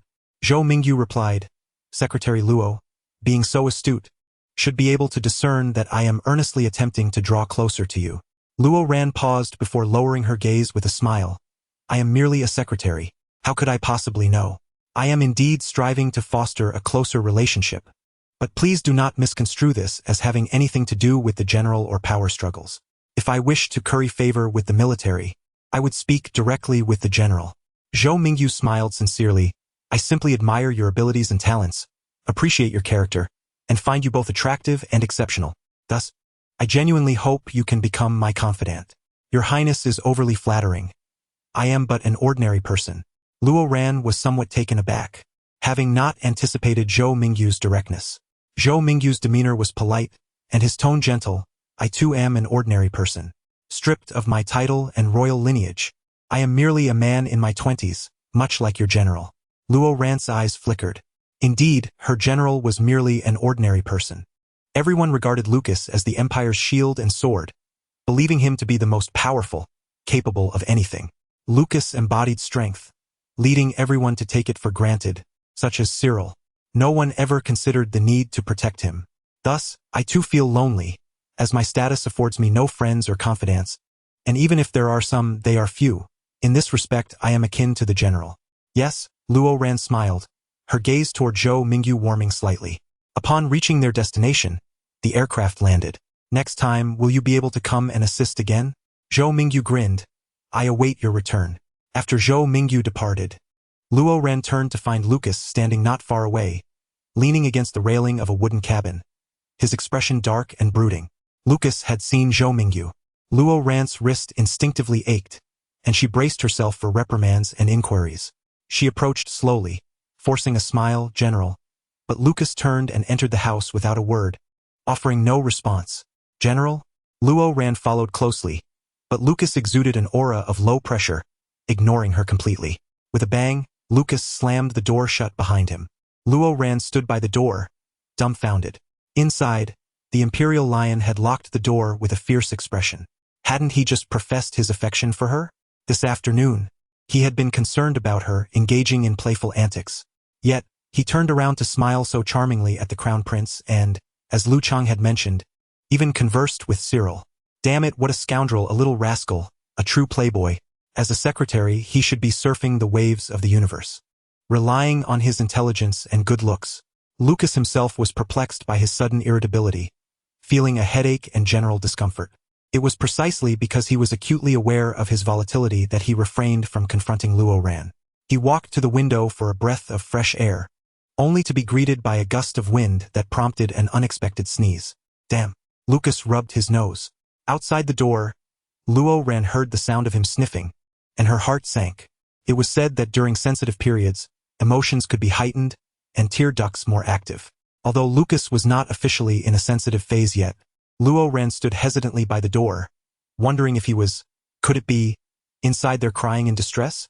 The thought was unfathomable to her, yet she worried, what if? Her heart raced anxiously, and ultimately, she decided to scan the door card and enter directly.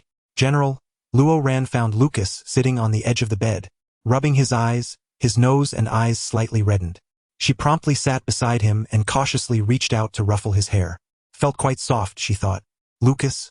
Lucas looked at her, bewildered. You are so sweet, Luo Ran smiled warmly. Luo Ran, you are finished.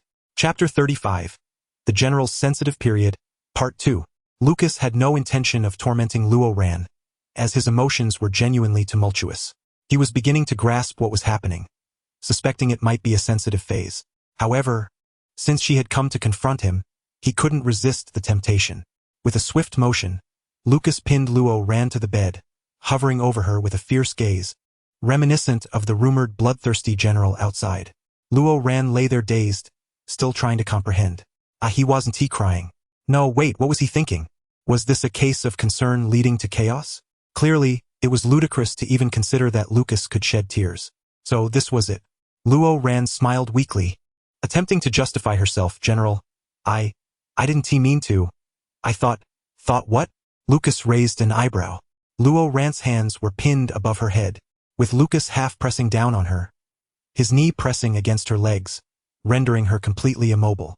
This was a position of total subjugation, leaving her with no capacity for resistance. Luo Ran, feeling a tinge of anxiety, said, I thought you were unhappy. I really couldn't bring myself to say I thought you were crying. I am indeed very, very unhappy, Lucas replied, his gaze intense. I particularly want to bully someone, to vent my frustrations. Luo Ran closed her eyes, resigning herself to the situation. Lucas chuckled softly, gripping her ankle and lifting it. What? Luo Ran exclaimed. Lucas began to tickle her foot. Ah! Luo Ran jumped, attempting to rise to stop him, but Lucas shifted, pinning her firmly back onto the bed. Lucas knelt beside her, one knee pressing against her chest, preventing her from rising or resisting, while the other knee supported him on the bed. With one hand gripping her ankle, he continued to tickle her foot. General, this position is somewhat ambiguous, and since Luo Ran is ticklish, being tickled like this is both unbearable and laugh-inducing. Tears welled in her eyes as she squirmed like a fish out of water. Stop, please. The usually composed Secretary Luo could no longer contain her pleas and gasps, intermingled with uncontrollable laughter, looking utterly distressed. Lucas turned to her. Do you understand now? I do, Luo Ran gasped. Lucas inquired again, whose secretary are you? Yours. Lucas released her ankle, surveying her somewhat disheveled appearance with a begrudging satisfaction.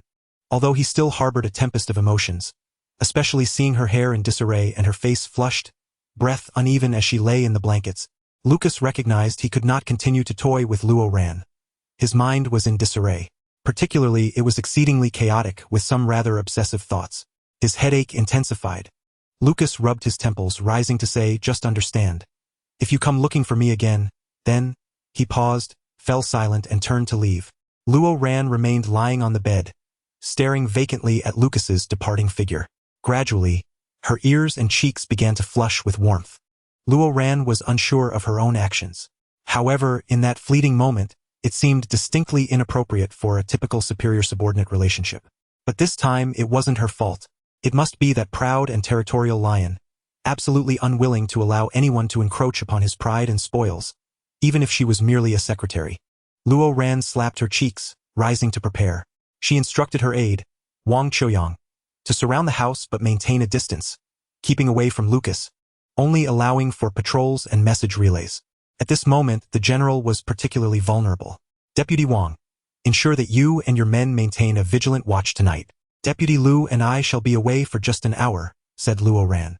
Wang Choyang understood that this was a period of susceptibility and solemnly saluted Luo Ran, replying, understood. Before departing, Luo Ran filled the entire room with fragrant incense and assigned a dedicated guard to monitor the situation.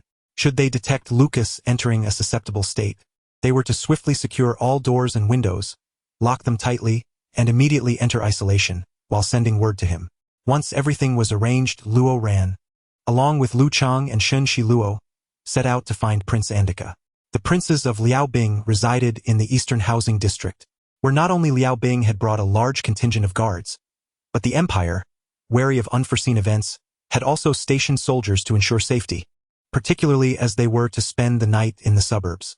Luo Ran's party consisted of only 3 individuals, and since Luo Ran was well known, they easily navigated through layers of guards to reach Prince Andika's residence. Andika's dwelling was situated at a distance from the princess and other envoys, and it was devoid of lights, giving it an eerily quiet atmosphere. Luo Ran furrowed his brow, sensing something amiss. The sky had just darkened, and the guards had been dispatched to a considerable distance. Although they could still prevent outsiders from entering and ensure safety, the vicinity was eerily deserted, and the house itself was excessively silent. Lu Chang suppressed his anxious feelings, gripping the gun at his waist tightly. Luo Ran first informed the guard team of the situation, instructing them to prepare for a potential breach, and then signaled for the others to tread lightly as they entered to investigate. Lu Chang, along with Luo Ran and Shen Shi Luo, split up to act independently. Inside, not a single lamp was lit, and no one was present. Luo Ran entered through the back door, meticulously observing the traces and clues left behind. Yet he found nothing. The silence was unnervingly profound, and there were no signs of struggle. Everything was tidily in place. Just then, Luo Ran suddenly felt a chill run down his spine and quickly turned around, spotting a fleeting shadow on the beam above. Uncertain if it was merely an illusion, he retreated to a corner, attempting to gain a better vantage point. Creak. Luo Ran paused, seemingly stepping on something. Looking down, he noticed he was standing on a wooden board, beneath which lay a hollow space. There was a concealed area below. The pervasive silence within the room amplified the subtle sound, prompting Lu Chang to investigate as well. Luo Ran pointed at the wooden board beneath his feet, indicating to Lu Chang to lift it while he took a few steps back, aiming his gun in readiness. Lu Chang nodded, pressing down on the board with one hand while signaling to Luo Ran with the other. 1, 2, 3. Bang! The moment the wooden cover was lifted, a figure burst forth, recklessly thrusting a knife towards the nearest Lu Chang. Your Highness! Realizing it was Andika, Lu Chang swiftly restrained him, opting to evade rather than retaliate. Let go. Deputy Lu? Andika, initially thrashing in a frenzy, froze at Lu Chang's voice. It's me. What is happening? As Andika attempted to articulate further, a figure descended from above. A maid clad in the uniform of Liao Bing's attendants, brandishing a gun and aiming menacingly at Lu Chang, who had shielded Andika. The maid's sudden descent caught everyone off guard. The events unfolded in the blink of an eye. Andika, trembling uncontrollably, realized there was no other option but to muster his remaining strength, gritting his teeth as he spun to swap positions with Lu Chang. The bullet struck Andika's shoulder, narrowly missing a vital spot, prompting the maid to click her tongue and retarget Andika's head. Bang! Someone collapsed. Yet it was not Andika, but the frenzied maid. Not far away, Luo Ran stood with his gun raised, the barrel still smoking. No one could have anticipated that in such a perilous and swift situation, Luo Ran could accurately shoot the maid in mere seconds. Achieving such precision required immense mental fortitude and concentration, yet Luo Ran was merely devoid of mental powers and pheromones. However, this was not the time for such contemplations, as the gunfire had summoned the outside guards and Shen Shi Luo. Upon their arrival, the guards of Liao Bing were met with the sight of Luo Ran brandishing a gun, Andika wounded, and the maid lying in a pool of blood, prompting them to raise their weapons towards the imperial party. Luo Ran instructed the men sent by Wang Qiuyang and the imperial soldiers to aim their guns at Liao Bing's guards, tensions mounting. Andika, unable to withstand the ordeal, fainted. What transpired? The crown prince and Liao Bing's envoy arrived, demanding their people to lower their weapons. Subsequently, Shen Shi Luo directed Lu Chang to lay Andika on the bed and immediately attend to his wounds, while the medical team rushed in to assist. The maid was also treated, albeit detained. Moments later, Andika opened his eyes, appearing somewhat anxious and terrified. Your Highness, I am here with you. Lu Chang stood nearby, rigid as a statue. He reflected on Andika's character, recalling him as inherently timid and cowardly. Andika had clearly been frightened, yet he had chosen to protect him. Your Highness, you can rest assured. Luo Ran reassured him. The assassin has been apprehended, but could you enlighten us on the circumstances? His tone was gentle, knowing he had saved Andika in that critical moment. Andika hesitated before responding. That maid.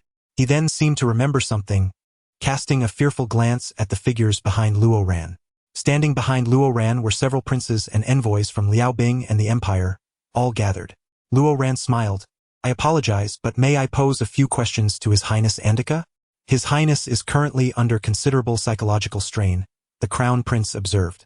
Luo Ran replied, Fear not, I shall handle it appropriately. The Crown Prince nodded and turned to leave, followed by the others. You may speak now, Luo Ran addressed Andika at this juncture. You cannot remain silent. Andika sat up, curling into the blankets in fear. I don't know, but I do know. Luo Ran, standing nearby, spoke in a measured tone. Dr. Shin examined your condition earlier. You have been unwittingly consuming a drug with aphrodisiac properties for nearly a month. Lu Chang and Andika's eyes widened in shock. Luo Ran continued. I am uncertain whether it was intentional or unintentional, but I know you ingested this drug at the previous king's birthday banquet, leading to an unexpected liaison with Deputy Lu. This substance has ensnared you in addiction, rendering you dependent on it. Subsequently, your maid, sent by Xingko, employed this drug to coerce you, while also threatening the life of your mother to compel your compliance. Correct? Hence, Andika found himself unable to resist the incessant state of arousal, requiring one suppressant after another. Luo Ran glanced at the utterly stunned Lu Chang and continued. However, Deputy Lu's confession instilled a flicker of hope within you, prompting you to consider resistance. Thus, tonight, the maid sought to eliminate you, as Andika was deemed uncontrollable. The guards were positioned outside, preventing outsiders from entering, yet the maid was already within. Upon hearing this, Andika broke into tears. I truly do not know what to do. He curled up, his hands covering his face as he sobbed uncontrollably. I am utterly incompetent, Andika stammered. I did not know it was a drug-laced drink. I saw the general drinking it. Luo Ran paused. Lu Chang embraced Andika, using pheromones to soothe him, having established a temporary bond. Andika clung to Lu Chang's shoulders like a drowning man grasping for driftwood. Luo Ran inquired, at the banquet, did you observe General Lucas drinking the beverage, prompting you to take some as well? Andy nodded vigorously, recalling his first visit to the Empire, when fear gripped him and he dared not eat indiscriminately. Yet, he reasoned that if a general of the Empire could consume such food, it must pose no danger. A chill flickered in Luo Ran's eyes. So that was it. On that very day, someone had plotted to harm Lucas, but unexpectedly, Andy became collateral damage. They decided to exploit Andy, believing they could manipulate him. However, they did not foresee Lu Chang as an unpredictable variable. Andy was rendered a useless pawn, one they wished to discard, yet they remained oblivious to the fact that he and Lu Chang, this variable, sought out Andy that very night. Fortunately, Lucas possessed a physique of extraordinary resilience, impervious even to such potent toxins, which merely rendered him uncontrollable for a night without any lingering addiction. Thank goodness! Luo Ran clenched his fists tightly. At that moment, a series of knocks interrupted Luo Ran's thoughts. He went to the door and found the guards returning, presenting him with a transparent bag. This was found on the maid, they said. Inside lay a dagger, a gun, and a package of drugs. Luo Ran displayed the drug to Andy, inquiring if this was indeed the toxin. So, he could take it to the laboratory for analysis and trace it back through the black market, severing all routes exploited by the Star Bandits. Yes. Andy instinctively lunged forward to seize it, having developed a severe dependence on the substance. No, you mustn't. Lu Chang interjected, but Luo Ran's cold demeanor silenced him. Let him take it, Luo Ran said, his voice devoid of inflection. He has been manipulated his entire life. Now even a drug can control him. Let it be. Andy froze, his hand suspended in midair. Luo Ran's stern expression bore down on him. He had lived in cowardice, never daring to fight for himself. Now, he saw no need to struggle. Let him continue this addiction, and perhaps in a year or half a year, he would find release. Andy trembled. I am not, he faltered, but then it seemed he found resolve. Andy withdrew his hand, staring blankly for a moment before grasping Lu Cheng's hand, choking out, I don't want it anymore. I want to touch it again. I can quit. I can quit. Luo Ran's demeanor softened, as if the earlier sharpness had been but an illusion. He smiled gently, offering reassurance. We brought back someone from the black market whose condition is worse than the prince's. He is currently undergoing forced rehabilitation, and the progress is quite promising. You need not worry, Your Highness. After that, Luo Ran refrained from probing further. Andy's mental state was precarious, and other investigations could wait. The Empire and Luo Bing would likely take over. Luo Ran exited the room, leaning against the railing outside with his eyes slightly closed. He had initially believed the puppeteer behind the drugging intended to send someone to Lucas's bed. Yet that night, no one approached Lucas. Instead, it was he who collided with Lucas and spent a frenzied night together. But if the intent was to harm Lucas, why would the puppeteer employ such a drug with aphrodisiac properties rather than directly shatter his mind as Cyril had done in their youth? The puppeteer's actions appeared contradictory.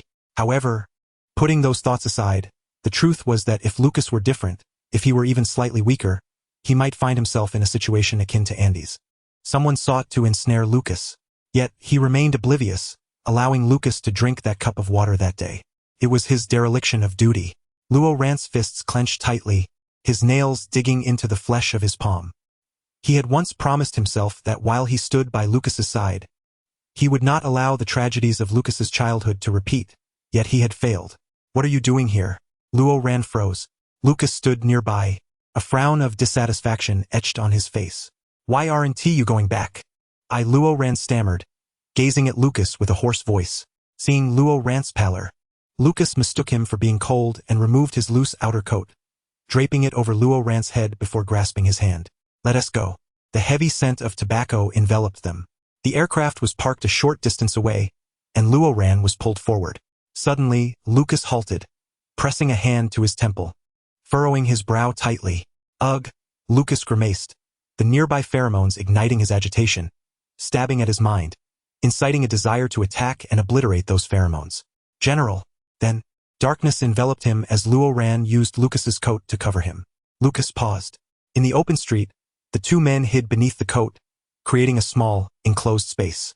The delicate fragrance of white tea wafted into Lucas's senses, soothing his nerves, its subtle aroma reminiscent of perfume, calming him and significantly dulling the surrounding pheromones. Lucas thought, "Damn, this person is using perfume again.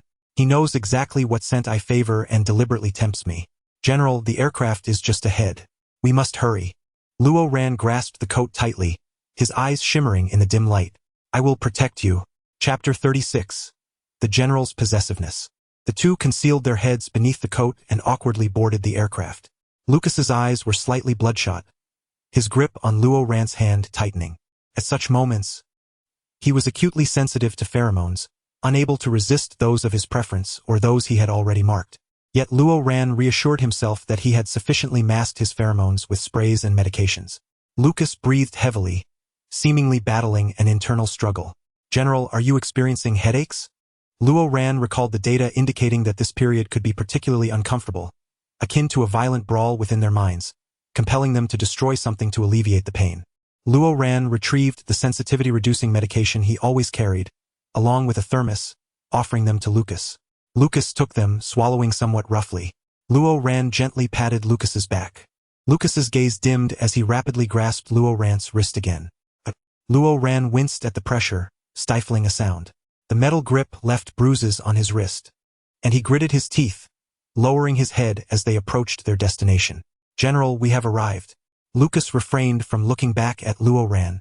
He feared that if he did, he would lose control. Breathing heavily, he turned and strode toward his room. Luo Ran locked the door and windows, standing outside to call out, "General, if you feel unwell or need anything, please let me know through the terminal, all right?" A hoarse came from within, followed by a sound suggesting Lucas had settled into bed, likely due to the sleep-inducing medications infused into the white tea essence.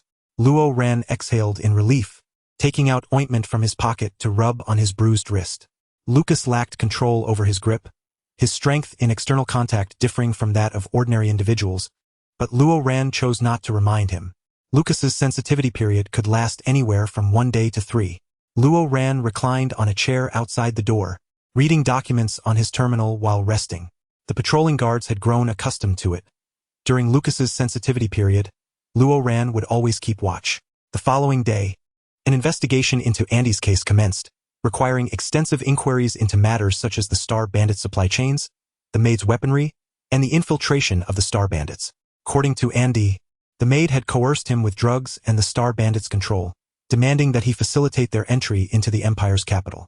Moreover, she had arranged for the bandit leader, the Fox Hunter, to meet with prominent figures of the Empire during the banquet, disguising the Fox Hunter as Andy's bodyguard. Andy was unaware of the identity of this prominent figure. However, upon deeper reflection, it is indeed chilling. At every banquet, the fox hunter is present, still under the protection of the empire's formidable figures. Lu Chang handed the report to Luo Ran, subsequently sharing a few updates regarding the investigation. There is another matter that Andika discussed with me, but I instructed him not to report it. Lu Chang lowered his voice, saying, Secretary Luo had previously advised me that such matters should not be reported. Luo Ran raised an eyebrow, signaling Lu Chang to continue. Andika mentioned that the Star Raiders are planning a robbery.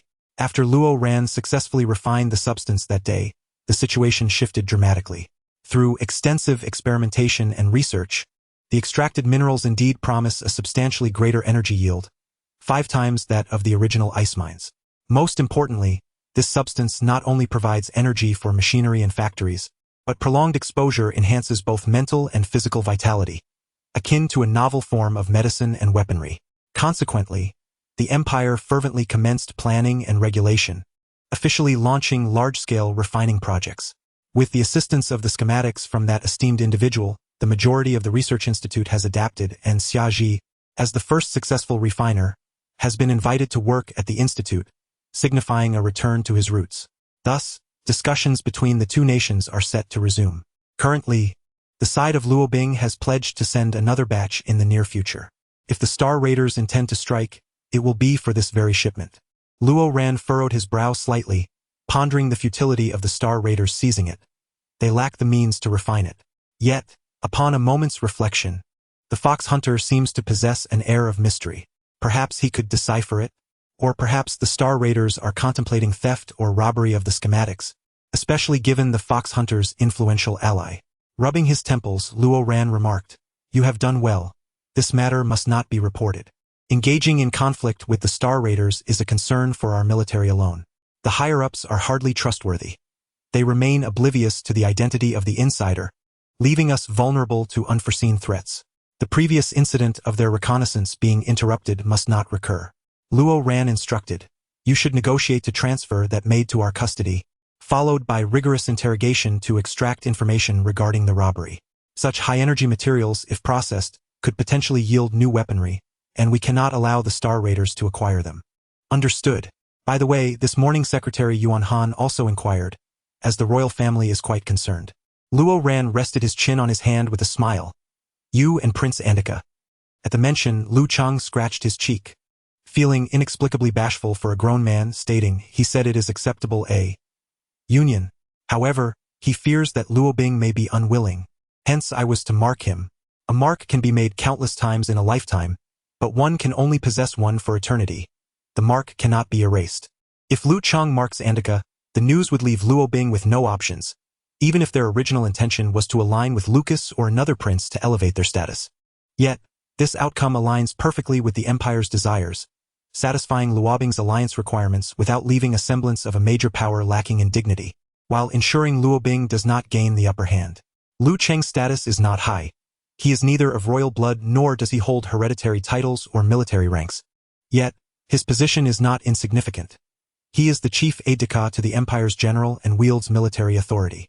Not too much, not too little, just right. Luo Ran chuckled, saying, In the past we were unaware, but now we understand. Prince Andika treats you well, but he is also somewhat timid and apprehensive. You must be patient with him as he weans off the substance. The process may not be smooth or pleasant, so you must take care not to reveal any impatience. Most importantly, you must instill confidence in him, providing ample encouragement.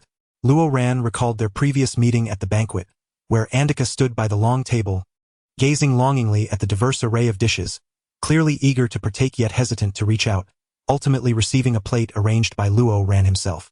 Luo Ran noted, this was Andika's first visit to the Empire, and given his troubled past in Luobing, he must be feeling quite anxious. You should remain by his side. Once he is settled, I will have the general grant you a temporary leave, reducing your workload by half a year, if that is acceptable. Thank you, Secretary Luo. Lu Chang earnestly replied. I will certainly do so. I have already marked him, and from now on I will protect him well, ensuring he is no longer bullied. Moreover, while you treat him kindly, do not feel inferior to him. Luo Ran subtly implied that the social standings of Andika in Luobing and Lu Chang in the Empire are relatively equal, providing a sense of reassurance. Luobing is a vassal state. Andika is an illegitimate child, while Lu Chang serves as the aide-de-camp to the Empire's general. Indeed, Lu Chang felt a warm glow within. As Lu Chang prepared to take his leave, he could not resist casting a glance at the closed door. Lu Chang inquired, "Secretary Luo, will you not go inside?" Luo Ran found this question peculiar and raised his head. It is best not to disturb the general at this moment. Lu Chang hesitated for a moment, seemingly grappling with whether to speak. Secretary Luo might not understand. Taking a deep breath, Lu Chang said, "Secretary Luo, I too have experienced the sensitive period. During this phase, one possesses almost no rationality or self-control. When faced with affection, one struggles to suppress all instinctual desires. Do you understand what this signifies?" Luo Ran was momentarily taken aback by this new topic. Lu Chang continued, "This indicates that he genuinely cares for, cherishes, and protects, hence his ability to resist his physiological instincts. This is extraordinary willpower and self-control. I might not be able to achieve that." Luo Ran smiled. "I understand." Indeed, after Lu Chang departed, Luo Ran paused for a moment, casting aside notions of affection. Lucas was indeed exerting considerable restraint, refraining from expressing anger or resorting to violence. Lucas had no necessity for such self-control. Luo Ran lowered his gaze, clutching the report in silence. Throughout the day, Luo Ran remained seated not far from the door, observing as patrols entered to deliver meals to Lucas. Wang Qiuyang had prepared sandbags for Lucas, who was inside practicing punches to vent his frustrations, the resounding thuds echoing through the door, palpable enough for Luo Ran to feel Lucas's agitation. Thus, he remained seated until nightfall, returning from a shower only to find the door ajar. Lucas stood beside it, his expression impassive as he regarded Luo Ran, dark circles under his eyes. Luo Ran promptly approached, asking, "Is there something you require, General?" Lucas replied, "You." Luo Ran was momentarily taken aback. Lucas leaned against the door frame, his imposing stature exuding an aura that left Luo Ran feeling somewhat breathless. Luo Ran stammered, "I what?" Not only did Luo Ran carry the scent of white tea, but also the fragrance of shampoo from his recent shower. Lucas's voice was slightly hoarse. "Can you come in and keep me company?" Luo Ran's reason urged him to decline, to refrain from yielding. He was merely a secretary, a subordinate, and a concealed identity at that. He should not intrude upon his superior during such a sensitive period. That would be crossing a line. Yet, as Luo Ran met Lucas's penetrating gaze, Andika's words unexpectedly resonated in his mind, and he found himself nodding in agreement. Luo Ran sought to fulfill Lucas's every request, wishing to spare him any discomfort. Almost the moment Luo Ran acquiesced, he felt himself being pulled inside. With a resounding thud, the door slammed shut, and Luo Ran found himself pressed against the door panel. As the man before him breathed heavily, "I do not want you to be anyone else's secretary. I will not." Luo Ran paused, gently assuring, "I will not, General." Lucas seemed unconvinced, lowering his head to bite the area where Luo Ran's left collarbone met his shoulder. Luo Ran winced slightly, stifling the tingling pain. Lucas glared fiercely at Luo Ran, determined to leave a mark. Luo Ran is his. Lucas bit down hard, leaving a deep crimson imprint on the fair skin. Subsequently, Lucas turned his head and bit down again in the same spot on the right side. "General!" Luo Ran exclaimed uncontrollably, tilting his head back and glaring. "You?" Lucas then seized Luo Ran's left hand and bit down on his wrist, a vulnerable area, leaving Luo Ran to passively endure the actions of the madman before him.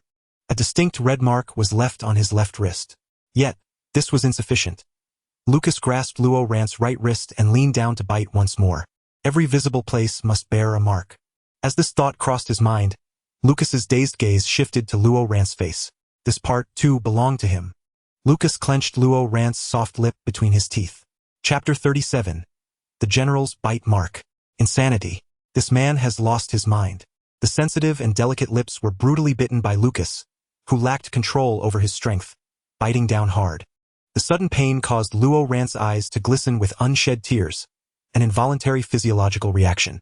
Strictly speaking, this was not a kiss. There was no intimacy of lovers, no gentle exchange of breath. Lucas obstinately held Luo Ran's lower lip, leaving a mark with his forceful bite. The imprint on the flesh beneath the lip was distinctly ambiguous and sensual. Naturally, Luo Ran's lips bled, and Lucas tasted the metallic sweetness of blood, his grip on Luo Ran tightening further. "General!" Luo Ran found himself immobilized, incredulously watching Lucas, suddenly feeling as though he had unwittingly walked into a wolf's den. This man. He has gone mad. Luo Ran's eyes widened as he observed the lion before him hurriedly marking his territory. Is this how those in a sensitive period behave? Lucas had bitten enough and shifted his focus downward, his gaze lingering on Luo Ran's Adam's apple and the nape of his neck. There were no glands there, but Lucas still yearned to bite. General, Luo Ran gasped. General, I am your secretary. Please let me go. Perhaps feeling a surge of irritation, Lucas clamped down on Luo Ran's moving Adam's apple, silencing all words. Luo Ran instinctively tilted his head back as if someone had grasped his throat, a shiver coursing through his body. He initially intended to push Lucas away, but Lucas's strength was not something an ordinary person could resist, and moreover, Luo Ran was unwilling to seize this moment to attack him. As Lucas was about to shift his attention to the nape of Luo Ran's neck, Luo Ran's hands were held high, and his feet pinned against the doorframe, leaving him with no choice but to close his eyes and take a deep breath, murmuring, "It hurts." Lucas paused. Luo Ran repeated, "It hurts." Lucas's brow furrowed slightly. Bite marks adorned both sides of Luo Ran's collarbone. His wrists bore bruises, and blood streaked his lips, presenting a rather pitiful sight. As Lucas regained his senses, he slowly released his hold on Luo Ran and stared at him in a daze. Luo Ran, too, dared not move, fearing to provoke the lion before him. Lucas observed Luo Ran for a moment longer, breathing heavily, before he muttered, "You should leave." His fist clenched tightly, his gaze evasive. Lucas thought to himself that he simply did not know how to control his strength, behaving like a monster. Thus, he detested physical contact with others. Yet with Luo Ran, he couldn't help himself. He did not wish for Luo Ran to be angry with him, to resent him, or worse, to despise him. However, the restraint he had maintained throughout the day evaporated upon seeing Luo Ran. Luo Ran paused for a moment, calming his emotions before not leaving, but stepping closer and softly saying, "General, you should rest. I will stay by your side to keep you company, all right?" Lucas froze, his eyes widening as he gazed at Luo Ran. He had thought Luo Ran would remain unchanged, gently nudging Lucas's arm and smiling. "Hurry up." Soon after, Lucas lay down on the bed, turning to see Luo Ran wiping the blood from his lips. "You should escape," Lucas remarked, "or perhaps you should never have entered." "It's fine," Luo Ran replied. "Will you be angry?" "No." Lucas's gaze turned fierce as he asked, "Will you get angry and then run away?" "No." Lucas began to dredge up old grievances. "Really? What did you say to Cyril yesterday?" Luo Ran remained composed, his heart steady as he replied, "He wanted to come over for a meal, and I told him that if he came, I would beat him." Lucas felt satisfied, saying, "Then why were you smiling so sweetly at the Crown Prince?" "I didn't," Luo Ran laughed. "The Crown Prince asked me to help him next time, and I said no. The general is very busy." Lucas felt content. He patted the bed, saying, "Come up here and keep me company." Though his expression was fierce, his tone lacked conviction as he glanced at Luo Ran's wrist. Luo Ran hesitated for a moment before complying. The bed was spacious, and there was a considerable distance between Luo Ran and Lucas, yet at least they were together. As night fell, the surroundings grew silent, and moonlight streamed through the floor-to-ceiling windows, casting their shadows on the soft bedding. Luo Ran noticed Lucas's eyes fixed on him in the darkness.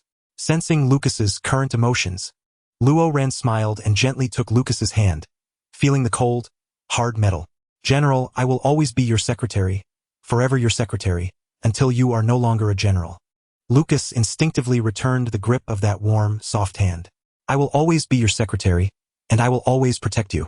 In the moonlight, the silver-haired man spoke with a smile. Lucas's heart began to race abruptly. This intense heartbeat felt akin to just having exited a battlefield, a surge of adrenaline coursing through him, difficult to calm. No, something felt different. After a moment, he stated, "With one punch, I could send you flying. I don't need your protection." Luo Ran merely smiled, responding, "You used to say the same thing." Everything that transpired that night seemed to overlap with a memory from the past. Lucas frowned and asked, "In the past? When? You once made me a promise back then. But you must have forgotten," Luo Ran insisted, shaking his head. "It was too long ago." After that, Luo Ran fell silent. The distance between them lay across the bed, yet their hands clasped each other, spanning the center. With no outsiders present, and Lucas not wearing gloves, Luo Ran held onto the cold metal, but he did not mind. "Good night, General." With someone by his side, especially Luo Ran, Lucas felt the discomfort in his mind ease significantly, and he gradually drifted off to sleep. Before falling asleep, Lucas mused that he distinctly remembered. Luo Ran had claimed he would surely forget. Absurd, he remembered all too clearly. He recalled even more vividly the image of Luo Ran crying. No, he thought.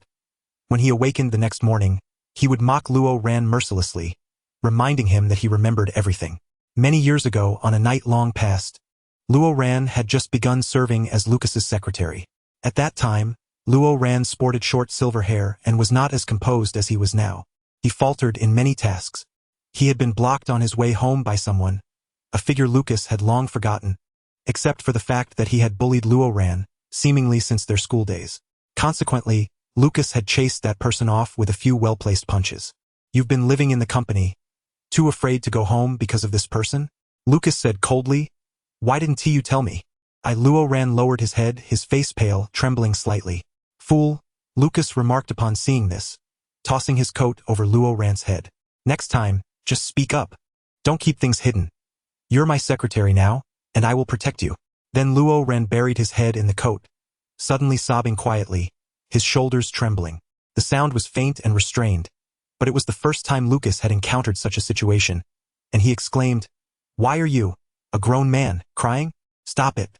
Collect yourself. Lucas was unaware that the boy before him was behaving this way because it was the first time someone had spoken to him in such a manner. Don't cry. I've said it already. Lucas wiped his nose and declared, I promise you this. As long as I'm here, no one will bully you. The boy, clutching his jacket and with a tremor in his voice, replied, In the future, I will protect you too. TSK. Lucas grinned, displaying a hint of mischief as he stood under the moonlight. Just you? I could take you down with a single punch. The following day, upon waking, Lucas noticed a significant alleviation of his headache. The restless feeling that had plagued him had almost entirely vanished. It seemed to have passed. Shaking his head, he realized that Luo Ran had already departed. The memories of the previous night flooded back, and Lucas did not forget what had transpired between him and Luo Ran. Rubbing his temples, he pondered how he had never acted in such a manner before. He had not anticipated losing control and behaving so recklessly with Luo Ran. Why had it happened? As an alpha, he had always been confident in his ability to manage his pheromones. Yet, the unexpected events of last night had been a stark contradiction to that confidence. After changing his clothes, Lucas sat down for breakfast, but Luo Ran was conspicuously absent. Surely, after their pleasant interaction last night, he wouldn't be upset? Lucas furrowed his brow slightly. Good morning, General. Zhou Mingkai had come to visit. I was going to invite you for a ride yesterday, but I heard your uncle was here, so I didn't want to intrude. Lucas gazed solemnly at the fried egg before him, completely ignoring Zhou Mingkai's presence. Big brother. Big brother. Zhou Mingkai's boisterous voice filled the air as he entered. What are you doing? Suffering from post-sensitive period symptoms? Lucas frowned, admitting, I was a bit excessive with Luo Ran. Zhou Mingkai sighed inwardly, contemplating the beauty of love. Before responding, isn't it normal to feel this way during a sensitive period? Personally, I can't help but react when someone I like is around. Lucas retorted, I'm not like you, a creature driven by base instincts. Caught off guard by the personal attack, Zhou Mingkai exclaimed, if you don't react to someone you like during a sensitive period, then something's wrong. A man must react. Someone I like? Lucas paused. Did he truly feel that way? He had become so accustomed to Luo Ran. Every muscle in his body and every memory in his mind was saturated with Luo Ran's presence. So, upon discovering that Luo Ran harbored feelings for him, Lucas felt a surge of pride and happiness. It was only natural for his secretary to have affections for him. However, it seemed that such naturalness was not entirely appropriate. Lucas pondered, what does it mean to like someone? Zhou Mingkai, without hesitation, replied, it means you want to be intimate with them. Lucas. Zhou Mingkai added, otherwise what else could it mean? Lucas maintained his stoic expression. Aside from that, well, liking someone is an emotion. How could I possibly explain it to the general? Zhou Mingkai grinned. Typically, when someone asks such a question, they already have an inkling. Lucas waved his hand dismissively. Enough of this nonsense. Leave. Zhou Mingkai protested. I came to visit you, and I even brought bai cha wine as a gift. Lucas paused, reaching for Zhou Mingkai's bag. The memory of Luo Ran drinking last night brought an involuntary smile to his face. Zhou Mingkai cursed under his breath. realizing how strange it was that Luo Ran could elicit such a reaction from Lucas. Zhou Mingkai ultimately managed to stay for breakfast before heading back. Lucas stored the baicha wine away and resolved to seek out Luo Ran. What time was it? Why hadn't Luo Ran woken up yet? In truth, Luo Ran had rarely overslept. He had stayed awake all night, watching over Lucas, fearing his headache would return. He only returned once he confirmed that Lucas was fine in the early hours. Last night, while Lucas slept, Luo Ran had quietly released his pheromones to provide comfort. Those who could use their pheromones to soothe others were equally capable of being soothed. Thanks to Luo Ran's subtle actions, Lucas had slept soundly, thereby concluding his sensitive period prematurely. After expending considerable mental energy throughout the night, Luo Ran had slept soundly until now. Lucas opened Luo Ran's door and approached him, but upon hearing the commotion, Luo Ran struggled to open his eyes. Clutching the blanket, he gazed at Lucas in a daze. Lucas noticed the marks on Luo Ran's neck, wrists, and lips, causing his ears to flush with warmth. Damn. Although he had done nothing, why did it seem as though he had behaved like a beast? General? Luo Ran's voice was hoarse from sleep. Is there something you need? None at all, Lucas replied. You may continue your slumber. Lucas hesitated, then imitating Luo Ran, gently ruffled his hair. Sleep tight, I'm here. Chapter 38. The general's subtle thoughts. Lucas's stiff hand gently ruffled Luo Ran's hair. He was conscious of his strength and thus was exceedingly gentle. Luo Ran was genuinely fatigued. His mental exhaustion had left him in need of more rest. Seeing that Lucas had no immediate requests, he turned back to sleep. It was not until nearly noon, 2 hours later, that Luo Ran finally rose. Upon waking, the lack of sleep left him feeling a bit disoriented. He quickly grabbed some nutritional supplements from the bedside to replenish his energy and swallowed a few caffeine tablets before gradually regaining his composure. Oh no! Upon approaching the mirror, he discovered the undeniable evidence of his previous night's activities. 2 prominent red marks on his neck and wrists, along with injuries on his lips, making him appear as though he had just engaged in some vigorous activity. Luo Ran's cheeks flushed, turning crimson even to the tips of his ears. Had he inadvertently marked territory? Ever since he declared his intention to maintain a respectful distance and properly navigate their superior-subordinate relationship, they had continually found themselves entangled in situations that should not have transpired between them. Thankfully, the other party was rather oblivious. Luo Ran mused that Lucas was perhaps the most extraordinary individual he had ever encountered. Most people he had come into contact with relished the bond of pheromones and eagerly sought a partner to share that connection. However, despite spending years with Lucas, he had never displayed any longing or imagination in that regard. It seemed that love did not exist in Lucas's world. If one day Lucas were to confess feelings for someone, it would be as surprising as the sun rising in the west, and Zhou Mingkai would likely transform into a lovesick fool. While lost in thought, Luo Ran rummaged through the cabinet for gloves. Eventually, he donned the gloves and a high-necked sweater, wrapping himself up warmly. As for his lips, applying a thick coat of lipstick would be too glaring for a grown man, so he decided to forego it. He would merely claim it was a case of heatiness and minimize his outings for the next few days. Having prepared himself, Luo Ran stepped outside only to find Lucas standing by his door. Surprised, he inquired, General, is there something you need? Lucas stared intently at Luo Ran. After a moment, he let out a cold snort. Nothing. TSK. This cunning man must secretly harbor feelings for him. Surely Luo Ran had intentionally drawn him in. First, with his constant companionship, he had grown accustomed to Lucas's presence, and now he could no longer resist reaching out his claws. Damn it, relying on his good looks and intelligence, he had managed to ensnare Lucas completely. Humph, is this what it means to be desired? Lucas crossed his arms, gazing at Luo Ran with an air of arrogance that left Luo Ran feeling utterly perplexed. General? He queried. You little rascal, Lucas pointed at Luo Ran. I see through your schemes. I admit you have succeeded. Luo Ran felt a twinge of concern. Could it be the aftermath of his sensitive period? Was his mind clouded? Schemes? Did Lucas think he had been lying when he spoke last night? Furrowing his brow, Luo Ran gently clarified, General, I am sincere. There are no lies or tricks involved. I promise to remain your secretary, and I shall honor that commitment. You little rascal. Here you go again. Lucas's ears suddenly flushed crimson as he growled fiercely. If you continue like this, I shall seal your lips. Luo Ran, taken aback, could only respond with a puzzled expression. Lucas stormed off, his towering figure of nearly 2 meters leaving behind an amusingly furious silhouette, as if his large feet might shatter the floor beneath him. Luo Ran sighed, deciding to disregard the matter, acknowledging the unpredictable nature of human emotions. After lunch, the group began to tidy up and prepare for their return. The maid had already been reassigned by Lu Cheng, and after thorough interrogation and investigation by the scouts from the frontier, it was confirmed that the Star Raiders were indeed regrouping and planning an offensive. Regardless of the truth of this information, it presented an opportunity. Lucas intended to lead the charge personally, targeting the Star Raiders along the southeastern transport routes of the Empire, which were typically used for interstellar trade with the ice mines. Naturally, to divert attention, Lucas claimed he was setting out under the pretext of eradicating the Star Raiders in the vicinity of the 67th Agricultural Zone, one of the Empire's largest planting areas.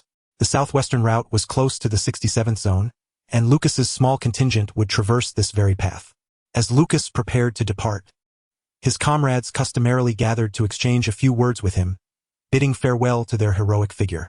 At this moment, he was engaged in conversation with the second prince, Zhou Mingjing, whose cold demeanor and serious expression radiated the sharpness characteristic of a martial artist, making him a rare companion for Lucas, who would not be overwhelmed.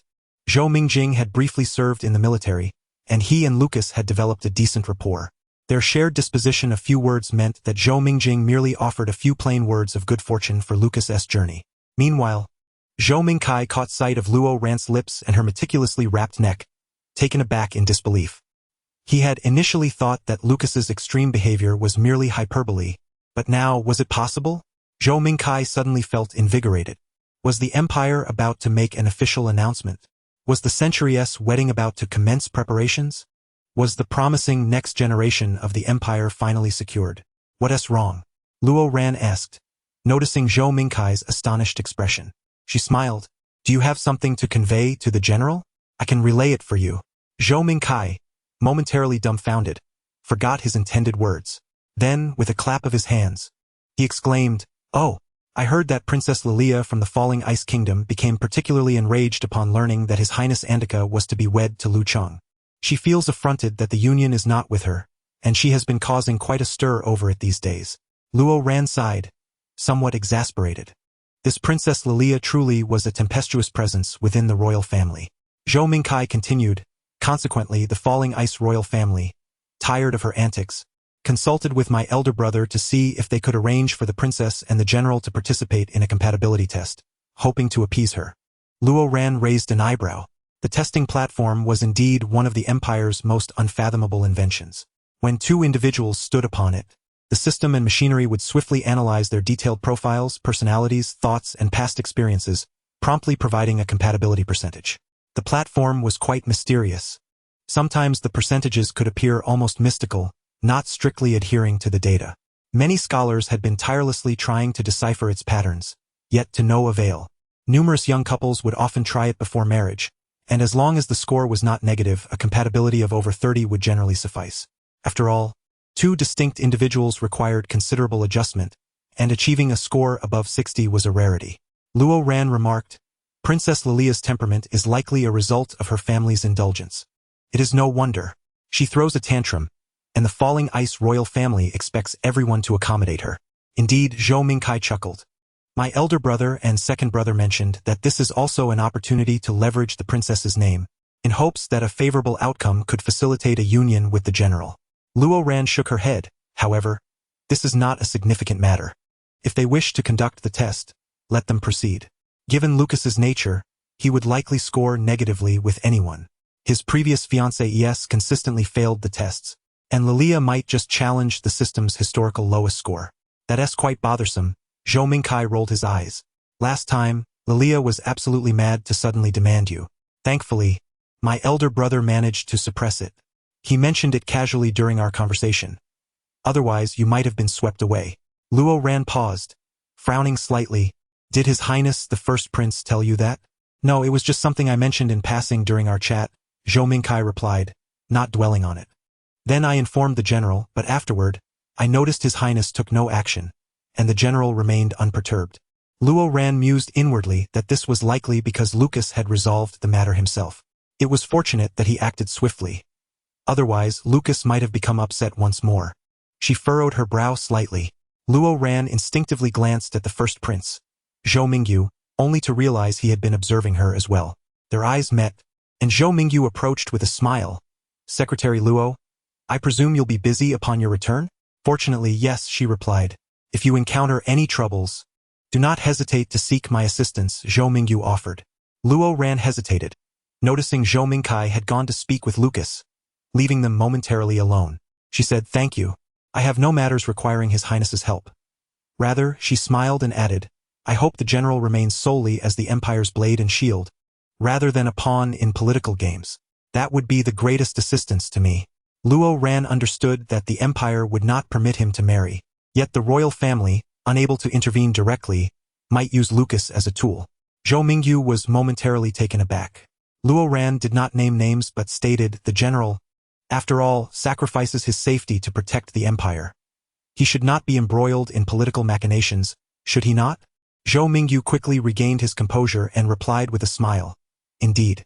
Following this, Luo Ran boarded the aircraft to await departure. Zhou Mingyu's eyes flickered with a hint of emotion, but it quickly went unnoticed. It appeared he had heeded Secretary Luo's warning. The previous overtures of goodwill seemed to have evaporated in an instant. Zhou Mingyu smiled faintly, preparing to leave, only to encounter Lucas head-on. Lucas's gaze was sharp as an eagle. What did His Highness discuss with my secretary?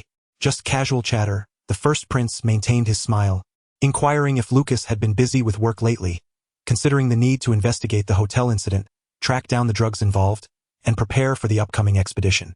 Lucas, disinterested in conversing with someone who had been eyeing his secretary so intently, turned away and boarded the aircraft with a stern expression. Once seated opposite Luo Ran, who was diligently reviewing documents, he felt a surge of irritation. Damn it, he felt sullied. Zhou Mingyu's remarks had reminded him that the person who had sullied him had yet to be found. In this life, one could only possess a singular permanent mark, unless it was a temporary one. Otherwise, the formal mark could not be erased. With this in mind, Lucas concluded that when facing his destined partner, he ought to be wholly devoted, ensuring that all firsts belonged to that individual. Yet, alas, he felt tainted now. Lucas's head buzzed with anger. He needed to locate that person first and resolve this matter. Luo Ran, meanwhile, was perusing through documents, stating, we have now established that someone tampered with the general's drink during the king's birthday banquet. It would be prudent for the general to undergo another health examination upon our return, and then we can focus on investigating the source of the beverage. Investigate it immediately. Lucas gritted his teeth. Find me that culprit. Luo Ran paused, surprised that after such a lengthy period, Lucas still seemed furious.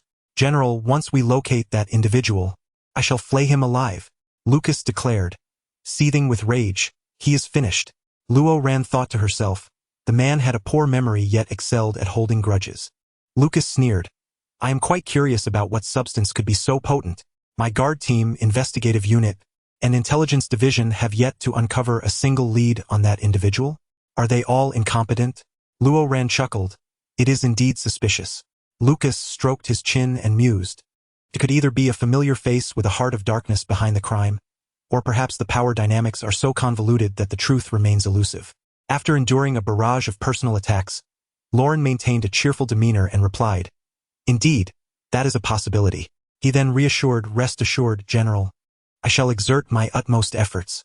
Lucas paused, then furrowed his brow, saying, I am not blaming you. This left Lauren momentarily taken aback. He found the shift in Lucas's demeanor quite subtle yet striking. Was it possible that Lucas had become somewhat gentler? The very notion of associating the term gentle with Lucas felt incongruous, but Lauren recalled the morning's incident. In a half-asleep state, he had glimpsed Lucas, who had placed a broad hand atop his head and gently ruffled his hair. Then, in a low and husky voice, he had said, I am here. Lauren paused, casting aside his chaotic thoughts, and stated, General, for our upcoming operations, we need to prepare 2 teams, ensuring that no external parties detect any flaws. One team, led by Lucas, will proceed to eliminate the star pirates, remaining concealed and stealthy. The other team is to create distractions for the star pirates. Though it requires no combat prowess, we must ensure that they remain oblivious to our true intentions. Yes, upon our return, there is no need to report back to the company. We shall go directly to the military headquarters. Ever since Lucas returned from the battlefield and was appointed as a general, The Empire had seemingly entered an era of peace. Yet, numerous skirmishes with the Star Pirates had persisted over these years, and Lucas had grown accustomed to it, eliminating as many threats as possible without ceasing his efforts. Lauren had also adapted to Lucas's sporadic deployments, managing affairs at the company to alleviate any burdens from Lucas's shoulders. However, this operation was distinctly different. It appears that this time, I must accompany the general, Lauren declared. Lucas frowned and snapped. What do you intend to do? Lauren explained. Everyone assumes that if I accompany you, I will be by your side. Thus, sending me to another team would be the most effective means of confusion. If Lucas remained out of sight, it would raise suspicions. However, with Lauren present, everything would seem plausible. No, Lucas retorted coldly. The battlefield is perilous. You cannot go. General. Lauren smiled. I won't be on the battlefield. I will merely be a figurehead. Besides, I am not defenseless. Should an issue arise, I can manage. Lucas frowned slightly. Stop this nonsense, Lauren. Lauren. Lucas hesitated, then suddenly asked, if one day I were to perish on the battlefield, what would you do? Lauren looked up at Lucas in surprise. Lucas's gaze was unwavering, demanding an answer. Lauren lowered his eyes and replied, such a thing will not occur. You have overcome far more challenging battles before. I mean, if Lucas pressed, his brow furrowing. Damn it, Lucas thought, feeling exasperated. Why should a grown man, a stalwart general, express himself like a lovesick girl? Damn it, that rascal Lauren. Chapter 39. The general opens the door to a new world.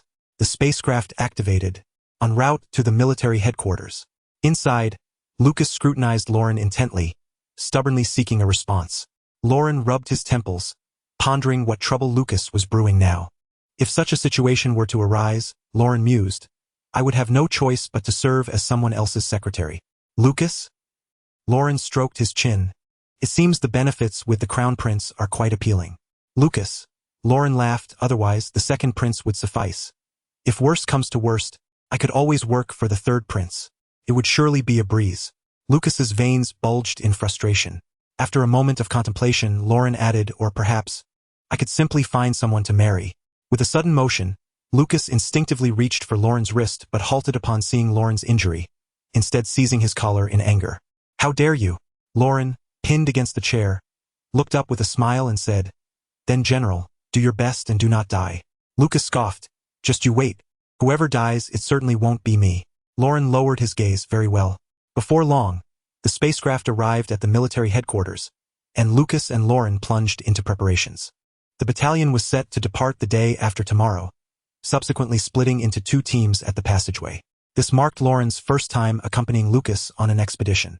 Before their departure, Lauren informed his family and ensured that operations at the company continued smoothly, resulting in him not having slept more than 7 hours over the past 2 days. 2 days later, the battalion officially set off in the morning. Lauren stood by the window of the warship, watching as the scenery transformed, ultimately revealing an infinite expanse of starry sky. This was his first venture beyond the Empire, leaving solid ground to enter the cosmos. In the Empire, he had always perceived warships as colossal and formidable, admiring the design and craftsmanship. However, upon reaching the vastness of space, he realized how extraordinarily insignificant both the warships and himself truly were.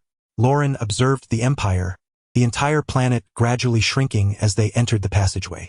The passageway was a long corridor, surrounded by stars, clouds, and many sights Lauren had only ever encountered in books. Isn't it beautiful? Lucas, clad in military attire, approached Lauren and smiled. It will become even more breathtaking ahead. Lauren nodded. The two stood by the window and Lauren thought, so this is the world Lucas sees each time.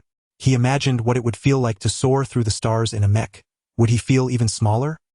He had heard that many in the military had to overcome their fear of vastness and spatial anxiety before officially becoming soldiers. Otherwise, one could feel overwhelmed and dizzy in such an environment. Are you afraid? Lucas pointed to the starry sky outside. Not really, Lauren replied with a smile. I find it quite beautiful. Perhaps it's because I'm aboard the warship, surrounded by many people. Lucas corrected him, it's because I am here. Lauren chuckled softly. Then Lauren understood what Lucas meant by even more beautiful. Suddenly, the starry sky outside the passageway was obscured by a nebula, enchanting and splendid, with purples and blues intertwining like a painter's whimsical brushstrokes, hiding countless sparkling stars within its clouds. Lauren gazed in a daze. Lucas, with a gentle smile, wrapped his arm around Lauren's shoulders as they stood by the window, facing a dreamlike vista. Lu Chang and Wang Qiuyang had initially intended to approach Lucas to discuss subsequent strategies. Upon witnessing this scene, even the burly Wang Qiuyang couldn't resist raising his terminal to capture the moment of their silhouettes. Noticing the commotion, Lucas turned and asked, "What is it?" Wang Qiuyang replied, "General, we are approaching our destination." At the end of the passage, they would soon merge into the nebula, allowing them to discreetly split into two teams. Lucas's team would begin to circumvent from the southwestern passage, taking a concealed route to stealthily ambush the star pirates near the southeastern passage. Meanwhile, Lauren would lead the remaining troops and warships along the southwestern passage towards 67. Lucas had publicly claimed that they were headed to 67 to eliminate the star pirates. With Lauren present, everyone would assume Lucas was aboard the warship at 67, while in reality he had already departed. Very well, Lucas nodded. You two stay back and accompany Lauren. Understood. This had already been discussed prior to departure, and neither of the two aides had objections. However, Lauren was taken aback. General, Vice Officer Wang and Vice Officer Liu are your right-hand men. It would be more convenient to have them by your side. Lucas interjected. It's settled. General, Lauren frowned slightly. Lucas stated, in the Empire I heed your counsel. Here you will listen to me. Agreed? Wang Qiuyang and Lu Chang remained present, not intending to challenge Lucas's authority. With his tone lowered, Lauren could only acquiesce. Subsequently, the warship departed from the passageway, and the small team was poised to separate. Before departing, Lucas shed his outer coat and draped it over Lauren's shoulders. Lauren was taken aback. Lucas instructed, do not remove it. If anything arises, contact me through the terminal and await my return. The coat, adorned with Lucas's military insignia, carried a significant meaning that Lauren understood. With a gentle smile and lowered gaze, Lauren replied, all right. Lucas then turned and strode away. As Lauren watched his retreating figure, the coat emanated a robust scent of earthy tobacco, stirring an unusual feeling within her. Lucas here was a stark contrast to his usual self. In the office, he often appeared laid back, impatient, and at times reckless, perhaps accustomed to a life on the edge. In this relatively secure environment, he seemed disinclined to deliberate, approaching tasks with a carefree attitude, especially with Lauren by his side. Yet here, Lucas had shed all his former demeanor, revealing the sharp claws and fierce spirit of a lion. He exuded a calm yet commanding presence, his strength coupled with strategic acumen, everything perfectly poised. In this moment, he was determined to protect Lauren with all his might. It wasn't until Lucas had completely vanished from sight that Lauren averted her gaze. The two aides remained nearby, awaiting her orders. With a smile, Lauren suggested, let us proceed to the monitoring room. The monitoring room offered a comprehensive view of the battleship's surroundings, alongside a large map for strategic planning. Lauren confirmed routes and formations with the aides. According to the plan, they were set to arrive at the transit station outside 67 by noon the following day, allowing for an official landing at night. The number of star pirates in 67 was neither too few nor too many. Upon receiving word, they would undoubtedly have fled. However, the Empire could still dispatch elite forces to pursue, capturing as many as possible. This marked Lauren's first endeavor in leading a pursuit against star pirates. Though clever and capable, he still lacked experience, prompting him to remain humble during the meeting, listening attentively to the insights of the aides and captains. Lauren had always been well regarded in the military, having skillfully removed obstacles from Lucas's path and adeptly managed military affairs over the years. His amiable demeanor during this meeting endeared him further to everyone present, who were resolved to protect the general's wife while also respecting his authority. Moreover, Lauren was cloaked in Lucas's coat, a symbol of status that served as a glaring reminder and warning to treat Lauren as if he were Lucas himself.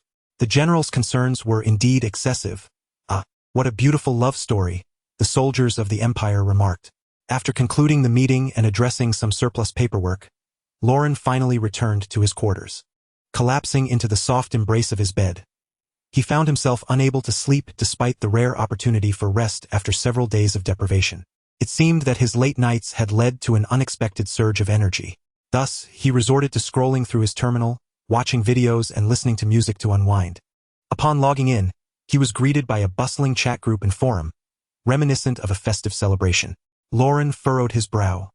Having been engrossed in work, He hadn't had the chance to enjoy outings with Lucas like before. Aide Lu Chung announced, "Thank you all for your blessings. The wedding photos will be out soon, and I will share them with you. From now on, I will also be a family man, no longer subjected to daily servings of dog food from my two superiors. Sobi sobi." Just the other day, during a sensitive period, the general's secretary stayed overnight with him. Ah, what a beautiful love story. A delicate flower shimidin, sobi sobi. As an internal employee of the empire, I can't help but blush upon seeing the secretary these past few days. It's so thrilling, covering my face. The secretary's lips are all chapped. It looks so serious. I'm heartbroken yet can't help but feel excited. The general must control himself. Don't bully our secretary Lauren. Sob sob. What a beautiful love story. Another employee remarked as a lowly worker in the empire, I feel incredibly fortunate to catch a glimpse of classified information. This happened yesterday in the company kitchen. The secretary dropped his coffee bag, and when he bent to pick it up, I caught sight of his neck, which was wrapped tightly, covered in bite marks and red marks. Oh my, what a beautiful love story. A member of the Imperial Royal Guard shared. I was fortunate to accompany His Highness on an inspection of the planting area. I witnessed the general and the secretary's beautiful love firsthand. They were so affectionate in the outskirts. The general wrapped his coat around the secretary, and the secretary reciprocated, hiding them both under the coat. It must have been a kiss. Later, as their passion intensified, they stumbled onto the flying vehicle. The general seemed a bit unsteady. Oh, they must have shared a passionate kiss. What a beautiful love story. A delivery worker declared, I volunteered to take on the role of class representative. To sum it up, during the general's sensitive period, he couldn't resist some excitement with the secretary in the suburbs, and they spent the night together. The next day, the secretary had chapped lips and was covered in marks, covering my face. What a beautiful love story. Lauren thought to himself, as he continued reading, that he was almost convinced of the rumor regarding him and Lucas being a couple. However, there were posts that genuinely brought him joy. Essence, a thread dedicated to blessing the general. Essence, a thread wishing for the general and the secretary, hoping for a smooth journey to 647. These threads were filled with encouraging words, and many shared photos of their hand-folded 1,000 cranes. Folding cranes for blessings had become a tradition in the empire. Whether for family or friends embarking on journeys, examinations, or interviews, it was a common practice. Thus, whenever Lucas set out for battle, countless cranes would be folded and hung with care. The departure of the Empire's general battleship was always accompanied by millions and billions of colorful paper cranes. Lauren smiled and liked the posts before browsing through other short videos for relaxation. Meanwhile, Lucas was nearing his destination and had no intention of sleeping. He was conversing with Shen Shilua on the battleship's deck. Neither Shen Shilua nor Lucas were particularly talkative, simply sitting together, each absorbed in their own thoughts. Bored, Lucas opened his terminal, intending to monitor what Lauren had been up to lately, and access Lauren's viewing history using back-end privileges. Have you ever heard of coffee beans from ancient Earth, Spain? This is how to tie a tie beautifully. The secrets of spices.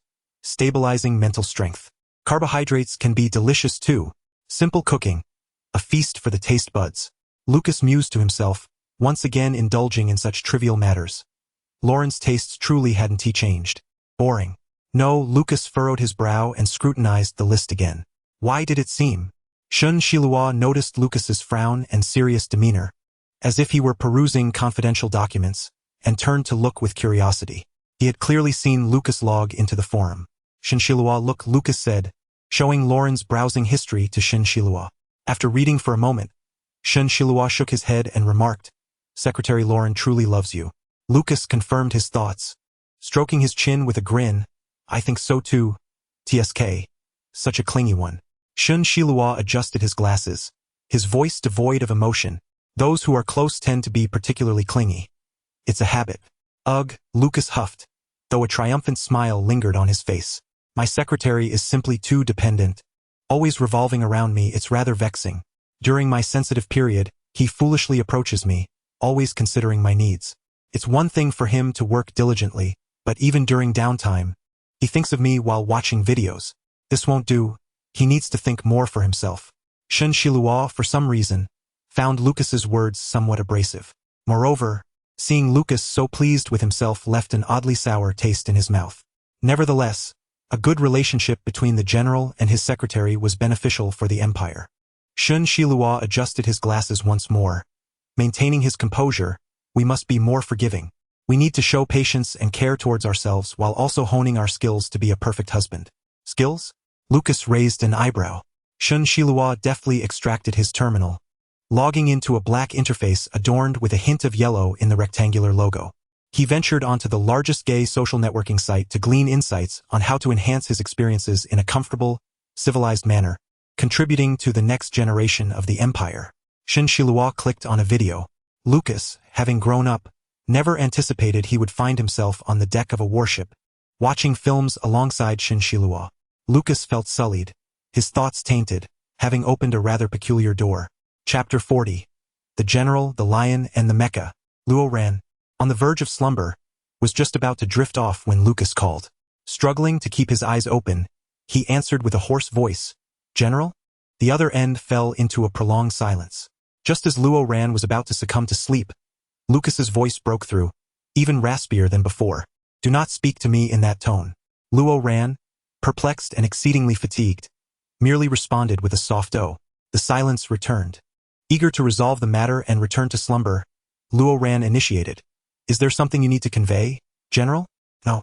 "Then—" Luo Ran's brow creased slightly. Silence enveloped the call once more. After a moment, Lucas spoke again. "Luo Ran, nothing. I just think you look quite handsome."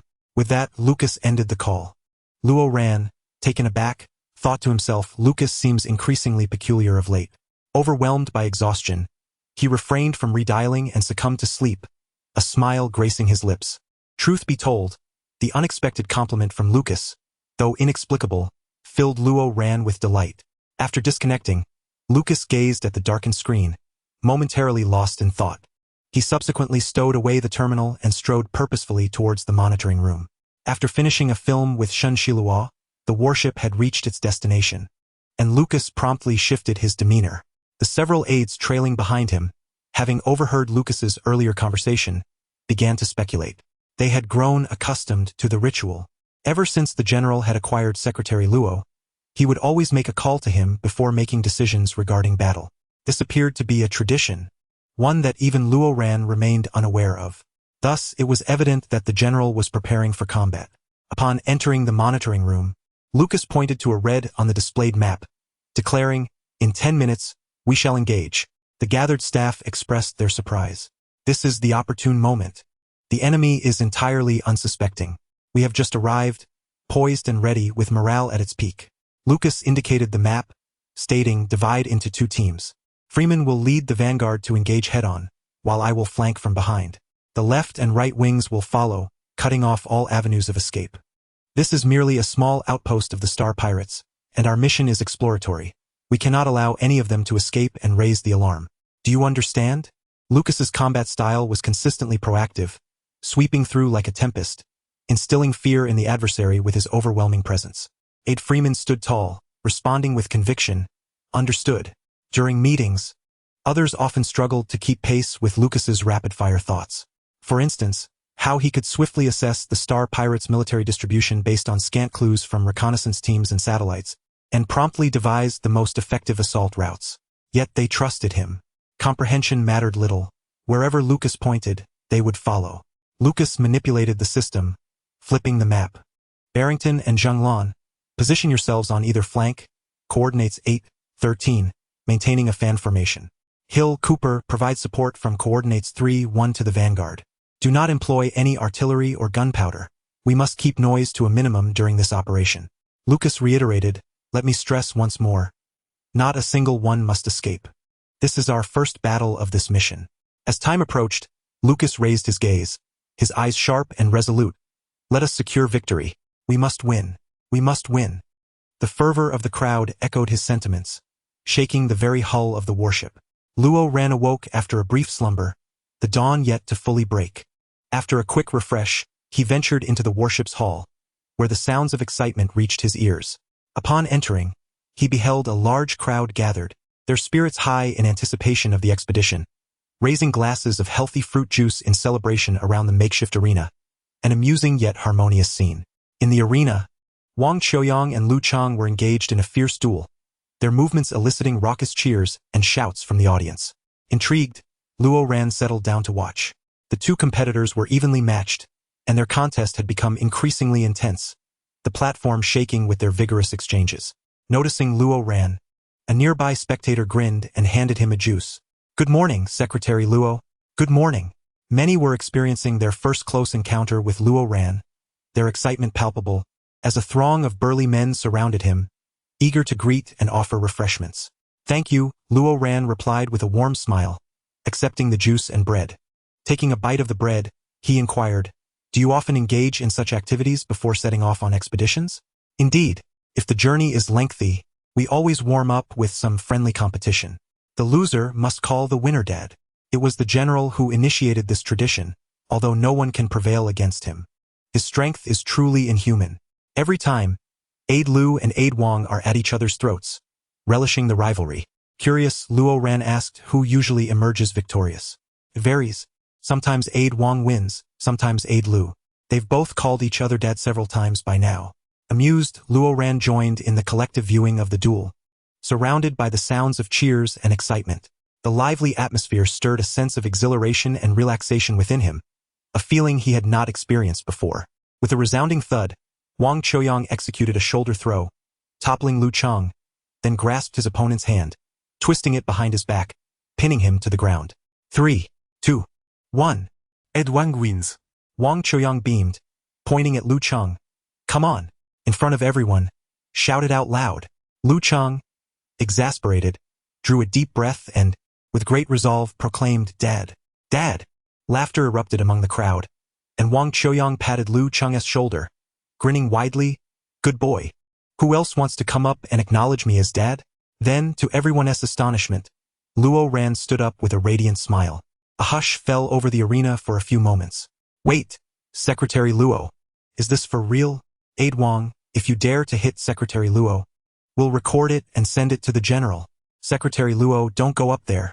Aide Wang is like a gorilla. If Luo Ran wins, it's fine. But if he loses, the hierarchy will be thrown into disarray." The crowd erupted once more. Disregarding the protests of those around him, Luo Ran sought not to present a fragile image in need of protection. Turning to the crowd, he smiled, "Do not worry. I've sparred with the general before." At this revelation, excitement surged through the audience. Indeed, it is said that Secretary Luo is the general's sole disciple. "Secretary Luo, take down Aide Wang. Defeat him." The crowd began chanting in support of Luo Ran. Wang Choyang scrutinized the individual standing before him. Delicate features, a slender frame, with silver blue hair tied up high for ease of movement. At this moment, Luo Ran removed Lucas's coat and hung it aside, lowering her gaze as she rolled up her sleeves, her gentle eyes framed by long eyelashes. Even while performing such a mundane task, Luo Ran exuded an aura of grace, moving with deliberate calmness. Wang Choyang swallowed hard. If he were to strike the general's wife, would the general tear him apart later? Would he survive to witness the dawn of another day? Luo Ran smiled and said, "Deputy Wang, you need not hold back." Wang Choyang chuckled awkwardly, regretting his decision to stand there. It would have been better to call Lu Cheng father, who could bear to strike. Seeing Wang Choyang standing idly by, seemingly awaiting his move, Luo Ran did not hesitate. She teleported in an instant to stand before him and delivered a punch directly to his face. Bang! Caught off guard, Wang Choyang received a solid blow from Luo Ran. Although they were merely sparring and no one intended to inflict serious harm, the impact left his nose reddened, causing him to stagger back a few steps. Luo Ran's fighting style mirrored Lucas's, or rather, was indistinguishable from it. She preferred to take the initiative and then relentlessly press her advantage with fierce and overwhelming techniques. In a habitual manner, Luo Ran did not grant Wang Choyang a moment's respite. She advanced again, raising her hand to strike at his neck before sweeping her leg in a low kick, the ferocity of her moves starkly contrasting with her gentle demeanor. Damn it! Wang Choyang felt a surge of adrenaline, his hair standing on end, recalling the days he had been dominated in the arena by Lucas, no longer daring to underestimate or hold back. There was no opportunity to do so. Wang Choyang's gaze sharpened, and he became serious, engaging with Luo Ran in a back-and-forth exchange, momentarily forgetting the concept of the general's wife. She was simply a formidable opponent in the ring. Go, Secretary Luo. Go, Deputy Wang. Secretary Luo. Give it to him. The atmosphere in the arena ignited, everyone rising to their feet, their voices louder than a trumpet. On stage, Luo Ran moved with agility and grace, her strikes imbued with palpable power and precision, her long hair tracing countless silver-blue arcs in the air. A flaw! A flaw! Crap! Secretary Luo. Wang Qiuyang's eyes narrowed as he spotted a weakness in Luo Ran's defense, promptly pinning her shoulder with one hand. Just as the situation seemed to solidify, Luo Ran smiled, seized Wang Qiuyang's outstretched hand, and executed a sweeping kick that caught him off guard, causing him to lose his balance. Then, employing the very technique he had used against Lu Chang, she flipped him over her shoulder. Bang!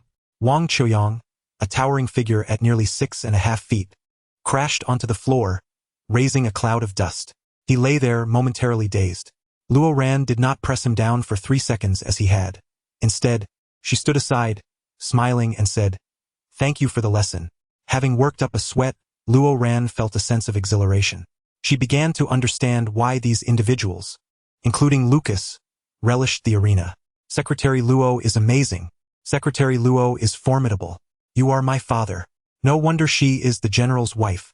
Wang Qiuyang rose, cupping his fists in salute, and thundered, "Father." Lu Chang joined in, shouting, "Father, Luo father." He thought to himself, how does Secretary Luo manage to be both brilliant and skilled in combat?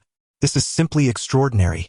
As they were caught up in the revelry, a flicker of the ship's lights interrupted them, as if a blackout had occurred, but it quickly restored.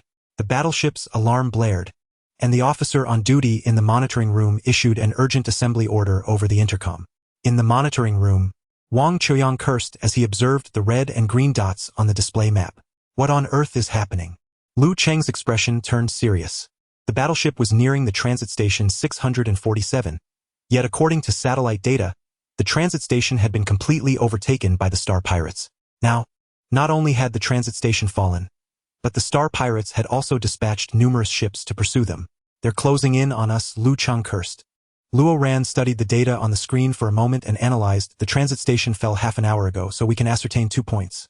First, the Star Pirates aim to catch us off guard, preventing our retreat.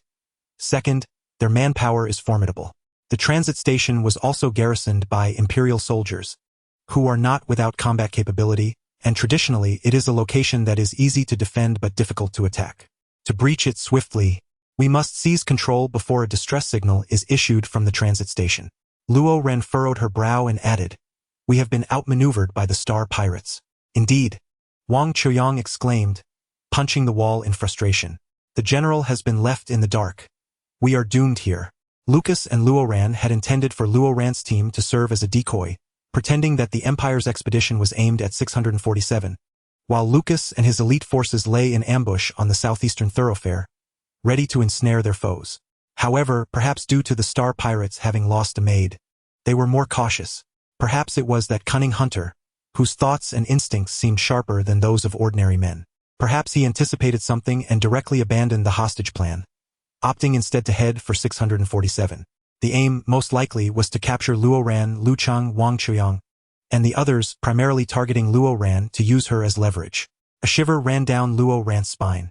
Having learned from past mistakes, their current operation had been kept strictly confidential. The high-ranking traitor within the Empire could not possibly be aware. Thus, that hunter truly was somewhat terrifying, able to deduce what Lucas was contemplating and counteract it. Wang Qiuyang, agitated, asked, "Is there no way to repair the communicator?" The soldier seated at the machinery shook his head. After the transit station's fall, the signal tower had been destroyed by the Star Pirates to prevent Luo Ran and her team from contacting Lucas. Now, the battleship's operations relied on its auxiliary generator. The others in the monitoring room looked expectantly at Luo Ran, Lu Chang, and Wang Qiuyang. Lu Chang and Wang Qiuyang exchanged glances, their years of camaraderie allowing them to read each other's thoughts. Lu Chang produced a die, and he and Wang Qiuyang each cast one. I rolled low, Wang Qiuyang grinned. Then it's settled. Lu Chang will take the elite team and escort Secretary Luo to the southeastern thoroughfare to rendezvous with the general, while I stay behind to buy time and face those bastards. Luo Ran was taken aback. Lu Chang clenched his fists, his teeth gritted tightly, feeling vexed about being the one who could escape. Yet now was not the time for indecision. He and Wang Qiuyang had their roles to play. Lu Chang spoke resolutely to Wang Qiuyang. "Rest assured, I will ensure Secretary Luo reaches her destination safely." If any issues arise along the way, I still have my life to spare.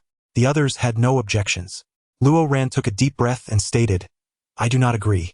Secretary Luo, we cannot afford to hesitate or refuse now. Lu Chang insisted, we are up against the Star Pirates, who are fully armed and ready to attack. Our team cannot hope to contend with them. It would be meaningless for everyone to perish here, and it serves no purpose for you to remain. Wang Chuoyang patted his chest, adding, don't worry, my brothers and I will charge in. Taking down one is a victory. Taking down two is a bonanza. There's no need for hesitation. If Secretary Luo doubts us, just ask anyone. We are all willing. Before departing, Wang Chuoyang and Lu Chang had already pledged to Lucas and sworn an oath to ensure Luo Ran's safety at all costs. Luo Ran spoke solemnly, such sacrifices, while noble, mark you as heroes and men of valor. However, I am the commander of this battleship. My duty is to ensure the survival of everyone, not to let you sacrifice yourselves for my sake, for that holds no meaning for me. Secretary Luo, Lu Chang remarked, his brow slightly furrowed. Luo Ran, rarely assertive, interjected, I am neither capricious nor ignorant of the circumstances. I choose to trust the general. The insignia on her military coat glimmered brightly. She continued, let us take a gamble, retreat together, and make our way to the southeast pass. If we are pursued, we shall fight together. If fortune favors us, we may just make it. Lu Chang furrowed his brow, responding, we will not make it. Even if we order the warship to retreat at full speed, we will be overtaken within half a day. Half a day, Luo Ran insisted, we still have that much time. Even if we are indeed caught, with him present and a clear objective, he can negotiate for us, preventing total annihilation. Yet, Luo Ran smiled and affirmed, we will make it. I have faith in the general. Luo Ran chose to place her trust in Lucas, and Wang Chuoyang and Lu Chang decided to follow her judgment this time. The warship retreated at full speed, with the Star Marauders in hot pursuit. The mechanical female voice in the control room coldly announced their distance from the Marauders. 10 hours until the target catches up. As 6 hours ticked by, they gathered for a meal, replenishing their energy in preparation for the impending turmoil. 4 hours later, then too Wang Chuoyang and Lu Chang went to muster the troops, readying themselves for a counterattack. An hour passed, and Luo Ran's gaze remained fixated on the screen. In half an hour, Wang Chuoyang had already taken his team outside, and the Marauders' warships were now visible to the naked eye. Luo Ran turned away from the map screen and stood by the warship's window, quietly gazing at the starry sky. What is that? Lu Chang, standing beside her, widened his eyes. Behind them lay the Marauder ships, their bow-mounted red lights aimed directly at them. Yet ahead, countless lights shimmered. Luo Ran smiled, those are the Empire's warships. They have caught up. Lu Chang was left speechless. Even without a distress signal, Lucas and his forces had come to their aid. Though Luo Ran's group might not reach their destination, Lucas's forces could converge with them. Luo Ran looked at the dense cluster of Imperial warships ahead, her eyes sparkling with joy. She believed in her general, confident that he was superior to the Fox Hunter. If the Fox Hunter could turn the tide, so could Lucas.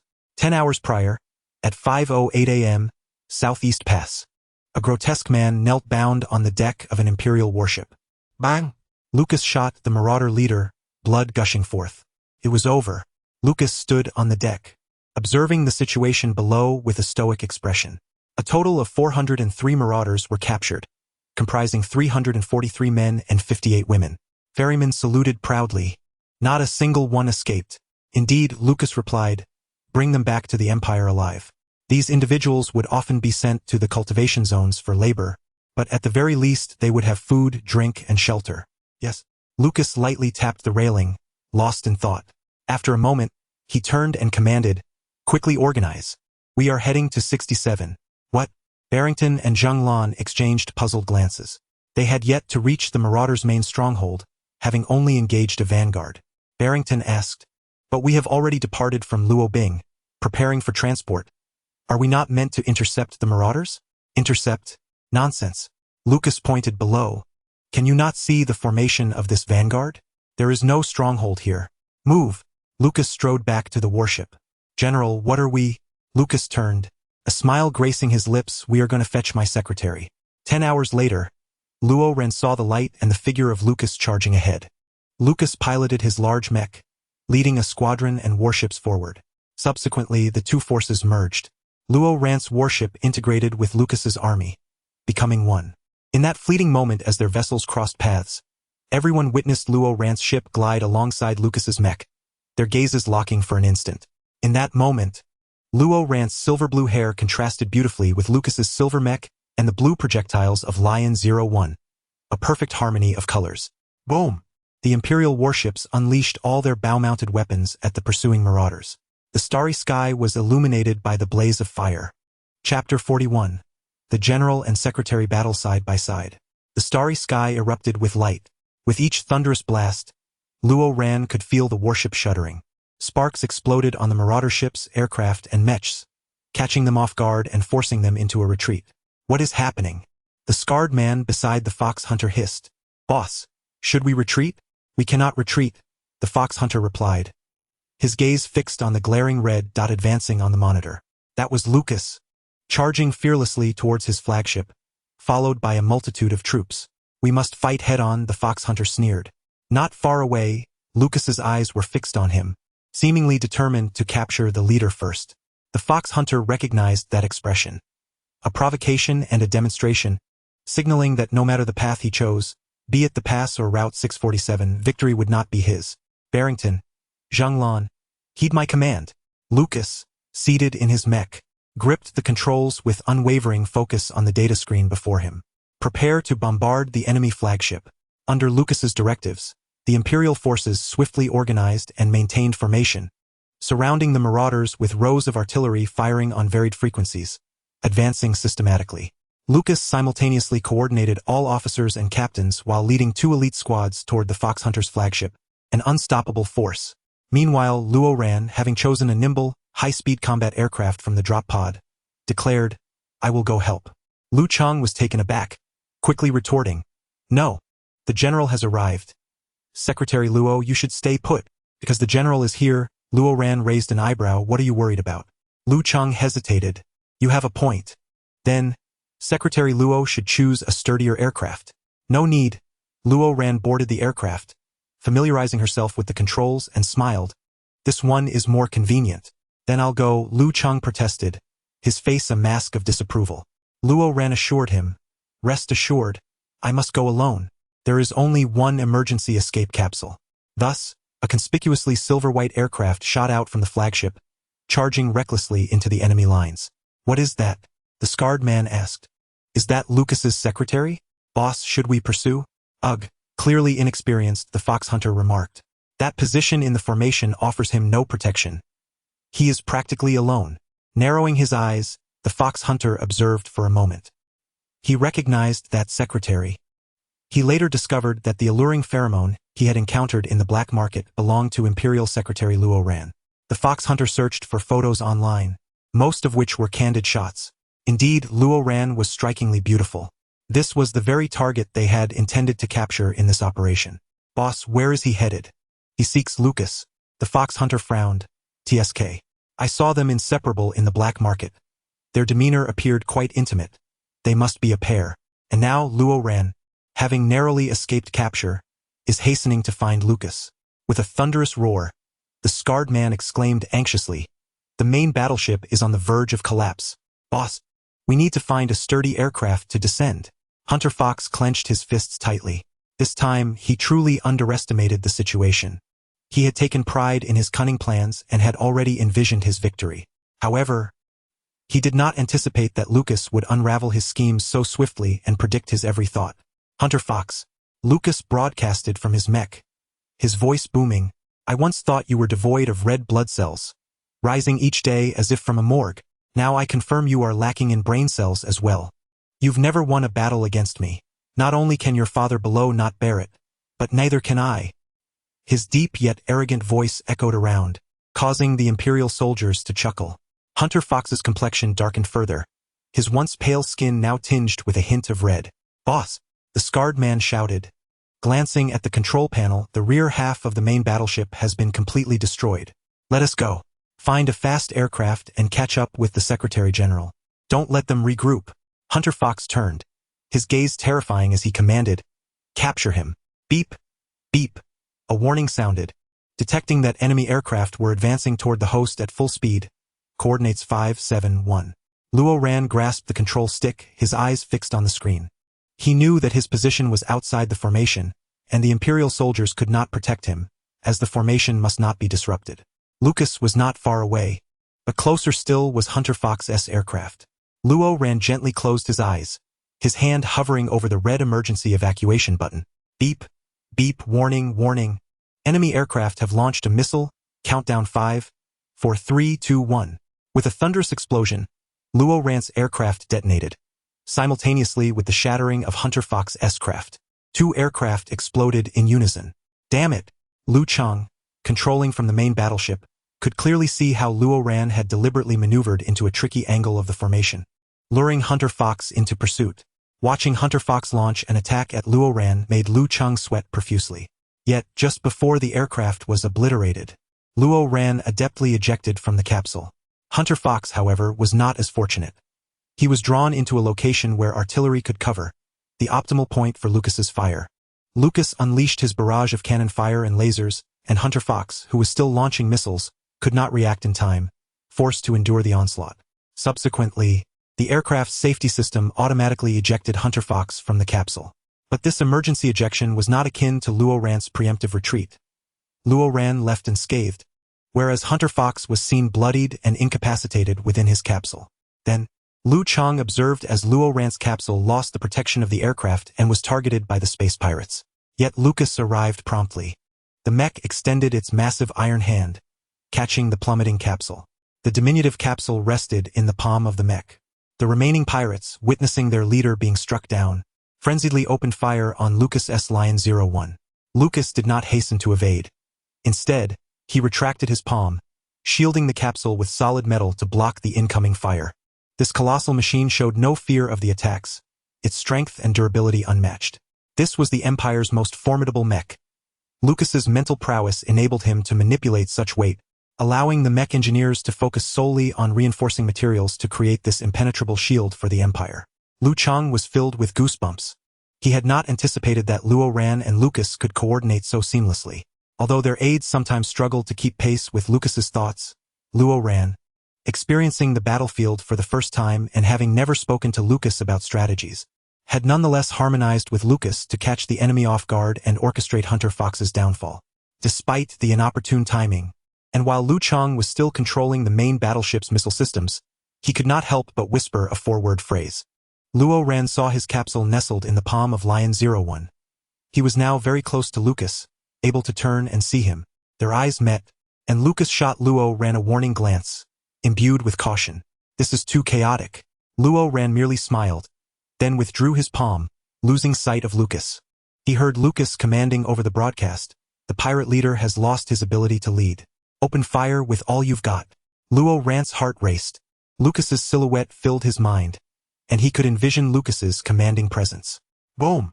Boom! Boom! Each explosion louder than the last.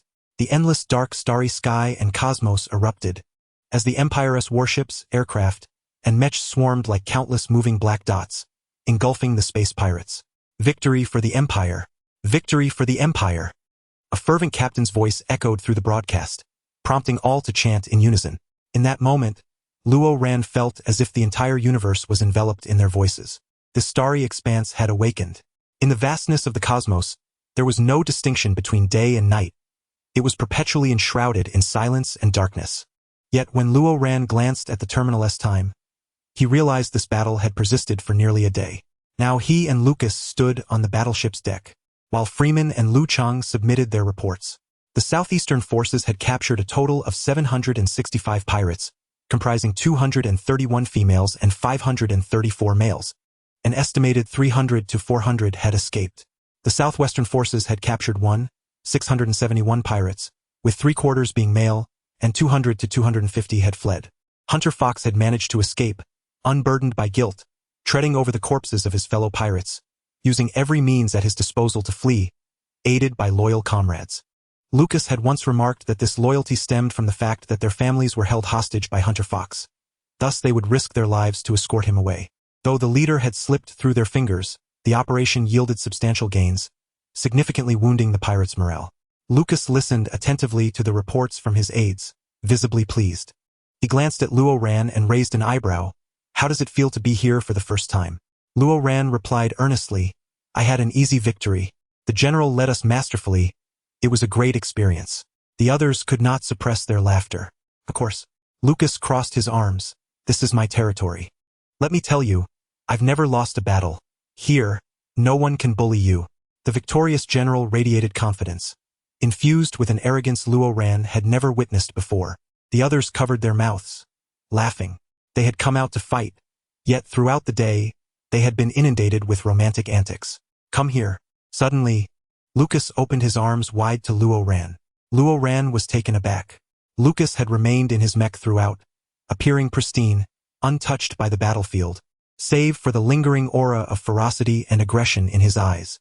Everyone was watching, and Luo Ran thought he mustn't let Lucas lose face or appear embarrassed.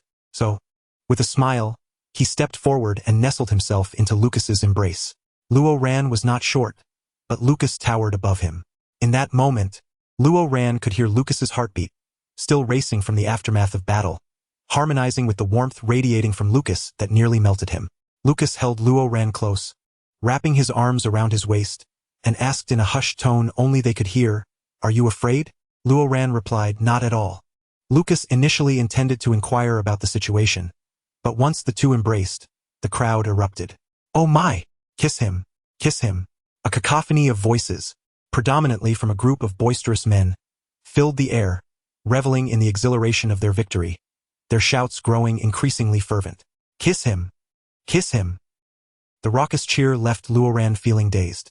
Perhaps it was the novelty of participating in battle for the first time, causing his blood to surge with adrenaline. Or perhaps it was witnessing this fierce side of Lucas, holding his man with an air of lethal aggression. The scent of tobacco emanating from him more potent and assertive than before, igniting Luo Ran's senses. In a moment of instinct, Luo Ran rose on his toes and gently pressed his lips against Lucas's cheek. Just a fleeting touch, yet Lucas could feel the softness of those lips against his skin. Before he could fully savor that warmth, Luo Ran withdrew.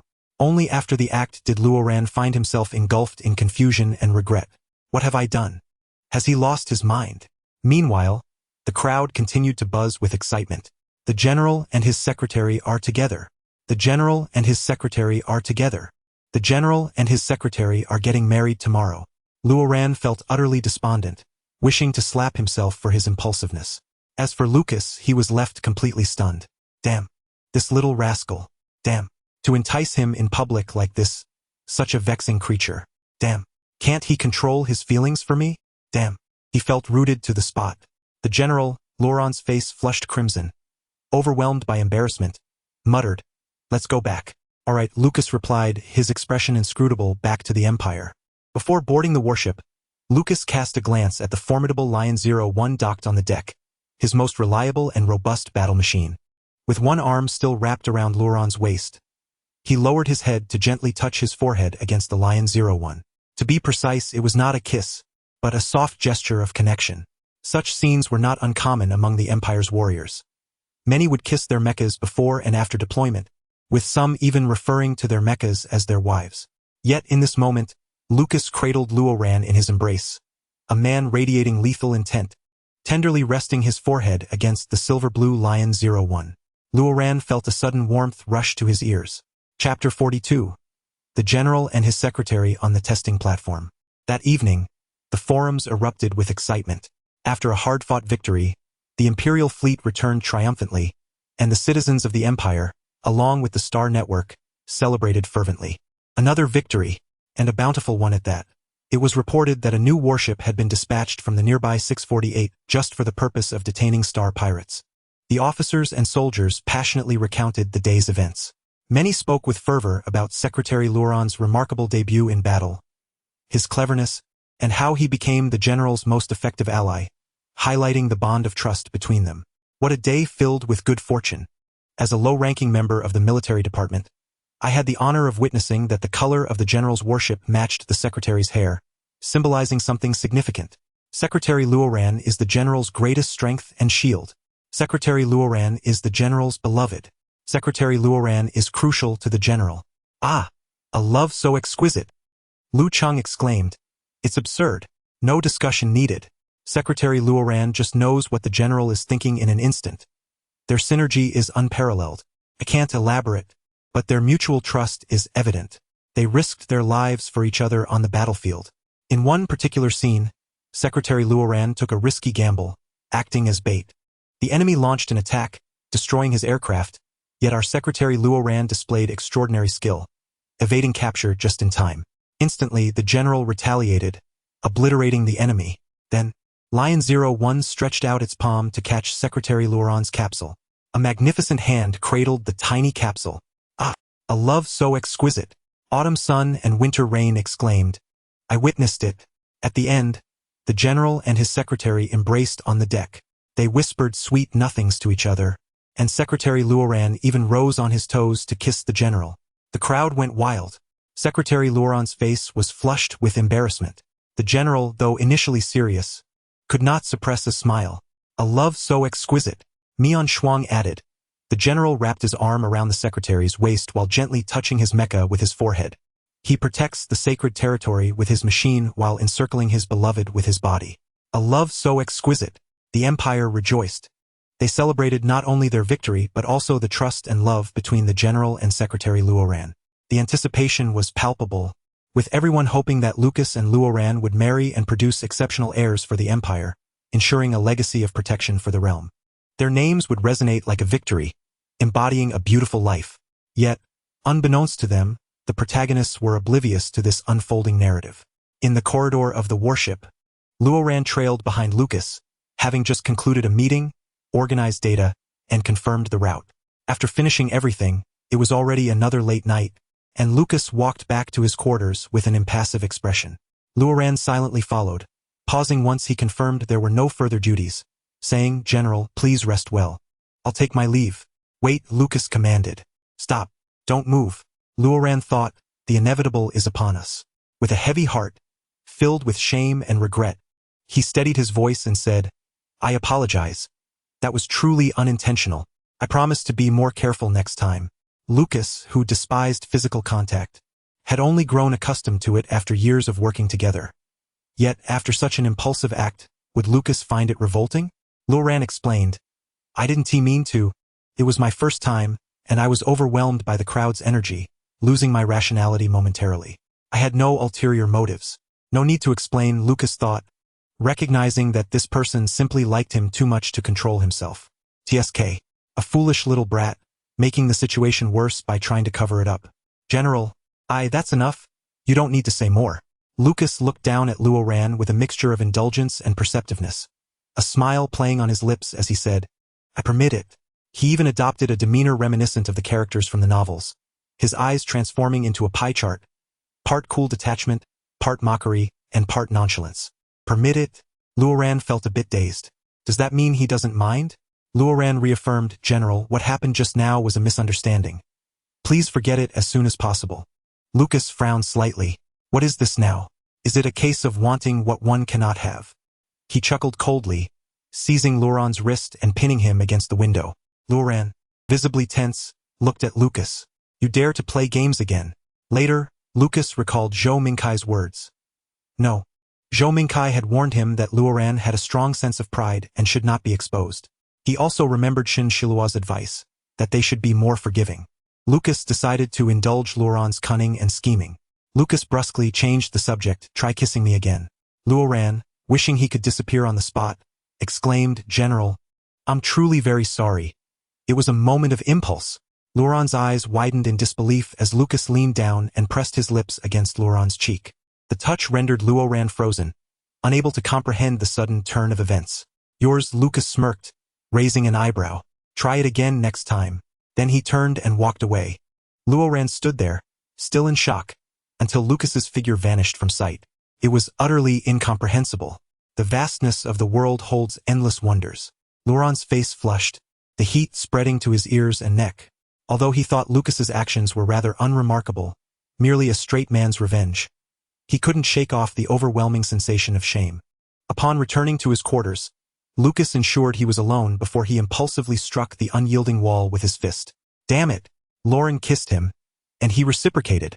Lucas felt a flush creeping up his ears. How could his secretary be so audacious?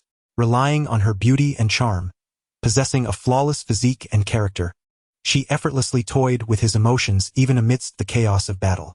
Moreover, Lucas realized that ever since he watched that damned film featuring Shinshilua, he found it increasingly difficult to meet Lauren's gaze. Previously, he had thought little of it, but now that work was concluded, especially at that moment when he had captured Lauren, his mind was besieged by unruly thoughts. He felt a profound disrespect toward Lauren, a troubling degradation of morals. Lucas plopped down on the edge of his bed, furrowing his brow, nearly wishing to deliver a blow to Shinshilua. That scoundrel! Here he was, a stalwart general of the empire, and yet his mind was ensnared by such frivolous notions. Speaking of this, Lucas suddenly felt a pressing urgency to return to the capital, to hasten Lauren's quest for the truth. Who was the vile culprit from that night?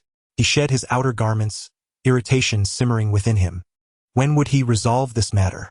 Thus, throughout that night, both Lucas and Lauren found themselves unable to sleep. The battleship glided steadily back onto the Empire's trajectory, set to arrive in 2 days. Upon landing at the military camp, the azure sky of the Empire would be adorned with showers of fireworks. Aside from the necessary route to the camp, the skies would be filled with vibrant displays. Anticipating the return of their heroic general, the populace had eagerly purchased fireworks to welcome them home. A splendid array of colors erupted in the sky, seemingly rivaling the sun itself. This was Lauren's first time witnessing such a spectacle from the battleship, the proximity creating an illusion of being immersed in a sea of flowers. A surge of pride welled up within Lauren. For Lucas, they had returned. Lu Chang and Wang Chuyang stood beside Lauren, the latter grinning as he remarked, "Safely back, I see." The three of them observed the fireworks, a peculiar sensation enveloping them. Earlier, Wang Chuyang had doubted his return, contemplating a reckless venture to buy time for his brothers with his own life. To his surprise, everything had gone smoothly. Indeed, Lauren replied with a smile. "Next, we must begin preparations for the wedding of Assistant Lu and Prince Andika." Lu Cheng's face flushed. Yes. In the following days, both Lucas and Lauren were consumed by their respective tasks. Lauren even wished he could split time in half to manage everything. The preparations for Lu Cheng's wedding were primarily handled by the imperial government and the Luanbing royal family. Yet due to Lu Cheng's military background, Lauren also bore a share of the responsibility. A new batch had safely arrived in the empire, leading to the establishment of a new department and organization by the Imperial Court and the Round Table, the Special Research Department, where all personnel involved in the successful extraction of the first ice mineral were consolidated, along with the heads of the medical department, making it the Empire's most prioritized project. Lauren still had to oversee a portion of this, not to mention the matters from the military and company, as well as the backlog of paperwork that had accumulated during his and Lucas's travels. Additionally, Luanbing and the Empire convened a new meeting, with all matters converging at once. The marriage alliance between Lu Chang and the young prince was finalized. The revisions to the treaty indicated that the Empire had no intention of allowing Luanbing to gain an upper hand. Lucas, rarely speaking in meetings, addressed the original contract, which stipulated a trade of 1 ton of ice minerals for 5 tons of grain. Now, Luanbing sought to reduce the ice minerals to 1/3 of the original amount, and since they were precious, they hoped to increase the grain exchange to at least 7 tons. Such a bold request for something so rare. After deliberation with the Round Table, Lucas finally reached a conclusion. With a casual demeanor, he crossed his legs and stated, "Reducing the ice minerals by 1/3 is acceptable." The Luanbing ambassador's face lit up with delight. Lucas continued, "The Empire will also guarantee the safety of the ice mineral shipments." The ambassador's joy intensified. Lucas added, "Increasing the grain supply by 2 tons is also possible. In fact, the Empire could provide up to 10 tons. At this point, the Luanbing ambassador and the prince presiding over the meeting began to sense something amiss. The Luanbing prince frowned and inquired, "Conditions?" Lucas smiled and replied, "The Luanbing army will merge with the Empire's forces." This meant that Luanbing would become a vassal state of the Empire, with military authority under the Empire's command. The Luanbing prince's expression stiffened. Lucas raised an eyebrow. "You may refuse, but then the future shipments will be none of the Empire's concern." The trade routes had been painstakingly established by Lucas. Without the Empire's protection, one could only imagine how the Star Pirates would covet them.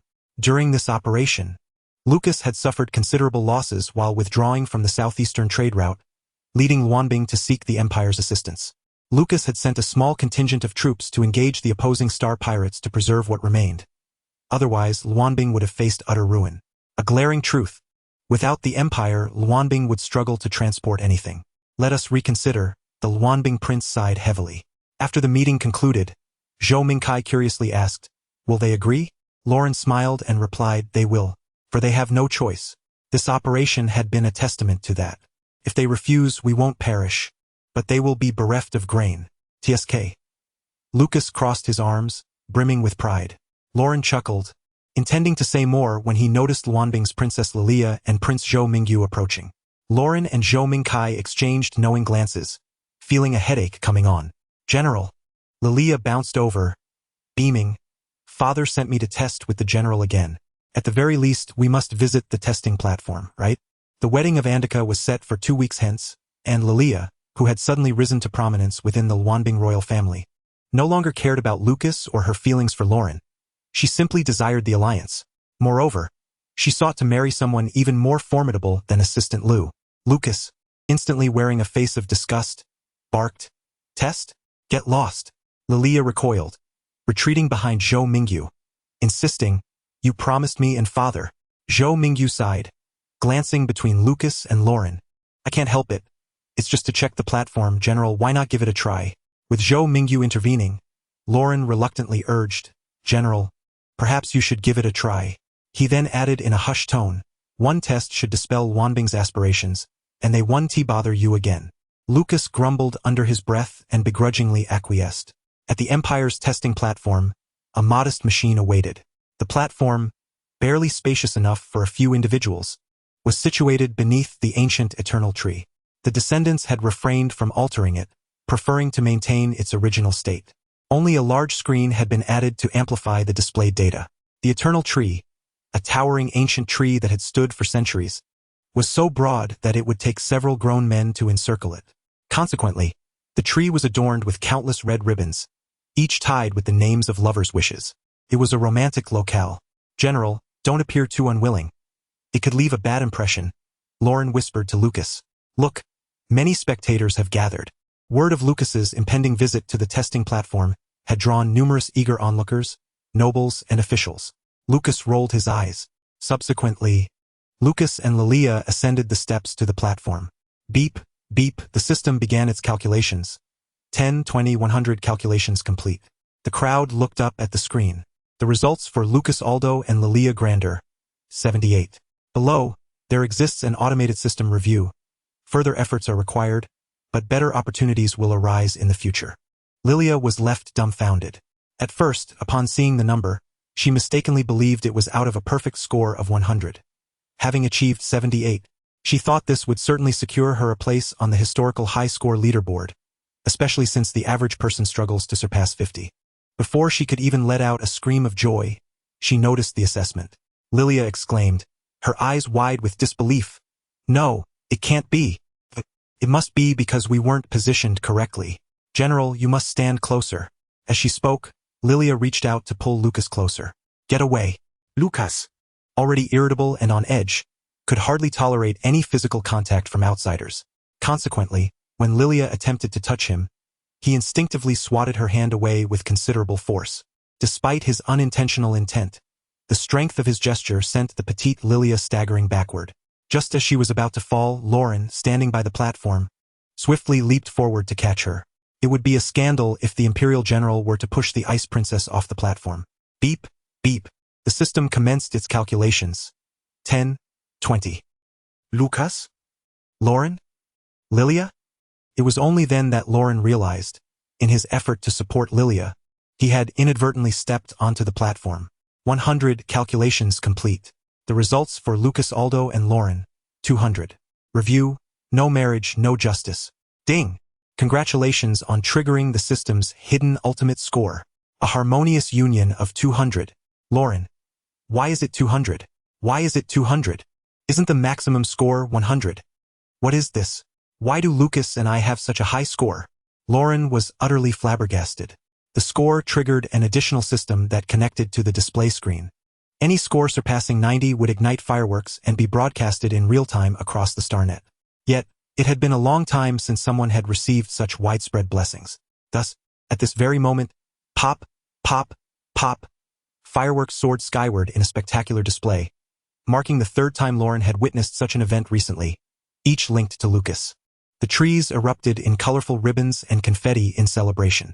Lauren and Lucas stood dazed atop the platform, adorned with vibrant paper and ribbons, with the heart tree behind them, resembling a wedding scene. Simultaneously, a system-generated message bounced across the starnet. Congratulations to Lucas, Aldo, and Lauren for achieving a score of 200 at the testing platform. Wishing the two lovers a century of harmony. Chapter 43. Is the general being disdained? Lucas was momentarily stunned, and so was Lauren. The crowd below erupted in excitement. After being pushed from the platform, Lilia, witnessing the celebratory cannonade showering down upon her, ran away in tears, evidently deeply affected. Soon after, the gathered citizens and officials began to chant, "No marriage, no justice. No marriage, no justice. Mary, Mary." Lucas remained steadfast and upright, an immovable figure, only the red hue of his ears betraying his embarrassment, while Lauren wished fervently to dig a hole and hide. The clamor grew louder, prompting Lauren to leap off the testing platform and sprint away at the quickest pace possible. Lucas paused momentarily before striding away as well. The two boarded the aircraft amidst the deafening uproar. Then silence fell. An unsettling silence. An unusual silence. A silence that bred anxiety. The aircraft took off, smoothly returning to the company. Throughout the journey, the silence was so palpable that even the sound of Lauren flipping through documents pierced the stillness. Lucas sat rigidly with his arms crossed, and Lauren found the atmosphere increasingly bizarre, prompting him to activate his terminal. Universal Celebration. The General's Secretary has announced. Ah! Universal Celebration. Universal Celebration. My ship has come true. Oh my, the compatibility between them is simply astonishing. I never imagined the system would give a score of 200. I thought the maximum was 100. Truly deserving of my admiration. Ah! It is said that the Ice Princess dragged the General to the testing platform and was playfully pulling at him. Secretary Lauren, filled with jealousy, stepped in to pull her away and tested with the General, proving his rightful position as the primary partner. My goodness! Secretary Lauren's jealous demeanor is too adorable. Ah! So, is this an official announcement? Are they getting married? What will the heir of the Imperial military be named? Lauren. He calmly shut off the terminal.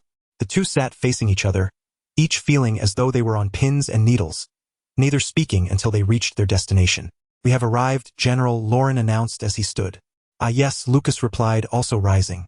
Perhaps in their haste to exit, they unwittingly leaned against each other. Lauren, startled, quickly stepped back. Lucas. Lauren grasped the documents, smiling nervously. General, you may disembark first. Lucas rubbed his nose, also retreating. No, you go first.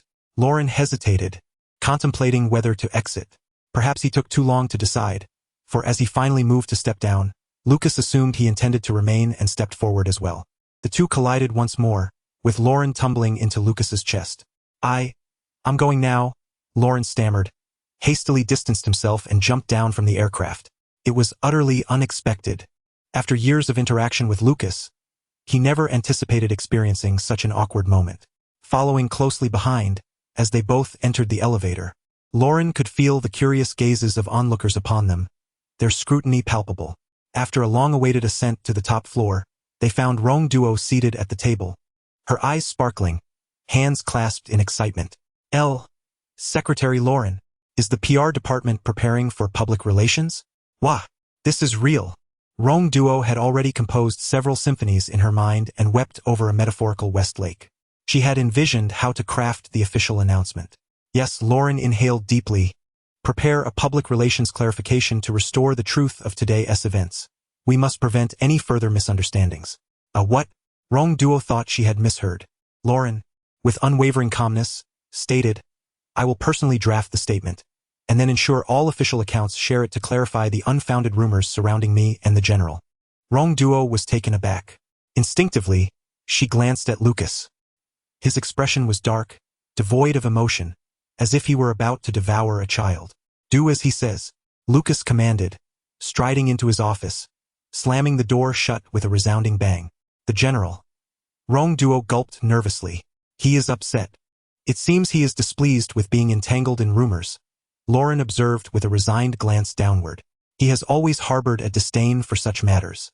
It will be fine. We shall clarify it swiftly. Why? Yes, is that how it is? Rong Duo felt an inkling that something was amiss. As she dazedly opened her computer to type, she pondered over Lucas's expression. Meanwhile, in the office, Lucas was furiously gulping down half a bottle of water. Damn it, little rascal. Lucas sat at his desk, his countenance heavy with frustration. That little rascal who clearly harbored feelings for him. Why was there such resistance to making it public? Was it because he thought he was unworthy? Or was he concerned about unresolved issues with the Star Pirates, fearing he might perish on the battlefield? Or perhaps he simply disliked his personality.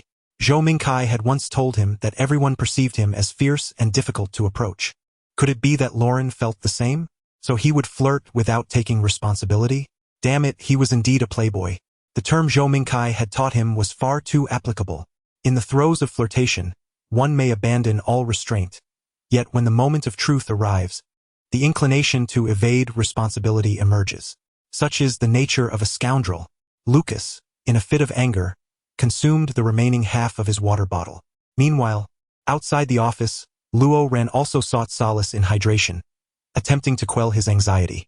As he composed a clarifying statement, he found himself inundated with messages from acquaintances of Xiaji, all inquiring whether he had indeed entered into a relationship with Lucas, prompting him to offer explanations one by one. Luo Ran felt utterly despondent.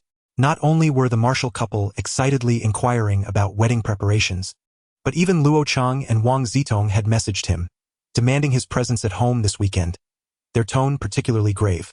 Reluctantly, Luo Ran acquiesced, subsequently dispatching his statement. Luo Ran, in light of today's events, I wish to extend my sincerest apologies.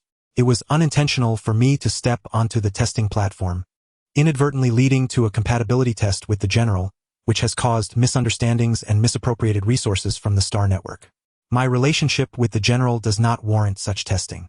The system's perfect score of 100 yielding a data result of 200 suggests a technical error, which will be investigated further. I also apologize for the distress and unfounded rumors this has caused the General. I assure you that I will approach my work with increased diligence and focus, and I hope for the enduring friendship between myself and the General. Upon sharing his post, a flurry of responses ensued, with likes and comments flooding in. All right. Wishing the General and Secretary a lasting friendship. May it endure forever. Ah, Secretary Luo, you are truly beautiful and capable. I adore you. Wishing you and the General a long-lasting friendship. Wishing for enduring friendship. 999,999. After observing the reactions, Luo Ran felt a slight relief. He then noticed an announcement in the group he had joined. Announcement? Secretary Luo has posted. Everyone, go comment and show support, temper your emotions, and politely wish for the Secretary and the General's friendship to endure. Let's not frighten Secretary Luo. Let us save our exuberance for the official announcement. Luo Ren thought to himself, what a tormenting reality. Nevertheless, amidst the commotion, he returned to his demanding routine, devoid of time for worry. He also made sure to have the Research Institute investigate how a score of 200 could have occurred. With the wedding preparations, the pressures from Star Network, and the routine obligations of the company and military, not to mention the backlog accumulated during his days out with Lucas, Luo Ran found himself so preoccupied that he scarcely had time for dinner. The following day, Luo Ran visited the newly established Special Research Department at the Institute. He was unable to enter the department without being accompanied by a project leader from the Research Institute, requiring him to navigate through layers of security and corridors before finally reaching the laboratory of the Special Research Department. Ran has arrived. Xiaji, clad in a lab coat, greeted him with a smile, holding a report in hand. It's a bit cumbersome on your first visit, but next time you can use my ID card to bypass these checks, he said, shaking his head. I had to go through the same process the first time. As one of the project leaders, Xiaji's ID card certainly expedited the process. Luo Ran accepted it with gratitude and remarked, "Thank you." His purpose was to represent Lucas and the military to monitor progress and confirm security measures, as the Empire's ice mines had always been under the purview of Lucas's company and the military. Secretary Luo, Xin Shilua approached to greet him. "We happen to have a test this afternoon. Would you like to stay and observe?" "A test?" Luo Ran inquired. Xiaji elaborated.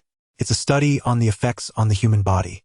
Thus, half an hour later, Luo Ran found himself in another laboratory, observing through a glass partition several men in uniforms administering injections to two others dressed casually, surrounded by an array of instruments. Subsequently, the uniformed men retreated behind their equipment, allowing the two men, equipped with testing devices on their wrists, to engage in combat. Given the experimental nature, their sparring was controlled, merely a display of skill rather than a full-fledged fight. The staff inside began to observe and record data, while Xiaji and Shen Shilua monitored the main instruments from the outside. Shen Shilua explained to Luo Ran, according to our current research, injecting a small amount into the human body results in prolonged brain stimulation and clarity. Additionally, it increases strength and agility. Luo Ran was taken aback, glancing at Xiaji. His earlier suspicions were confirmed. This substance exhibited properties akin to performance enhancers and certain illicit drugs. Hence, it was imperative to ascertain the absence of side effects and prevent misuse, for no substance should be abused, especially one that enhances physical capabilities. Xiaji remarked, however, the Round Table and the royal family are evidently excited by this discovery, eager to seize the development rights and facilitate widespread usage among imperial soldiers. Luo Ran furrowed his brow in concern. Rest assured, we will exercise strict control and prevent any reckless actions. Xiaji shook his head. Old Shun and I have both served under General Alton for some time.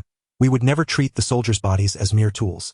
Observing the two men in the glass enclosure, who appeared to be guards from the institute, Luo Ran noted their astonishing speed, clearly not exerting their full strength yet delivering formidable blows that left several dents in the floor. Goodness, Xiaji murmured, if someone like the general, who is already exceptional, were to receive this injection, he would truly become a human cannon. Luo Ran's expression darkened. What? Xiaji exclaimed, startled. Luo Ran realized he had momentarily lost composure, and quickly smiled, apologies, it's just that the general's mental state is unstable. He cannot be subjected to such injections. His volatility is too great for this kind of experimentation. Ah, you misunderstood. I didn't mean that, Xiaji hurriedly clarified.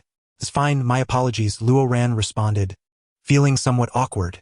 Following the conclusion of the experiment, Luo Ran departed hastily, as he still had a multitude of documents awaiting his review, with time pressing upon him.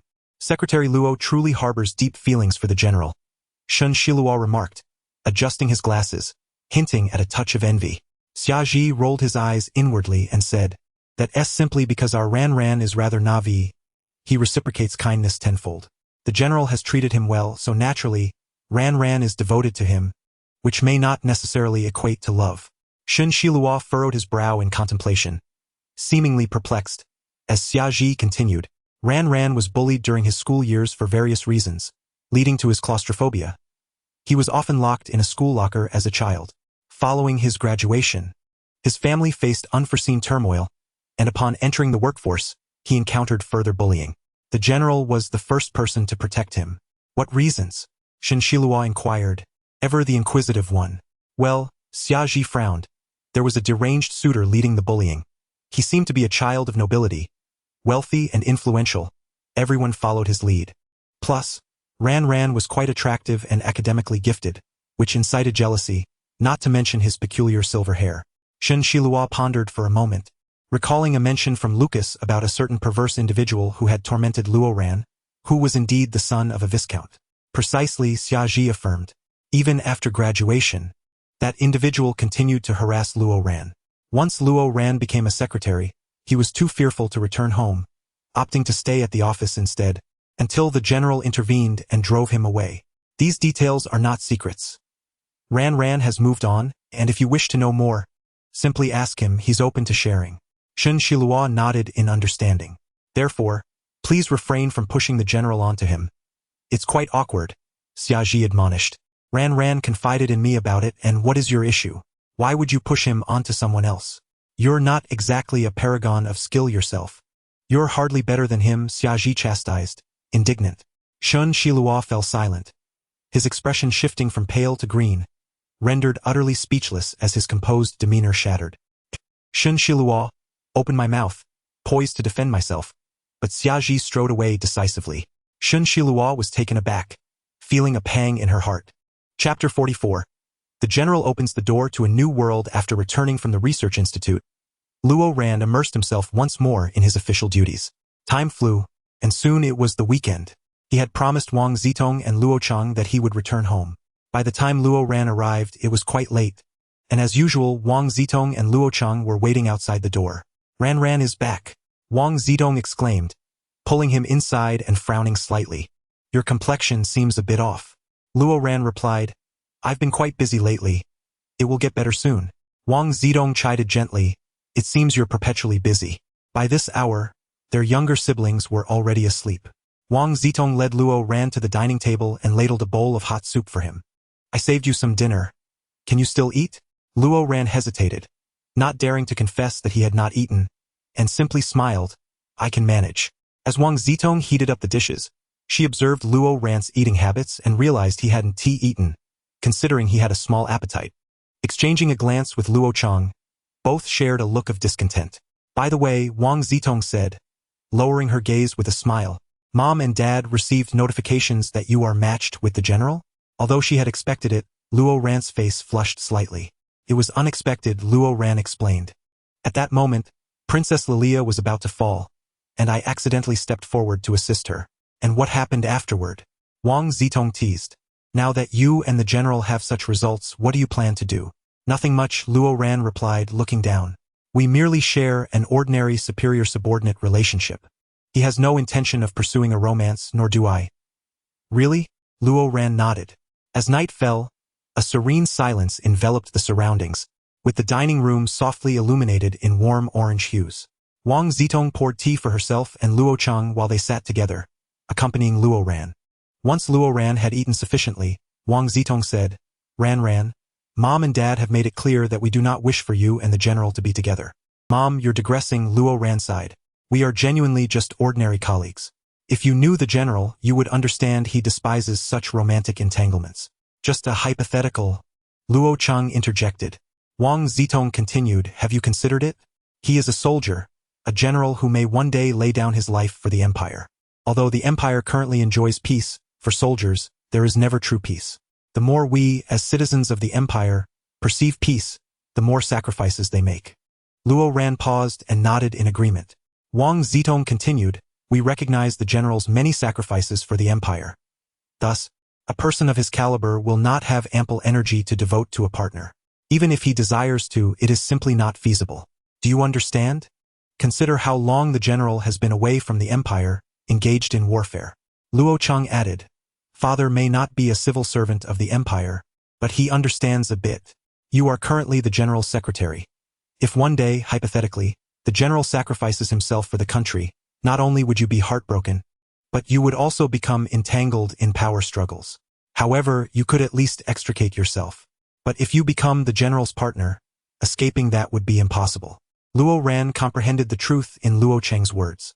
If Lucas were to perish, the rivalry between the crown prince and the second prince, along with all factions of the empire, would be fierce, with Luo Ran at the forefront of their power struggles, potentially jeopardizing his own life. However, the notion of sacrificing oneself for the empire struck Luo Ran as painfully harsh. He could hardly bear to contemplate it. Dad, Mom, Luo Ran said, these matters are inconsequential. I am merely the general's secretary, content to handle his official duties. This has nothing to do with me. One last thing, my dear, Wang Zitong said. You are aware of General Alton, correct? Reflect on it carefully. Wang Zitong paused, lowering her voice. We do not wish to interfere. We only want what is best for you. General Alton had perished on the battlefield in his prime, never intending to marry. Ran, in the past we.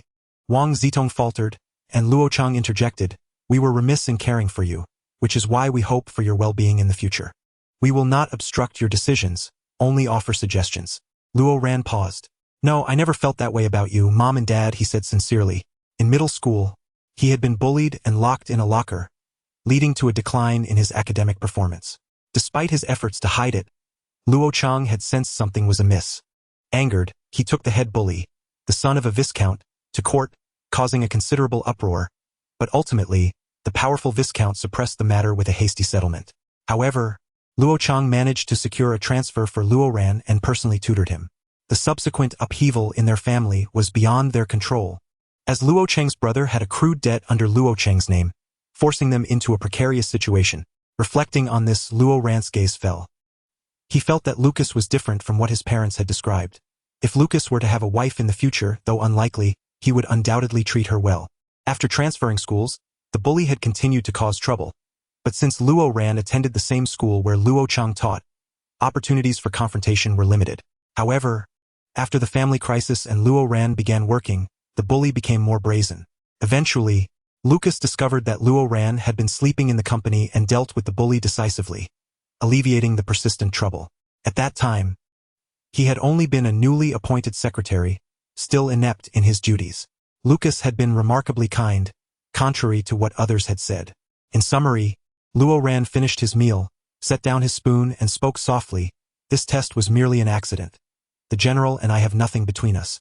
Then Wang Zitong said, glancing at Luo Cheng with a smile, Ran, how about going on a blind date? Luo Ran? Wang Zitong continued, Aunt Chang called me a few days ago, wanting to introduce her excellent son to you. Your father has pondered it and personally visited to assess him. His character, demeanor, and family background are all commendable. I've seen him too. He is quite handsome, tall, and possesses a gentle and courteous disposition, primarily honest. He works in the Empire's government as an auditor. Since Luo Chang thinks it's a good match, it must be, especially since he's quite exceptional. However, Luo Ran paused and replied honestly, but someone that outstanding would probably not be interested in me. Wang Zitong and Luo Chang exchanged incredulous glances, their eyes wide in disbelief. What did you just say? Wang Zitong's tone rose. Who would dare to overlook you? Luo Chang interjected, equally excited. The parents' rare enthusiasm was palpable. Luo Ran reminded. The last 4 attempts all fell through. Over the past several years, there were few prospects that satisfied Luo Chang, with only 4 actual blind dates, each perfect in appearance, capability, and family background. Conversations had flowed smoothly, and while Luo Ran often felt indifferent, the other party seemed satisfied and interested. Yet, unexpectedly, they all ended abruptly without further contact. That's simply a lack of discernment on their part. Or perhaps they felt unworthy of you, Wang Zidong remarked. Luo Ran responded with a stunned, Oh, once you're done with your busy schedule, I'll exchange contact information for you too. Whether it develops further is up to you. Alright, Luo Ran nodded. He had always been compliant with his parents' arrangements and had no objections. He decided to let things unfold naturally. Meanwhile, Lucas lay in bed, mirroring Luo Ran, engrossed in his terminal. He had received a report from the Research Institute regarding the machine's anomaly, providing several possible explanations for the occurrence.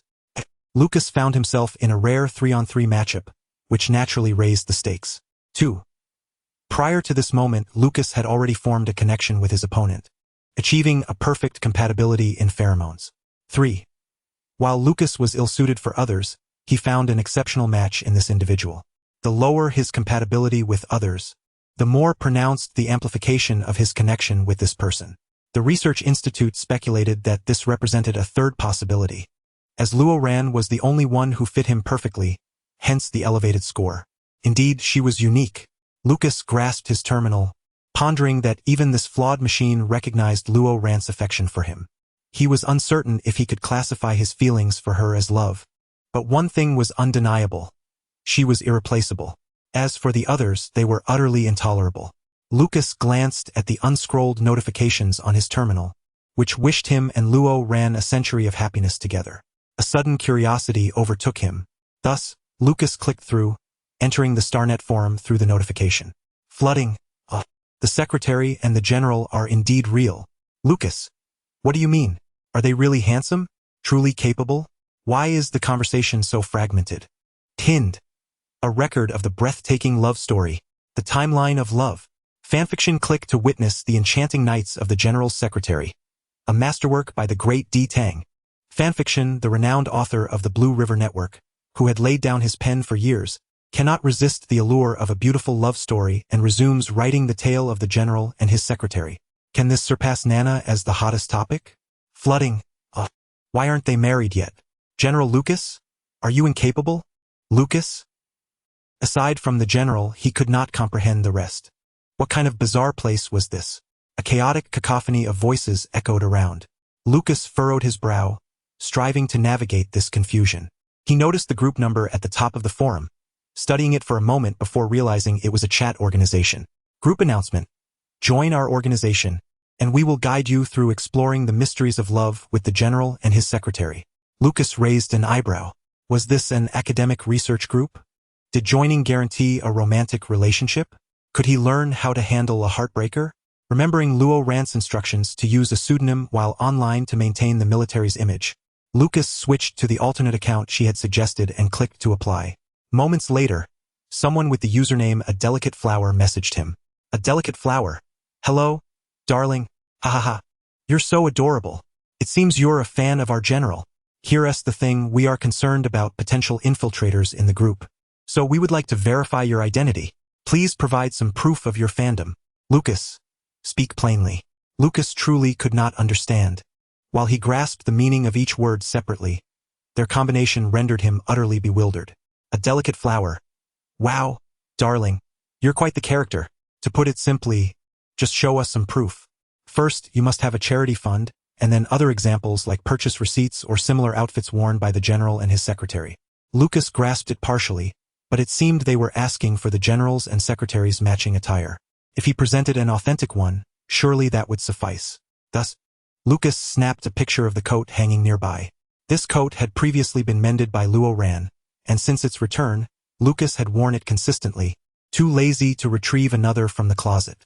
After sending the image, A Delicate Flower merely responded with an emoji. Shortly thereafter, he was granted entry into the group. Tomorrow's joy. Welcome, newcomer. Let's initiate the ceremony. Join me in chanting thrice that the general and secretary are indeed real. A delicate flower. Stop. This newcomer hasn't been verified yet. I brought him in for a face-to-face confirmation. Tomorrow's joy? A delicate flower. Here's the situation.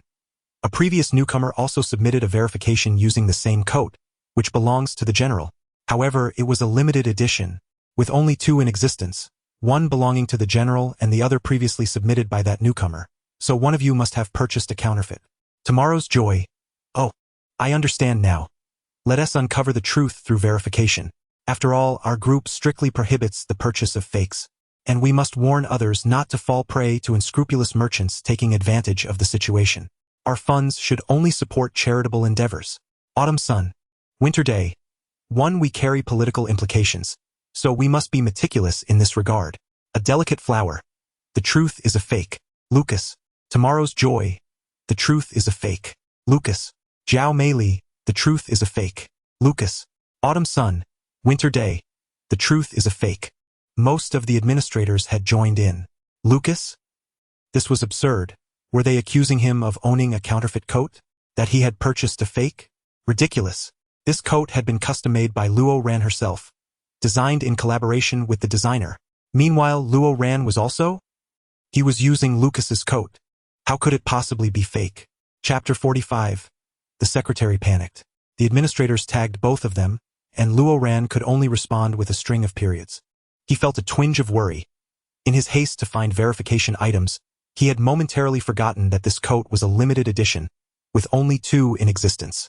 After all, aside from underwear, he managed all of Lucas's clothing, focusing primarily on finding beautiful outfits and suitable designs that Lucas would like and feel comfortable in. So he wasn't overly concerned about the limited nature of it.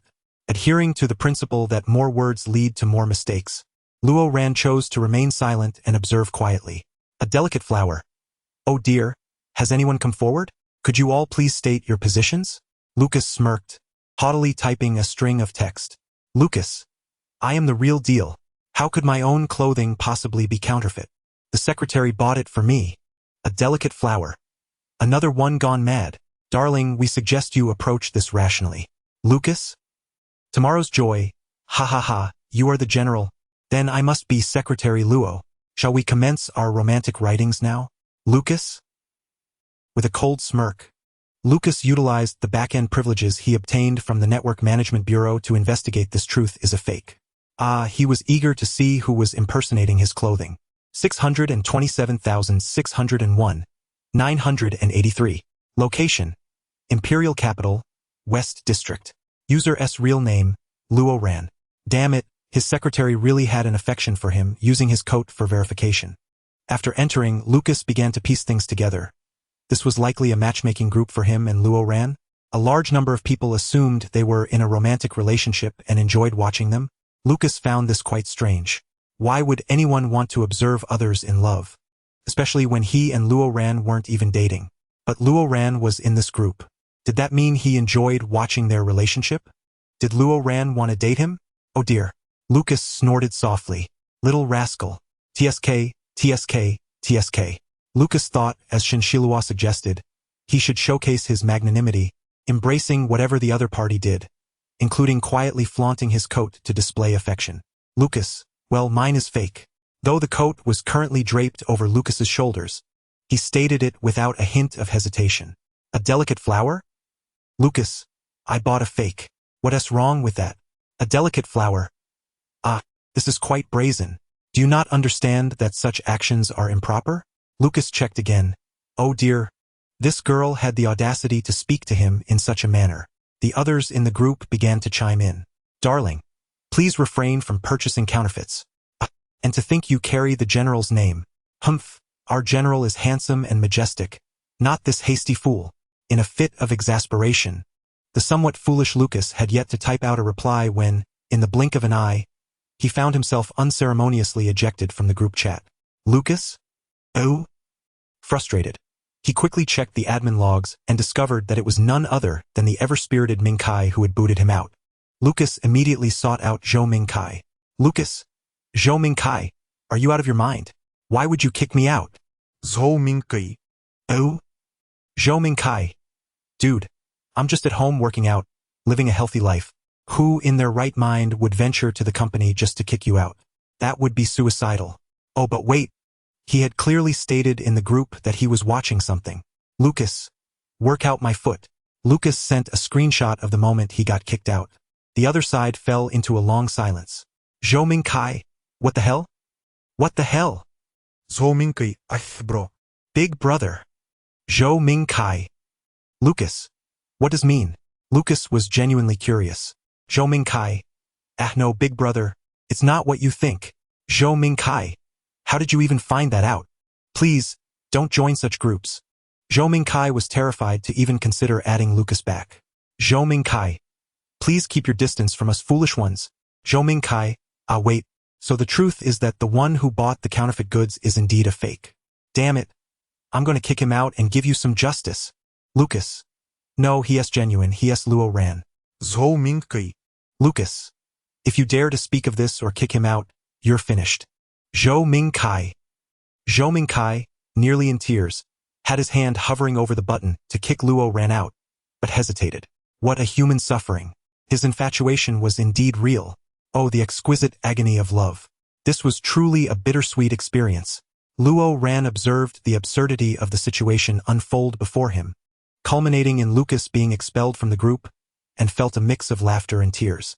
Well, Luo Ran thought to himself, as long as that person with a different outfit doesn't show up, he would be safe. If that were to happen, he could always leave the group. After all, it was just a secondary account. Ding! Just as Luo Ran intended to log off, he heard the notification sound again. He had muted the group chat, so someone must have mentioned him. Administrator Ming Kai sent a Truth is a Fake Supermember gift. Administrator Ming Kai awarded the Truth is a Fake group mascot title. Q Yang Dong Ri? A flower in bloom? Ming Kai. Hee.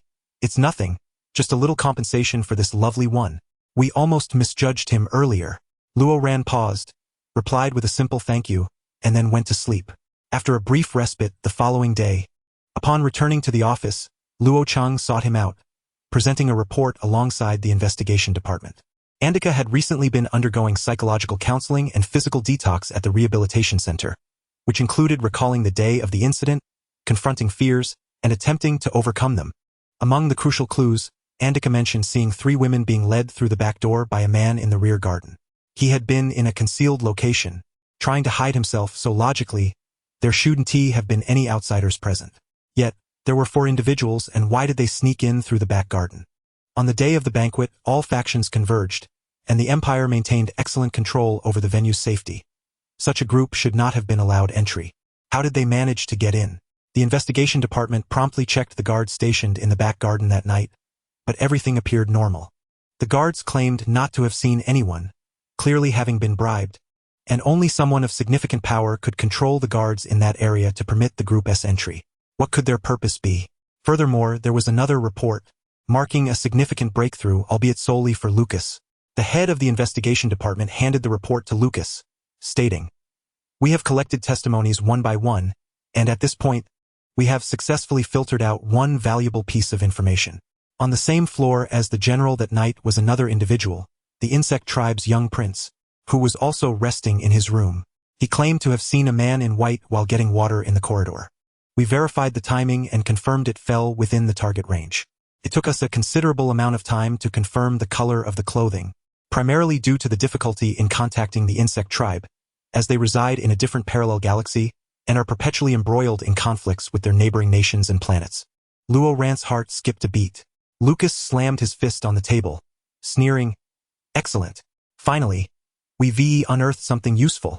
Now I trust you know what to do next? Quickly compile a list and scrutinize each individual." Leaning back in his chair, Lucas crossed his arms. "Not a single one is to be overlooked." Yes. The investigation department had already ruled out many individuals, and with the clear distinguishing feature of the white clothing, the list had evidently shrunk considerably. After the captain and Lu Cheng departed, Luo Ran glanced at Lucas and said, "I'll be taking my leave as well." "Wait." Lucas looked at Luo Ran, who was dressed in a simple white suit, and furrowed his brow. That day Luo Ran's heart raced, but he maintained a calm demeanor. "What is it?" Lucas inquired. "What were you wearing that day?" "No." Luo Ran lowered his gaze. "I was wearing blue that day. Didn't you remember, General? It was a light blue."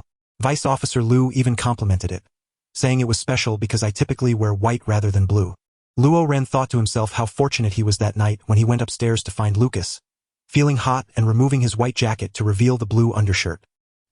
After Luo Ran departed, Lucas belatedly realized how foolish he had been. TSK, was he going mad? Luo Ran had nothing to do with that night.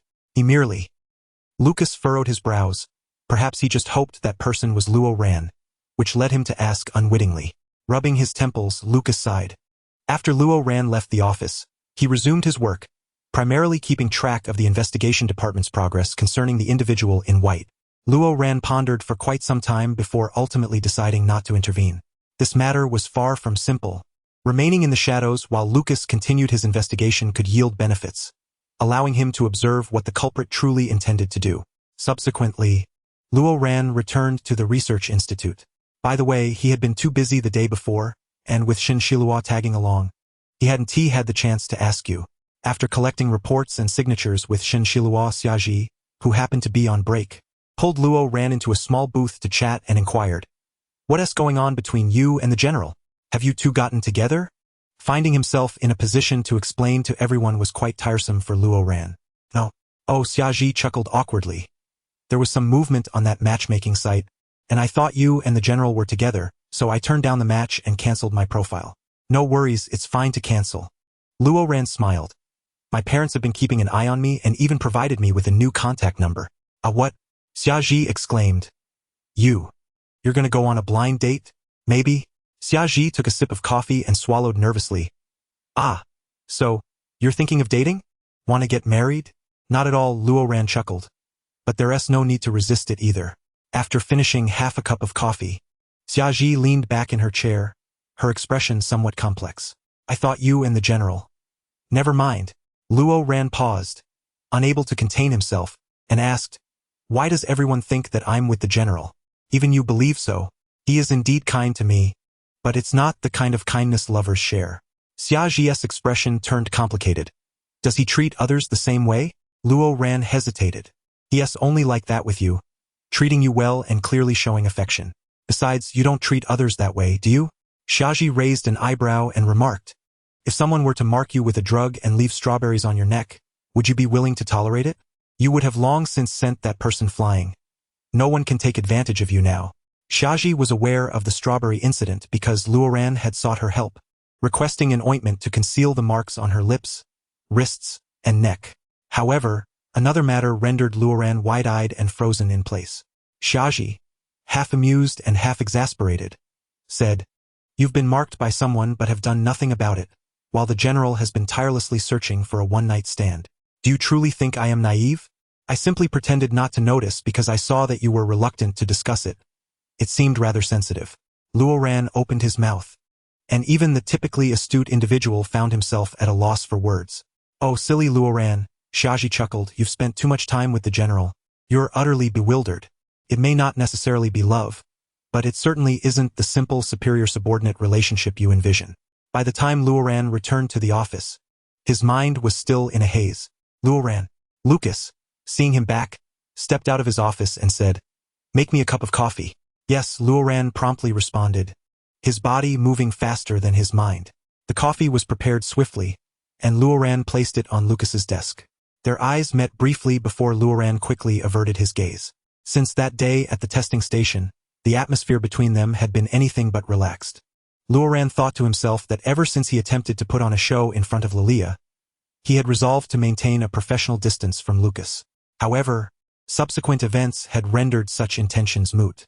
Ouch! Lucas winced as he reached for the coffee, straining his shoulder and frowned. Having just returned from the military, his shoulder was sore from training. Luoran instinctively offered, "General, would you like me to massage your shoulder?" "Sure," Lucas replied. Luoran stepped forward, then hesitated. He withdrew his hand, feeling somewhat awkward as he glanced at Lucas, who was equally taken aback. After a moment, Luoran pulled out his terminal and said, "General, the investigation department has made new progress.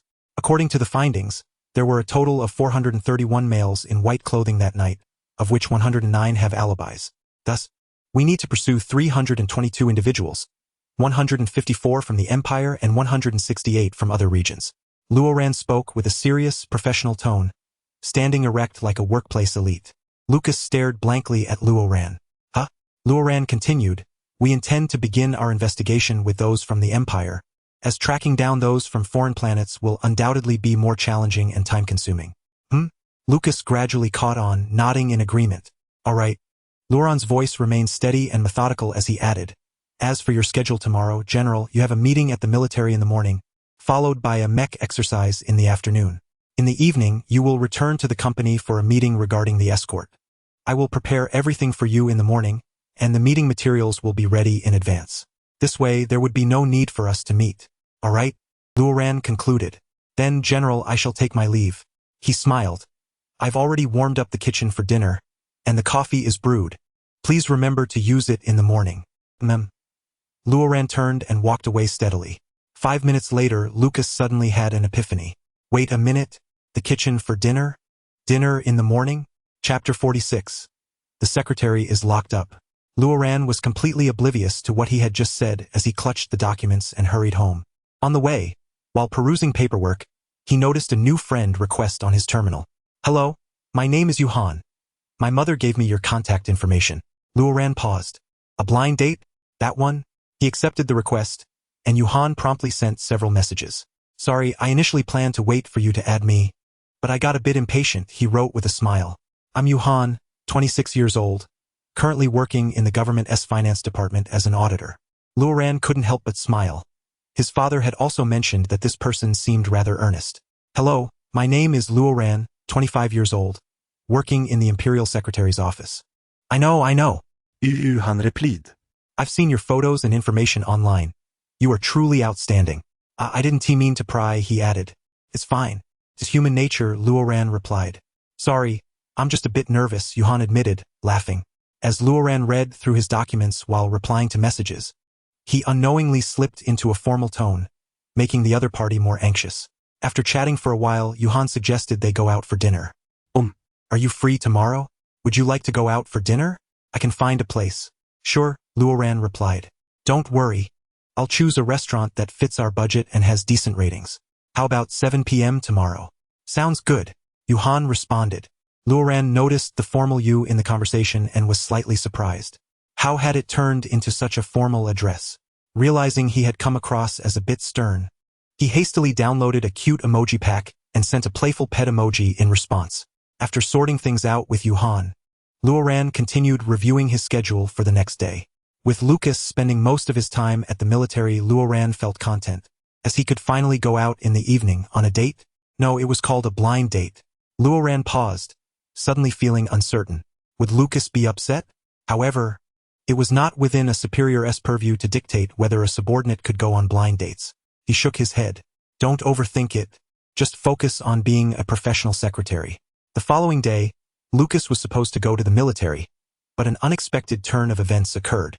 The young prince of the insect race arrived with an entourage to propose to the little princess of the empire, Zhou Mingzhu. The insect race was far from the empire, residing in a different star system, making communication difficult. The young prince had come directly. A meeting between the insect race and the empire commenced again. The young prince, Mukade, was strikingly handsome, his skin possessing the unique pallor characteristic of his race. Insect males were generally weaker. The empire and the insect race had a marriage arrangement. Mukade smiled and said, "According to my father, I was betrothed to a young prince born in the same month as me at the time of my birth." Zhou Mingkai trembled in disbelief, glancing at his elder brother Zhou Mingyu and then at Mukade. "Help!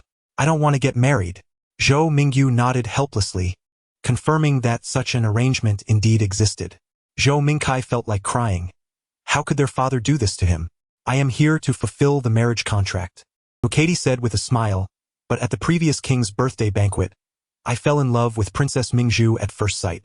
After returning, I couldn't stop thinking about her, so I finally couldn't resist coming to the empire to express my feelings." Mukade looked at Zhou Mingzhu, who was sitting beside him, her golden curls framing her exquisite and noble features, and smiled. "Princess, would you be willing to accept me?" Zhou Mingzhu's ears flushed slightly as she coldly replied, "In your dreams." Zhou Mingkai recalled that this prince had visited the empire as a child and spent some time with Zhou Mingzhu. The two children had played together quite well. Zhou Mingkai thought to himself, this S&T love at first sight. It's been a long-standing infatuation. Meanwhile, Lucas sat nearby, bored, crossing his legs. Another suitor for marriage had arrived. But this male insect had clear intentions and subtly suggested his willingness to enter the family without causing trouble for the empire or making demands. After all, in the insect world, it was customary for males to marry into the female's family, with the female taking on the responsibilities of the household. Of course, whether or not to enter into a marriage alliance held little significance for either side, as they were too far apart. Allies? Distant waters cannot quench nearby fires. Enemies? Not necessary. The decision to marry or not depended solely on personal willingness. Seated in the chief position, Zhou Mingyu cast a glance at the resolute Zhou Mingzhu, massaging his temples as he said, "Let us consider this. A marriage of convenience must be founded on mutual affection. Coercion yields nothing beautiful. I shall reconfirm with the headquarters of the insect star. For the time being, Your Highness, you may stay here in the capital." "Indeed," Mukade replied with a smile. After the meeting, Zhou Mingkai walked alongside Lucas, thumping his chest and exclaiming, "Damn! Thankfully she doesn't fancy me." Luo Ran chuckled and remarked, "Isn't His Highness renowned for being a heartthrob?" "That's different," Zhou Mingkai retorted. "I merely seek amusement, not the shackles of marriage. A heartthrob is merely suited for fleeting encounters." This callous sentiment elicited a look of profound disdain and contempt from Lucas, who seemed to wish fervently for Zhou Mingkai to be reformed, questioning how he could possibly befriend such a person. "I'm leaving," Zhou Mingkai waved his hand. "Recently, the royal family has appointed a new representative, tasked not only with drafting speeches for the monarchy but also under my father's directive to keep a close watch on me, ensuring I do not tarnish the royal image. It's overly stringent." Luo Ran nodded with a smile. Initially believing this to be a mere triviality, Luo Ran and Lucas received a report later that afternoon. Upon investigation, we confirmed the words of His Highness Andika. Indeed, 3 women entered through the back door. The captain of the investigation team stood before Lucas's office, maintaining a respectful distance, and stated, after being led in, the 3 women met with Princess Zhou Mingzhu. Luo Ran was taken aback. "What? Princess Zhou Mingzhu, the imperial princess?" she inquired, her brows furrowing slightly. "Yes," the captain affirmed. The 3 women were escorted by a man to the chamber of Princess Zhou Mingzhu. Half an hour later, they were led out by the same man, their attire identical to when they arrived, while the princess's whereabouts remain unknown for now. Luo Ran rhythmically tapped her fingers against her knee. Could this be linked to Zhou Mingzhu and the conspiracy of that night? What ulterior motives accompany the proposal from the insect prince? However, the information regarding the white garments provided by the insect prince was indeed accurate. That evening, Luo Ran had donned blue, but had removed her suit jacket upon ascending the stairs, revealing a white undershirt. The prince, inebriated, could not discern silver from white, merely perceiving a blur of white before him, failing to recognize it as Luo Ran's silver hair. After a brief pause, Luo Ran commanded, "Continue the investigation, focusing intently on Princess Zhou Mingzhu. Maintain discretion. We cannot allow others to discover our inquiry into her. After all, probing into royal affairs could lead to complications. Understood. Lucas inhaled deeply, his frustration palpable. What a plethora of bothersome matters. Indeed, Luo Ran replied, her gaze lowered. Rest assured, General, I shall manage everything for you. Lucas observed Luo Ran, who stood a slight distance away, and said, Stay for dinner tonight.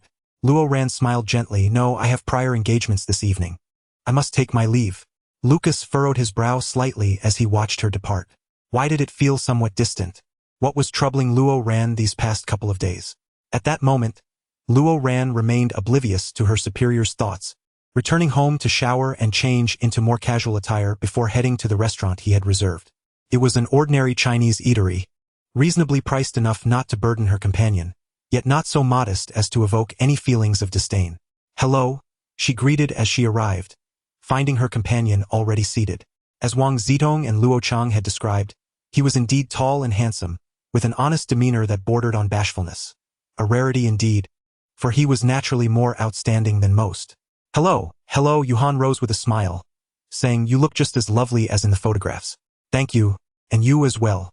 The two exchanged pleasantries, sat down, and after ordering, Yuhan politely inquired about Luo Ran's workload. He then asked, Mr. Luo, is this meeting aimed at marriage? Luo Ran paused, believing honesty was paramount in such matters, and replied, Not at all. I won't be marrying for several years. I am currently unable to marry due to my obligations to the general. Yuhan continued, Then, is it for the purpose of dating? Luo Ran replied, It depends on the feeling. If there is chemistry, I am open to it. Yet Luo Ran pondered. Given that he was surrounded by someone whose appearance and abilities were beyond reproach, it was challenging to become enamored with anyone else. Thus, he resolved to let things unfold naturally. Yuhan hesitated, then smiled. Yes, indeed. Feelings are paramount. Do you have an ideal type, Mr. Luo? Luo Ran contemplated for a moment before responding. None. Yuhan pressed further. Is there anyone you particularly like? For instance, preferred traits? Or if you had to choose, what type would you lean towards? Luo Ran hesitated. Men? Those who are decisive, assertive, principled, and respectful of others. Yuhan lowered his head, reflecting on how much influence General Lucas exerted over Luo Ran's life. However, he reassured himself that, in future romantic endeavors, this would likely change. The conversation continued, with Yuhan taking the initiative. Though he occasionally stumbled over his words, Luo Ran's conversational prowess ensured the atmosphere remained pleasant. As their time together drew to a close, Yuhan stammered, Do you have time the day after tomorrow? If not, perhaps the day after that? We could visit an amusement park or something. Apologies, but I am swamped with work. I can manage only a meal. No worries, a meal works too. They arranged to meet again, and Luo Ran insisted on not having Yuhan accompany her home. Luo Ran mused to himself, uncertain if this encounter would end as inexplicably as the previous ones, where connections faded despite pleasant interactions. He began to question whether his approach to interpersonal relations was flawed. It was crucial, after all, as his work demanded a smooth demeanor, avoiding any trouble for Lucas. Ding dong. As Luo Ran prepared to head home, he received a message from Lucas. Lucas, stand still, don't move. Luo Ran? Turning, he found Lucas standing nearby, a flying vehicle behind him. Lucas's expression was exceedingly grim.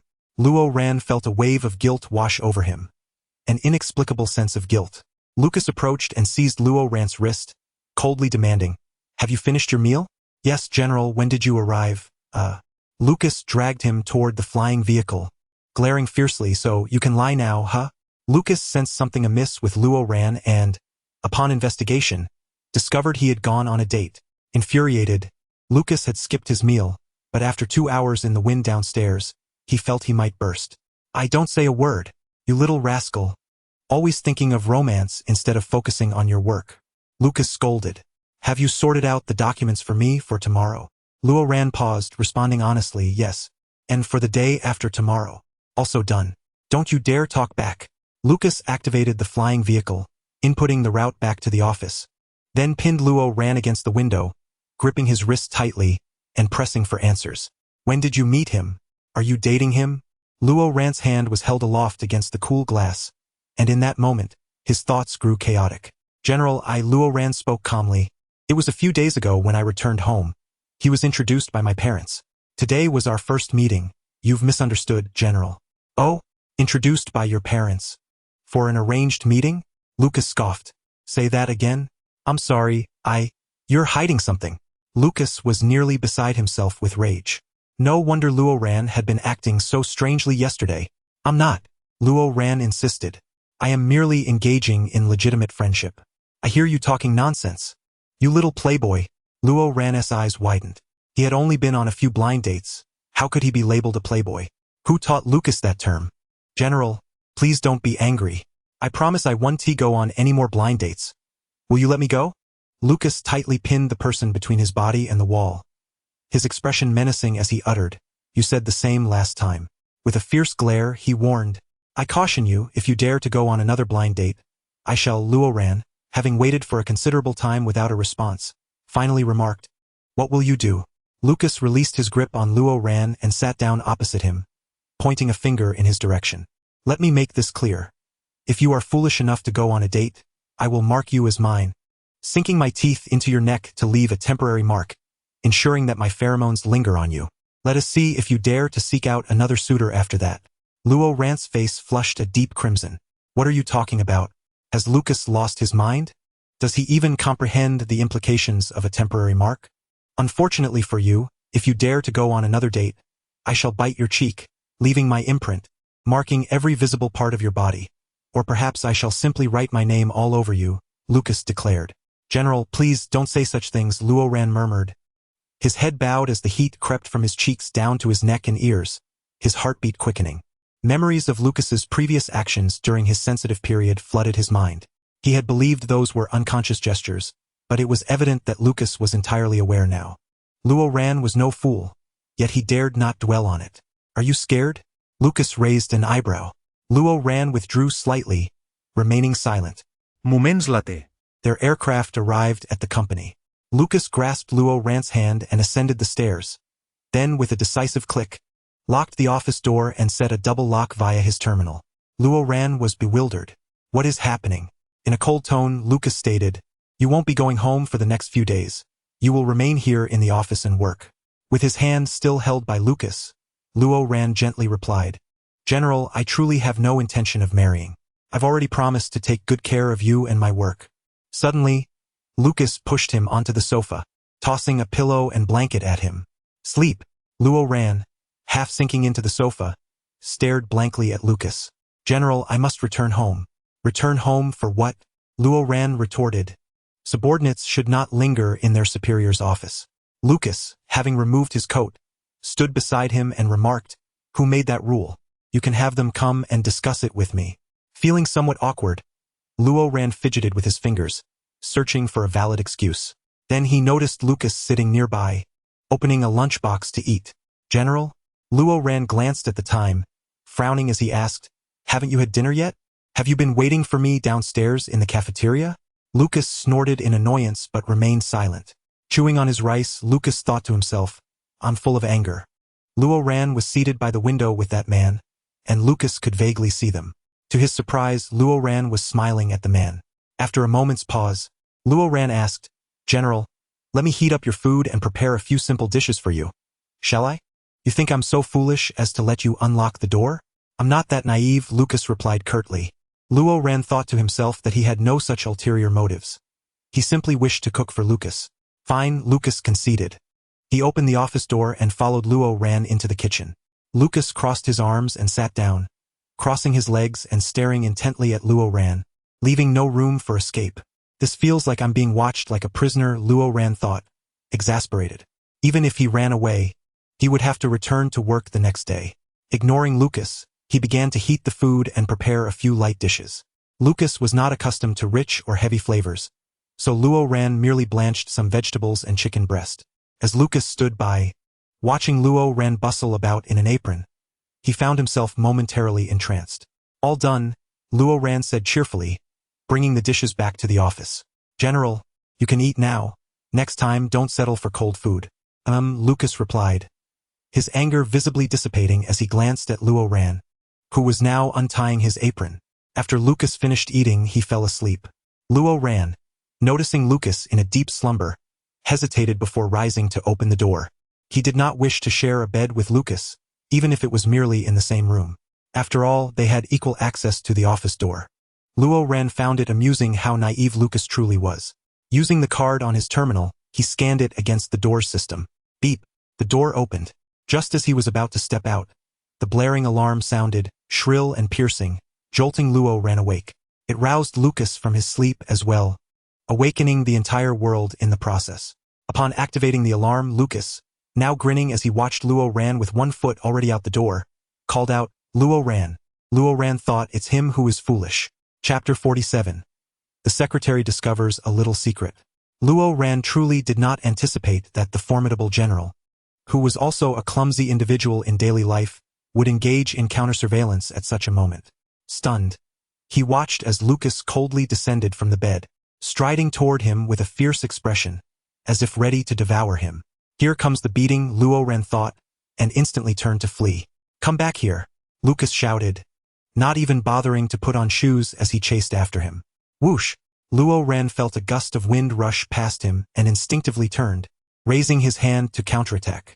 He managed to intercept Lucas's strike with crossed arms, retaliating with an elbow strike that pushed him back. Understanding that he could not match Lucas's strength, Luo Ran had no intention of lingering. He turned to escape, but Lucas's fist came flying in to block his path once more.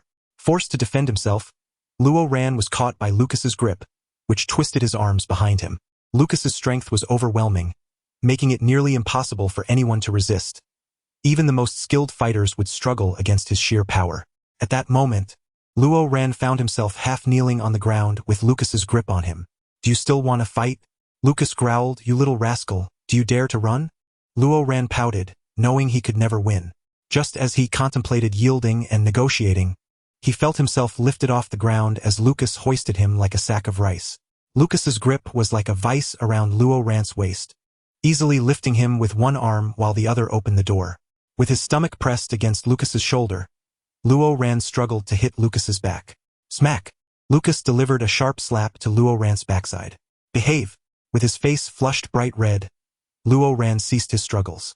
Lucas strode into the office, tossing Luo Ran onto the bed, and then crouched down to grab a tie from beside him, binding Luo Ran's hands to the headboard. "What are you doing?" Luo Ran exclaimed, eyes wide. "General!" His face burned again, crimson to the point of embarrassment. "What on earth is this?" Lucas tightened the knot securely, rendering Luo Ran's wrists firmly bound to the headboard, allowing only limited movement, but escape was now impossible. "General, please don't do this," Luo Ran said, feeling the weight of the tobacco scent enveloping him, his body growing weak as he buried his face in his arms. "Don't tie me up. I can't escape anyway." Lucas ignored Luo Ran's pleas and lay down beside him. "Don't start any schemes," he said. "Just sleep well." However, Luo Ran found it impossible to sleep. With his hands bound, though it wasn't uncomfortable, he felt a sense of tension, especially with Lucas lying so close beside him. The bed was saturated with the strong scent of tobacco, and Luo Ran felt as though he was enveloped in Lucas's pheromones. Now that the temporary marking period had passed, Luo Ran could no longer find solace in the compatible scent. Instead, he felt an unbearable tension and longing. This was truly awkward, an absolute invasion, akin to being marked by a lion in its territory. Silence enveloped the room as the two lay there for a considerable time. General Luo Ran, constrained by his wrists, had to turn away from Lucas, but he could sense that Lucas was still awake. "Are you unable to sleep? Could you perhaps loosen these bindings?" Lucas paused momentarily, exhaling a heavy sigh before rising to furrow his brow and untie Luo Ran. The bindings were released. Lucas, with a frown, remarked, "Get some good rest." Luo Ran, clutching the blanket, nodded, a mark of red lingering on her wrist. "Luo Ran? Lucas inquired. "Could you stay by my side indefinitely?" On this tranquil night, his hoarse and deep voice resonated in Luo Ran's ears. She grasped the blanket tightly, feeling somewhat dazed. "Luo Ran? Yes." Luo Ran steadied her voice, declaring, "I will, as I previously promised. I shall remain as your secretary until you are no longer a general." The two lay back to back, the moonlight filtering through the sparse wisteria and cascading gently upon the bed. Soon, Lucas succumbed to slumber, and Luo Ran, weary of further tumult, drifted into a muddled sleep filled with chaotic thoughts. She had never envisioned that she would one day feel awkward in Lucas's company, her heart racing uncontrollably. The following day, Zhou Mingkai arrived early. Luo Ran was in the midst of brewing coffee for Lucas, still unkempt in appearance. Consequently, Zhou Mingkai caught sight of the ambiguous red mark on her wrist, immediately discernible as the result of something constricting. "Oh dear," Zhou Mingkai exclaimed, his pupils dilating, a blush creeping across his cheeks, clearly flustered. "Oh my, the next generation of the empire has hope." "Good morning, Your Highness," Luo Ran said as she handed Zhou Mingkai a cup of coffee. "Is there something you need? The general is still asleep." I intended to seek you out," Zhou Mingkai replied with a smile. "That Mao Cuddy came to me, hoping I could assist in bringing him and Mingzhu together." His tone turned sour. "He even threatened me. He said if he and the princess don't work out, he'll come to me for a marriage proposal." Zhou Mingkai shuddered at the thought. "Marriage and such? No thank you. Are you planning to help him?" Luo Ran asked, bemused. "How would you even go about it?" "I can't think of anything clever," Zhou Mingkai admitted. "Perhaps just arrange for them to hang out, but it would be odd if it's just the two of them. Mingzhu would certainly refuse. So, I thought of hosting a family gathering, inviting my eldest brother, second brother, and Mingzhu, and then include Mao Cuddy." Luo Ran nodded. "That's a splendid idea. You can also use this opportunity to unwind." However, Zhou Mingkai continued, "Having only Mao Cuddy as the outsider seems peculiar. So, I thought to invite friends as well, which is why I wanted to include you and the general." After a moment of contemplation, Luo Ran inquired, "Where are you planning to go?" "A cruise for leisure. Setting sail tomorrow morning. We'll enjoy the night view of the river and have some meals, nothing too strenuous. My brothers have official duties, so it will be perfect for them to handle matters on the ship." Luo Ran smiled. The general typically dislikes such gatherings, and he may not be able to escape his duties, as he is currently entrenched in mech exercises. "Perhaps I could accompany you in his stead?" "That sounds wonderful," Zhou Mingkai exclaimed. "You can keep him company on the ship." Luo Ran mused that he could still attend to official documents aboard the vessel, allowing him to avoid Lucas for a couple of days. Perfect. It would afford Lucas a chance to cool off, and she too needed some time to reflect. "You can also spend time with Liu Bei," Zhou Mingkai added, clasping his hands in gratitude. "Oh, how fortunate. This way you two can discuss work, and Liu Bei can keep an eye on me." Luo Ran chuckled. "Is that the newly appointed royal representative?" "Indeed. My father and elder brother instructed him to watch over me closely to avoid any embarrassment to the royal family." "How tiresome." Liu Bei, the newly appointed royal representative, was tasked with speaking on behalf of the royal family and would often communicate with Luo Ran when drafting documents. They had interacted frequently. Due to the necessity of maintaining the royal image, Zhou Mingkai was often considered a liability, resulting in Liu Bei's constant oversight of him. Luo Ran held a great admiration for this representative, who appeared scholarly and mild-mannered, younger than Zhou Mingkai yet capable of managing him effectively. The previous royal representative was said to have clashed with Zhou Mingkai, possibly indicating that Zhou Mingkai preferred a gentler approach. "Please inform me when you are departing tomorrow," Luo Ran concluded as she and Zhou Mingkai engaged in their clandestine arrangement. Before leaving, Luo Ran made another visit to the Special Research Department of the Research Institute, needing to report to Lucas before departing the company. Upon arrival, she found Xiaji and Xinshilua in less than jovial spirits. Xiaji announced, "We've observed adverse effects on the subjects. Primarily, those injected with the serum began exhibiting signs of mental instability and erratic behavior. Although not severe, it was an ominous sign." Xiaji and Xinshilua promptly halted the experiment and initiated treatment. For those involved, mental distress was a grave concern. The higher the rank, the more fatal the consequences. For instance, Luo Ran had faced a mental wound years prior, which although seemingly minor, had taken years to heal. Lucas, too, was susceptible to mental breakdowns and required constant medication and aromatherapy. Moreover, the laboratory was currently engaged in mass extraction of individuals with high mental capacity. But one subject with lower mental acuity had begun to experience hallucinations. However, none of the injected subjects exhibited issues. Thus, it appeared that the radiation and side effects targeted only those possessing pheromones. Xiaji discreetly took Luo Ran, the first successful extraction subject, home for testing, and upon confirming there were no issues, she felt relieved. In conclusion, the laboratory had yet to yield significant advantages or groundbreaking progress for the Empire, but it was evident that more complications had arisen, leaving the researchers in distress. As for Luo Ran, she was preoccupied with the handover to Luo Bing and the arrangements for the Star Pirates. A large batch of star pirates needed to be properly assigned. The defiant ones would be confined, while those willing to cooperate or working aboard star pirate vessels would be dispatched to agricultural sectors. The intricacies of this situation were convoluted, and any misstep could lead to a rebellion. Luo Ran was exceedingly busy, ultimately spending the night at the company, barely managing a few hours of sleep at her desk. As dawn broke, it was time to meet Zhou Mingkai and the others. Rise and shine. Lucas rapped on Luo Ran's desk, his knuckles producing a crisp sound against the glass. Frowning, he asked, "Why haven't you gone to bed?" Luo Ran, groggy, lifted her head from her arms and blinked her eyes open. Lucas chuckled, "You should go sleep on the ship. It's time, let us depart." "All right," Luo Ran replied, getting up to freshen up and change her clothes. She then noticed Lucas standing beside her in casual attire and realized something. "General, you're coming too?" "Indeed." Luo Ran froze. Lucas turned with a cold smirk. "What? Planning to sneak away from me? I've been keeping an eye on you these past few days. Don't try any tricks." Luo Ran forced a laugh. "I thought you disliked such gatherings. You generally prefer to avoid crowded places, especially for leisure trips. Is that so?" Lucas raised an eyebrow but said nothing more as he headed downstairs. With trepidation, Luo Ran followed him. Zhou Mingkai appeared somewhat surprised to see Lucas, and Zhou Mingzhu paused, tugging at Zhou Mingkai's sleeve. "Didn't you say the general wasn't coming? Perhaps Luo's secretary is here, so he followed her." Zhou Mingkai chuckled.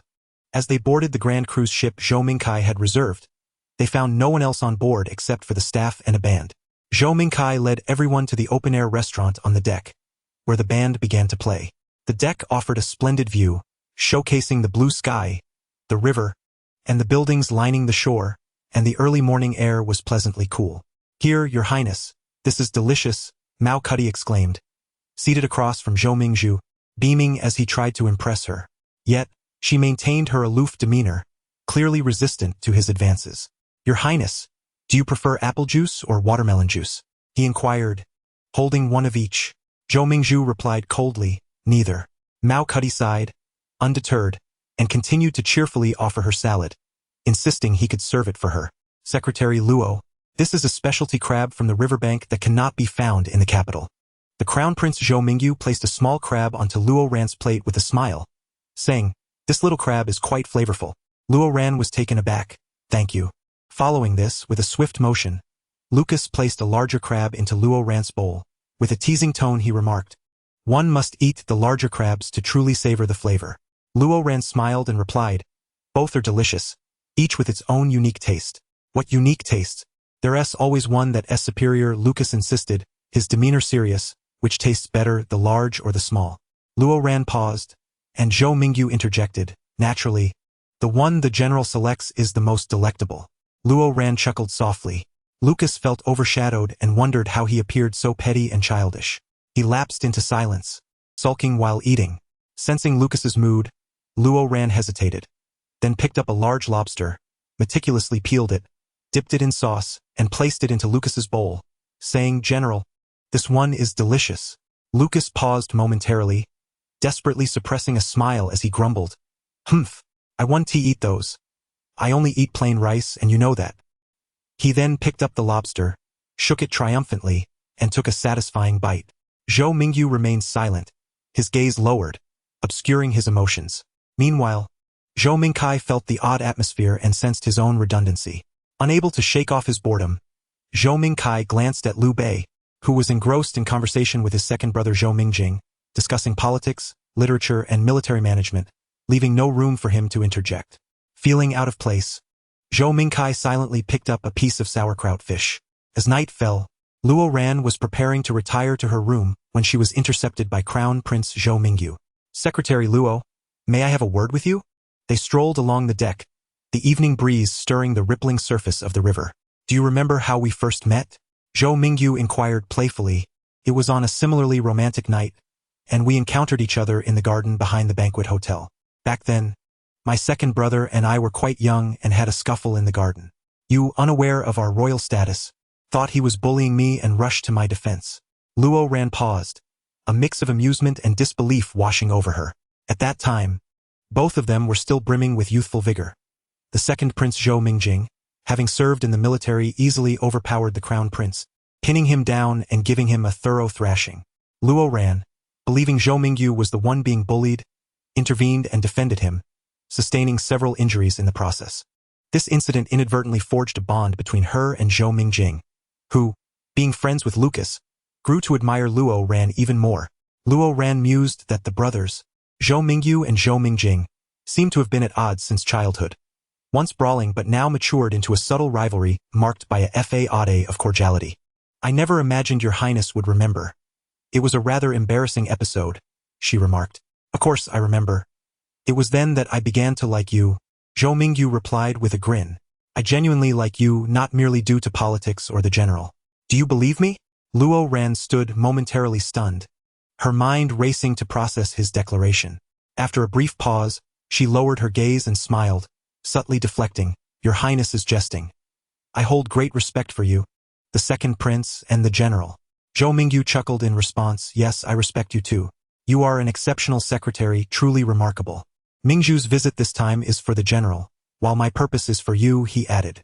Internally, Luo Ran felt no significant shift, merely a sense of surprise and bewilderment. She was uncertain whether Zhou Mingyu's feelings were genuine or politically motivated, especially given his amicable relations with Lucas and Zhou Mingjing, making his urgency understandable. However, at that moment, Luo Ran was more preoccupied with another matter. Princess Mingju is here for the general? Indeed. Zhou Mingyu nodded. Mingju has long harbored a secret admiration for the general but lacks the courage to express it, maintaining her pride as a princess. This is also why she declined the proposal from the insect prince. Luo Ran nodded in understanding, reflecting that Lucas indeed held the title of the most desirable man in the empire year after year. May I invite you to dinner sometime? Zhou Mingyu inquired gently. Being friends would suffice. I'm afraid my duties keep me extraordinarily busy, and the general disapproves of me dining out with others. I see, Zhou Mingyu said, his gaze dropping. It's getting late, Luo Ran remarked. I should take my leave. She felt she had conveyed her intentions clearly. Regardless of whether Zhou Mingyu was jesting or sincere, whether his motives were personal or tied to military interests, Luo Ran believed it was her obligation to clarify her stance. Upon returning to her room, Luo Ran opened her chat history, intending to explain to Yuhan that she could no longer go out with him. Sighing, she thought that given Lucas's reaction, perhaps she should avoid matchmaking altogether. Ultimately, the differences between being matched or not were negligible. Mr. Yu, there is something I wish to discuss with you, she typed. Ding.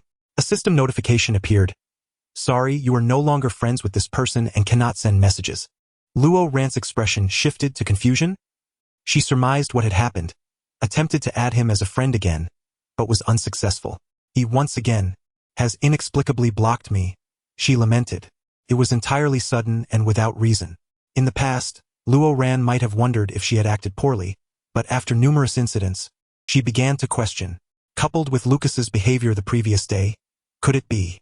Furrowing her brow, Luo Ran initially contemplated calling her parents to ask Yuhan for his contact information or to inquire on her behalf. However, after some thought, she decided against causing her parents any worry or distress, especially since he had already blocked her. It would be better not to trouble him further. Yet her curiosity lingered, and she did not wish to let the matter slide. Thus, she reached out to Xiaji. Is it possible to re-add that matchmaking candidate you previously declined? I wish to go out for dinner with him. Xiaji responded. Sure? Luo Ran resolved to uncover the truth and determine whether Lucas was indeed behind this. However, she found herself puzzled. Why would Lucas act in such a manner? Was it merely to prevent her from being distracted at work? Clutching her terminal, she fell into deep thought. Lucas exhibited strong possessiveness. What belonged to him was to remain his. For instance, today's crab incident, the matchmaking, and the previous sensitive period, among others. On a whim, Luo Ran logged onto the Star Network, entered a forum, and posted. Is it true that the general has feelings for his secretary? Responses began to flood in almost instantly. Poster. I command you to change it immediately. How dare you doubt the beautiful love between them? They are unquestionably the strongest double-arrowed couple. Even more so than the General S38. Poster, allow me to summarize for you. Link, and Luo Ran, not bothering to read further replies, clicked on the provided link. 50 secrets about Lucas Aldo that Luo Ran doesn't know. Luo Ran seemed to have encountered many similar posts before. It appeared to be a trend. While some content was true and some false, it seemed everyone enjoyed reading them. The first item caught Luo Ran off guard. In every media photo, The general's gaze is fixated on his secretary. She felt a rush of warmth. Curious, she searched for Lucas's name in the Star Network's image database. 5 minutes later, she returned with a flushed face. The general secretly takes photos of the secretary. His terminal holds only her pictures. The general loves to wear matching outfits with his secretary, intentionally coordinating his attire to match hers. The general's cleanliness obsession is named Luo Ran. He deems everyone dirty, including the military sycophant Zhou Mingkai, who he once even allowed to touch him, yet he relishes holding his secretary's waist and gripping his wrist. The general's wallet is named Luo Ran. The general is exceedingly jealous. The 6th entry even included illustrations. In the animated scene, Lucas and Luo Ran stand side by side, engaging in a media interview. Suddenly, Luo Ran turns to converse with others, and Lucas's expression darkens instantly. The more Luo Ran observes, the more his face flushes. It seems that many of their little habits have unconsciously been maintained by both him and Lucas. Unable to resist, Luo Ran reminisces about the time they spent together, feeling as if it has been an eternity. After a brief moment of watching, he can no longer bear it. A fire ignites within him, making it impossible to endure until the 50th line. Just as Luo Ran decides to log off, a notification pings on his device. Someone has replied to a post. He glances at it before bed. The truth is a lie. Do you think the general likes his secretary? Lucas, yes. Luo Ran is taken aback, realizing the reply came from Lucas himself. Thus, Luo Ran truly ignites with emotion. Chapter 48. The truth behind the secretary's blind date gone awry. Lucas is playing billiards with Zhou Mingkai, who is sipping on drinks while they play, neither of them inclined to retire for the night. The white ball strikes the red one, sending it into the corner pocket with a dull thud. Zhou Mingkai beams, I win. Boring, Lucas rolls his eyes. So, how are things between you and Secretary Luo Ran? Zhou Mingkai pauses, then, I'm not entirely sure, but I feel like my older brother might have a fondness for Secretary Luo Ran. Zhou Mingkai's speculation arises from observing Zhou Mingyu's unusual behavior towards Luo Ran. Lucas is taken aback. I can't be certain. Perhaps my brother is just being nice to Secretary Luo Ran to win you over. Zhou Mingkai shrugs with a grin. After all, you seem like someone who would support my second brother. Zhou Mingkai finds himself in a precarious position, feeling like a pickle fish caught in the middle of this trio's dynamics. I dare you. Lucas slams the cue stick forcefully on the ground, sneering, I'll flay him alive. Not necessarily. He may just want to be friends with you too, Zhou Mingkai muses, then teasingly adds, and what's the status between you and the secretary? If you haven't confessed, you have no right to meddle. Who says I have no right? I am his superior, and he is my personal secretary. I have every right to oversee him. Just as Lucas is perpetually astonished by Zhou Mingkai's womanizing remarks, Zhou Mingkai is equally bewildered by Lucas's blunt declarations. Do you like him or not? Zhou Mingkai inquires with a mischievous smile. If I didn't like him, why would I care? Lucas falters. Luo Ran has gone on another blind date. Upon learning this, Lucas is engulfed in an overwhelming fury. He desires to possess Luo Ran, unwilling to share him with anyone else. The mere thought of Luo Ran smiling at another man or woman makes Lucas feel utterly unsettled, as if something precious has been snatched away. The mere idea of Luo Ran confiding in someone else, revealing different expressions, or catering to another person ignites his ire. If you don't like him, then leave him alone. If you do, confess your feelings. Zhou Mingkai exclaims, bemused. You're occupying a space without expressing your feelings and ruining his chances at love. How despicable. Lucas remains silent. After a prolonged pause, he tosses the cue stick aside, grabs Zhou Mingkai's drink, and gulps down a few harsh swigs, muttering incoherently, if I cannot offer him the best, then I shall not give it all. What? Zhou Mingkai fails to catch the words. Lucas clarifies with a scoff. I said, I'm not occupying him, nor am I ruining any blind dates. With a thud, Lucas slams the glass onto the table, exclaiming, when did I ever occupy him? I just want him to focus on his work without being distracted by romantic entanglements. If I were to do anything, it would merely be to see what sort of person he is going on dates with. If they don't surpass me, what right do I have to allow my secretary to be with them? Zhou Mingkai chuckles. You've practically bribed and threatened the poor guy. How is that not interfering? Yuhan works in a government department and is a friend of Zhou Mingkai's brother, which is how he learned certain tidbits. Apparently, after Yuhan's blind date concluded, Lucas approached him with inquiries, followed by an abrupt encounter with men in black who threatened him. offering money to stay away from Secretary Luoran. It was as if he were living a narrative from a romance novel. What threats? Lucas frowned. What do you mean, not you? Zhou Mingkai was taken aback. What do you mean, not me? Speak clearly. Oh, it's nothing, Zhou Mingkai replied, somewhat surprised. Lucas is not one to lie about such matters. If he had indeed acted, he would be unapologetic about it. Then who could it be? Zhou Mingkai pondered. Surely not. Lucas's expression darkened. Are you suggesting someone else has done this? Who?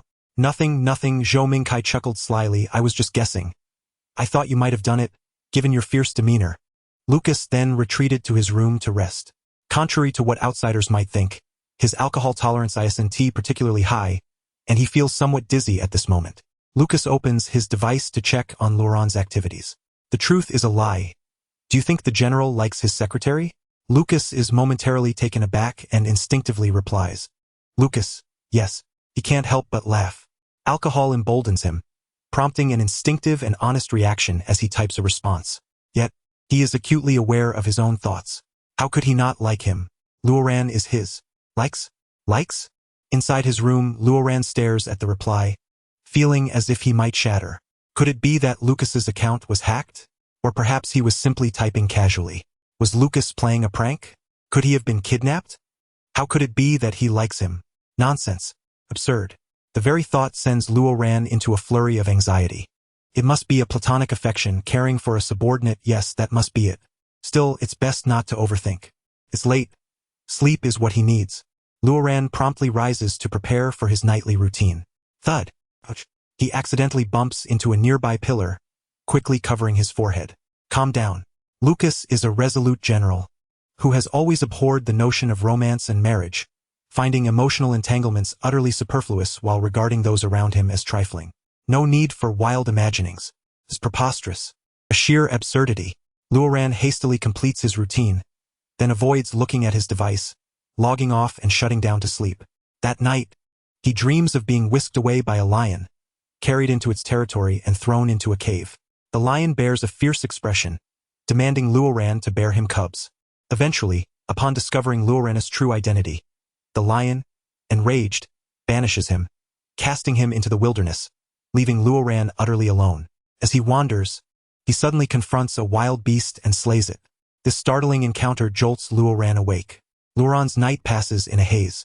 The following morning, after breakfast with everyone, Mokedi suggests taking a small boat to take Zhou Mingzhu out to sea. The small boat is connected to the crew system, equipped with numerous Imperial guards, making it safe despite its size, and it offers a chance to see more unique sights. Zhou Mingzhu initially hesitates but is eventually persuaded by Zhou Mingkai to board. After sending them off, Zhou Mingjing invites Lucas to join him at the ship's combat arena, with Zhou Mingkai tagging along for excitement. Lucas glances at Zhou Mingyu, apprehensive that he might attempt to woo Luoran again, then beckons Luoran with a finger, "Come here, join us." Luoran is taken aback, avoiding eye contact. "I'm heading back to my room." Lucas furrows his brow, stepping forward to pull Luoran closer. Luoran instinctively took a step back, a heightened sense of vigilance enveloping her. Lucas was momentarily taken aback. What trickery was Luoran up to this time? With her head lowered, she clutched a stack of documents and remarked, "General, I'm going to review the documents in my room. What are you so anxious about?" Lucas snapped back. "Come with me." Zhou Mingjing and Zhou Mingkai exchanged glances, puzzled by the murmured conversation between the two, and Zhou Mingjing stepped forward, asking, "What's wrong with Secretary Luo? I was just about to come over. I've been wanting to spar with you for ages." Zhou Mingjing, tall and handsome with chiseled, austere features, exuded an air of nobility tinged with menace, contrasting sharply with Zhou Mingyu's composed demeanor. In truth, all three royal brothers were strikingly attractive, yet their temperaments diverged significantly. "Did you hear that?" Lucas growled. "Come over here." Zhou Mingkai and Zhou Mingjing shared a knowing look. They were arguing. They proceeded to the combat arena, where Zhou Mingjing promptly donned boxing gloves and fixed his gaze on Luoran. After several years of entanglement in the garden with the two princes, Zhou Mingjing occasionally sought Luoran for sparring matches. However, as Luoran was trained by Lucas, and Zhou Mingjing was perpetually burdened with official duties, he consistently found himself outmatched. Thus, defeating Luoran became a goal for him. Luoran also donned her gloves and gave a slight bow to Zhou Mingjing. They ascended the platform, with Zhou Mingkai and Lucas observing from below. Zhou Mingkai whistled cheerfully. Go for it, Secretary Luo. And you too, second brother. Charge. As soon as the signal sounded, Luo Ran lunged forward with the ferocity of a tempest, unleashing a barrage of punches.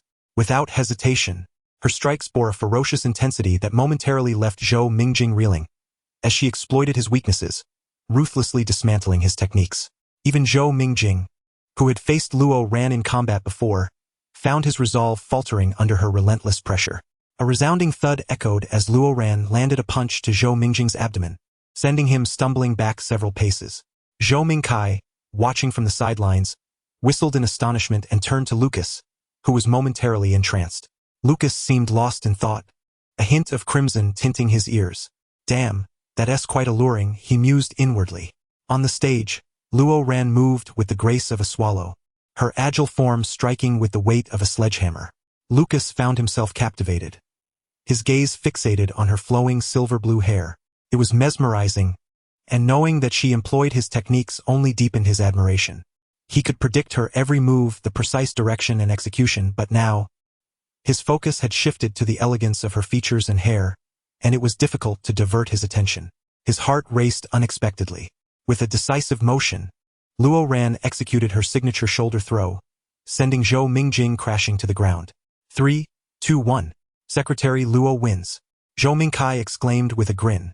Oh dear second brother, how is it that you couldn't even best her? Well, what about you? Zhou Mingjing retorted, dusting off his sleeves with a nonchalant expression. Why don't you step up and challenge Secretary Luo? No, Zhou Mingkai chuckled nervously. He had slacked off during military school. What could he possibly do against Luo Ran? His life was at stake. Let the general handle it. He nudged Lucas. Just as Lucas was about to respond, a rapid knock echoed through the room. The staff from the control room arrived, announcing, Your Highnesses, the small boat has encountered a mermaid robbery. Luo Ran froze momentarily. What? The group rushed to the control room, where Zhou Mingyu had also arrived. What's going on? He asked, furrowing his brow. The captain of the ship's security team explained. We received a distress signal from the small boat, claiming they were attacked by rogue mermaids who stole their food. We are attempting to reconnect with their systems. Typically, mermaids inhabited these waters but were known to be docile. Zhou Mingzhu and the others were simply unfortunate to encounter the more aggressive ones separated from their kin. Transmission from Imperial 05, requesting assistance, crackled through the communicator. We've connected, but the signal from Zhou Mingzhu is extremely poor. Mermaids engaged in combat destroyed the communicator, came the voice of Mukade. We're fine. They've left. Zhou Mingyu sighed in relief. As long as they were unharmed, that was what mattered. Though the small boat had been robbed, it was fortunate that everyone was safe. However, the boat's engine had been damaged, preventing their return. Thus, they needed to send assistance. After assessing the situation, Zhou Mingyu decided, let Liu Bei or Secretary Luo accompany the captain. It's safer with someone along in case of further trouble. I'll go, Luo Ran volunteered. Given the potential for more rogue mermaids in these waters, it's prudent to take the coastal route, which I'm familiar with from previous military exercises. All right. Zhou Mingyu nodded. While a mermaid robbery was not a significant threat, he felt assured that even with fewer guards, the safety of the two princes was secure, and Lucas had no cause for worry. 15 minutes later, Luo Ran's rescue boat met with Mukade and Zhou Mingzhu's small vessel. The state of the small boat was indeed dire, its hull marred by battle scars, and water had begun to seep in. Your Highnesses, Luo Ran greeted with a smile. Come aboard, we'll tow your boat back. Zhou Mingzhu nodded, instinctively clutching Mukade's hand. As she noticed Luo Ran arriving with several boats filled with Imperial guards, she felt herself relax, only to realize her grip on Mukade's hand and quickly released it. Mukade was taken aback, then chuckled lightly. Despite Zhou Mingzhu's icy demeanor, she was still a princess raised in luxury. In the face of such adversity, her royal pride kept her composed, but fear was evident as she had clung to Mukade, her hands cold. Mukade found himself silently grateful to the mermaids for the unexpected opportunity. Your Highness, you're not holding on anymore? Mukade teased. What if another mermaid appears out of nowhere? Shut up. Zhou Mingzhu shot back, her eyes wide with indignation. Had you not dragged me out, would this have happened? Once aboard, Luo Ran offered a towel to Zhou Mingzhu. You've worked hard, Your Highness. Receiving the towel, Zhou Mingzhu strode towards her cabin, with Mukade trailing behind. Luo Ran observed the two, noting their newfound closeness with a mix of amusement and exasperation. After a brief pause, he decided to follow them, intending to discuss a change in course to ease Princess Mingzhu's anxiety. "Stay away. Stop clinging to me," Zhou Mingzhu shouted. At that moment, Luo Ran caught sight of them seemingly embroiled in a quarrel at the edge of the deck, halting his steps. "Mingzhu, the general clearly doesn't fancy you. Even I, a newcomer, can see that. You should stop waiting for him. Mind your own business." Luo Ran had no intention of eavesdropping on their drama, but he froze upon hearing the next words. "I warn you, if you dare speak of what happened during the banquet, we're not done," Zhou Mingzhu threatened. "I won tea," Mukade replied, his tone laced with resignation. "I never intended to disclose it or use it to coerce you. I would never tarnish your reputation. Promise. However, I've already marked you temporarily, and I feel responsible. Truthfully, I like you." Luo Ran's brow furrowed slightly. According to their exchange, it appeared that Mukade and Zhou Mingzhu had shared a fleeting romance. The incident at the banquet referenced those three women, didn't it? Andy Ka had mentioned that those three women had sneaked in with dubious intentions. That evening, after Zhou Mingzhu encountered those three women, she vanished without a trace. Could it be that she was with Mukade? Mukade's room is on the same floor as Lucas's, and the clues, though scattered, seemed to converge. Luo Ran gently tapped on the folder with her fingers, contemplating a thorough review upon her return. On the deck, the two were still bickering, though their quarrel had devolved into childish disputes, with Zhou Mingzhu sulking and Mukade attempting to console her. Luo Ran paused momentarily, retreated to her original position, then resumed her heavy footsteps, shaking the door to announce her arrival, prompting the two princes to cease their altercation. Subsequently, the small boat successfully converged with the cruise ship via a safe route. After a day of leisure, the cruise ship docked, concluding this brief excursion. It also served the purposes of Zhou Mingkai and Mukade. Although Zhou Mingzhu continued to speak coldly to Mukade, she evidently acquiesced to many of his actions. Upon returning, Luo Ran was taken aback by the stack of documents on her desk. Sitting nearby, Rong Duo chuckled awkwardly. "Secretary Luo, shall I assist you in organizing this?" "Thank you," Luo Ran replied, feeling a bit overwhelmed. Over the past few days, she had finally managed to process the backlog of documents, including post-war matters, feeling unburdened and considerably uplifted. Yet, the towering pile before her was quite demoralizing. Rong Duo even thoughtfully brought her a ladder. "All right then," Luo Ran resignedly began to sort through the documents. Most of them merely required her seal or to be forwarded to Lucas, but she still felt it necessary to glance at each one, which was no small feat. "Let me help you."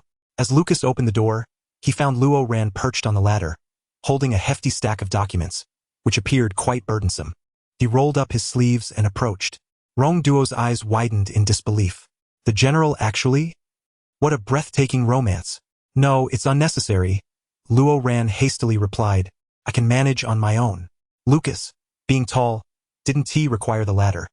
He simply extended his hand, saying, "You can place the documents you need right here." He voluntarily offered himself as a human support. Luo Ran felt her ears flush but declined. "No need. What are you dawdling for? Hurry up." Luo Ran had no choice but to hand the files over to Lucas. As she sifted through, she inquired, "Aren't you supposed to be heading to the military department? Let them wait a bit. It's no issue." Beside them, Rong Duo stifled her laughter. At that moment, Luo Ran stood on the ladder, tilting her head to search for documents, gently placing them into Lucas's hands when found. The tall, imposing man in military attire stood beside the ladder, the space between it and the desk feeling somewhat constricted for him, yet he quietly held the documents. He resembled a well-behaved lion. "All done," Luo Ran said, lowering her head. "Is that it?" Lucas frowned. "Yes, nothing more for now. I'll start with these." Lucas placed the documents on the desk and then turned to stride away. Luo Ran remained momentarily dazed, unable to suppress her errant thoughts. Rong Duo giggled beside her. "The general is so kind to his secretary." "Well, it's fine," Luo Ran replied, sitting down and taking a deep breath, preparing to focus on her work when she received a message from Xiaji. "I've contacted that blind date for you. I'll send you the business card." "Business card?" "Of course, just a friendly reminder not to act recklessly, or your big lion might bite." "Rawr. Super fierce." Luo Ran couldn't help but laugh and replied with a simple thank you. Meanwhile, Lucas, seated in the aircraft, found himself increasingly troubled by the situation. Recently, Luo Ran had grown rather distant, overly formal with him. It seemed to have begun from the test platform. Yes, that was it. Since then, Luo Ran had transformed. Once able to embrace him, now awkward even in handing him a document. It also seemed that it was around that time she would occasionally blush in his presence, appearing especially endearing. As Lucas mentally envisioned the sight of Luo Ran with flushed ears, he received a private message from the investigation team leader. General, Secretary Luo is planning to go on a blind date again. Lucas? Luo Ran's new blind date was named Gu Nanqing, a remarkably outstanding individual.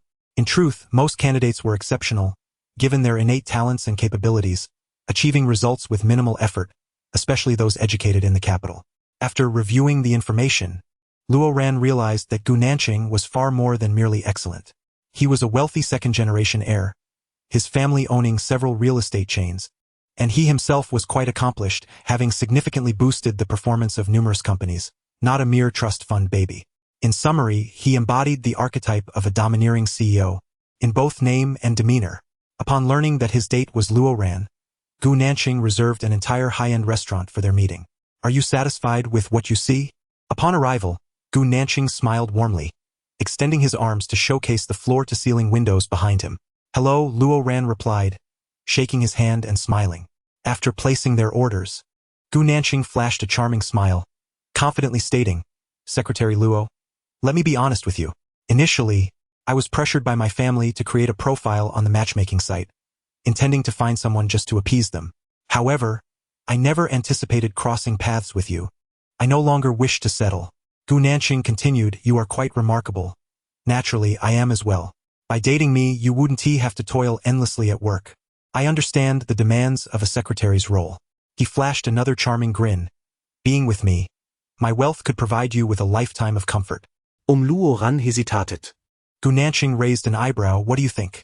I'm afraid I personally still prefer to follow my feelings. Luo Ran replied with a hint of regret. As expected of Secretary Luo, you're not swayed by wealth like those other men and women. Gu Nanqing expressed his satisfaction. No worries. I'm willing to dedicate time for you. However long you desire, Secretary Luo, you deserve it. Gu Nanqing lightly placed his hand over his heart and asked, may I take you out for dinner again tomorrow? Let us see. I am quite busy with work. After their meal, Luo Ran found herself inundated with an array of peculiar phrases, and instead of rushing back, she lingered in a corner to observe Gu Nanqing. She then noticed him heading toward his luxurious aircraft but was intercepted by a man along the way. Recognizing the man as one of the investigation team members, Luo Ran thought as expected. The man exchanged a few words with Gu Nanqing, after which Gu Nanqing followed him back into the restaurant, heading upstairs toward one of the private booths. Luo Ran stealthily trailed behind but was halted by two individuals outside the booth. Secretary Luo? The guards from Lucas's protection team blocked her path. Luo Ran smiled and whispered, shoo. The guards were taken aback. Luo Ran stood by the door, secretly peering inside and eavesdropping. Inside the booth, Lucas sat casually, resting his arms on the table, legs crossed, his expression sternly intimidating Gu Nanqing. Gu Nanqing appeared visibly surprised upon seeing Lucas, inquiring, General, what brings you here? Are you the one wanting to discuss business with me? Why are you here in person? So, you're courting my secretary? Gu Nanqing grasped the situation, chuckling awkwardly. Yes. Do you like him? Are you hoping to pursue a relationship? Indeed, Gu Nanqing declared proudly. I can provide him with material comforts. Oh? Lucas replied, I'm here to assess you. To take my secretary away, you must undergo a test. He embodied the role of a formidable matriarch. Outside, Luo Ran thought. Gu Nanqing, brimming with confidence, responded, all right, let us go. For the first round, I'll ask you a few questions. Lucas, with a serious demeanor, queried, what is Luo Ran's favorite color? Dark green. Gu Nanqing pondered silently. He had done his homework. What does Luo Ran love to eat the most? Noodles? Wrong. What flavor does Luo Ran favor? Sweet or spicy? Light? Incorrect. What is Luo Ran's most common little habit? Stumped? Next question. What happens when Luo Ran gets angry? Gu Nanqing retorted, no, I have only met Secretary Luo once, so I am not privy to these details, but I can certainly learn in the future. All right, let us move on. Lucas rose with an intimidating air, and a nearby member of the guard promptly stepped forward, presenting two wooden swords to the duo. Draw your swords, Luo Ran remarked to be fair, as she observed Gu Nanqing's expression, which had been tinged with mockery, charm, and a touch of aloofness, now split into a grin, genuinely amused. However, her gaze fell upon Lucas, brandishing his wooden sword and striking a battle-ready pose, which made her both exasperated and amused. General, Luo Ran stepped forward, beaming, "What brings you here?" Now it was Lucas's turn to be momentarily speechless. How come seizing the opportunity? Gu Nanqing slipped away, his domineering persona evaporating. Lucas, seething with fury, was about to chase after him. Where do you think you're going? General, Luo Ran blocked Lucas's path, her smile unwavering. You seem to have quite a bit of free time. Lucas thought to himself, Luo Ran is angry. Luo Ran, Lucas suddenly felt a pang of guilt. What is my favorite color? Luo Ran asked with a grin. Lucas, taken aback, responded, I know the questions I posed. It's dark green. What do I love to eat? Sweets. Those overpriced, minuscule portions of desserts. What flavor do I prefer? Sweet or spicy? I adore matcha. Enjoying desserts that aren't overly sweet or cloying, favoring light and fragrant tastes. Quite the picky eater. He didn't forget to add some sarcasm. What is my most frequent little habit? You love to daydream. You tap your index finger when deep in thought, and you squint your eyes when tasting something delicious. What happens when I get angry? You smile sweetly. The gentler you are, the angrier you become, speaking in a cryptic, sarcastic manner. I do not. Luo Ran's face flushed crimson. Ha! Did you think I was unaware? I know everything, Lucas declared. When you're nervous, your speech becomes jumbled. Your eyes dart around. I do not. Luo Ran turned and fled, her ears and cheeks aflame. Lucas chased after her, calling out loudly.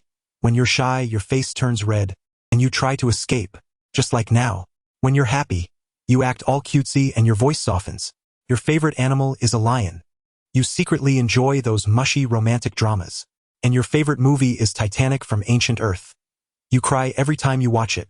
As Luo Ran ran outside to evade him, Lucas pursued. You've even been secretly saving money to go to 7, to see the penguins, sea lions, and polar bears. Luo Ran could no longer endure it, turning around with a face nearly dripping with blood, and shouted, Enough! What kind of person are you? Chapter 49. The Secretary and the Explosion Incident. Luo Ran. Lucas was still hot on her heels, looking menacing. Luo Ran covered her ears and dashed forward. The sight of two grown men, one an imperial general and the other an imperial secretary, running down the stairs left the guards utterly dumbfounded. Subsequently, Luo Ran successfully boarded her flying vehicle and made her escape. In summary, although Luo Ran had been thoroughly defeated in this little skirmish, he at least realized that the ongoing matchmaking had indeed been sabotaged by Lucas. However, if merely caught in Lucas's antics, the worst that could happen would be to tell him off, and even if he blocked him, it would likely end there. Yet, Yuhan's mother had previously been in contact with Luo Ran's parents, and now their families had effectively severed ties. Surely it wouldn't come to that, would it? While Lucas was indeed tough, his attitude was not excessively fierce. Luo Ran felt as though he was overlooking something, but given that matchmaking was a trivial matter, he chose not to dwell on it. Instead, Lucas was what truly occupied his thoughts. Their relationship had been spiraling out of control, and now it seemed even more so. Luo Ran covered his face and nestled into the sofa of the flying vehicle. However, the next day, neither of them brought up the topic again. An incident occurred at the Special Research Department. An injected subject suddenly went berserk, suffering a mental breakdown, injuring 2 researchers and 1 extractor. The 2 merely sustained minor injuries, but the individual whose mental state was compromised had developed a significant mental gap and had yet to regain consciousness. Not everyone was as fortunate as Luo Ran. Most who suffered such a severe mental rupture faced issues ranging from psychological problems to a lifetime of being in a vegetative state. Those experiencing mental collapse would encounter hallucinations, excruciating pain, and extreme weakness, while those whose pheromones were affected would lose their rationality and self-control, attacking everyone around them in a frenzy. The individual whose mental powers had spiraled out of control was a researcher from the laboratory, and also a volunteer for the experiment, who had since been subdued and was undergoing mental therapy. The injured party was the youngest son of Major General Mo Ka from the Imperial Capital's military, and the Mo family had no intention of letting the matter rest easily. They had already filed a lawsuit against the Research Institute, determined to confront the government head-on. As the leader of the military, Lucas commanded the respect of all the military elders. Consequently, with such an incident unfolding, he would not stand idly by. In the conference room, Luo Ran stood at the forefront, representing Lucas as he spoke. This is an MOK. He pointed to the photograph displayed on the screen behind him. It is well known that the Empire's laws tend to protect the inherently weak. Thus, if the government fails to provide an explanation to the Mo family regarding this incident, it would undoubtedly dishearten the military personnel. The director of the research institute, Shi Xiuqi, a slightly portly middle-aged man, furrowed his brow and said, "Just arrest the perpetrator and hold him accountable. Let him pay compensation. He is merely a civilian, so there are no concerns about dealing with him." Luo Ran paused, frowning. This incident is not entirely that individual's fault. Having been injected, he lost all capacity for judgment and reason. Blaming the fault solely on those who are inherently strong is also unjust. The head of the research institute believes that the error lies within the research itself and should not be subjected to human usage. Luo Ran then presented the mental analysis report of the individual, confirming that it was indeed unintentional. After recovering, he had expressed his willingness to compensate an MOK, which included both financial restitution and soothing pheromones. In essence, he would make every effort to meet the Mo family's demands. Therefore, the issue did not lie with the person, but rather with the matter itself. Luo Ran continued to showcase the reports from the project leader, Xia Ji, and the medical department representative, Shun Shiluo. Dr. Xia's responsibility was to ensure the safety of the project, while Dr. Shin's duty was to ensure the safety of all involved parties. Both had clearly stated that the project was no longer suitable for continuation. The reports contained unmistakable data, meticulously compiled during sleepless nights by Xia Ji and the team. The documents indicated an energy output 6 times greater than ordinary ice yet simultaneously, it emitted radiation capable of destroying pheromones. Moreover, it could not be extracted using machinery, which indirectly indicated that it could not be continued. Shi Xiuqi glanced at the Crown Prince Zhou Mingyu and furrowed his brow. This was merely an accident, an incident. Not everyone will be affected by the radiation to the point of losing control. Please, Director, review the reports and the clear data. Luo Ran pointed at the screen, stating, Dr. Shin conducted numerous tests and documented clearly the extent of radiation's harm to the human body, including the capacity for endurance and long-term consequences. Prolonged exposure can lead to mental collapse or even death.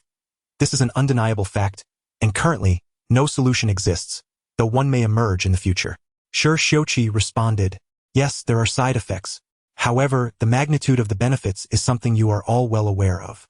We cannot allow a mere incident to halt our quest for exploration. I am younger than both Dr. Shin and Dr. Xia. While they hesitate to continue, I do not. The second prince, Zhou Mingjing, furrowed his brow and remarked, Before this, the energy from the ice mines was plentiful. Shi Xiuqi interjected, Indeed, it was sufficient. But now that we possess it, do we intend to abandon the path that could lead to the Empire's advancement? If there exists a better way, why should we settle for less? This discourse has divided the Empire into 2 factions. One led by the Crown Prince, which prioritizes continued development for the Empire's benefit, including Shi Xiuqi and Lucas's brother, Cyril. The other, advocating for the use of the ice mines and the protection of mental faculties, led by the second prince.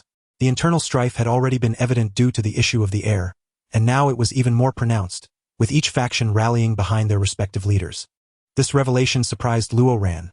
The second prince, known for his military background and cold demeanor, was advocating for the protection of lives in this matter. Or perhaps, as Lucas suggested, it is precisely because he has seen battle that he is more fervent about preserving life. Throughout the discussion, Lucas maintained a detached observation, and Luo Ran endeavored to present the situation as objectively as possible. Even though both harbored personal sentiments, they refrained from taking sides. Had Lucas chosen a side, it would not have been for this decision but rather for the faction of the heir. The second prince cast a sidelong glance at the crown prince and coldly asserted, Human life is of greater significance than energy. It is the people who constitute the empire. Energy exists solely to serve humanity.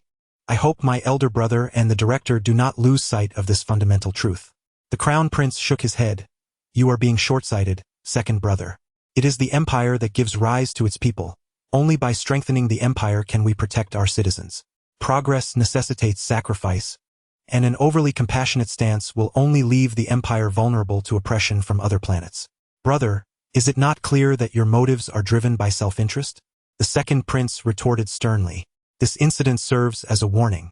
I hope you can recognize it for what it truly is, not energy, but a poison.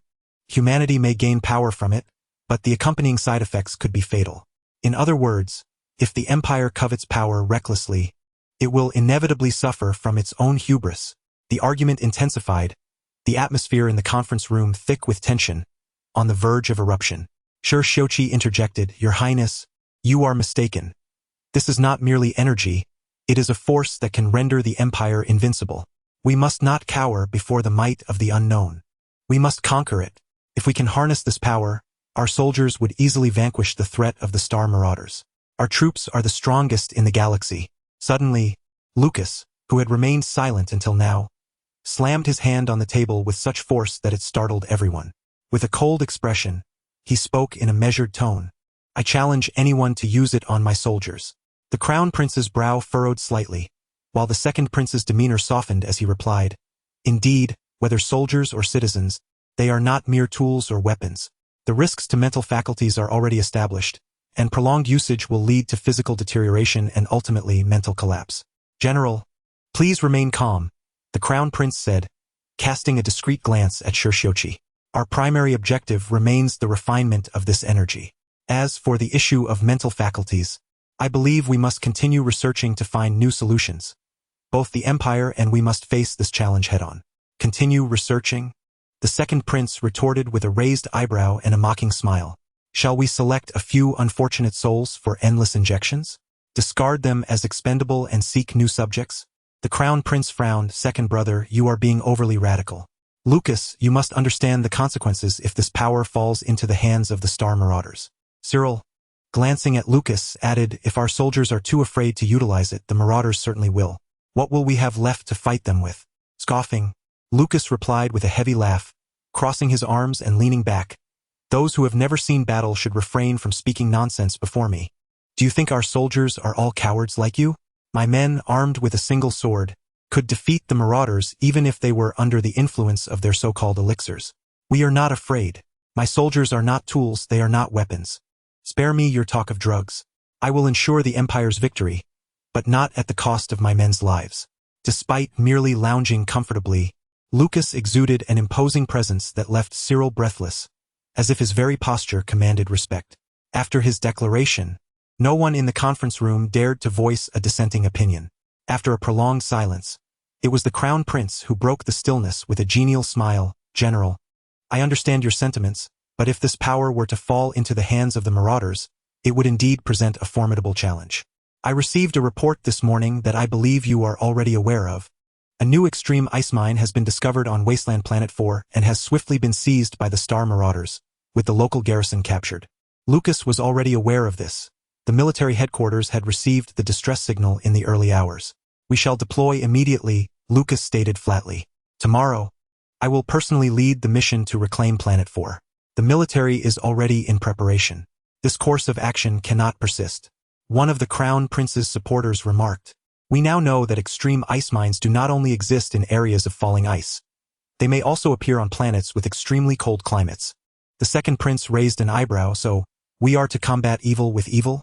The enemy is a devil, and we, too, shall transform our soldiers into devils? The exchanges continued to escalate, while Lucas's faction remained observant. Yet, from Lucas's minimal reactions, it was evident that, although he spoke solely for his soldiers, he was leaning towards a particular stance. The second prince, in his discourse, subtly attempted to align Lucas with his own camp. After a lengthy and fruitless debate, emotions on both sides flared, eventually dragging the matter of the heir into the fray, necessitating a temporary cessation of the meeting. Once outside the conference room, Luo Ran and Lucas were approached by the Duke aligned with Shouchi and the second prince, eager to gauge the outcome. The Duke, with a smile, remarked, My daughter Nina has recently taken a particular liking to the tales of the general and his secretary. She adores you both. Shouchi responded with a thin smile that did not reach his eyes. It is merely children engaging in playful antics online. There is no need for you to concern yourself, Duke. Lucas, exasperated, turned on his heel and departed. Luo Ran, with a smile, added, Indeed, I also browsed the internet during my leisure time. In summary, A singular incident has stirred countless ripples. But regardless of the turmoil in the capital, the most pressing and significant concern for Lucas remains the star marauders on Planet 4. Following the meeting's conclusion, Luo Ran and Lucas promptly made their way to the military headquarters. Time was of the essence, as Lucas was set to depart at dawn the following day. Upon returning to her company, Luo Ran retrieved thick cotton gloves and a coat from the warehouse, along with numerous thermal pads to place in the mech. When Lucas noticed this before their departure, he appeared somewhat surprised. "There is no need for such preparations," he said, rolling his eyes. "A little more cold is tolerable. It is not a significant issue." Luo Ran merely smiled in response. At this early hour, the sky was a dull gray as the Lion 01 was loaded onto the warship. Lucas stood at the ship's entrance, glancing at Luo Ran and said, "I am about to set off." Luo Ran nodded. Such scenes had become all too familiar for Luo Ran, having bid farewell to Lucas numerous times over the years. He had grown accustomed to watching Lucas embark into the dark, chaotic dawn, only to later see him return amidst fireworks and sunlight, triumphant. Luo Ran, "Yes, once I resolve the situation on Planet 4, I will return to speak with you." Lucas smiled, "So wait for me." "What?"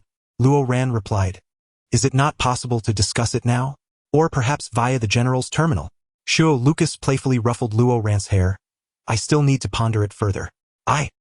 "The ritual," he said, extending his hands. "I must take my leave now." Luo Ran paused for a moment before stepping forward to embrace Lucas, whispering against him, "I wish you a safe journey, General." Their previous open embraces now felt different, as Luo Ran's face flushed slightly. Especially in this position, he could hear the steady rhythm of Lucas's heartbeat. The fortunate recharge has been completed. Lucas released Luo Ran and bid farewell. He then turned and boarded the warship. Luo Ran watched as Lucas's figure faded into the hatch, followed by the iron gate of the ship closing.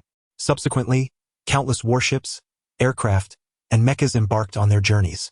In the following days, Luo Ran found herself overwhelmed with tasks, having little time to rest, especially with Lucas absent to oversee matters. Secretary Luo Rong Duo handed a report to Luo Ran from the Research Institute. "Thank you. The latest batch from Luobing will arrive today. This is the last batch we will be receiving from them for the time being, as subsequent shipments will be paused." Xiaji suggested that Luo Ran lead the escort team to temporarily secure the latest batch until a decision is made by the higher-ups. Otherwise, once the cargo reaches the Research Institute, it would stir up another wave of chaos. Luo Ran stood up and said, "I will take a trip to the dock. Shadow, could you help me organize the documents I need for today?" "Of course." The starport dock is located on the outskirts of the city, in close proximity to the military camp. As a site for military cargo transfer, it is heavily guarded. Presently, a transport ship from Luobing had just landed, and a large group of people was carefully unloading numerous packages, transferring them to the Empire's cargo ships. Luo Ran has arrived. Xiaji, standing nearby with a checklist, offered to inspect the cargo together. Xiaji casually picked a package to examine. Luo Ran handed her a pair of scissors. "Wait." Luo Ran's gaze sharpened. "What?" Xiaji also noticed the red glow emanating from the package, momentarily stunned. "Xiaxia." Suddenly, the dock erupted in a cloud of red, the sound reverberating through the nearby trees. "General." Lucas stood on the deck, gazing at the starry sky. When he turned to see Wang Choyang's face was exceptionally grim. "What happened? Did something get sucked into a black hole?" Lucas raised an eyebrow. "No, it's Secretary Luo. There's been an incident." Lucas paused. "But it's nothing serious. The people are fine." Wang Choyang quickly added, "Everyone is all right." Lucas's expression darkened even more than Wang Choyang's, and he spoke in a strained voice. "Speak." Luo Bing embedded explosives in the latest shipment to the Empire. When Secretary Luo and Dr. Xia were inspecting the cargo, they triggered the mechanism, causing many packages at the dock to explode. Fortunately, they were standing on a high platform, and Secretary Luo reacted swiftly, pulling Dr. Xia down. So their injuries are minor, just some superficial wounds. "Explosives?" Lucas roared. "The customs and wharf sensing systems are down. The machines are gone. The inspectors are dead." "What do you mean by superficial wounds?" Lucas promptly drew out his terminal to contact Luo Ran, but then remembered she would be unable to answer. Holding the terminal, he felt a wave of anxiety wash over him, his expression ominous as if a storm were brewing.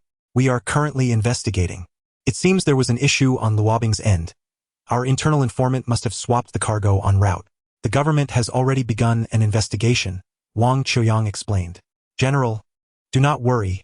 The injuries are not severe. However, there is another matter. Wang Qiuyang's face contorted in frustration. After the explosion, for some inexplicable reason, Secretary Luo was able to melt and refine the material with his bare hands. Lucas was taken aback. What did you say? Yes, he melted it with his bare hands. Wang Qiuyang responded, equally astonished. The capital is in chaos right now. Chapter 50. The Secretary's Lion. Luoran had a dream. It was pitch black, and she seemed to be in a spacious yet dimly lit place. Where is this? Soon, Luoran spotted a light source not far ahead, standing out vividly against the darkness. She felt irresistibly drawn to the light, a silver glow interspersed with blinding crimson. Following the light, Luoran arrived at a cavern where the stone walls were embedded with numerous glowing stones, adorned with red veins. This was known as the Cave of Treasures, hidden within the icy mines of Luobing and Four, requiring deep excavation to uncover. It was unprecedented to find an entire cave filled with such stones. Luoran reached out to touch the stones, feeling a jolt throughout her body before she abruptly awoke. Secretary Luo. The first figure she saw was Shun Shilua, standing beside her with a report in hand. Shun Shilua's features were naturally stern, and they appeared even colder now. After all, Shaji had also been injured in the explosion, but due to work obligations, Shun Shilua could not be with her. Not only Shun Shilua but researchers, the Crown Prince, the Second Prince, and several council members surrounded her. Luoran surveyed her surroundings, realizing she was in a high-level hospital room in the capital within Shun Shilua's territory. She felt both surprised and confused. What happened? Luoran attempted to move her body, propping herself up against the headboard. She felt some pain, likely from the fall and the explosion's aftermath. However, the injuries were mostly minor abrasions and burns. The most serious was her left leg, encased in a thick cast, suggesting a fracture. Shirshiochi, unable to contain his excitement, exclaimed, "Secretary Luo is awake. We can commence the experiment." He instructed someone to bring in a tray, which prominently featured an unrefined stone. Luoran, just regaining consciousness, worked to clear her mind as her thoughts raced. What is happening? Shin Shilua explained, Secretary Luo, when you fell, you landed on one of the packages. The contents inside melted upon contact with you. A chill ran through Luoran's heart. His identity. This is a monumental discovery. A leap forward. Shirshiochi's face flushed with excitement as he stammered. If it can be refined without the need for mental energy, merely using physical touch, then all problems will be resolved. Indeed, the Crown Prince chuckled, the base quantity is significantly greater. If we can refine it, then the issue of mental energy depletion would not arise. Luoran paused, discreetly concealing all expressions and words. It appeared that, after she and Shaji lost consciousness, Shin Shilua was the one who treated her, and he had kept her identity a secret without involving outsiders. Stealing a glance at Shin Shilua, she found him still maintaining his professional demeanor. The stone was presented before Luoran, and all eyes were on her. Leaning against the headboard, Luoran hesitated. Do not worry, Secretary Luo, Shin Shilua suggested. Just proceed. After a moment's pause, Luoran gently placed her hand on the stone. Then, a miracle occurred. Everyone in the room gasped in astonishment. The originally silver stone began to crack where Luoran applied her force, transforming from a solid into a viscous liquid, the outer layer of stone encasing the ore dissipating, revealing a small piece of essence within. Luoran herself was taken aback. What is happening? My heavens! How is this possible? Shirshiochi's eyes gleamed as he exclaimed, Secretary Luo, once you have recovered, you must delve into further experimentation. Director, Shun Shilua interrupted Shirshiochi's enthusiasm, his tone devoid of emotion. Secretary Luo was present at the explosion, and as such, her body was altered by the magnetic field, allowing for such resonance. However, this resonance will not last long. It will dissipate in at least 2 days. Shun Shilua spoke with utmost seriousness, supported by his data and reports, and coupled with his familiarity with mental energy. No one questioned his words. He then presented the report, explaining each point in detail. The body devoid of mental energy is easily influenced by radiation, especially after the collective explosion at the dock, which created a magnetic field. 1/3 of the dock's cargo was swapped out, but 2/3 remain intact. Regardless, let us allow Secretary Luo to rest well for now, Shin Shilua concluded. The explosion and resonance have caused damage to her brain, and she will experience various conditions that require careful recuperation. Shi Xiuqi was initially reluctant to depart, yet upon receiving a glance from the crown prince, he had no choice but to comply. Once the room was left with only Shen Shiluo and Luo Ran, Shen Shiluo remarked, "Secretary Luo, there are already suspicions regarding your identity." Luo Ran furrowed his brow slightly. Shen Shiluo continued, "However, you must not reveal yourself. Given the current situation, with the general absent from the capital, the crown prince is eager for your participation in the experiment. If you are indeed who they think you are, they may resort to more extreme measures, even direct coercion." Luo Ran lifted his gaze, sincerely expressing, "Thank you, Dr. Shin, for refraining from disclosing this." Shen Shiluo paused momentarily and stated, "From the first time I met you, I could tell you were unique. As a renowned physician and pheromone researcher, he could discern the pheromones of others with a mere glance, yet he chose to remain silent about it." Luo Ran was momentarily taken aback, then fell into silence, staring blankly ahead, his eyes devoid of focus. "Secretary Luo?" Shen Shiluo inquired with a slight frown. Luo Ran continued to show no response. "Secretary Luo." Shen Shiluo accurately tapped Luo Ran's temple, and Luo Ran jolted, coming back to himself. "What's wrong with me?" "I'm fine," he stammered. Shen Shiluo pulled out a chair and sat down, addressing him earnestly, "Secretary Luo, I must now reveal your true condition. You have undergone extraction, but your level means that the side effects will take a long time to manifest in you, unlike others whose bodies react immediately to incompatibility. This recent explosion served as a catalyst. The explosion indeed resonated with you, but it was the pheromones that resonated. I cannot explain this occurrence as it is unprecedented. Therefore, I can only deduce that your mental strength inexplicably aligns with it. This is why you can suddenly melt things with your bare hands, as your pheromones have resonated with the connection. I cannot ascertain how long this condition will persist. Simultaneously, your mental strength has suffered secondary trauma due to external forces, which will result in hallucinations, sluggishness, and intense mental pain during this period. Luo Ran had indeed become somewhat sluggish, and Shen Shiluo's lengthy explanation required him to concentrate hard to absorb it. After a moment, Shen Shiluo handed 2 vials of medicine to Luo Ran, saying, "This is the medication you truly need. One is a calming pheromone, 2 pills each night, and the other is a painkiller you may require in the future."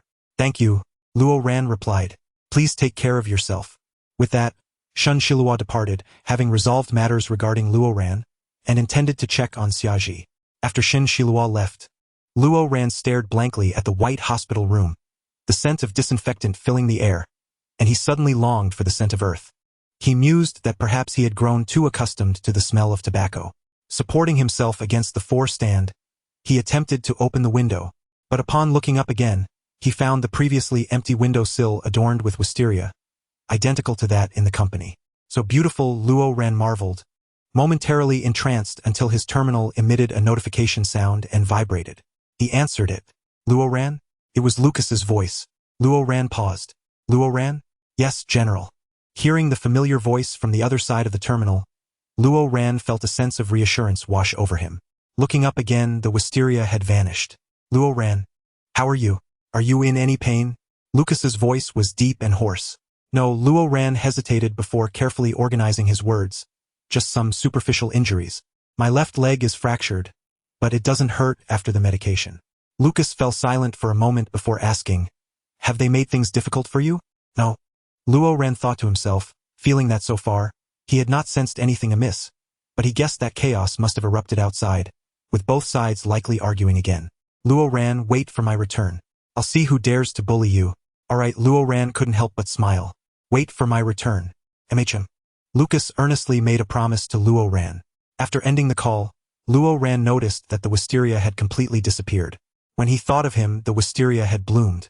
However, after this call, there were no more wisteria flowers, and Luo Ran peacefully lay down to continue sleeping. Bang! Meanwhile, after ending the call, Lucas slammed his fist against the railing ahead, causing it to tremble and release a cloud of dust. Wang Chuyang stood by, hesitant to speak. Just as he was about to leave, Lucas's chest heaved violently. "Should we turn back? Or let the battlefield at Zone 4 be handled by me and the other aides while the general takes the team back?" Wang Chuyang stood tall and declared, "I will do everything in my power to bring victory to the general." Lucas gripped the railing tightly, closed his eyes, then opened them again, his voice hoarse. No need. We will land in 3 hours. Have the warship accelerate. With that, Lucas strode away from the deck. Swiftly resolve this. Finish the battle early and return home. The glint in Lucas's eyes held a ferocity that instilled fear even in Wang Chuyang. On the other side, Shun Shilua hastened down the stairs after finalizing Luo Ran's report. Upon pushing open Xiaji's hospital room door, he found Xiaji already awake, with other doctors conducting a physical examination. Shun Shilua approached, adjusting his glasses, and said, "I'll take over." Xiaji glanced at Shun Shilua and took a deep breath, replying, "No need, it's already done." Xiaji had been well protected by Luo Ran during his fall, suffering no severe injuries, and at this moment, he appeared quite spirited. Once the other doctors left, Xiaji immediately grasped Shun Shilua's hand. "How is Luo Ran?" he asked, his hands trembling. Upon waking, he had heard that Luo Ran could melt objects with his bare hands, shocking him into a stupor. He had suppressed his fears, not wanting others to see through him, but now, in the presence of one of the informed parties, Shun Shilua, he could no longer hold back. "He is fine and I managed to keep it under wraps." Shun Shilua reassured him, holding Xiaji's hand. He was also given 56 doses of a mental stabilizer. Xiaji sighed in relief. "As long as he is okay. That's good," he said, lowering his head. "It's all my fault." Shun Shilua replied earnestly, "First, you are not to blame for this incident, as you neither placed the bomb nor participated in its setup. Second, just because Secretary Luo is physically unharmed does not mean he is in the clear. This turmoil is far from over." "What?" Shun Shilua sat at the edge of the bed, still holding Xiaji's hand, while Xiaji, preoccupied with thoughts of Luo Ran, failed to notice anything amiss. Currently, the hospital is surrounded by forces from the Crown Prince and the Second Prince. Awaiting the right moment, Shun Shilua informed him. "Sure, Shouchi has not left. He is waiting downstairs." "Why?" Xiaji asked, bewildered. "The Crown Prince wishes to continue the research, hence he hopes Secretary Luo will join, prepared at any moment to seize him. Conversely, the Second Prince is on standby to obstruct this." Shun Shilua paused before adding, "This also serves to curry favor with the general, hoping to win him over." Upon hearing this, Xiaji was initially taken aback, then rushed to the window, where he confirmed that the area outside the hospital was indeed filled with troops. "This is outrageous," Xiaji exclaimed, his eyes wide. "The Crown Prince is resorting to coercion. He intends to threaten Luo Ran." Xiaji began pacing in agitation before proposing, "What if we reveal Luo Ran's identity as a level 3? He has always been under the Empire's protection, not to mention being a level 3. "You are too naive," Shun Shilua analyzed in his calm, deadpan voice. "The Empire's protection is not merely due to their inherent frailty, but because they possess mental strength. The higher the level, the greater the protection. Intended for situations like this." Xiaji stiffened. Shun Shilua continued, "We still have a reason to deflect blame from Secretary Luo.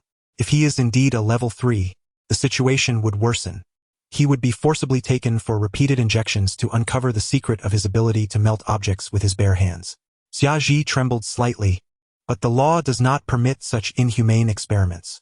Shun Shilua replied, "The law is dictated by the royal family and the Round Table. The experimental projects are sanctioned by the director." "Then, isn't the Crown Prince afraid of the general returning to deal with him?" Previously, both princes were clearly vying for Lucas's influence. Shun Shilua replied, "If Secretary Luo truly joins the research, then not only will the general be unable to manage him, but he will also inadvertently align himself with the Crown Prince's faction and participate in the experiment. Otherwise, why would the Second Prince be so anxious to intervene?" Xiaji plopped down, incessantly fidgeting with his fingers. "Shun Shilua, what should we do? Ran is a 3. I don't understand why he is so adept, but he cannot be taken away by them. If he gets injected, you know the consequences. He already has a mental breach." Shun Shilua nodded. "I will do my best." He reached out to embrace Xiaji's shoulders, awkwardly attempting to offer reassurance. After a moment of stillness, Xiaji, recovering, looked at Shun Shilua with a hint of surprise. Xiaji smiled, "You've changed quite a bit. Do you like it?" Shun Shilua inquired. "You were never this kind-hearted before. In such situations, you would prioritize the Empire's interests above all, like a soulless automaton. I thought you would express this, and is this one of the reasons you annulled our engagement? Aside from my inadequate skills?" Shun Shilua's sudden statement rendered Xiaji momentarily speechless. Shun Shilua interrupted. "So I have changed. I have been striving to learn over these past few years. Xiaji chuckled helplessly. For instance, watching films? The emotions of love are the most direct expressions of humanity, and they fall within the purview of my studies. Shen Shiluo replied earnestly. If I perform well this time, would you consider having dinner with me? Xiaji turned his head and grinned. That depends on your performance. Secretary Luo. Luo Ran had slept for a day and a half. Upon waking, Lu Cheng, who had been waiting outside the door, came in. Luo Ran pressed his temples, forcing himself to concentrate, and asked, "What is it? Why are you here?" Lu Cheng responded, "Reporting. The general sent me to ensure Secretary's safety." Safety? Luo Ran raised an eyebrow. The Crown Prince had stationed his personal guards outside the hospital, and the second prince had done the same. Lu Cheng insisted, "Please trust me, Secretary Luo. With me here, no one can take you away. You have also called in reinforcements?" Luo Ran felt a headache coming on. This was the capital. Naturally, no one would engage in open conflict, but it was merely a matter of applying pressure through private mercenaries for balance, which was still quite troublesome, especially because of him. After a moment's pause, Luo Ran said, "Make arrangements for me to speak with His Highness the Crown Prince or Director Shi. Let us not allow the situation to escalate further." Understood. A short while later, Zhou Mingyu arrived alone, perhaps to demonstrate sincerity. "Secretary Luo, how is your health?" Zhou Mingyu pulled up a chair beside the bed, smiling. "I initially intended to assign several nurses to care for you, but Dr. Shen insisted on handling everything himself." "Dr. Shen is sufficient," Luo Ran replied with a smile. "Secretary Luo, please allow me to be forthright," Zhou Mingyu began. "My intentions are simple. I merely hope for your cooperation with the research so we can uncover the principles necessary to benefit the Empire and advance its progress, thereby saving others." Luo Ran paused, remaining silent. "Secretary Luo, in my heart you are different," Zhou Mingyu continued, pouring a glass of warm water for Luo Ran. "I will take care of you and ensure your safety. Can you trust me?" "Your Highness." Just as Luo Ran was about to respond, a sudden, intense pain shot through his head, plunging his vision into chaos. "Secretary Luo, Secretary Luo." Lu Cheng and Shen Shilua burst in from outside. "Your Highness, Secretary Luo's mental state is deteriorating. Could you please leave for now?" Luo Ran had not anticipated such a turn. He could barely maintain his focus for even a short time. "Sorry," Luo Ran pressed his head. "Can we connect through the terminal?" Zhou Mingyu hesitated and then exited. Moments later, Lu Cheng received a distress call over the intercom. A member of the guard station downstairs shouted, "The Crown Prince's men are bringing a doctor and are preparing to enter, claiming they need to take the secretary for treatment." Lu Cheng's expression hardened as he commanded, "Do not let them in." 5 minutes later, the general returned. In his haze, Luo Ran heard this and was momentarily stunned. "What?